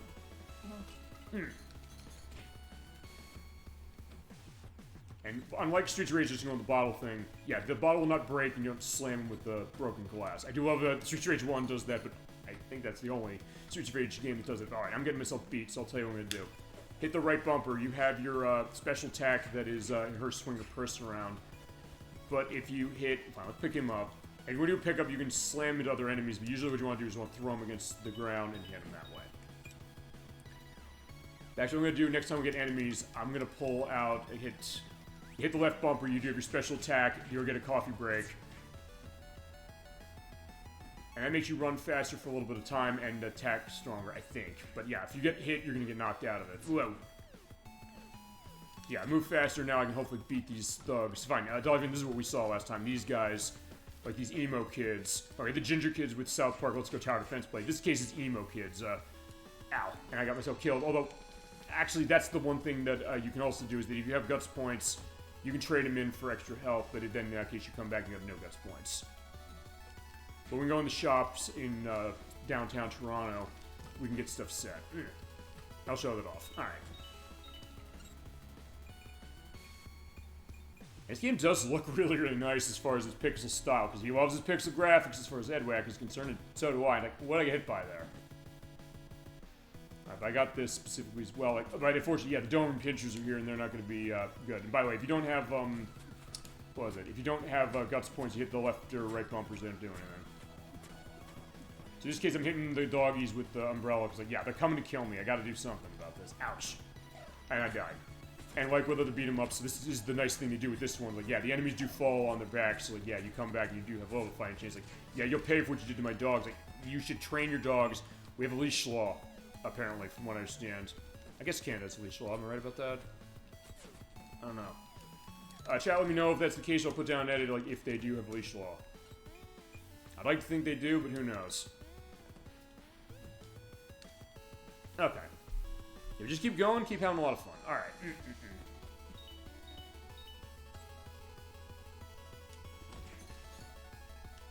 Oh crap, I'm getting dogpiled again. Yeah, the good news is, yeah, Ramona knows what she's doing. Ouch, but I'm getting knocked down. Yeah.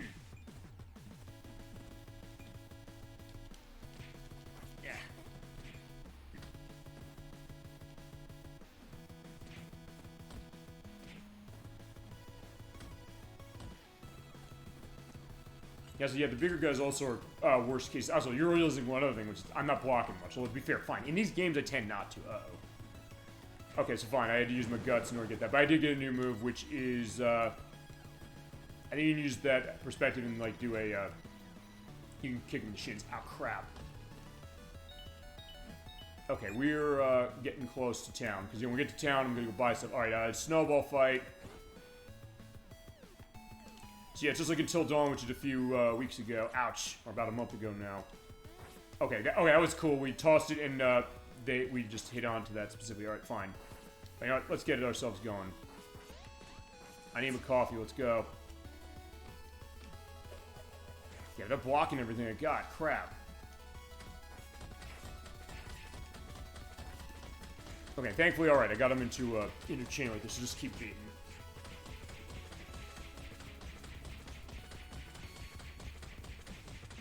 Alright. Okay, so there you go. Hopefully that was enough to kill him. Alright, yeah, it was enough.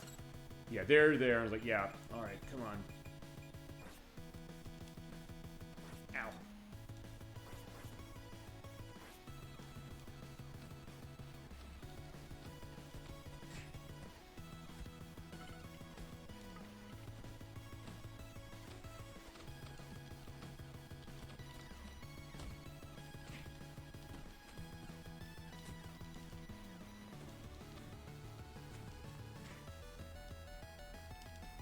Alright, there we go.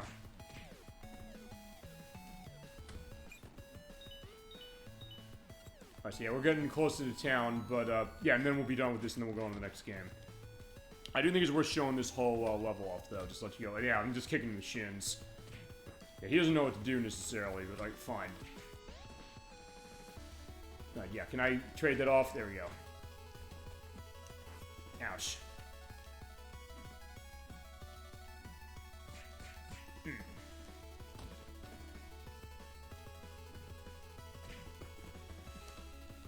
Yeah, so basically it's pretty much just beating on him. But then that's kind of, I guess, the idea as far as a game like this, honestly, in certain capacities.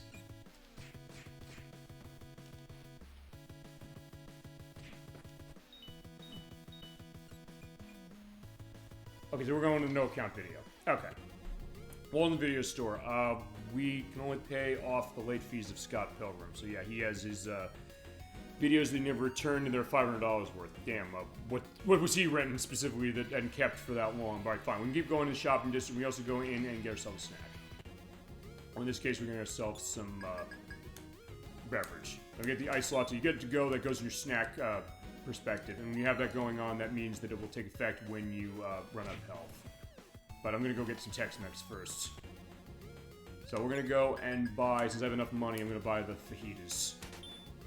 So in that case, I got my guts points, and I have my HP all maxed. Yeah. If you have the money specifically for it, as I'm getting kicked way over the way,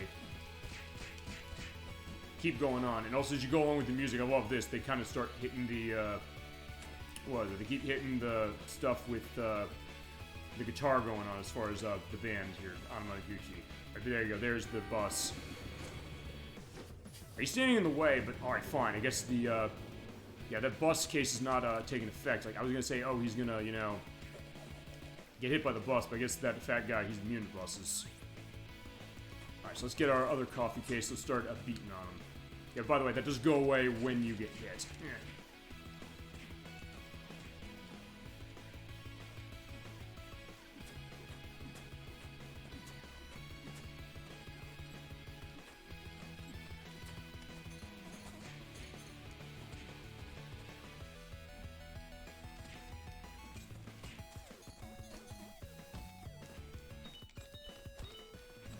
I mean, yeah, we can still go, even though it's like, yeah, there's enemies I didn't kill. It's like, fine.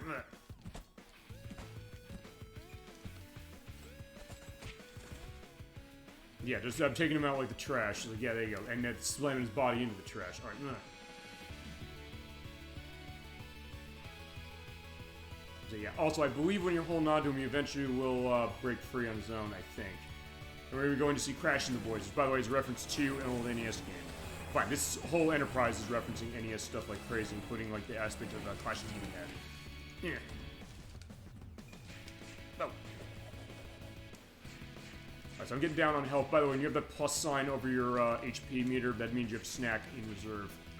As mentioned, when I hit 0, I will have that go in effect. Whoa.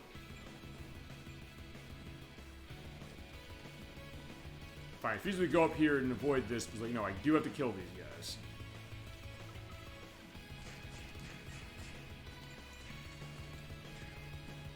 I guess, yeah, just beating the people as far as that. Yeah. I'm amazed he's blocking the fact that, yeah, I'm hitting him with his best friends. Like, yeah, boom, boom, boom.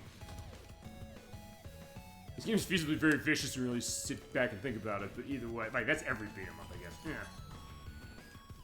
Also, by the way, when you're holding an item like that, hit the Y button, that lets you toss it. Whereas the X button, let that, you just basically hit with it. Like that, so yeah. And it, as I said, the ball will not break, so don't worry about that. Ouch. Alright, because I had my snack, it gets used up. And by the way, hit the start button. You see your inventory, so just show that idea as well as your status and your move list as you go along and get more levels. Alright, look.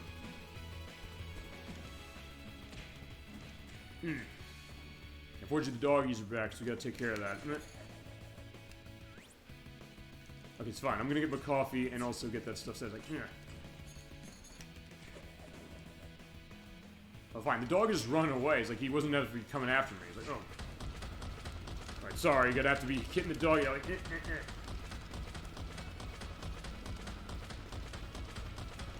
Yeah, I don't think this dog's gonna survive after this. I hate to say it, but as I said, we have to show this. We have to show this.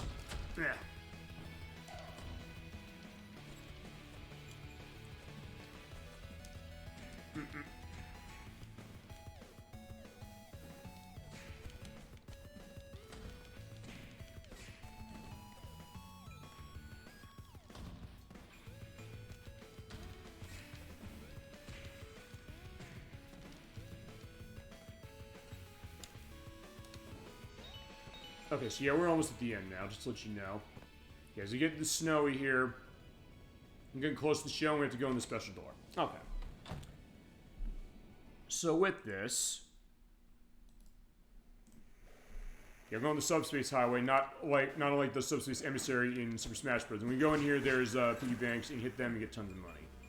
First, this is not going to matter for the demo, but yeah, you also can hit the not Mario blocks in order to get coins out of them, and they get sad the same way. You get the kind of Mario sound effect going on here. It's definitely a nice homage to this. But yeah, with this, I think we do need to get going with the boss. And this is going to be the last thing we show for this game, and then we'll go to another couple. And then, got... well, people are going into cases of stuff. We only have about, I think, 10 or so games left, maybe, about. Yeah, this is definitely a big case of big show. But, alright, we got to defeat the first Evil X, Matthew Patel. But Ramon is saying, like, fine, get out of the way. I gotta beat you now. Like, fine, it's supposed to be Scott's fight. He's like, fine, no, I left you for a reason. And we mentioned Street Fighter stuff. He has, like, the Hadoken going on, so you have to be careful when he charges that off. And actually, like with Turtles, the idea when you hit him more, or like with Simpsons, I should say, but also like Turtles as well, when you hit the enemies more, or the bosses, yeah, hit me with the Hadoken, he will, I'll get myself hit. He'll start flashing. So that's gonna come in a little bit of time. Now what happens, you get the succubi girls going on, specifically, so yeah, kick them in the air, specifically jump and hit the X button. You can't use your, strong attack in the air. And after enough hits, they will go away. Or you can feasibly use your, special, or your strong attack on the ground. Okay, and when you get attacked with the B button to get that going, alright. And he's invincible until you take them out, so that's the idea, alright.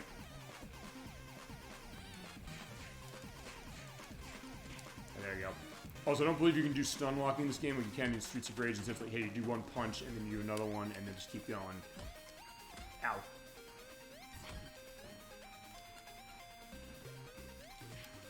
Well, yeah, he does have enough of a charge up when he does that, so feasibly you can avoid getting hit.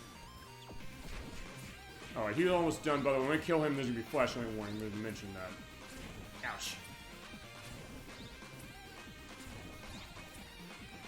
And for this, the succubi will keep going along. Just keep hitting them, then you should be good. Ouch. If I've got enough lives, we're going to win this. No problem. Fine. Well, one more coffee for the road. Okay, so that should feasibly do it. Alright, got him. So, KO. Alright, he's done. So, bye-bye. And, of course, he explodes into money. Alright, so I'll take the money that was his body. Okay. So, siege clear.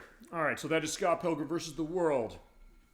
It's a fun one. It's better if you're playing as multiple people, I'll say that, but it's not a bad game. I just don't think I love it as much as other people, which is a fair case. But if you're playing co-op, I think you're going to have a good time, especially if you play with many, many people. And you do have your perspective of money, experience, and KOs you got. With that going in my bag. And each character, by the way, does have a different animation when they leave off, including, who was it?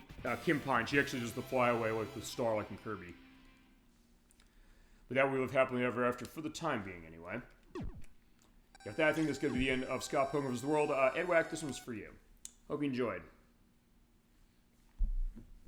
Okay, next up. This is one I have to put the volume up actually insanely loud. This game is insanely quiet. So I'm like in the 20s, 30s. I have to put this up to 5.4. And it's another Konami joint.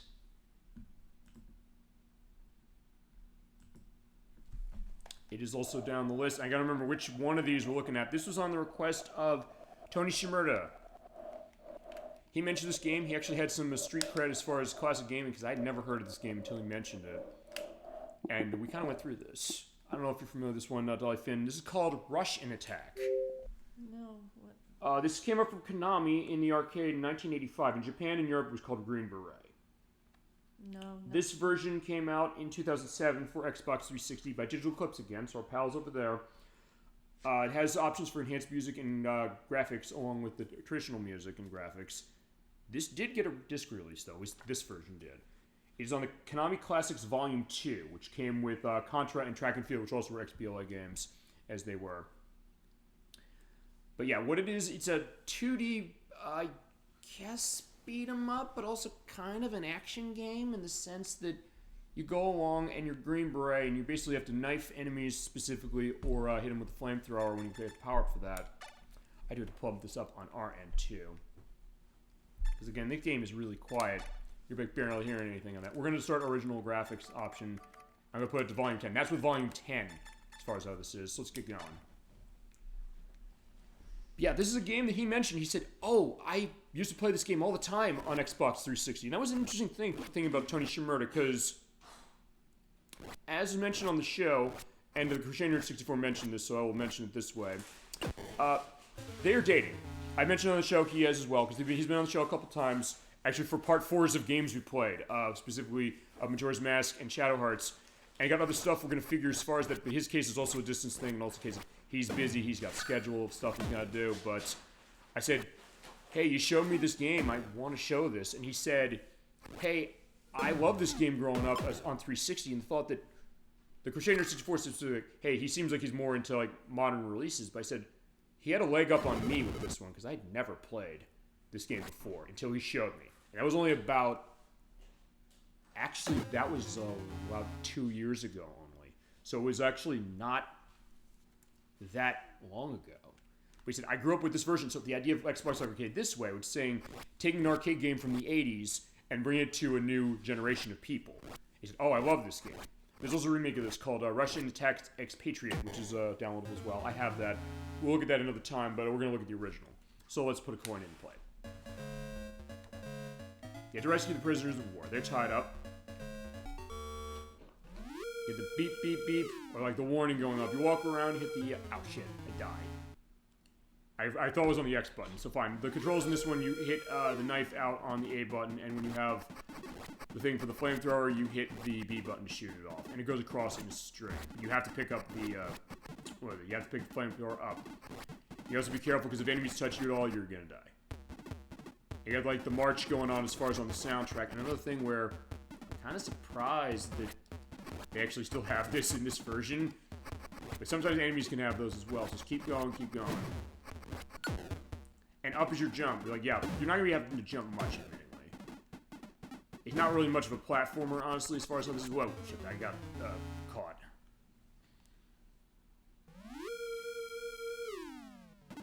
Okay, ouch. Alright, so yeah, we're going to have a game over case as well for this, so yeah, and I'll keep going.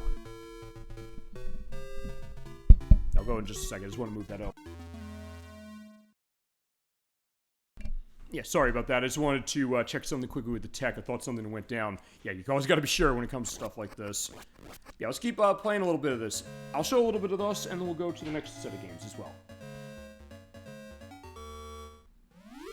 If you ever chat, let me know any memories you got on Russian Attack, you ever played it. In my case, it's something that, yeah, I'd never really played. I do want to get far enough to show off the flamethrower, but you do have to kind of get going as you go along. This is a pretty fun and interesting game. Simple, yes, but one that is pretty enjoyable. And thanks to Tony Shimura, I probably would not have found this. Or I might have come to it eventually, but yeah, I missed it. Okay, there you go. Yeah, they dropped it down. We get the flamethrower, you hit the B button, and when there's a string of enemies in line, hit that, it goes all across the screen, it burns them to death. It's pretty fun. Ouch. We do also have checkpoints going along as you go. Ouch. Yeah, if you're not quick on the draw, you can feasibly get into trouble. Fine, I am not the expert of this game, as I mentioned. That would be Tony Shimura's case. Going back to what the Crusader 64 said, which I thought was kind of interesting. It's like, oh yeah, he just is more about modern stuff. But I said, well, you know, maybe not.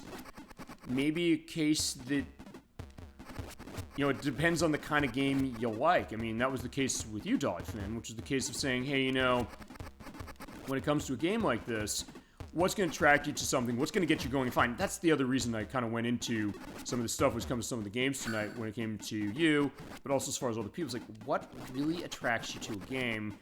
And also, for that matter, if it's the case like, hey, you don't like a certain genre of game, maybe there's, or style of game, maybe there's something about one of them that kind of gets you going. Alright, so there you go. And you do have 3 usages of the flamethrower anytime you pick up the item.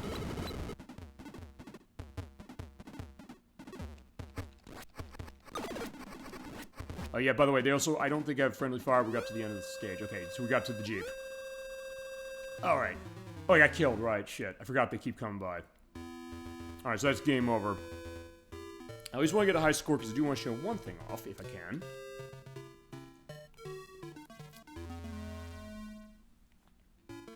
Yeah, here we go.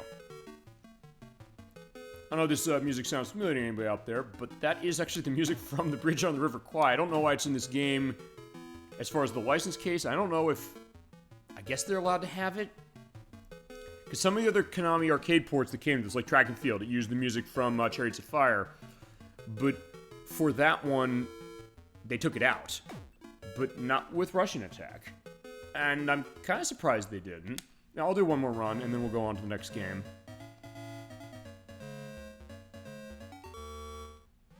But yeah, it's a case where it's kind of licensed that way, so I don't know if that was an idea of it, but...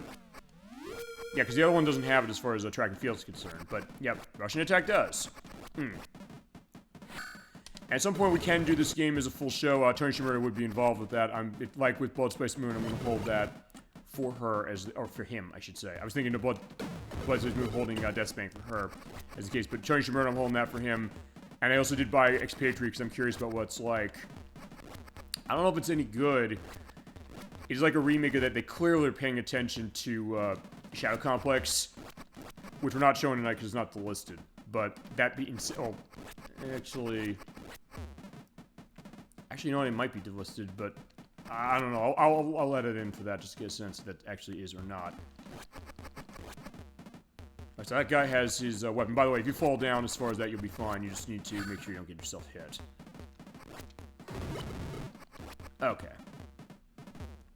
But from what I understand, this game was actually pretty popular as far as how it was in arcades, but I just missed this one entirely. Then again, as Chasm22 often likes to say, this is from before I was born. He always says that as far as anything, and I love that perspective. He says that. This is 1985. This, I believe, was in 1985 before I was born. So in that case, maybe that's why I missed it. Also the case that it was not ported a whole lot, but also when it was, I didn't necessarily play because it was on NES. I know it was on some other stuff as well. Alright, so at least I can get through this and kill the enemies that are coming out of the truck. Because crap. Actually, one thing else I'm going to do, I forgot to do this. I'm going to turn on the enhanced graphics. Because you have an option for enhanced graphics. And you know what? I'm going to exit this. I'm going to turn on the enhanced graphics and the enhanced sound. I forgot about that. I at least want to show that off briefly.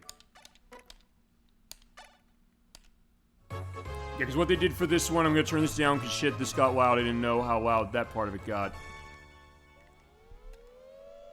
They've redone music and graphics, so it sounds kind of more modern. Almost like a Flash game a little bit, but it doesn't look bad.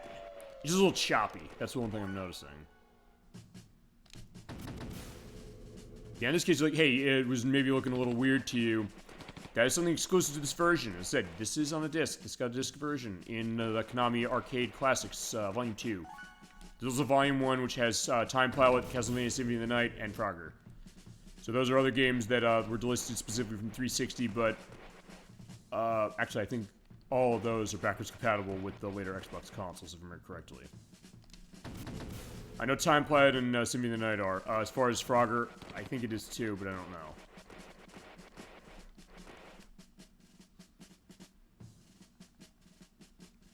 Controls are still the same, though, as far as this operates. Just visual and oral enhancement, specifically.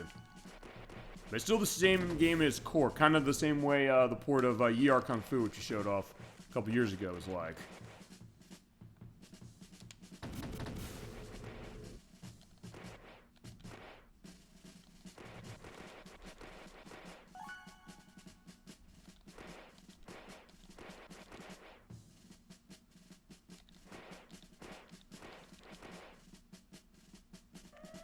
Okay, so yeah, we're seeing the same case, but so actually, yeah, you can kind of get some parts going on this way.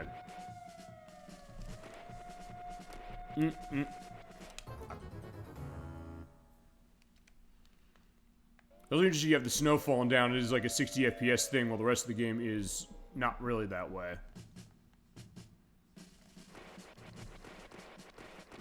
Actually, in this case, we're going to keep going until game over, and then we'll go to the next game. I feel as I'm going to go a little faster some of the stuff, because I do want to... We've been at the 7 hours, and I do want to get a sense of getting this set. Which, by the way, I do want to acknowledge or announce one thing. I'm going to be canceling the show we got next week, because I'm not going to be ready for Tamba for part 2, so we're not going to have a show next week. Just want to let you know that. Also, feasibly give me more time to edit this. Because this is going to be a beefer. I've definitely had a great time doing this. Ouch.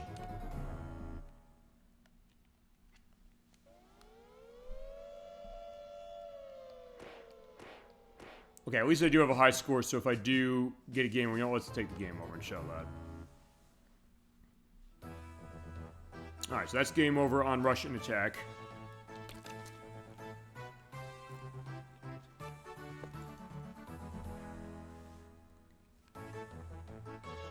Yeah, definitely a more jaunty take as far as that. It's going really, really fast, I'm noticing.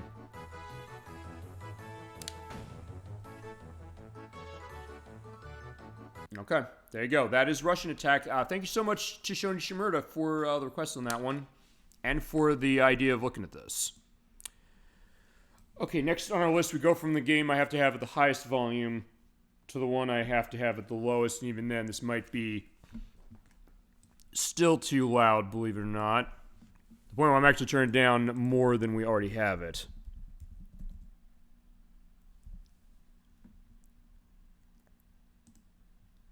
Okay. This is one for Medics. I know he's a big one on, actually, I don't know if he's big on car combat, but we showed off Twisted Metal a month ago. I mentioned we had another car combat game to show. He mentioned this one when we did one of the Vigilante, one of the Parasite E parts. We're playing a game he mentioned there, Vigilante 8. Vigilante 8 Arcade, specifically. This version came out in 2008 for the... I gotta turn my volume down on my TV because it's blaring that way and feasibly blaring all you. From Activision, and it's a company called Isopod Labs, which is a new studio that was started by the people at Luxoflux who made the original after they shuttered in 2008, I believe it was when they shuttered. Because they made Vigilante 8 for Nintendo 64 and PlayStation, and sequel Second Offense, which was on both those consoles and also on the Dreamcast. So they made an Xbox Live exclusive version of Vigilante 8, which is kind of a remake of it. It is still only available here to this day. I'm also going to turn down the audio a little bit here because this game gets really, really loud. You're probably hearing it. Kind of a disco take on car combat. And the concept of this is a 1975 period piece where there's an oil crisis going along. And with the breakout of disco, like, hey, there's this group called the Coyotes that coming around, and the Vigilantes are here to stop them and basically control the oil fields. There was multiplayer for this, as well as single player. There's also a DLC that came with this. I bought the DLC, so we can show this game fully off, specifically as far as it. They also give you information on how to play. We're going to take a look at quest mode and look at our characters. Got John Torque, Convoy, Chassis Blue, Dave, Sidburn, Boogie, Molo, Beeswax, and that's all our characters for now. I'm going to show up Boogie. We're going to go to the Hoover Dam. That's the first case as far as what that is. Yeah, I'll start this. I'm picking Boogie because my experience with this game was on N64 initially, where Boogie is the best special in the game. Ow. But this game is insanely destructive based. It also has a frame rate that's very, very, very, very pokey. And to pick up items and go around. This game also is insanely floaty in terms of how it operates. And like with Twisted Metal, you have machine guns there, but they will overheat after time and not shoot as fast. We have weapons, of which are on the X, B, and Y buttons.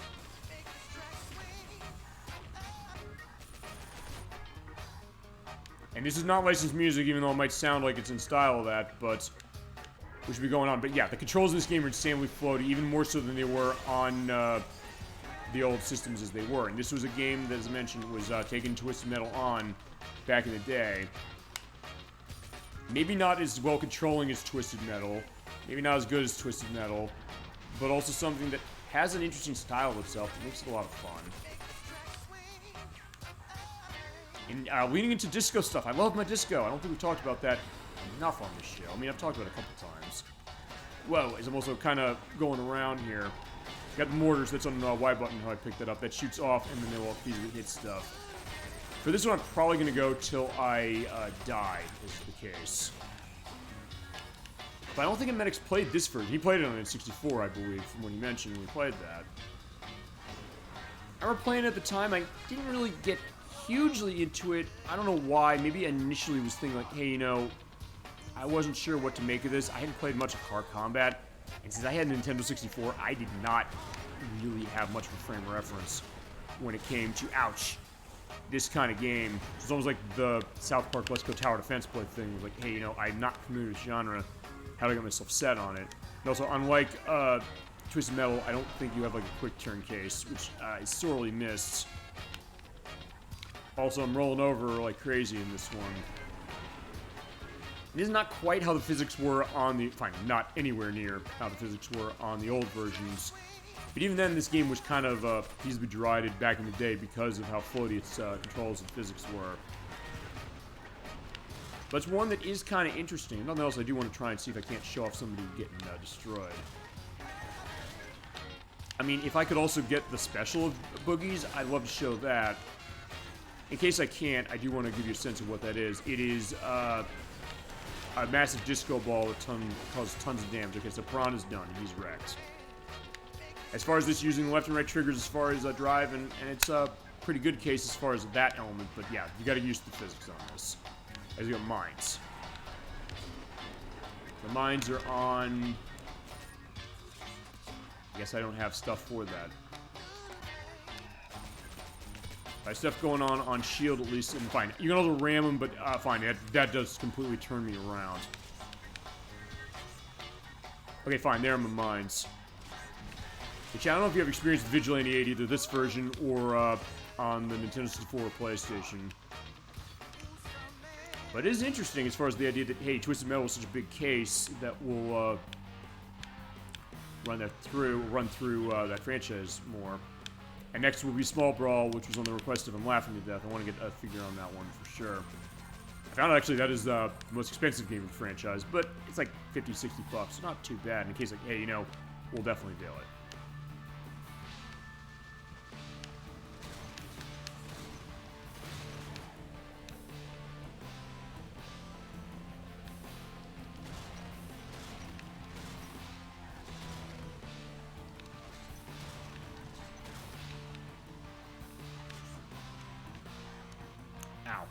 Yeah, I almost have him. I think I might be able to win. Okay, fine. Also, yes, since at the Hoover Dam, he got flipped over. Yeah, all flip overs going in this one, but my strength is low, his strength is low. If I can feasibly get the mortar set to destroy him, maybe I can do that. But yeah, the mortar does have a delay. Alright, this is going to be interesting. Alright, I blew up.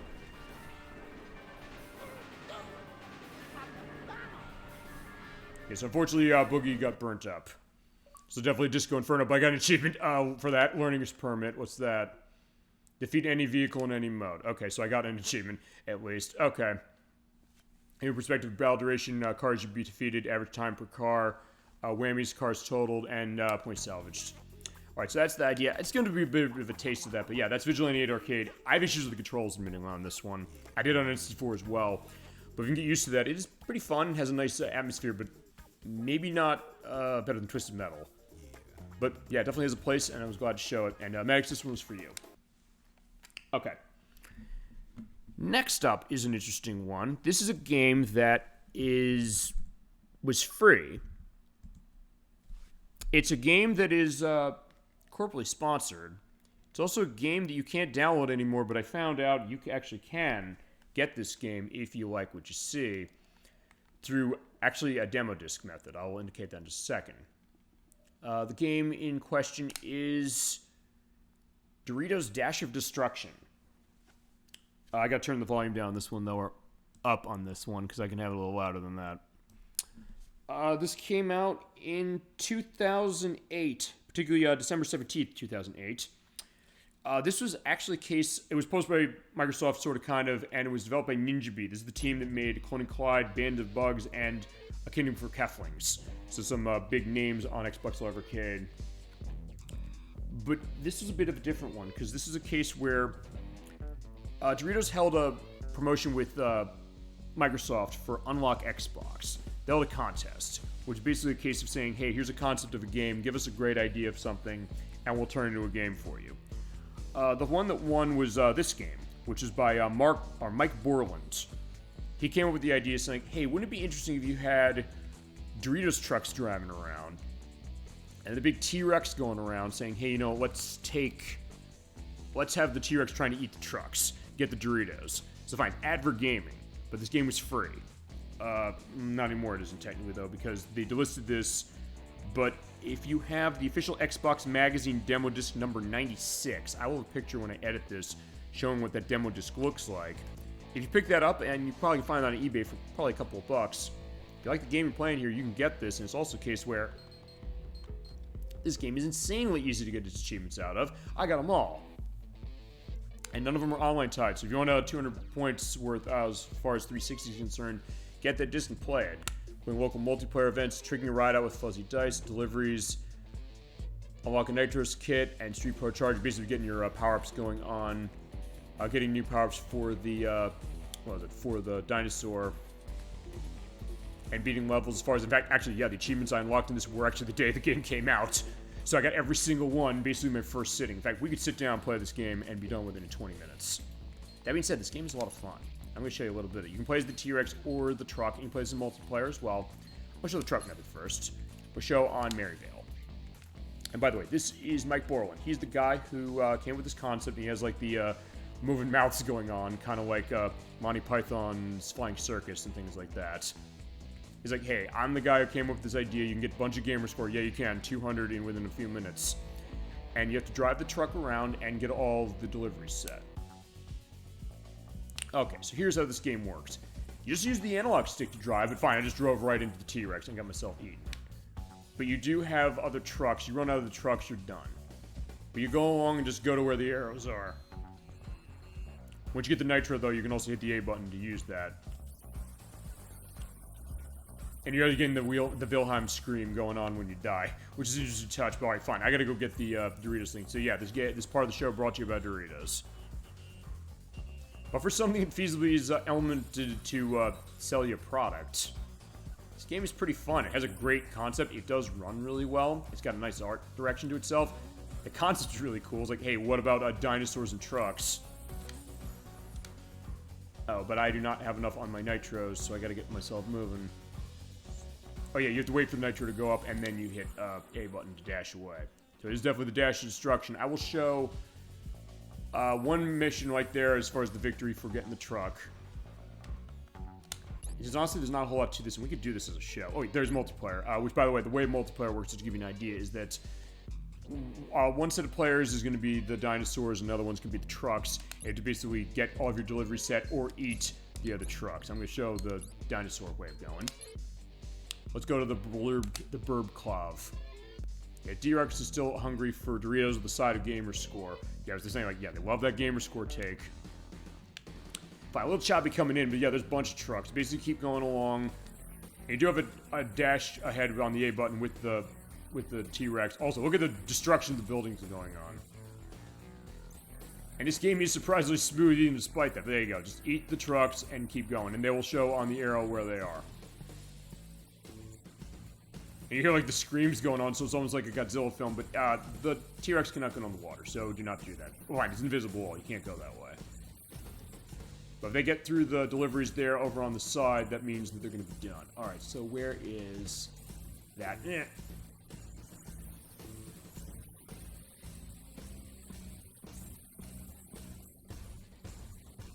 Okay, got it. Alright, so you eat him. Okay. So yeah, that's kind of the idea of it. Admittedly, there's not a whole lot to this. Fine, I'll do one more level. And then you change the things like, yeah, he's like a scientist, and you get armor, by the way, as you go along. But I'll say this. For a simple concept like this, it is done really well. But it is fine. It's one of those games where, honestly, it's so good you want more of it. Even though it's a free game. It's like, fine, you didn't have to pay for this. But still, it's something that... Yeah, it's so great, like, I want even more of this. It's, in that way, a great gaming snack, really. case where you play it and you're like, yeah, this is a great concept. They deliver it well. It looks nice. It plays nice. It's fun to play with yourself or with other people. But it's also one of those cases where you say to yourself, man, honestly, I'll tell you this. I would have liked to seen maybe another take of this, like a follow-up maybe. Because it's saying like, hey, take this beyond, take this concept and go with it even more. Unfortunately, that's not what they did. In fact, you know, since I did show 2 of those, I'm going to show another one with the truck. So fine, let's look at the last level. And you do get upgrades, by the way, to the truck that way. But you do have a hungry dinosaur, so we have to go and make our deliveries specifically, so just keep going. Whoa. As I said, if we did this, by the way, for a show, and I think we maybe should at some point, we'd be done with this game in 20 minutes. This would not be a very long show. If I was just going to do this one game, we'd probably show this off as the one thing we got. But that being said, it is one that I feasibly want to show off. Ow. Crap. Yeah, but basically what's going on is, yeah, whoever hits their target quota first is going to win.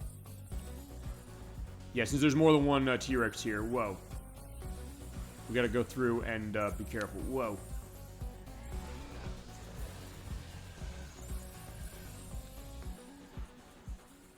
Actually, yeah, where's the next one? Yeah, just pay attention to where the arrows are. Well, crap. Okay. Oh, wait. At first, like, wait, did I get it? Okay, I sort of did.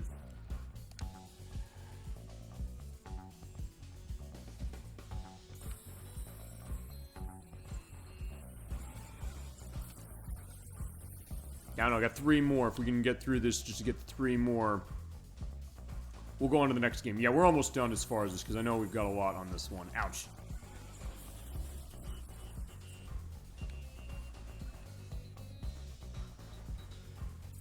I mean, I've been at this a while myself, but I've been having a great time. And I want to thank everybody out there, and of course, Dolphin as well. Okay, so there we go. We got victory, so we won. That's victory, so I'll show this. Yeah. Oh, right, the last upgrade. You keep getting that. You unlock the fuzzy dice. That's basically what you do.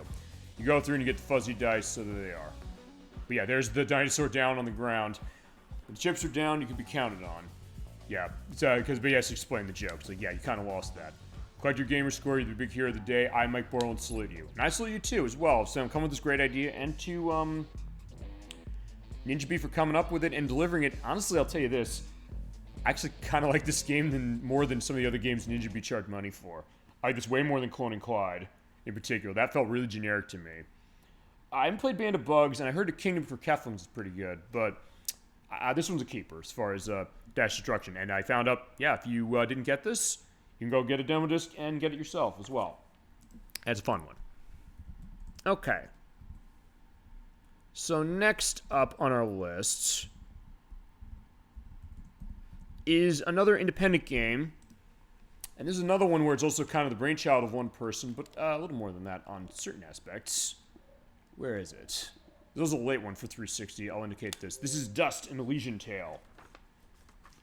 I have to get the volume up, by the way, on this one to 18.6. Okay. This came out in 2012, August 15th, 2012 to be exact. It was part of Summer of Arcade that year for Xbox 360. It also came out later on the PC, Mac, Linux, and later got versions on PS4 and on iOS and Android, and it's now on the Switch. And got a physical release on the Switch. It is published by Microsoft here. It's developed by Humble Hearts. This is a game that was directed and fully programmed by Dean Dodrill. He came with this interesting idea as far as like a hack and slash game that's very Metroidvania-like. So he particularly said he was a fan of Metroid and Golden Axe and Ys Book 1 and 2. And he worked on Jazz Jackrabbit 2 for Epic Games. He said, hey, I got this idea for a game. Let's build this. And he got in connection with other people to make it. And he won the 2009 Dream Build Play Challenge contest that Microsoft holds. And by winning that competition, by the way, they offered the people who won to say, hey, we're going to option the games you have for official Xbox Live Arcade releases. Also, it was built on their XNA platform. And with that, we got Dust Elysian Tale for it. It's an interesting one. It's kind of got a furry perspective as far as the way the characters look. But it definitely is really interesting. And I do want to show this. There's some interesting stuff going on with the voice acting. We're going to go into that because as I mentioned, Dean Jojo programmed this game basically himself and directed, but there are other people involved on this one. Dust. Arise. I was seeing our main character. We're playing Detana Twinbee. We saw DBZ-Wii09 on my friends list. He had like the head as far as Dust here, so he clearly must have liked this game. Which you have summoned. We got the talking sword coming up. Yeah, but how did I summon the sword? I do not know. Good question. We shall learn in time. Now rise and claim the blade of Ara. He is the Blade of Ara. And this Dust, who, by the way, is voiced by Lucian Dodge, who is voiced in the Viz dub of Sailor Moon. He was also Akinari Kamiki in Persona 3 Reload this year. Hey, this isn't about me. You're the one And this flying creature named Fidget is like, yeah, that's my sword you're touching. Get your hands off of it. She's voiced, by the way, by Kim Lee Tran, who is Misfortune in Skullgirls. And she was also Snips and Clip in the Switch game Snipper Clips. But she's like, hey, you know, who are you and what's going on? But he's amnesiac. She's like, yo, what's going on? I don't know my name. But it's like, I gotta take this sword back to my clan. I can't let you But it's just like, you can't have this, sorry, because it's my only hint to know who I am, where I am, and how I got here. Well, then you leave me no choice. I challenge you. The winner gets the sword. Yeah, she's trying, but it's like, well, I don't want to play a game with you. But Fidget, maybe you can join our motley crew. Perhaps. It's like, okay, sure, she doesn't know how to just respond to that. Come, Dust. We travel east. But we're gonna travel east. I'm gonna give a brief taste of this one. Okay. Move left, right, you do jumping. You have the double jump as well. That's on the A button. As you go along, you find enemies. You also have dashing. There's a left trigger, on right trigger, or you can use the right analog stick left and right if you so desire. And melee attacks, there's an X button as far as your normal hits, and then Y button for your strong hits like that. Boom.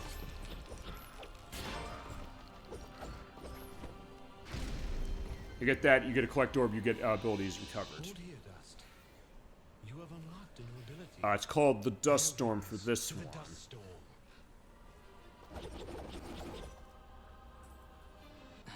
Yeah, it looks really cool and actually is very useful for its attacks. You hold the strong attack button, so that's the Y button to do this.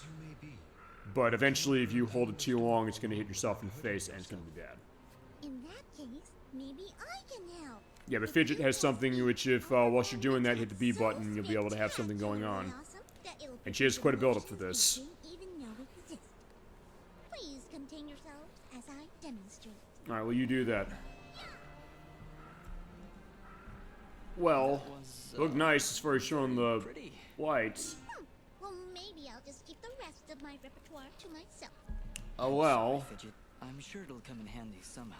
Yeah, it will, especially if you mix as far as the three of us. This could be quite useful. The Dust Storm can manipulate Fidget's projectile into a more powerful attack. Yeah, indeed so. Let's give it a shot. She does that, and then you basically hit the B button, then you use the Y button, you can basically charge it around, like, you hit everything. Like, look at that. Even Fidget's like, wow, I can do that specifically. But it does use up energy meters, so you have to do that while recharging by doing attacks and combos. You cast a projectile, and then you hit the Y button, off it goes. Look at those numbers.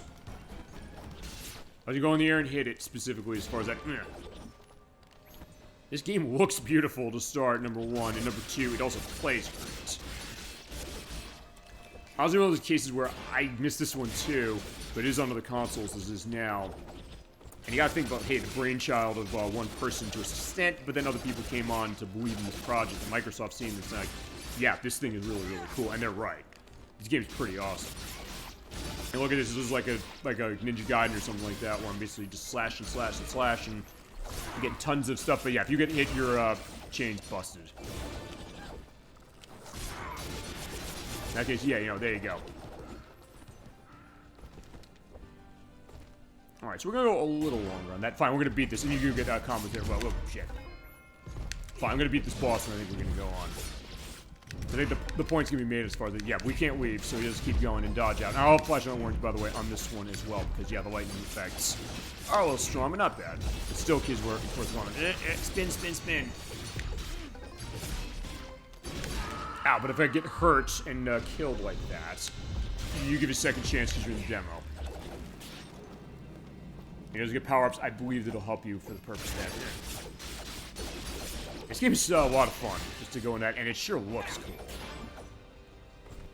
It also fluid as far as the animation. Yeah, look at that. Even as far as how he's doing the crouch and all that. Also Ashbound, where you basically can start an attack and then toss him in the air like that. So it's pretty neat what they got. And lots of variety to it, so it's not the case where it's going to be boring. Also, you bust walls. So yeah, like a Metroidvania, you have that nice map over there for the purpose of that. Oh, I can just go up there. I was like, I don't know how I did that. I feel as if just hitting that damn thing, but it just went up to the sky. I got a healing item that's on left bumper, so I'm going to use that to get a mysterious wall chicken, or hit the back button in order to get that running.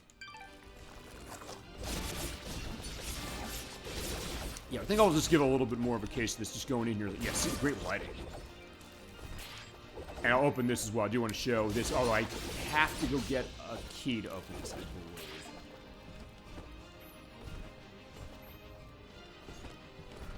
Alright, so yeah, where can I get a key on this one?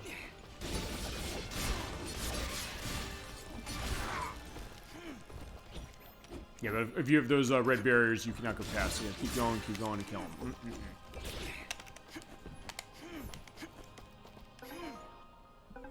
Or we can go through here, and yeah, we're probably going to die doing this, but we'll see. You also have crouch slide, that is down, and the A buttons. Fine through. So yeah, as you go along, get new powers and new things going on. And that creature, which... Also, yeah, the animations of this game are really, really cool as far as the creatures to this. Yeah, it does have evil knife hands, so we gotta do something about this. I think we're probably gonna die to this, I guess, feasibly, unless I'm careful. Whoa. I'll go to this, and then we'll go on to the next one. Which is also kind of in a vein of this, but not as family-friendly. Just to go into that room.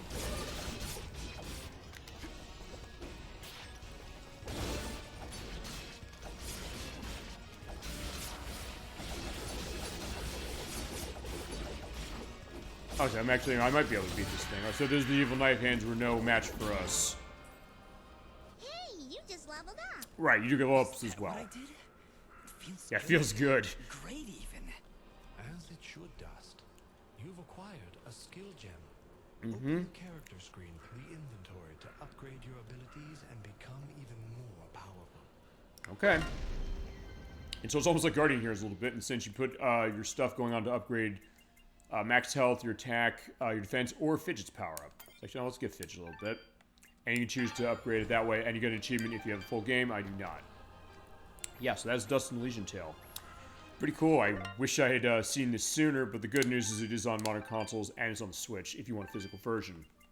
But because it's a limited run game from years ago, you're going to have to pay a little bit of money if you want to go get it. At least get it that way. Okay, so we're getting close to the end on this one. We have only 6 games left. So yeah, we should feasibly be able to finish this within the hour, more or less. As we go along, I'll also probably go into schedule specifically because, as I mentioned, I'm not going to have a show next week. I made the decision specifically a little earlier for this, before we did today's show. I said, hey, I'm going to cut that down. All right, but next up on our list is another case of an XNA case, as far as it being built on that perspective, and also being something that got a bit of a following. It's the idea of like the indie game success stories. And this is something that is not available in modern cases specifically, and I gotta keep going down the list to find it. It is the Dishwasher, Dead Samurai. It was developed by Ska Games. It was for Microsoft who published it because it was another case where James Silva, who directed this game and created it, I think he also won a contest in regards to this one as far as being able to get this thing released. And there are 2 games in this franchise. There's Vampire Smile, that's the second one. We're playing the first one, which is right here. Released in 2009, April 1st, 2005. Yes, James Silva, as I mentioned, he comes from Seattle. He had the Dream Build Play perspective. He won that, and they optioned this into an XBLA release. And the concept of this game was saying, like, hey, he worked as a dishwasher as far as Silva was concerned for years. And later he would go on to make Charlie Murder, and I made a game with zombies in it, which is on 360 or was.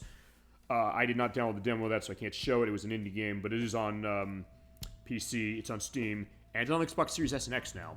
This one's not. This one is still stuck on 360. Surprisingly, I would have thought this would come around. Now, the concept of this one, I'm going to show a little bit of this. It's getting way more violent, too. I'm going to show that. We started on normal.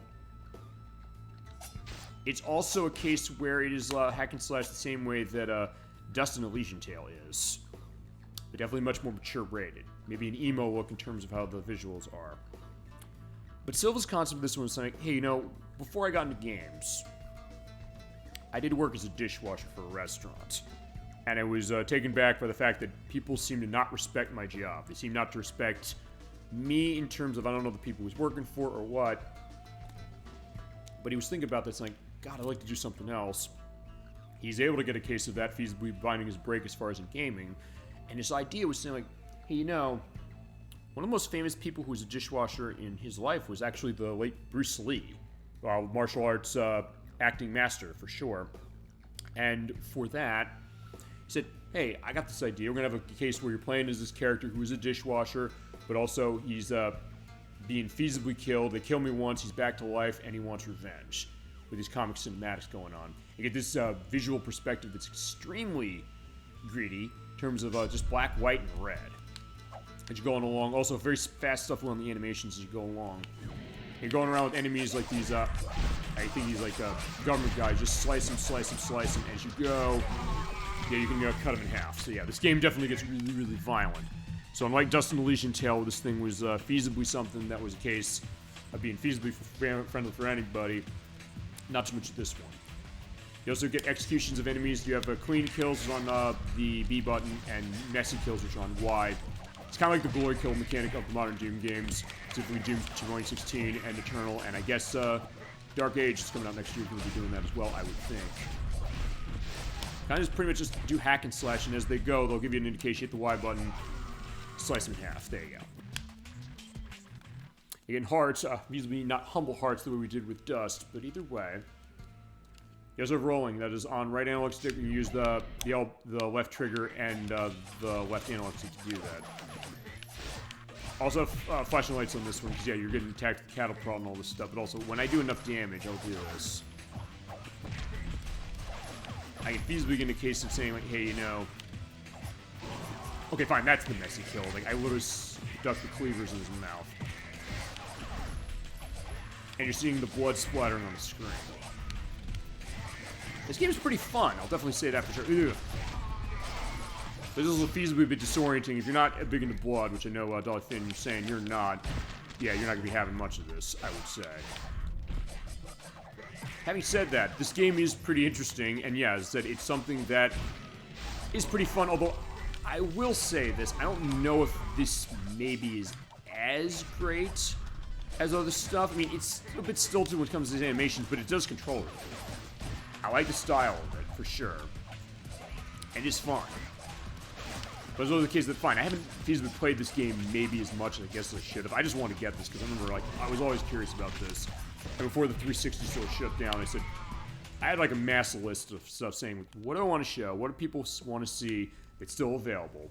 And go to the bot shop, and you take the little circles you get from feeding enemies. I only have 24, so I can't buy anything as far as items. Like Nutri-Bread, upgrading your karma, and your other weapons like chainsaws and things like that. I said, I got a ton of games feasibly to show off. What can I show? What do people want to see? What stuff I feasibly like, oh, I don't want to lose this thing. So in that case, I kind of went that way. And, you know, so you can run up walls. I like that element. Basically, you walk into a wall and you hit up on the analog stick to do it. And you do need to use the analog stick for the purpose of moving around in this game. You also open that up specifically to find stuff inside. And it then blows up. So we got Nutri-Bread. Use that later in order to recover health. Alright, I'm probably going to stop here. You also have air combos as well, so you have a pretty good mechanic set of combos you can run this game. Kind of like with Dust. That's why I kind of put this one and Dust kind of next to each other a little bit. Also, both X and A indie development success stories. And then a way kind of spearheaded their makers' jaunt into this industry. These were stuff maybe even more popular than what we showed. Fine. With Dust's case, I don't... Well... I mean, as I mentioned with Dust was a case where the people who made it... Fine, he worked on Jazz Jackrabbit back in the day. And in this case, later there was I Made a Game with Zombies in it and Charlie Murder. So, maybe more as far as I made a game with zombies in it, because that was a huge case. So they sent the goons in, you do these comic cinematics, you can get going on, you can also skip things you want, but bring it on because you're going to die. Alright, so fine, I'm going to try and beat him, and when I get to a case of this, I will go to the next game. Ouch.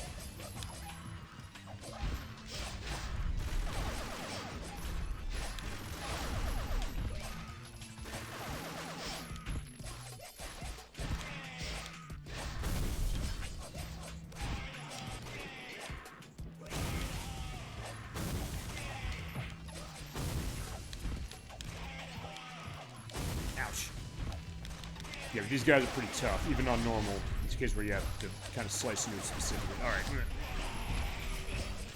If this is a case where, yeah, if you keep mashing buttons to a certain extent, you can get far, but it's also a case that there is a lot of strategy to how you do it. Kind of like any good beat-em-up is, you know? There's not like, hey, it's feasibly mindless, but sometimes when you're doing it, it feels like it is. Even though, like, yeah, I gotta be careful, I gotta do stuff of dodging, but in that case, I'm not, I'm dead.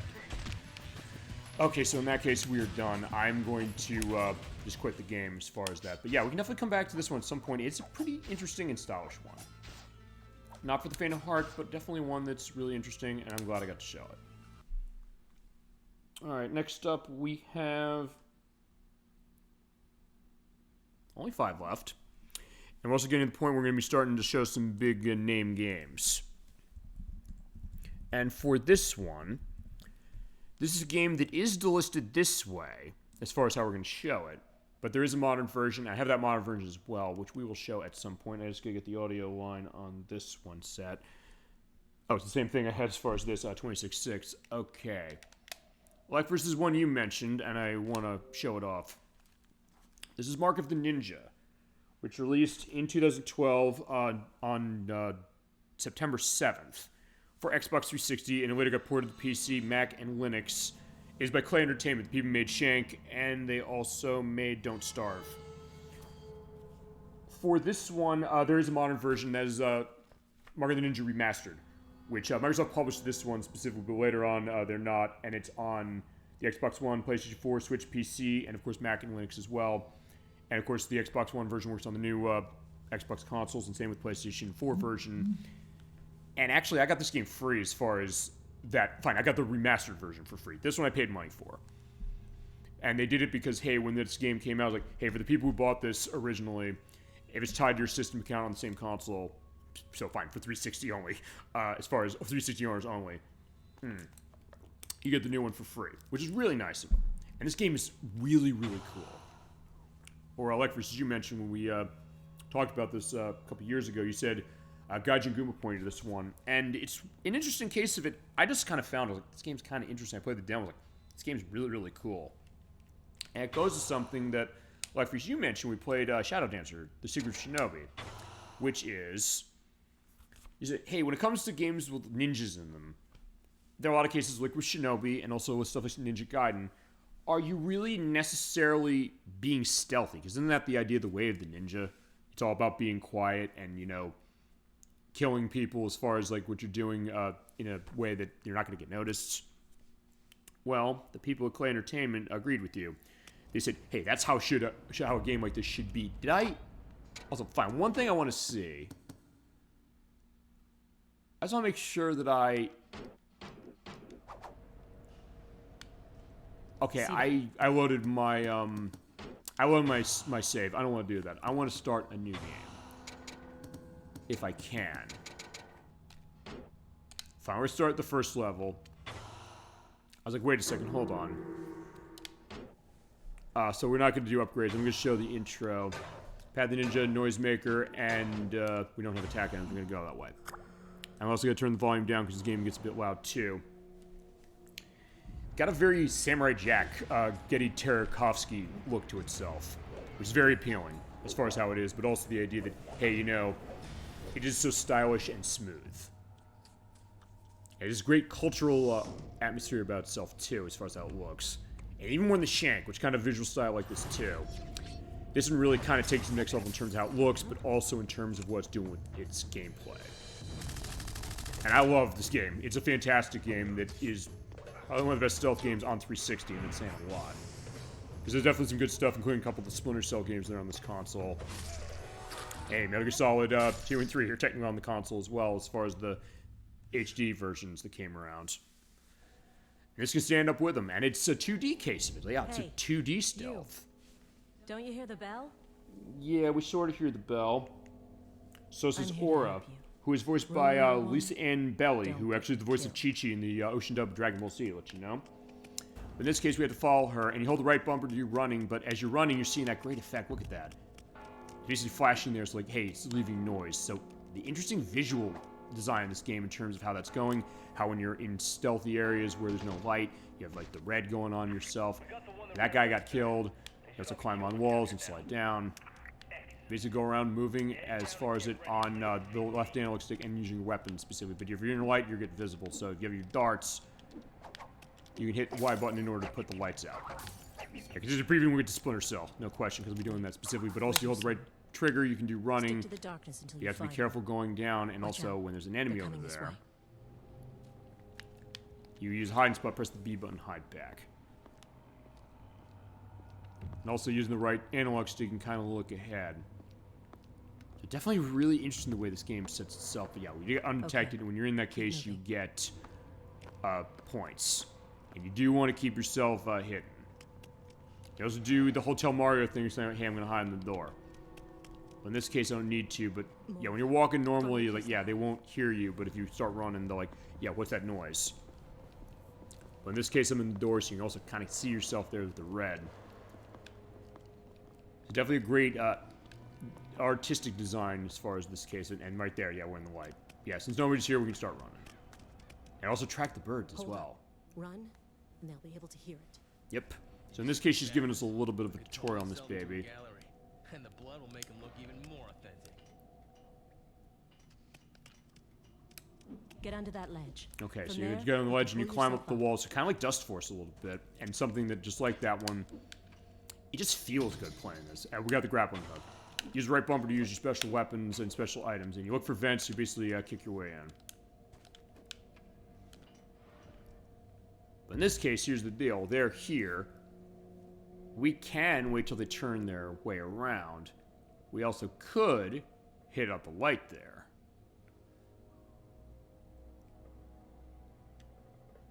Or you can say, hey, you know what? I'm going to hang on this and go and make it that way.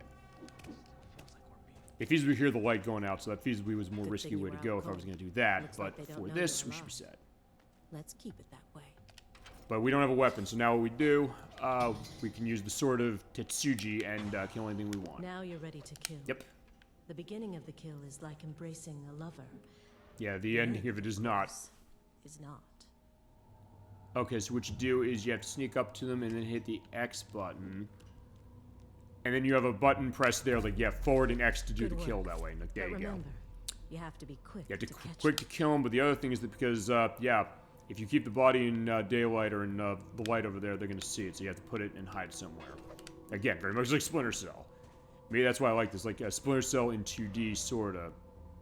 Also, the other thing you can do is you can hit that, specifically pull them down, and yeah, it just is awesome. And give them the label face. So you get kind of style points going along on how you do this. Or I'll tell you what this really is in some ways. It's almost like a better take and a 2D take on the Tenchu games. I mentioned those games before. But for this one, it's kind of... There's always was a stiffness to that game, which also, like this one, is a stealth case of itself. The ink from your tattoo has honed your senses. Focus your thoughts, and you can freeze time in your mind. Yeah, you have a time freeze by hitting left trigger. Doesn't do a lock-on to hit that, or he's like, hey, hit there, there. So kind of like the mark and execute thing that Splinter Cell Conviction, the fifth one of those had, which the time was out. If you need more cover, you could always destroy the lights. Did you hear something? But shattering one will make a loud noise. Yep. So be ready for them to react. But if you're quick... Oh, I hit the back button, sorry. Yeah, you slice them that way. Okay. What are you doing? What do you mean what are we doing? Are you gonna walk right up and say hi? No, we're gonna go up here. Grapple into that tree and we can swing over them. Yep. In that case, yeah, you kind of feasibly need to avoid killing things as far as that, but only in cases where you can feasibly either get away with it or where you needed to do it. But if you do get detected, they will come around, but usually you'll be in cases where you're gonna die. Oh, shit. Crap. Yeah, but fine. If you miss it, you kind of have an imperfect kill. But the other thing you can do is you can also put the body right in here, and you're like, yeah, fine. Hide it that way and you get more points. And I believe they do rank you as far as your points on this. So actually, that's a really interesting mechanic they've set. In this case, I'm going to do that. I can also toss it at them, but I think what I'm going to do is I'm going to hit there. Yeah, drop it on them. So yeah, crush them with the object. And since they're in the dark, we're all set. And also, the doors, hit the B button. I believe you can also kind of put your ear to the door. And if you're like, hey, you can't see completely, you can look past and, oh, there's an enemy back there. So yeah, this game is a triumph of its art direction and its style, but also in terms of how its gameplay is matching it. The same way Splinter Cell does. In that case, like, yeah, how do I get the guy to look the other way? Well, I'll tell you what we do. Run over and hit the gong. Here's that noise. He turns around, jumps down. Hit X. Yeah, there you go. Got him. But unfortunately, there's a light we can't get past, so we do want to hide the body. There it is. See that door? Yeah. Don't open it yet. Yeah, there's somebody behind that. It and try to sense what's on the other side. Yeah, in this case, I'm saying, like, fine, we're going to climb up.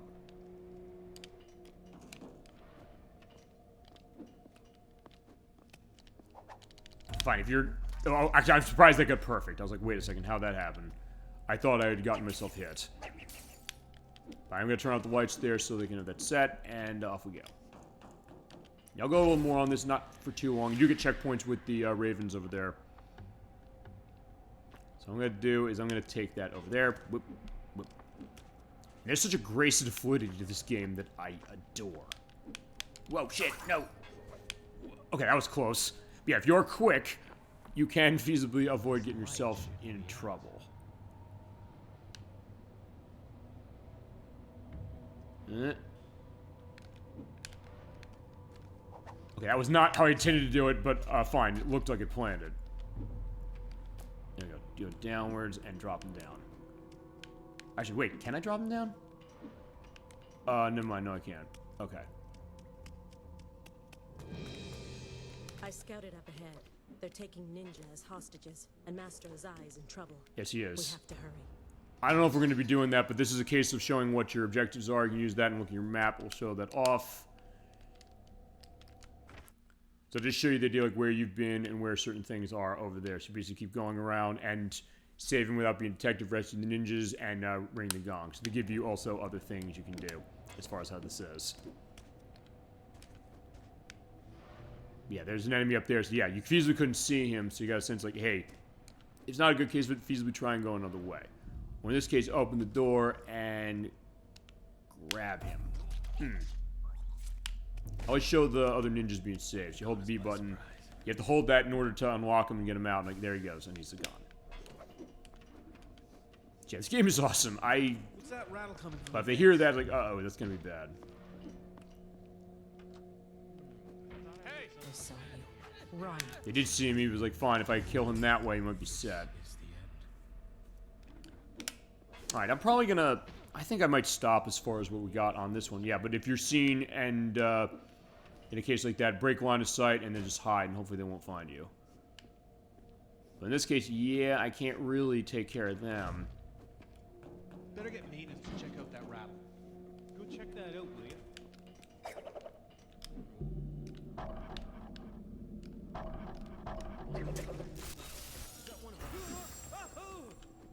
Okay, now you also terrorized them, so I'm glad I got to show that.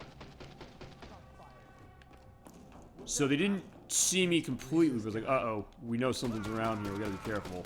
And they're shooting their guns specific as far as this. Show yourself. I don't want to die. Who the hell is this guy? No sign of target over here. Oh god, no. But here's the... Pull him over. Alright, fine. Not perfect. Don't worry about me. Go save Master Azai. Okay, they feasibly saw that that's the case, but I might be able to mark them. Yeah, if he sees that, there you go, he gets scared, so fine. You can also feasibly go there and do that, but fine, the game is going to discourage you from doing that. I just want to show that. Yeah, and you do get yourself killed, so yeah, you gotta be careful going that way. Yeah, I think that's going to be a good case as far as Mario Ninja for a little bit of a look. We'll come back to this game, because this game is really, really cool. And it's one that looks great, it sounds great, and it also... It's one of those games, I mentioned this with Splinter Cell, which we'll play soon enough, and Wave Race 64, where it really dovetails its graphics and its art direction with its gameplay. It's all brilliantly. And it's definitely a good one, and glad to show it. Okay, we're ending our perspective, and we've got 4 really big cases going on now. As far as this, and we're also going to be a little brief on these as the case. Sorta. But let's get going. So, for the first of our last 4, we're going to show Batman off. This is Batman Arkham Origins Blackgate Deluxe Edition. This came out as a not Deluxe Edition on October 25th, 2013 for the 3DS and PlayStation Vita. It's a sequel to Batman Arkham Origins, which is the first game in the Arkham series I mentioned about a month ago when the Crusader 64 was asking about these games, saying, like, do I need to play Arkham Origins in order to enjoy Arkham Knight and Asylum and City? And the answer is yes, you do, because these are all part of the same franchise, but Arkham Origins is a prequel. It's the first game in the series. This is the sequel to that, and then after this came Arkham Asylum, and then City, and then Knight. And feasibly now Arkham Shadow, which is on the MetaQuest.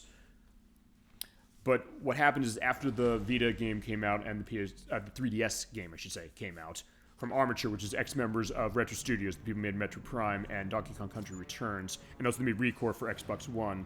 They did porting of other games like Bayonetta and Vanquish to the PS4 and Xbox One, and Duck Game to the Switch, and Resident Evil 4, the MetaQuest, actually, going back to that. They said, hey, let's port this to console. You can download this on Steam and PS3 still, but 360 is gone. They slashed the price to about $5 before they got rid of it, so I said, hey, fine, we're going to have this going on. And I'm going to give you a brief look at this game, which is kind of a mixture of like a Metroidvania with Batman, but also with the beat-em-up mechanics of the Arkham games in 3D. It's a game that really had a bit of a mixed reception to certain degrees. And I also got to make sure that I turned on the subtitles. I don't know if I did. Yeah, it is a dark and stormy night in Gotham City, that's for sure. Gotham City is mine. Okay, good. I have the subtitles. By the way, that is Roger Craig Smith voicing Batman, who's also the voice of Sonic the Hedgehog in the modern Sonic games, and also Chris Redfield in Resident Evil 5. Some of them see me as a I think most of the modern stuff of Resident Evil that he's in as well. Stay a step ahead. Take tonight, for example. But Batman's out and he's hearing scratching. Usually someone's doing a break-in. Or break-out, this is the case now. Specifically, Selena Kyle, or Catwoman, who was voiced in this game, by the way, by Greg Griffin, who's also the voice of Daphne as far as the modern stuff with Scooby-Doo. Like taking candy from a baby. The baby. And also as far as Joker, who we'll see later as far as this, whenever we come to this. It's Troy Baker voicing him in this one, and also, I believe, in Arkham Origins as well. I don't know who you're supposed to be, but in case you didn't notice, this building... Yeah, you can't be here, Catwoman, so it's the idea of, like, that antagonistic relationship between Batman and Catwoman a bit, but something that, like, hey, she's like, yeah, maybe I can flirt my way past. But Batman's like, no, I'm just gonna go wherever the crime is. Also turn the volume up to this, because I think I could have this a bit louder. 26.6 to 25.7. Target has the package. DEO security squad will make Yeah, somebody else is here and they want to get this taken care of. You're on private property, interfering with private business. Yeah, so you say. Yeah, Batman's saying, fine, we're gonna go. Munitions team, secure the package. The rest of you, Batman is not to leave this rooftop.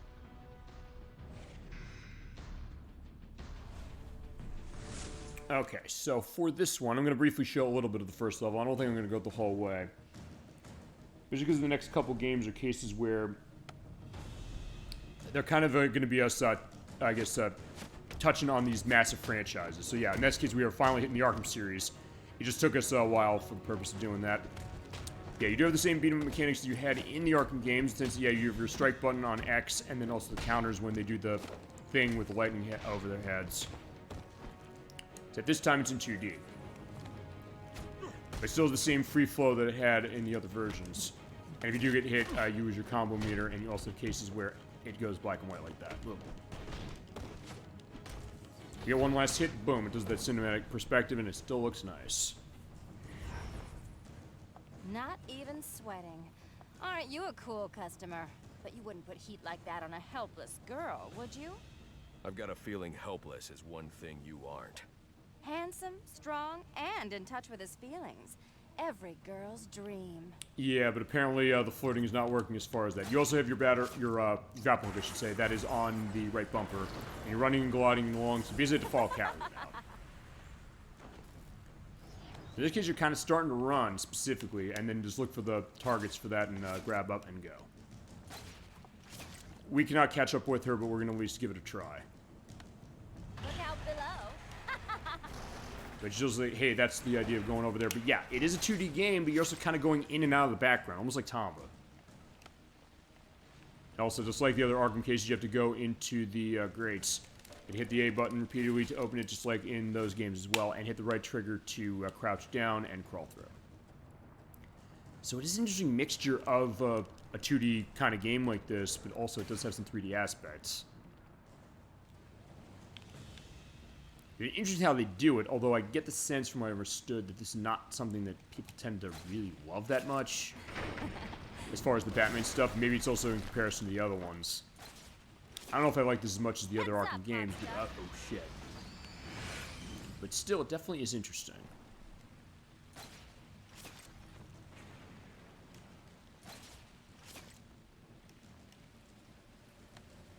And basically just run around and climb around, but also in some cases you have to crouch down to go through.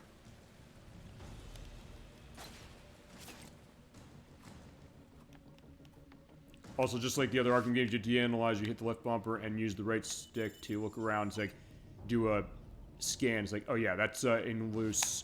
So left trigger and hit right trigger to toss your batarangs out and use that to launch yourself up. So just to kind of look around stuff in the environments the same way the other games do, so it is in line with it. On top of being story connected specifically. No more games. Just give me what you stole and we can stop this now. But he's like, yeah, no, we can't do that. About me, Batman. My game's only got one rule.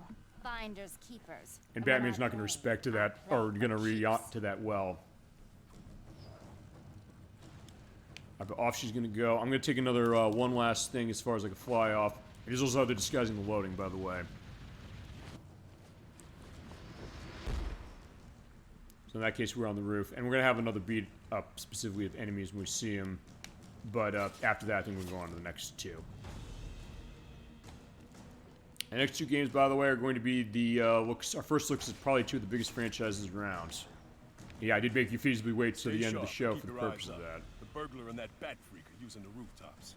Okay, yeah, this is going to be where I'm going to stop, because you can switch the target on the Y button and do glide kick onto him. So he's looking away, I'm going to glide kick, and boom, off he goes. And you can hold right trigger and Y to do a takedown, but I did not do it in time, so whoa. You be quick when you do the knockout as far as then, whoa. Trying? But yeah, Catwoman is definitely having commentary from the peanut gallery, so yeah, we don't appreciate that. Fine, Batman can't really do anything about it, just to keep beating the enemies up. That was almost good.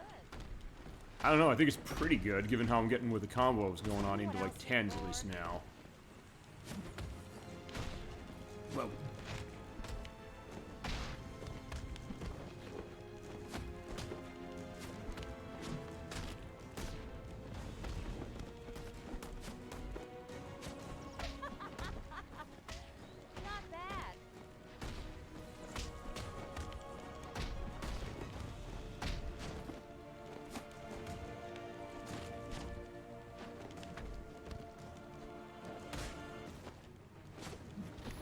I got him.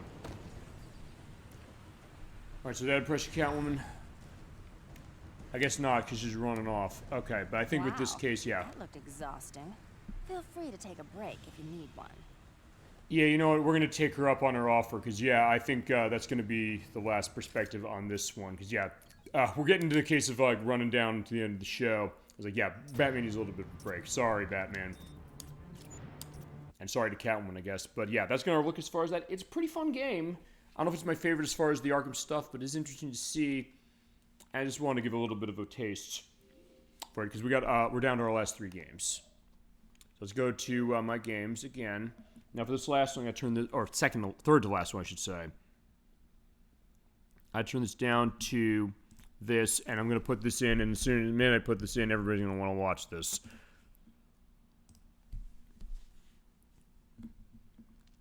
I just want to make sure it took that. Yeah, because we were playing Minecraft. Yeah, it's only a matter of time if we got to Minecraft Xbox 360 edition. This is the 360 version of this game, which the game itself came out on May 17th of 2009 in public beta from Mojang Studios out of Sweden by Marcus Persson, known as Notch, of course. He developed this kind of survival, go-anywhere, build-anything game with first-person shooter controls as a case built completely in Java. And if you've ever known what Java is like to do development of gaming, it's kind of amazing he got this thing running as he did. And this port, by the way, is by 4J Studios, who did the ports of the Banjo-Kazooie games and Perfect Dark to the Xbox 360 as it was. And I'm waiting for that to go. Looks like that... Did it freeze? Okay, no, it didn't. I just want to make sure it didn't, because it seemed like it was kind of weird how that went. Okay. Yeah, take frequent breaks. Yeah, we're going to have to be taking a bit of a break, specifically as far as this one. But yeah, it also got a full release finally in, after the 2 years it was in public beta in 2011 on November 18th. And this imported this thing to basically everything you'd imagine, and this version came out on May 9th of 2012. They later got a disc release of this, so you can get this on disc. It's also on... Take a deep breath, there's like 20 consoles and things this is on. It's on PC, it's on Mac, it's on iOS, it's on Linux, it is on Android, it's on Raspberry Pi, I didn't know that was a platform. It's on PlayStation 3, it's on Fire OS, it's on PlayStation 4, it's on Xbox One, and by extension PS5 and Series X, is on, and Series S as well.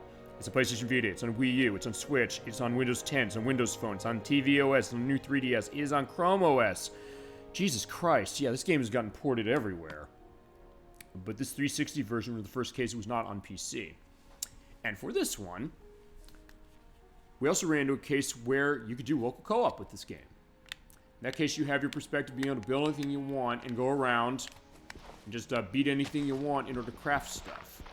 See, I'm going to give a very brief look at this because we're going to be scratching the surface of the game. Basically, look around, it's first-person shooter controls. Press out the left analog stick or press it in and you are able to change your perspective. You have running and sprinting in cases like that. And they go through the tutorial. We're going to go through this tutorial very briefly, just to show some stuff.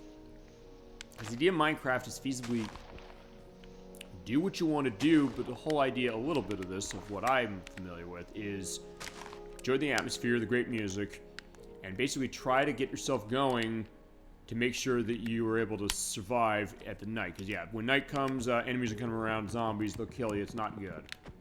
So what you want to do is you want to just punch on stuff to harvest materials, and you want to do that for the purpose of doing crafting. Now, for this, to give you your interface for this, I don't know how to craft completely, but I just want to give a sense of showing this. See that sheep over there? Scroll through group types there, and it shows you how to craft items. Specifically, you do need a crafting table to do this. And over there, it shows you your inventory is, which is all set. So we do want to get crafting table. That is right here. I don't have the required items to make this, but what I need to do is I need to get tree trunks. So what you do is you go around and just punch on tree trunks.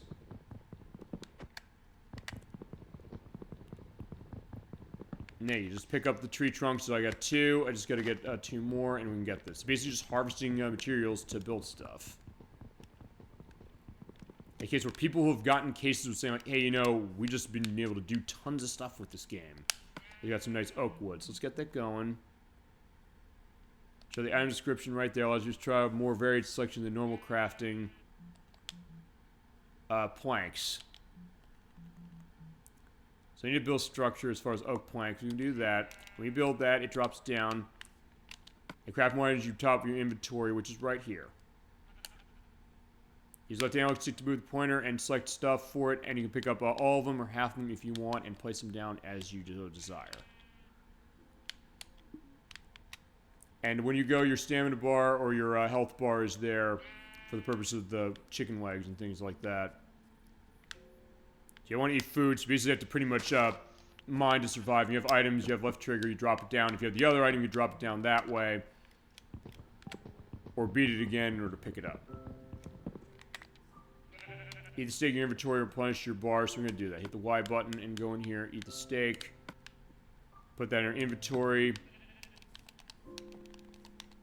Left trigger and hold it to eat it. There you go.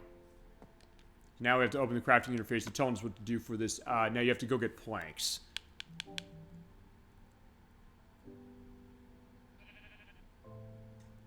Place in the world and able to get that set, but I don't have enough as far as what I need, so I'm gonna have to go and get more stuff. So actually I gotta go get the wood again. You know, 4 pieces of wood in order to get the crafting table going. In that case, we can start making stuff. As I said, I'm just going to show off how the crafting is going to work briefly. As a little bit of taste of this game, because fine, we could definitely come back to this. We could dedicate feasibly the rest of our show for the till the end of time to this game. There's a crafting table. We can drop it down, and with that, we can just drop that down. Actually, I already have one, so fine. Just place it down right there. But you all want to craft armor feasibly to get yourself set, but also feasibly want to get a shelter. You feasibly complete the shelter over here as far as the mining shelter to get that set, but maybe don't. You'll want to start that for now, but you feasibly do other stuff as you go along. That's kind of the idea as far as what it is. If we do the first part of the tutorial, so I'm gonna show as far as crafting, then we're gonna get stuff going. So yeah, when you look at this, you want to build tools for the job. So you want to get some sticks. So let's see what we can do. For sticks, you need more wood, so I gotta go get more wood. I do not have enough. Actually, wait, I have it now, so let's do that. Wait, no, I don't. Hang on. Yeah, that being said, just to let you know out there, I'm not necessarily an expert on Minecraft. I know other people who are. I know Nocturne is, for sure. And she's big on this game on the PC as far as how it is. The point is that this game has been available. It became a huge hit. It's probably the biggest game we're talking about tonight. Alright, so I gotta try and craft some sticks, but I do want to get more of that oak so I can deal it with.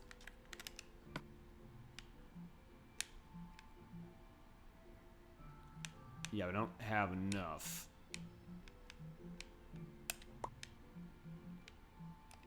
Alright, so now I can make the sticks. Okay, so next thing we want to do is we want to make a shovel, but I do need to get other items out of my inventory to use this. It's like the wooden shovel, but I don't have enough stuff for that, so let's go back to that once more. Okay, now I do. So here's the shovel. So in this case, we can use that and you dig down way quicker than normal. So now we gotta craft a wooden axe. I'll probably craft a wooden axe, and I think we'll call it for this. Just a bit of a taste, you know? Yeah, in that case, I don't know if we have enough stuff for that. Oh, you can also toss it if you don't want it. That's on the B button. But I'll also pick it up later if you really do want it. So let's get that stuff for the oak wood. You do need to have that, I believe, on your case. But no, I want to craft this. Except I need these things down. It's like, fine, we'll get that. Let's also get the wooden shovel. By the way, your weapons do have, or your tools, they do have a little of a health bar. So you have to be set on that.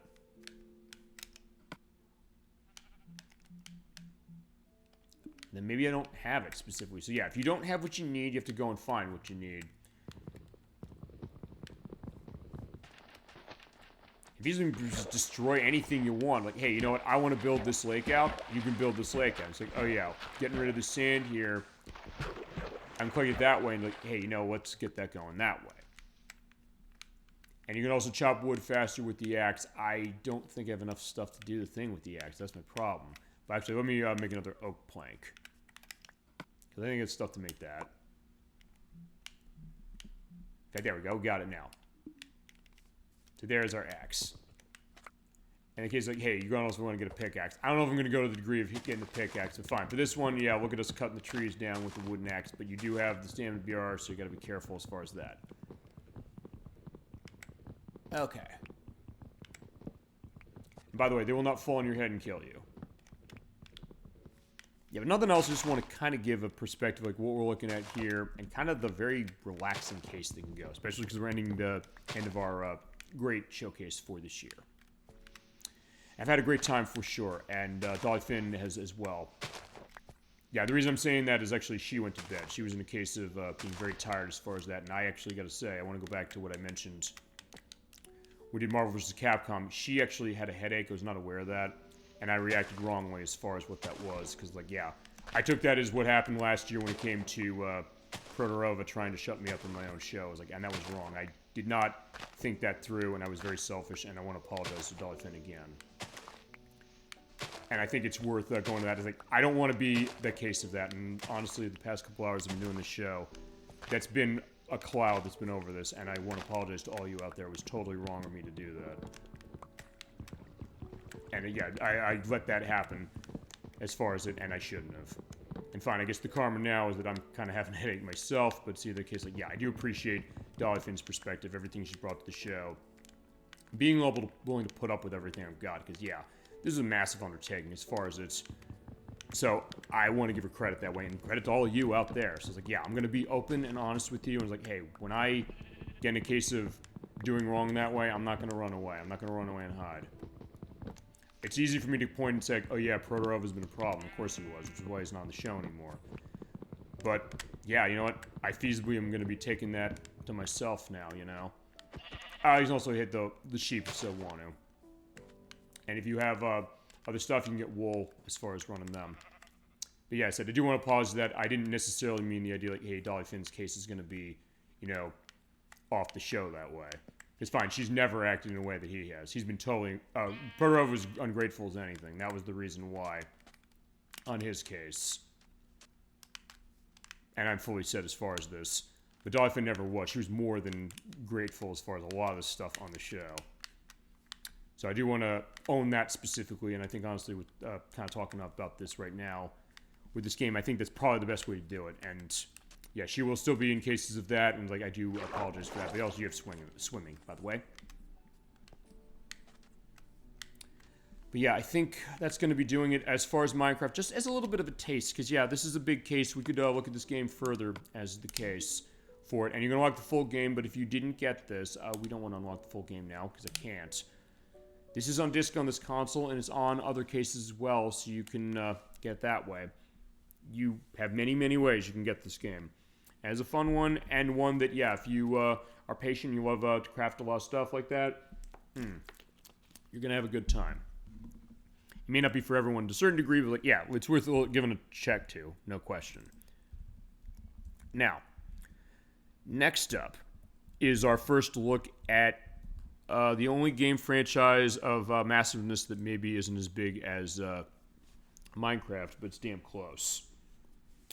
It's also the case, depending on who you are, you might think, like, is Super Bowl Game Saturday selling out by saying, hey, we're going to show this franchise? But I was like, no, because when this game came around in 2003, it shook up a tired genre, or tired subgenre of first-person shooters, and something that, well, nowadays we get one of these every year. Maybe we're sick of it, but the original game was really good. Yeah, I'm talking about Call of Duty, and we're doing this the Super Bowl Game Saturday way, which is saying we're going to look at the original, the very first one. Came out on October 29th, 2003 for the PC by Activision and Infinity Ward who developed it. It also came later on the Macintosh and the N-Gage. Yeah, it was an N-Gage version of this. And this Call of Duty Classic Edition you're looking at on the screen here. This came out on PS3 and 360 as this by Asper, the company that makes tons of modern remakes of games, re-releases, or HD remasters, you want to put it that way. A lot of the Star Wars stuff, the Tomb Raider trilogy, the shitty Tomb Raider trilogy that came later, they're doing that in a few months. And they took it upon themselves to take a World War II first-person shooter back when Medal of Honor was all over the place, and everybody wants to be a game like that. I was like, yeah, we've gone through so many of these games.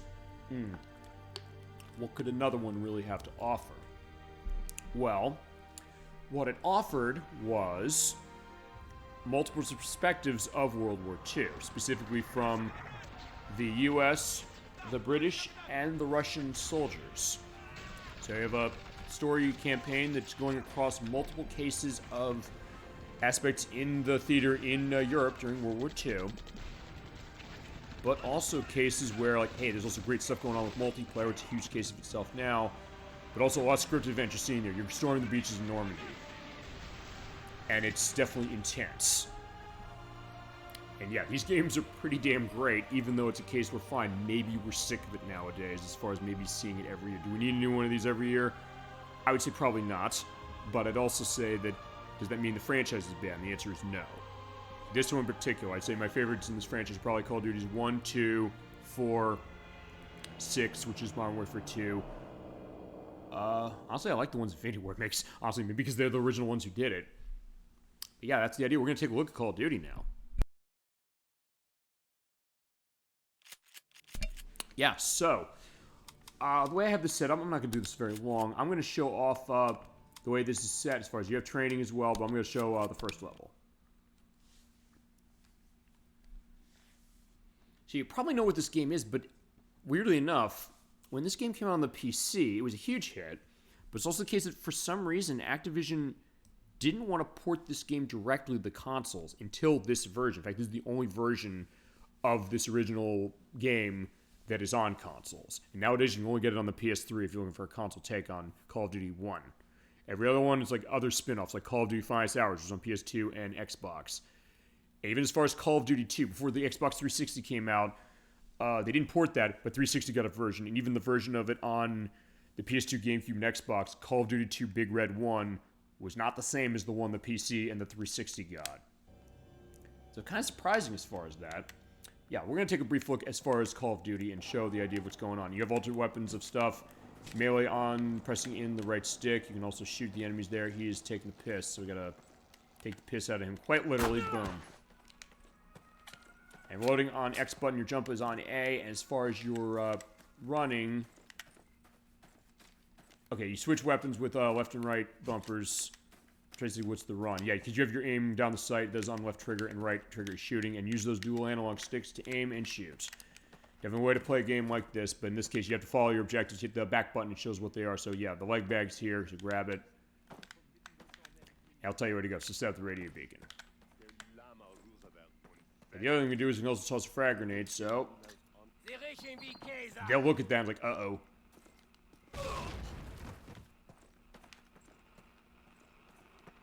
Alright, so yeah, they're dead. So we can set the radio beacon, that is out there. Kind of a bit of a calm before the storm for now, but hold X, we got to call in the cavalry.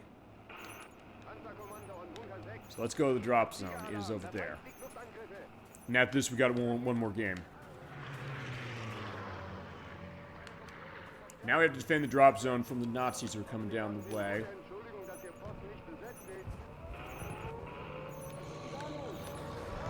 Got the air raid stuff, but yeah, the cavalry has arrived, so off we go. Let's go to the wall and defend. I'm going to show one of these battles because, yeah, this is going to get really intense. And that's what Call of Duty has always done really well. The idea of the intensity of its combat, especially the great ones. Whoa, shit. B button, by the way, is crouching. I do need to crouch down. It gets you in this intensity of the battles. Like, I feel like I am in this conflict trying to survive. If these are the other cases, it almost turns into like a movie, which, I mean, fine, this is kind of going movie case a little bit, but also the case that, yeah, there is a little bit of a realism to this one. There's like, yeah, I gotta hold my cover down. Yeah, they're shooting out. Be careful when I'm reloading in order to go through and pick them off. As you go, you have these scripted events going on. Like, yeah, look at that. Look at all of the other soldiers who are parachuting in. Actually, I don't think you have running in this one, actually. So, yeah, this is going back way to the beginning. I said, hey, you know, if we're going to show Call of Duty on this program, let's go back to its start. I think that's kind of the right way to go when it comes to this franchise. There's also our group. Yeah, so we have to make our way to the nearest town. We're going to go through probably another quick battle, and then the last game is actually pretty short as far as how that is. Look at this game hold the frame rate really nicely, even as far as the 2003 release. And also, when you highlight your soldiers, your comrades, they'll be that way, so you know feasibly not to hit them. As I mentioned, yeah, you do have your cult side piece, which feasibly is the only thing you have, and when you get shot, you have that indication showing there of, by the way, where they're coming from. Whilst you go along, you usually have to find first aid kits like I just got, so it's almost like the Doom case as far as like, hey, set up for this. So it's not like some of the later ones where they give you like the recharging health or something, but...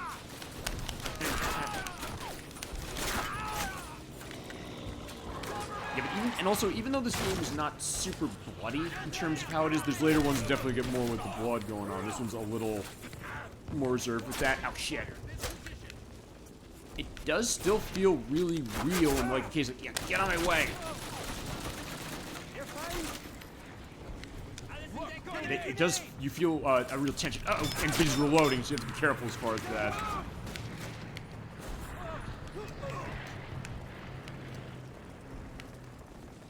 And it's a game, as I mentioned, this really did kind of carve a niche out as far as a World War II shooting game. And a lot of other games that also tried to do stuff like that and also doing pretty well, like with Brothers in Arms, the Ubisoft franchise, where it turned it into like a strategy.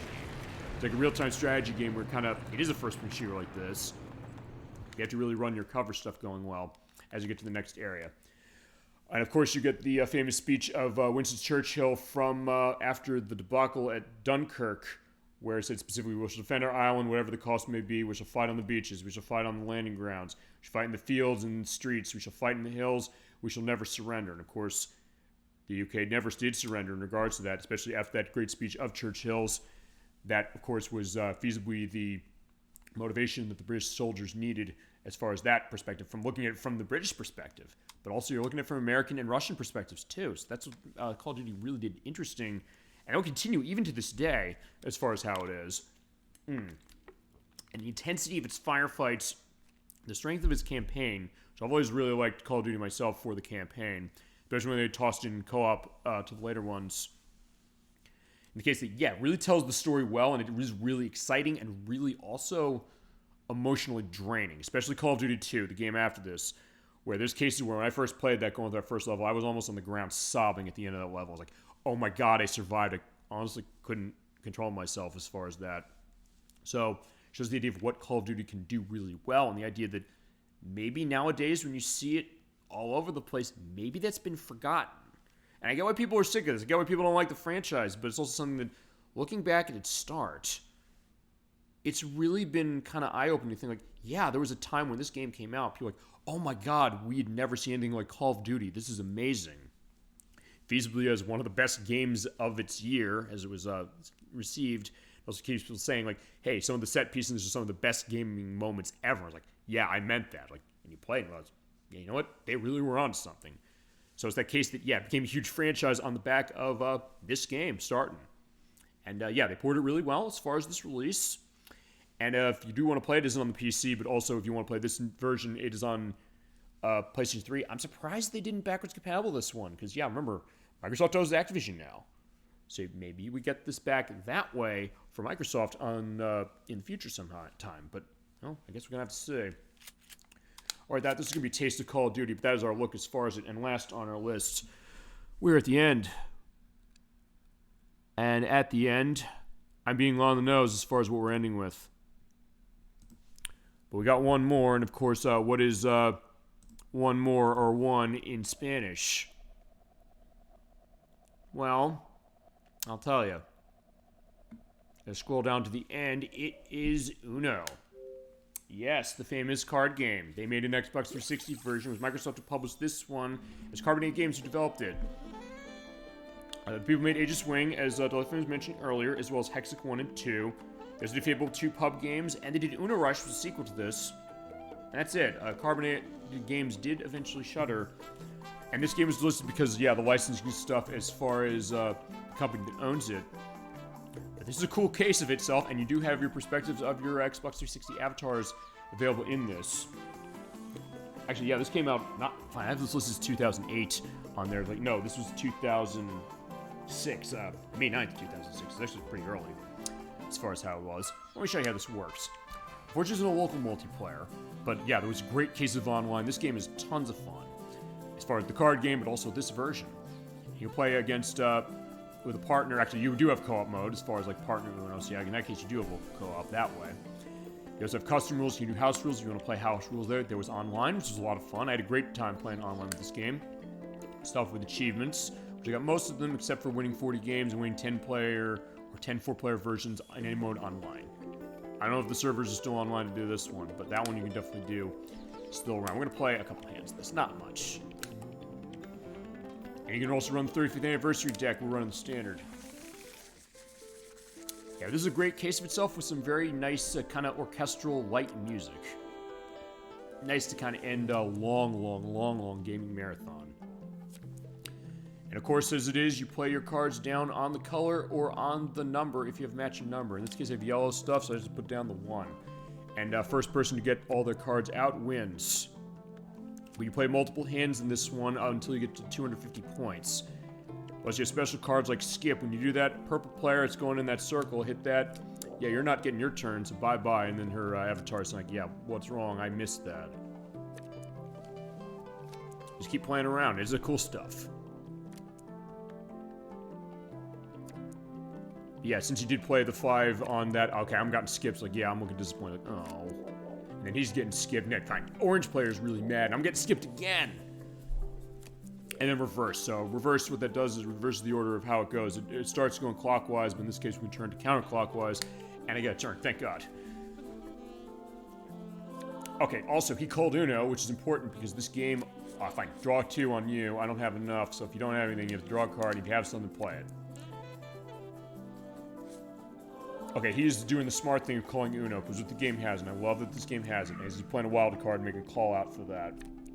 And she's making a call out that way, going to blue.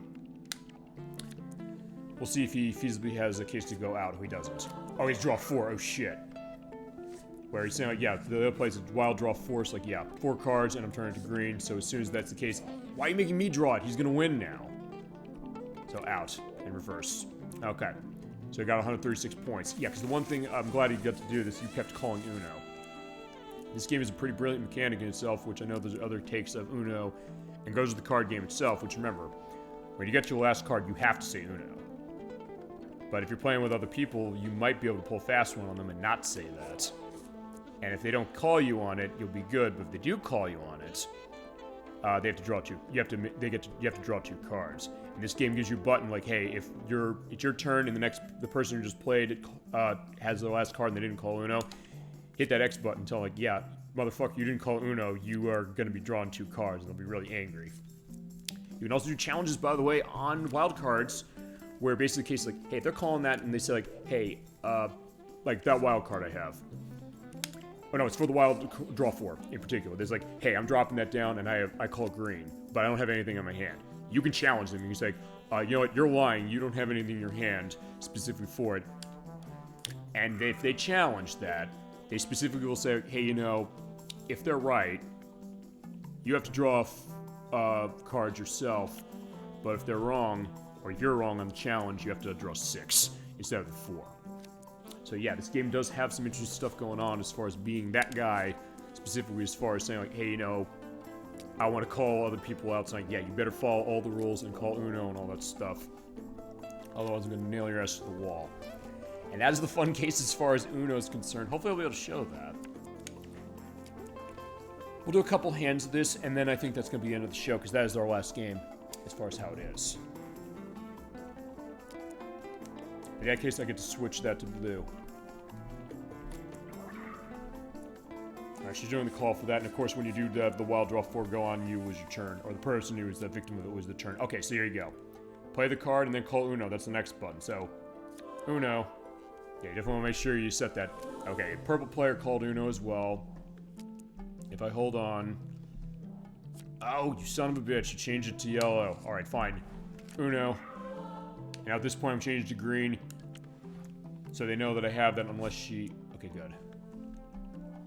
Yeah, do not change that to green. They know now, it's like, we gotta change this to green if they have that set. Oh, you son of a bitch, you have to skip me. Okay, crap. Yeah, so fine, I'm mad as far as that too. Out, we win. Got it. Okay, so there we go, but I only got 73 points. I do want to call somebody out on not calling Uno, I really do. So, yeah, in that case, yeah, let's do a skip. And at that point, then there'll be the end of the show. Yeah, but I had a great time as far as doing the show, and also, thank you again to Dolly Finn. Like, yeah, draw 2, by the way, purple. And I'm laughing for sure on that one. Yeah, I had a great time doing the show. It definitely is a big case of itself. As I mentioned, I'm sorry I took the energy out of the room as far as what that was for certain cases. Yeah, I'm definitely ashamed of myself as far as that. I'm going to play the 5 there. Like I said, I'm going to own that. I promise to do better. I will not let that happen again. And usually the case of the guy, I have to excoriate other people on the show for certain things. Like, fine, no, in this case, that was a me case, and I'm going to own it. And again, I apologize. It was totally unprofessional to me, because we try to do a professional show. I really do. I appreciate everybody who's on here, all the guests, as far as that. Obviously, the guest getting a problem, I have to take care of that. I won't discriminate in terms of who that is, but in this case, that was not the case. By the way, motherfucker, you didn't call Uno. Hit the Y button. So fine, in that case, like, yeah, there you go, that's that idea. So in that case, you had to draw 2 cards. So I just wanted to show that. But I had a great time, definitely going into it with all of you. Thank you so much for joining us as far as that, to Electverse, to Suiga the... Sorry, I want to read this again. Suiga the Mirandoj. I just want to make sure that we had a great time, especially with Poker Night 2. As far as that, and one last thing I'll also mention. On the YouTube site, when I upload this... yeah, I'm going to call that and call Uno. We're going green. By the way, if I don't call green, she could say, oh, you're lying, and say, oh, by the way, you know, try to challenge that, but, or he could, but he's not doing it. But yeah, on the YouTube site, just to let you know, I'm going to have one other game that's going, and I'm going to be out. That's going to be as a separate video. It's going to be in our new YouTube exclusives playlist. I have a link down here below. And what it's going to be is a look at one other game. It's actually long enough it can be justified as its own video. I'm not editing it in specific to this one. That's going to be for Rock Band Blitz. You're probably wondering, how can we show that? Isn't that a licensing nightmare for that? Well, usually, yeah. But on 360, remember, that was the case of the XNA platform. Coming back to that again. For Rock Band 2 and 3, Harmonix said, hey, we want to have cases where custom creators can put songs into this game, sometimes stuff they own, or license other stuff. And for the purpose of that, that resulted in songs from video games getting on there. Stuff like from Super Meat Boy, Still Alive from Portal, which actually was officially released as a freebie, and if you have Rock Band 4 nowadays, or if you have 3 on the PlayStation 3, you can still download stuff for Rock Band 3 on that console. I would say, you know what, fuck you, you're lying. But I lost, so I just wanted to show that I challenged him. Like, hey, you don't actually have a green, but you did. I have songs in there that are specific to cases of that. I'm not going to get a copyright strike. I'll get a question in terms of Still Alive. I actually recorded this video 2 years ago almost, because it was when the servers for Rock Band Blitz were shutting down. They'd actually shut down earlier than they said they were going to. So I couldn't show the power-ups because that's required for... You have to be online for the purpose of that, and the servers turned off 2 years ago. I thought I'd be able to have that, but I couldn't. But I took some footage showing the game, explaining the game a little bit, going into stuff, showing some songs I could show, including classical music stuff from video games. Actually, like first one for you, Fight Back from Ron Wasserman of Mighty Morphin Power Rangers theme, much in the style of that specifically. As I'm getting skipped again. I'm going to have this a little bit of an extra as far as it for that, and yeah, if you called Uno, so in that case, she's calling that way. He decided to challenge. I don't have much of a case I'm going to be able to do that. And he's going out because he didn't lie. But yeah, that's going to be the case of it, and yeah, by the way, also, if you run and skip, by the way, as a start card, it means that it will get a case where, for the player who's going to start on, it'll pass them by, and it'll go to the next person. Yeah, I think that's going to be doing it, and I said, as I mentioned, I'll have that extra going on. That's going to be linked below. And it's also going to be a little bit of an extra that way for the case that I'm going to mention on the schedule, because we scheduled the end of the program tonight, as we always do. But I'll say this. I made a decision early this morning, late last night.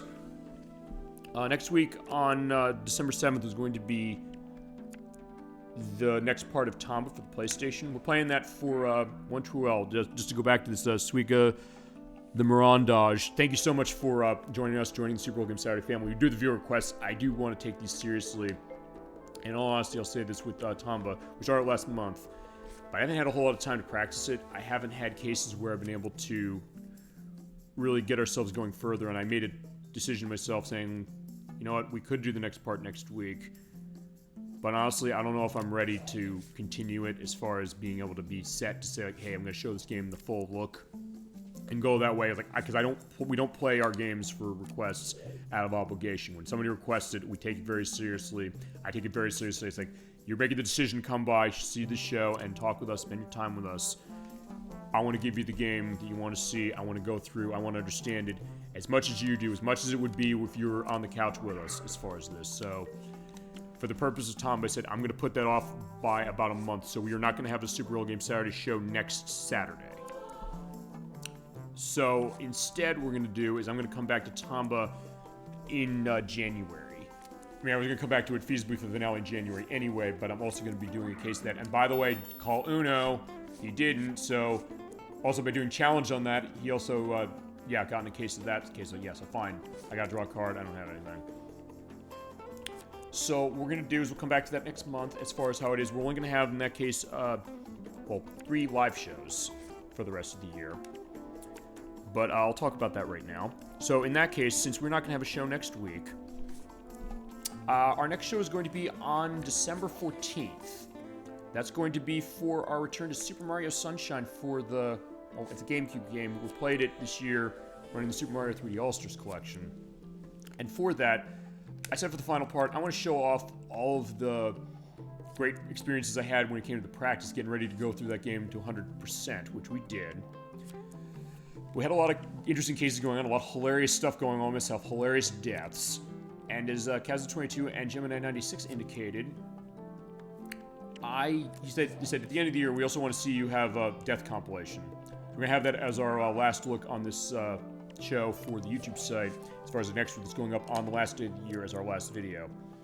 But as far as that show we're going to have on the 14th, it's about 2 weeks from now. I'm going to be live on camera for that one. We're going to go through all the clips I have on Switch for Super Mario Sunshine. I'm also going to be on camera to show the game being played with a lot of unique accessories. I got the Donkey Kong bongos. You're wondering, how do you play Super Mario Sunshine with that? You're going to be seeing how it plays with that.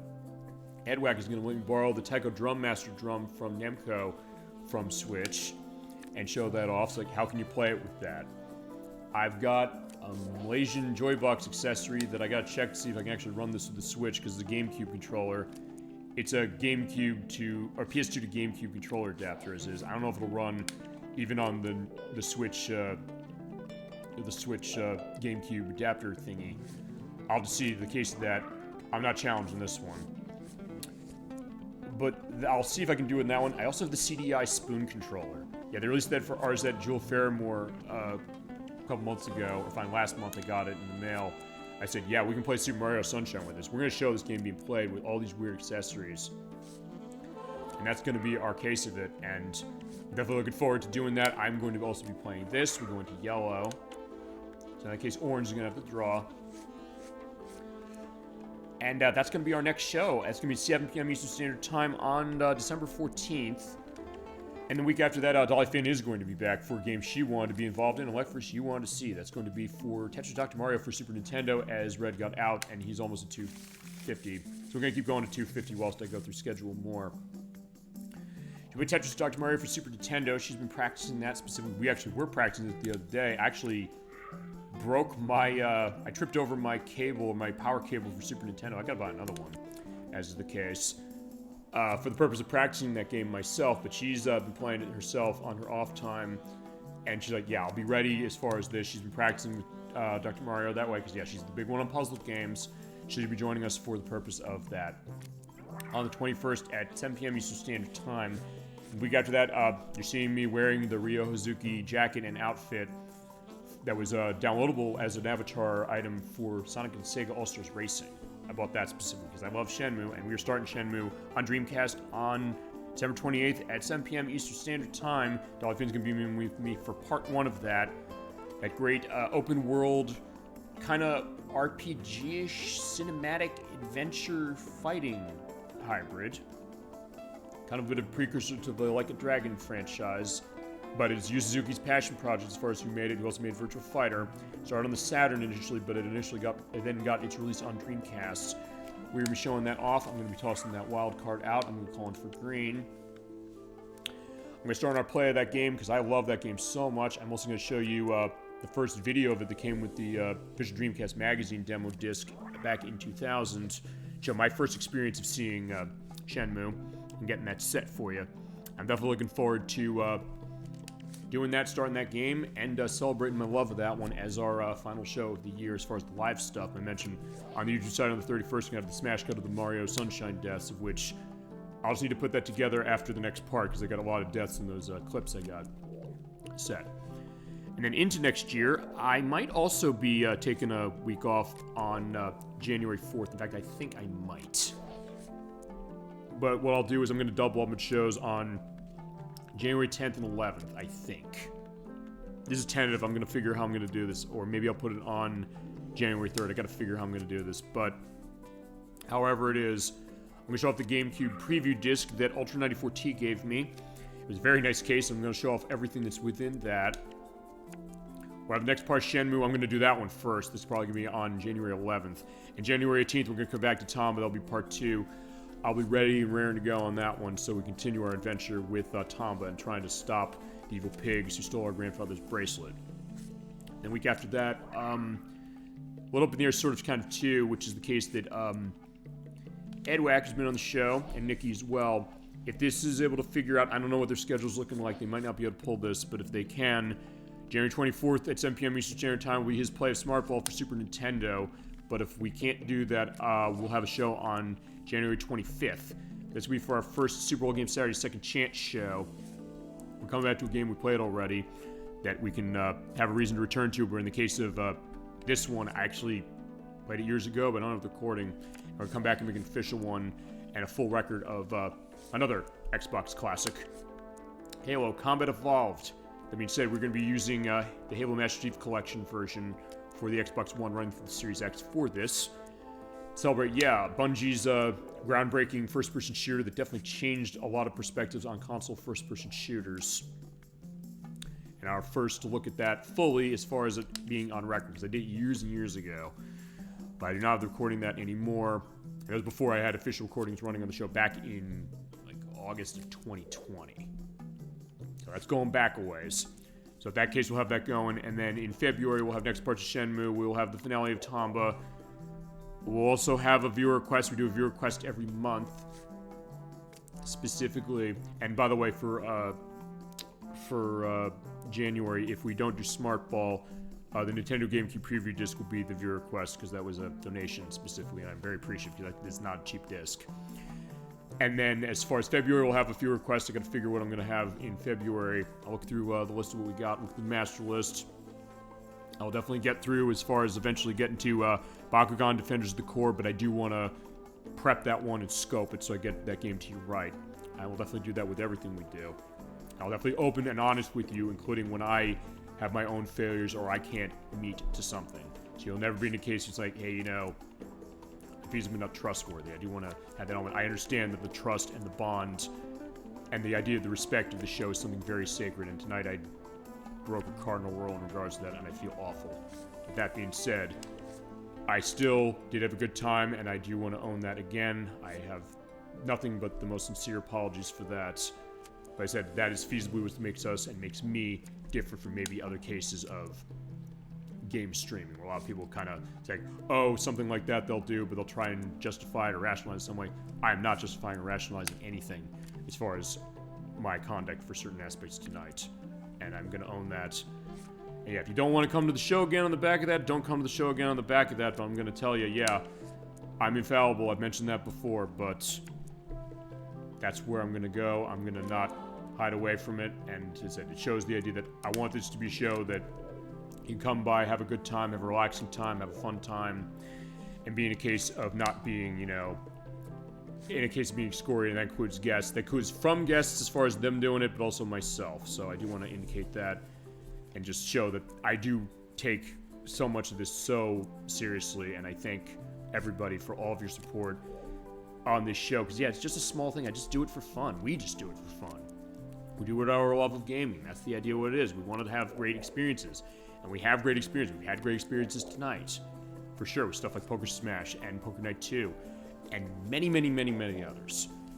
And also, as far as our show for... Oh, yeah, you didn't call in. I forgot about that.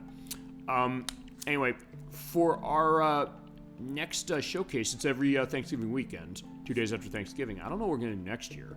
We could do Volume 2 of Delisted Xbox Live Arcade games. But I don't know. That's going to be a... I'll figure that into next year, or chat if you have ideas what you want to see on a Delisted, or not a Delisted show. Fine, if you want to see when we get to Delisted Xbox Live Arcade Games Volume 2, Feel free to let us know, either here or on the YouTube site, as far as in our comments section. Or if you have an idea what you think we should do for a showcase show, because look at a bunch of games in a line, maybe in a genre, maybe in a style, maybe in a theme.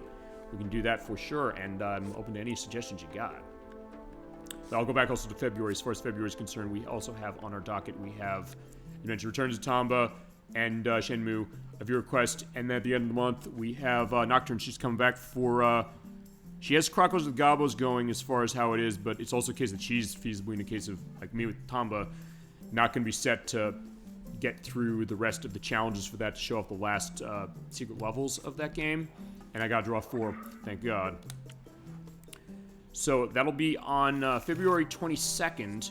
If she's going to be able to be set for that, we'll have the finale of Chronicles of the Gobos from Sega Saturn then. But if not, we're going to play Super Mario Advance 4, Super Mario Bros. 3. We played Super Mario Bros. 3 a few weeks ago. She was leading us because she loves that game. But she said, I want to show off the extra e-card, e-reader missions from the Game Boy Advance version that's now on Switch Online expansion pack. And take a run through them completely blind, because she loves her Super Mario Bros. 3, you didn't call Uno, by the way. And show that off, and that's going to be the idea. And we have our other stuff coming up next year. We have our April Fool's Day show. We are going to have Plumbers Over Ties for the Switch, as far as it.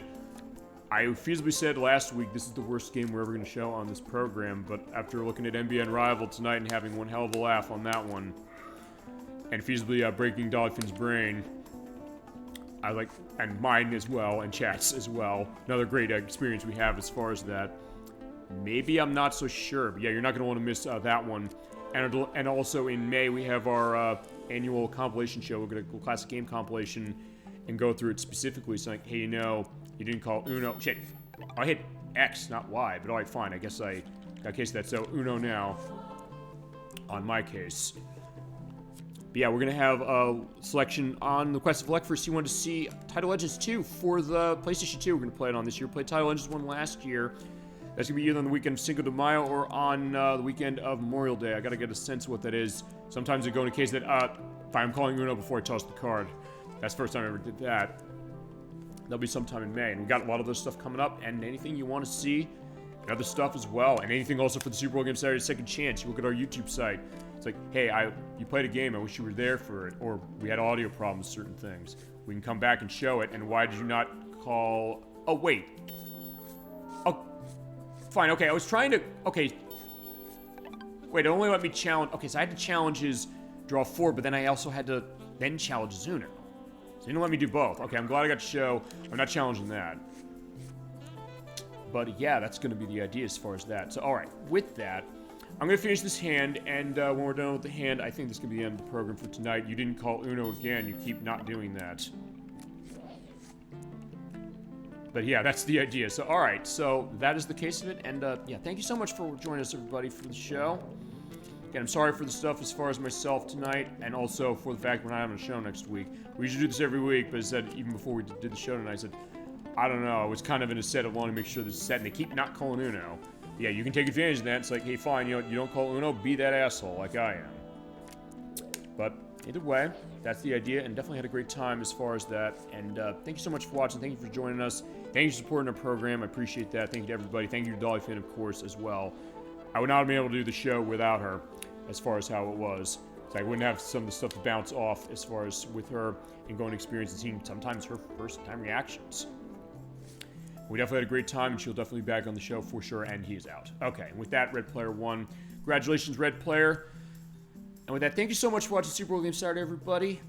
Hope you have a great rest of your night, a great rest of your Thanksgiving weekend, a great week coming forward this coming week, and the next week as well, because I will see you on December 14th at 7 p.m. Eastern Standard Time for our showcase overview and our final live show for Super Mario Sunshine, showing off all the practice highlights and deaths that come with that, and it being played with a lot of weird controllers.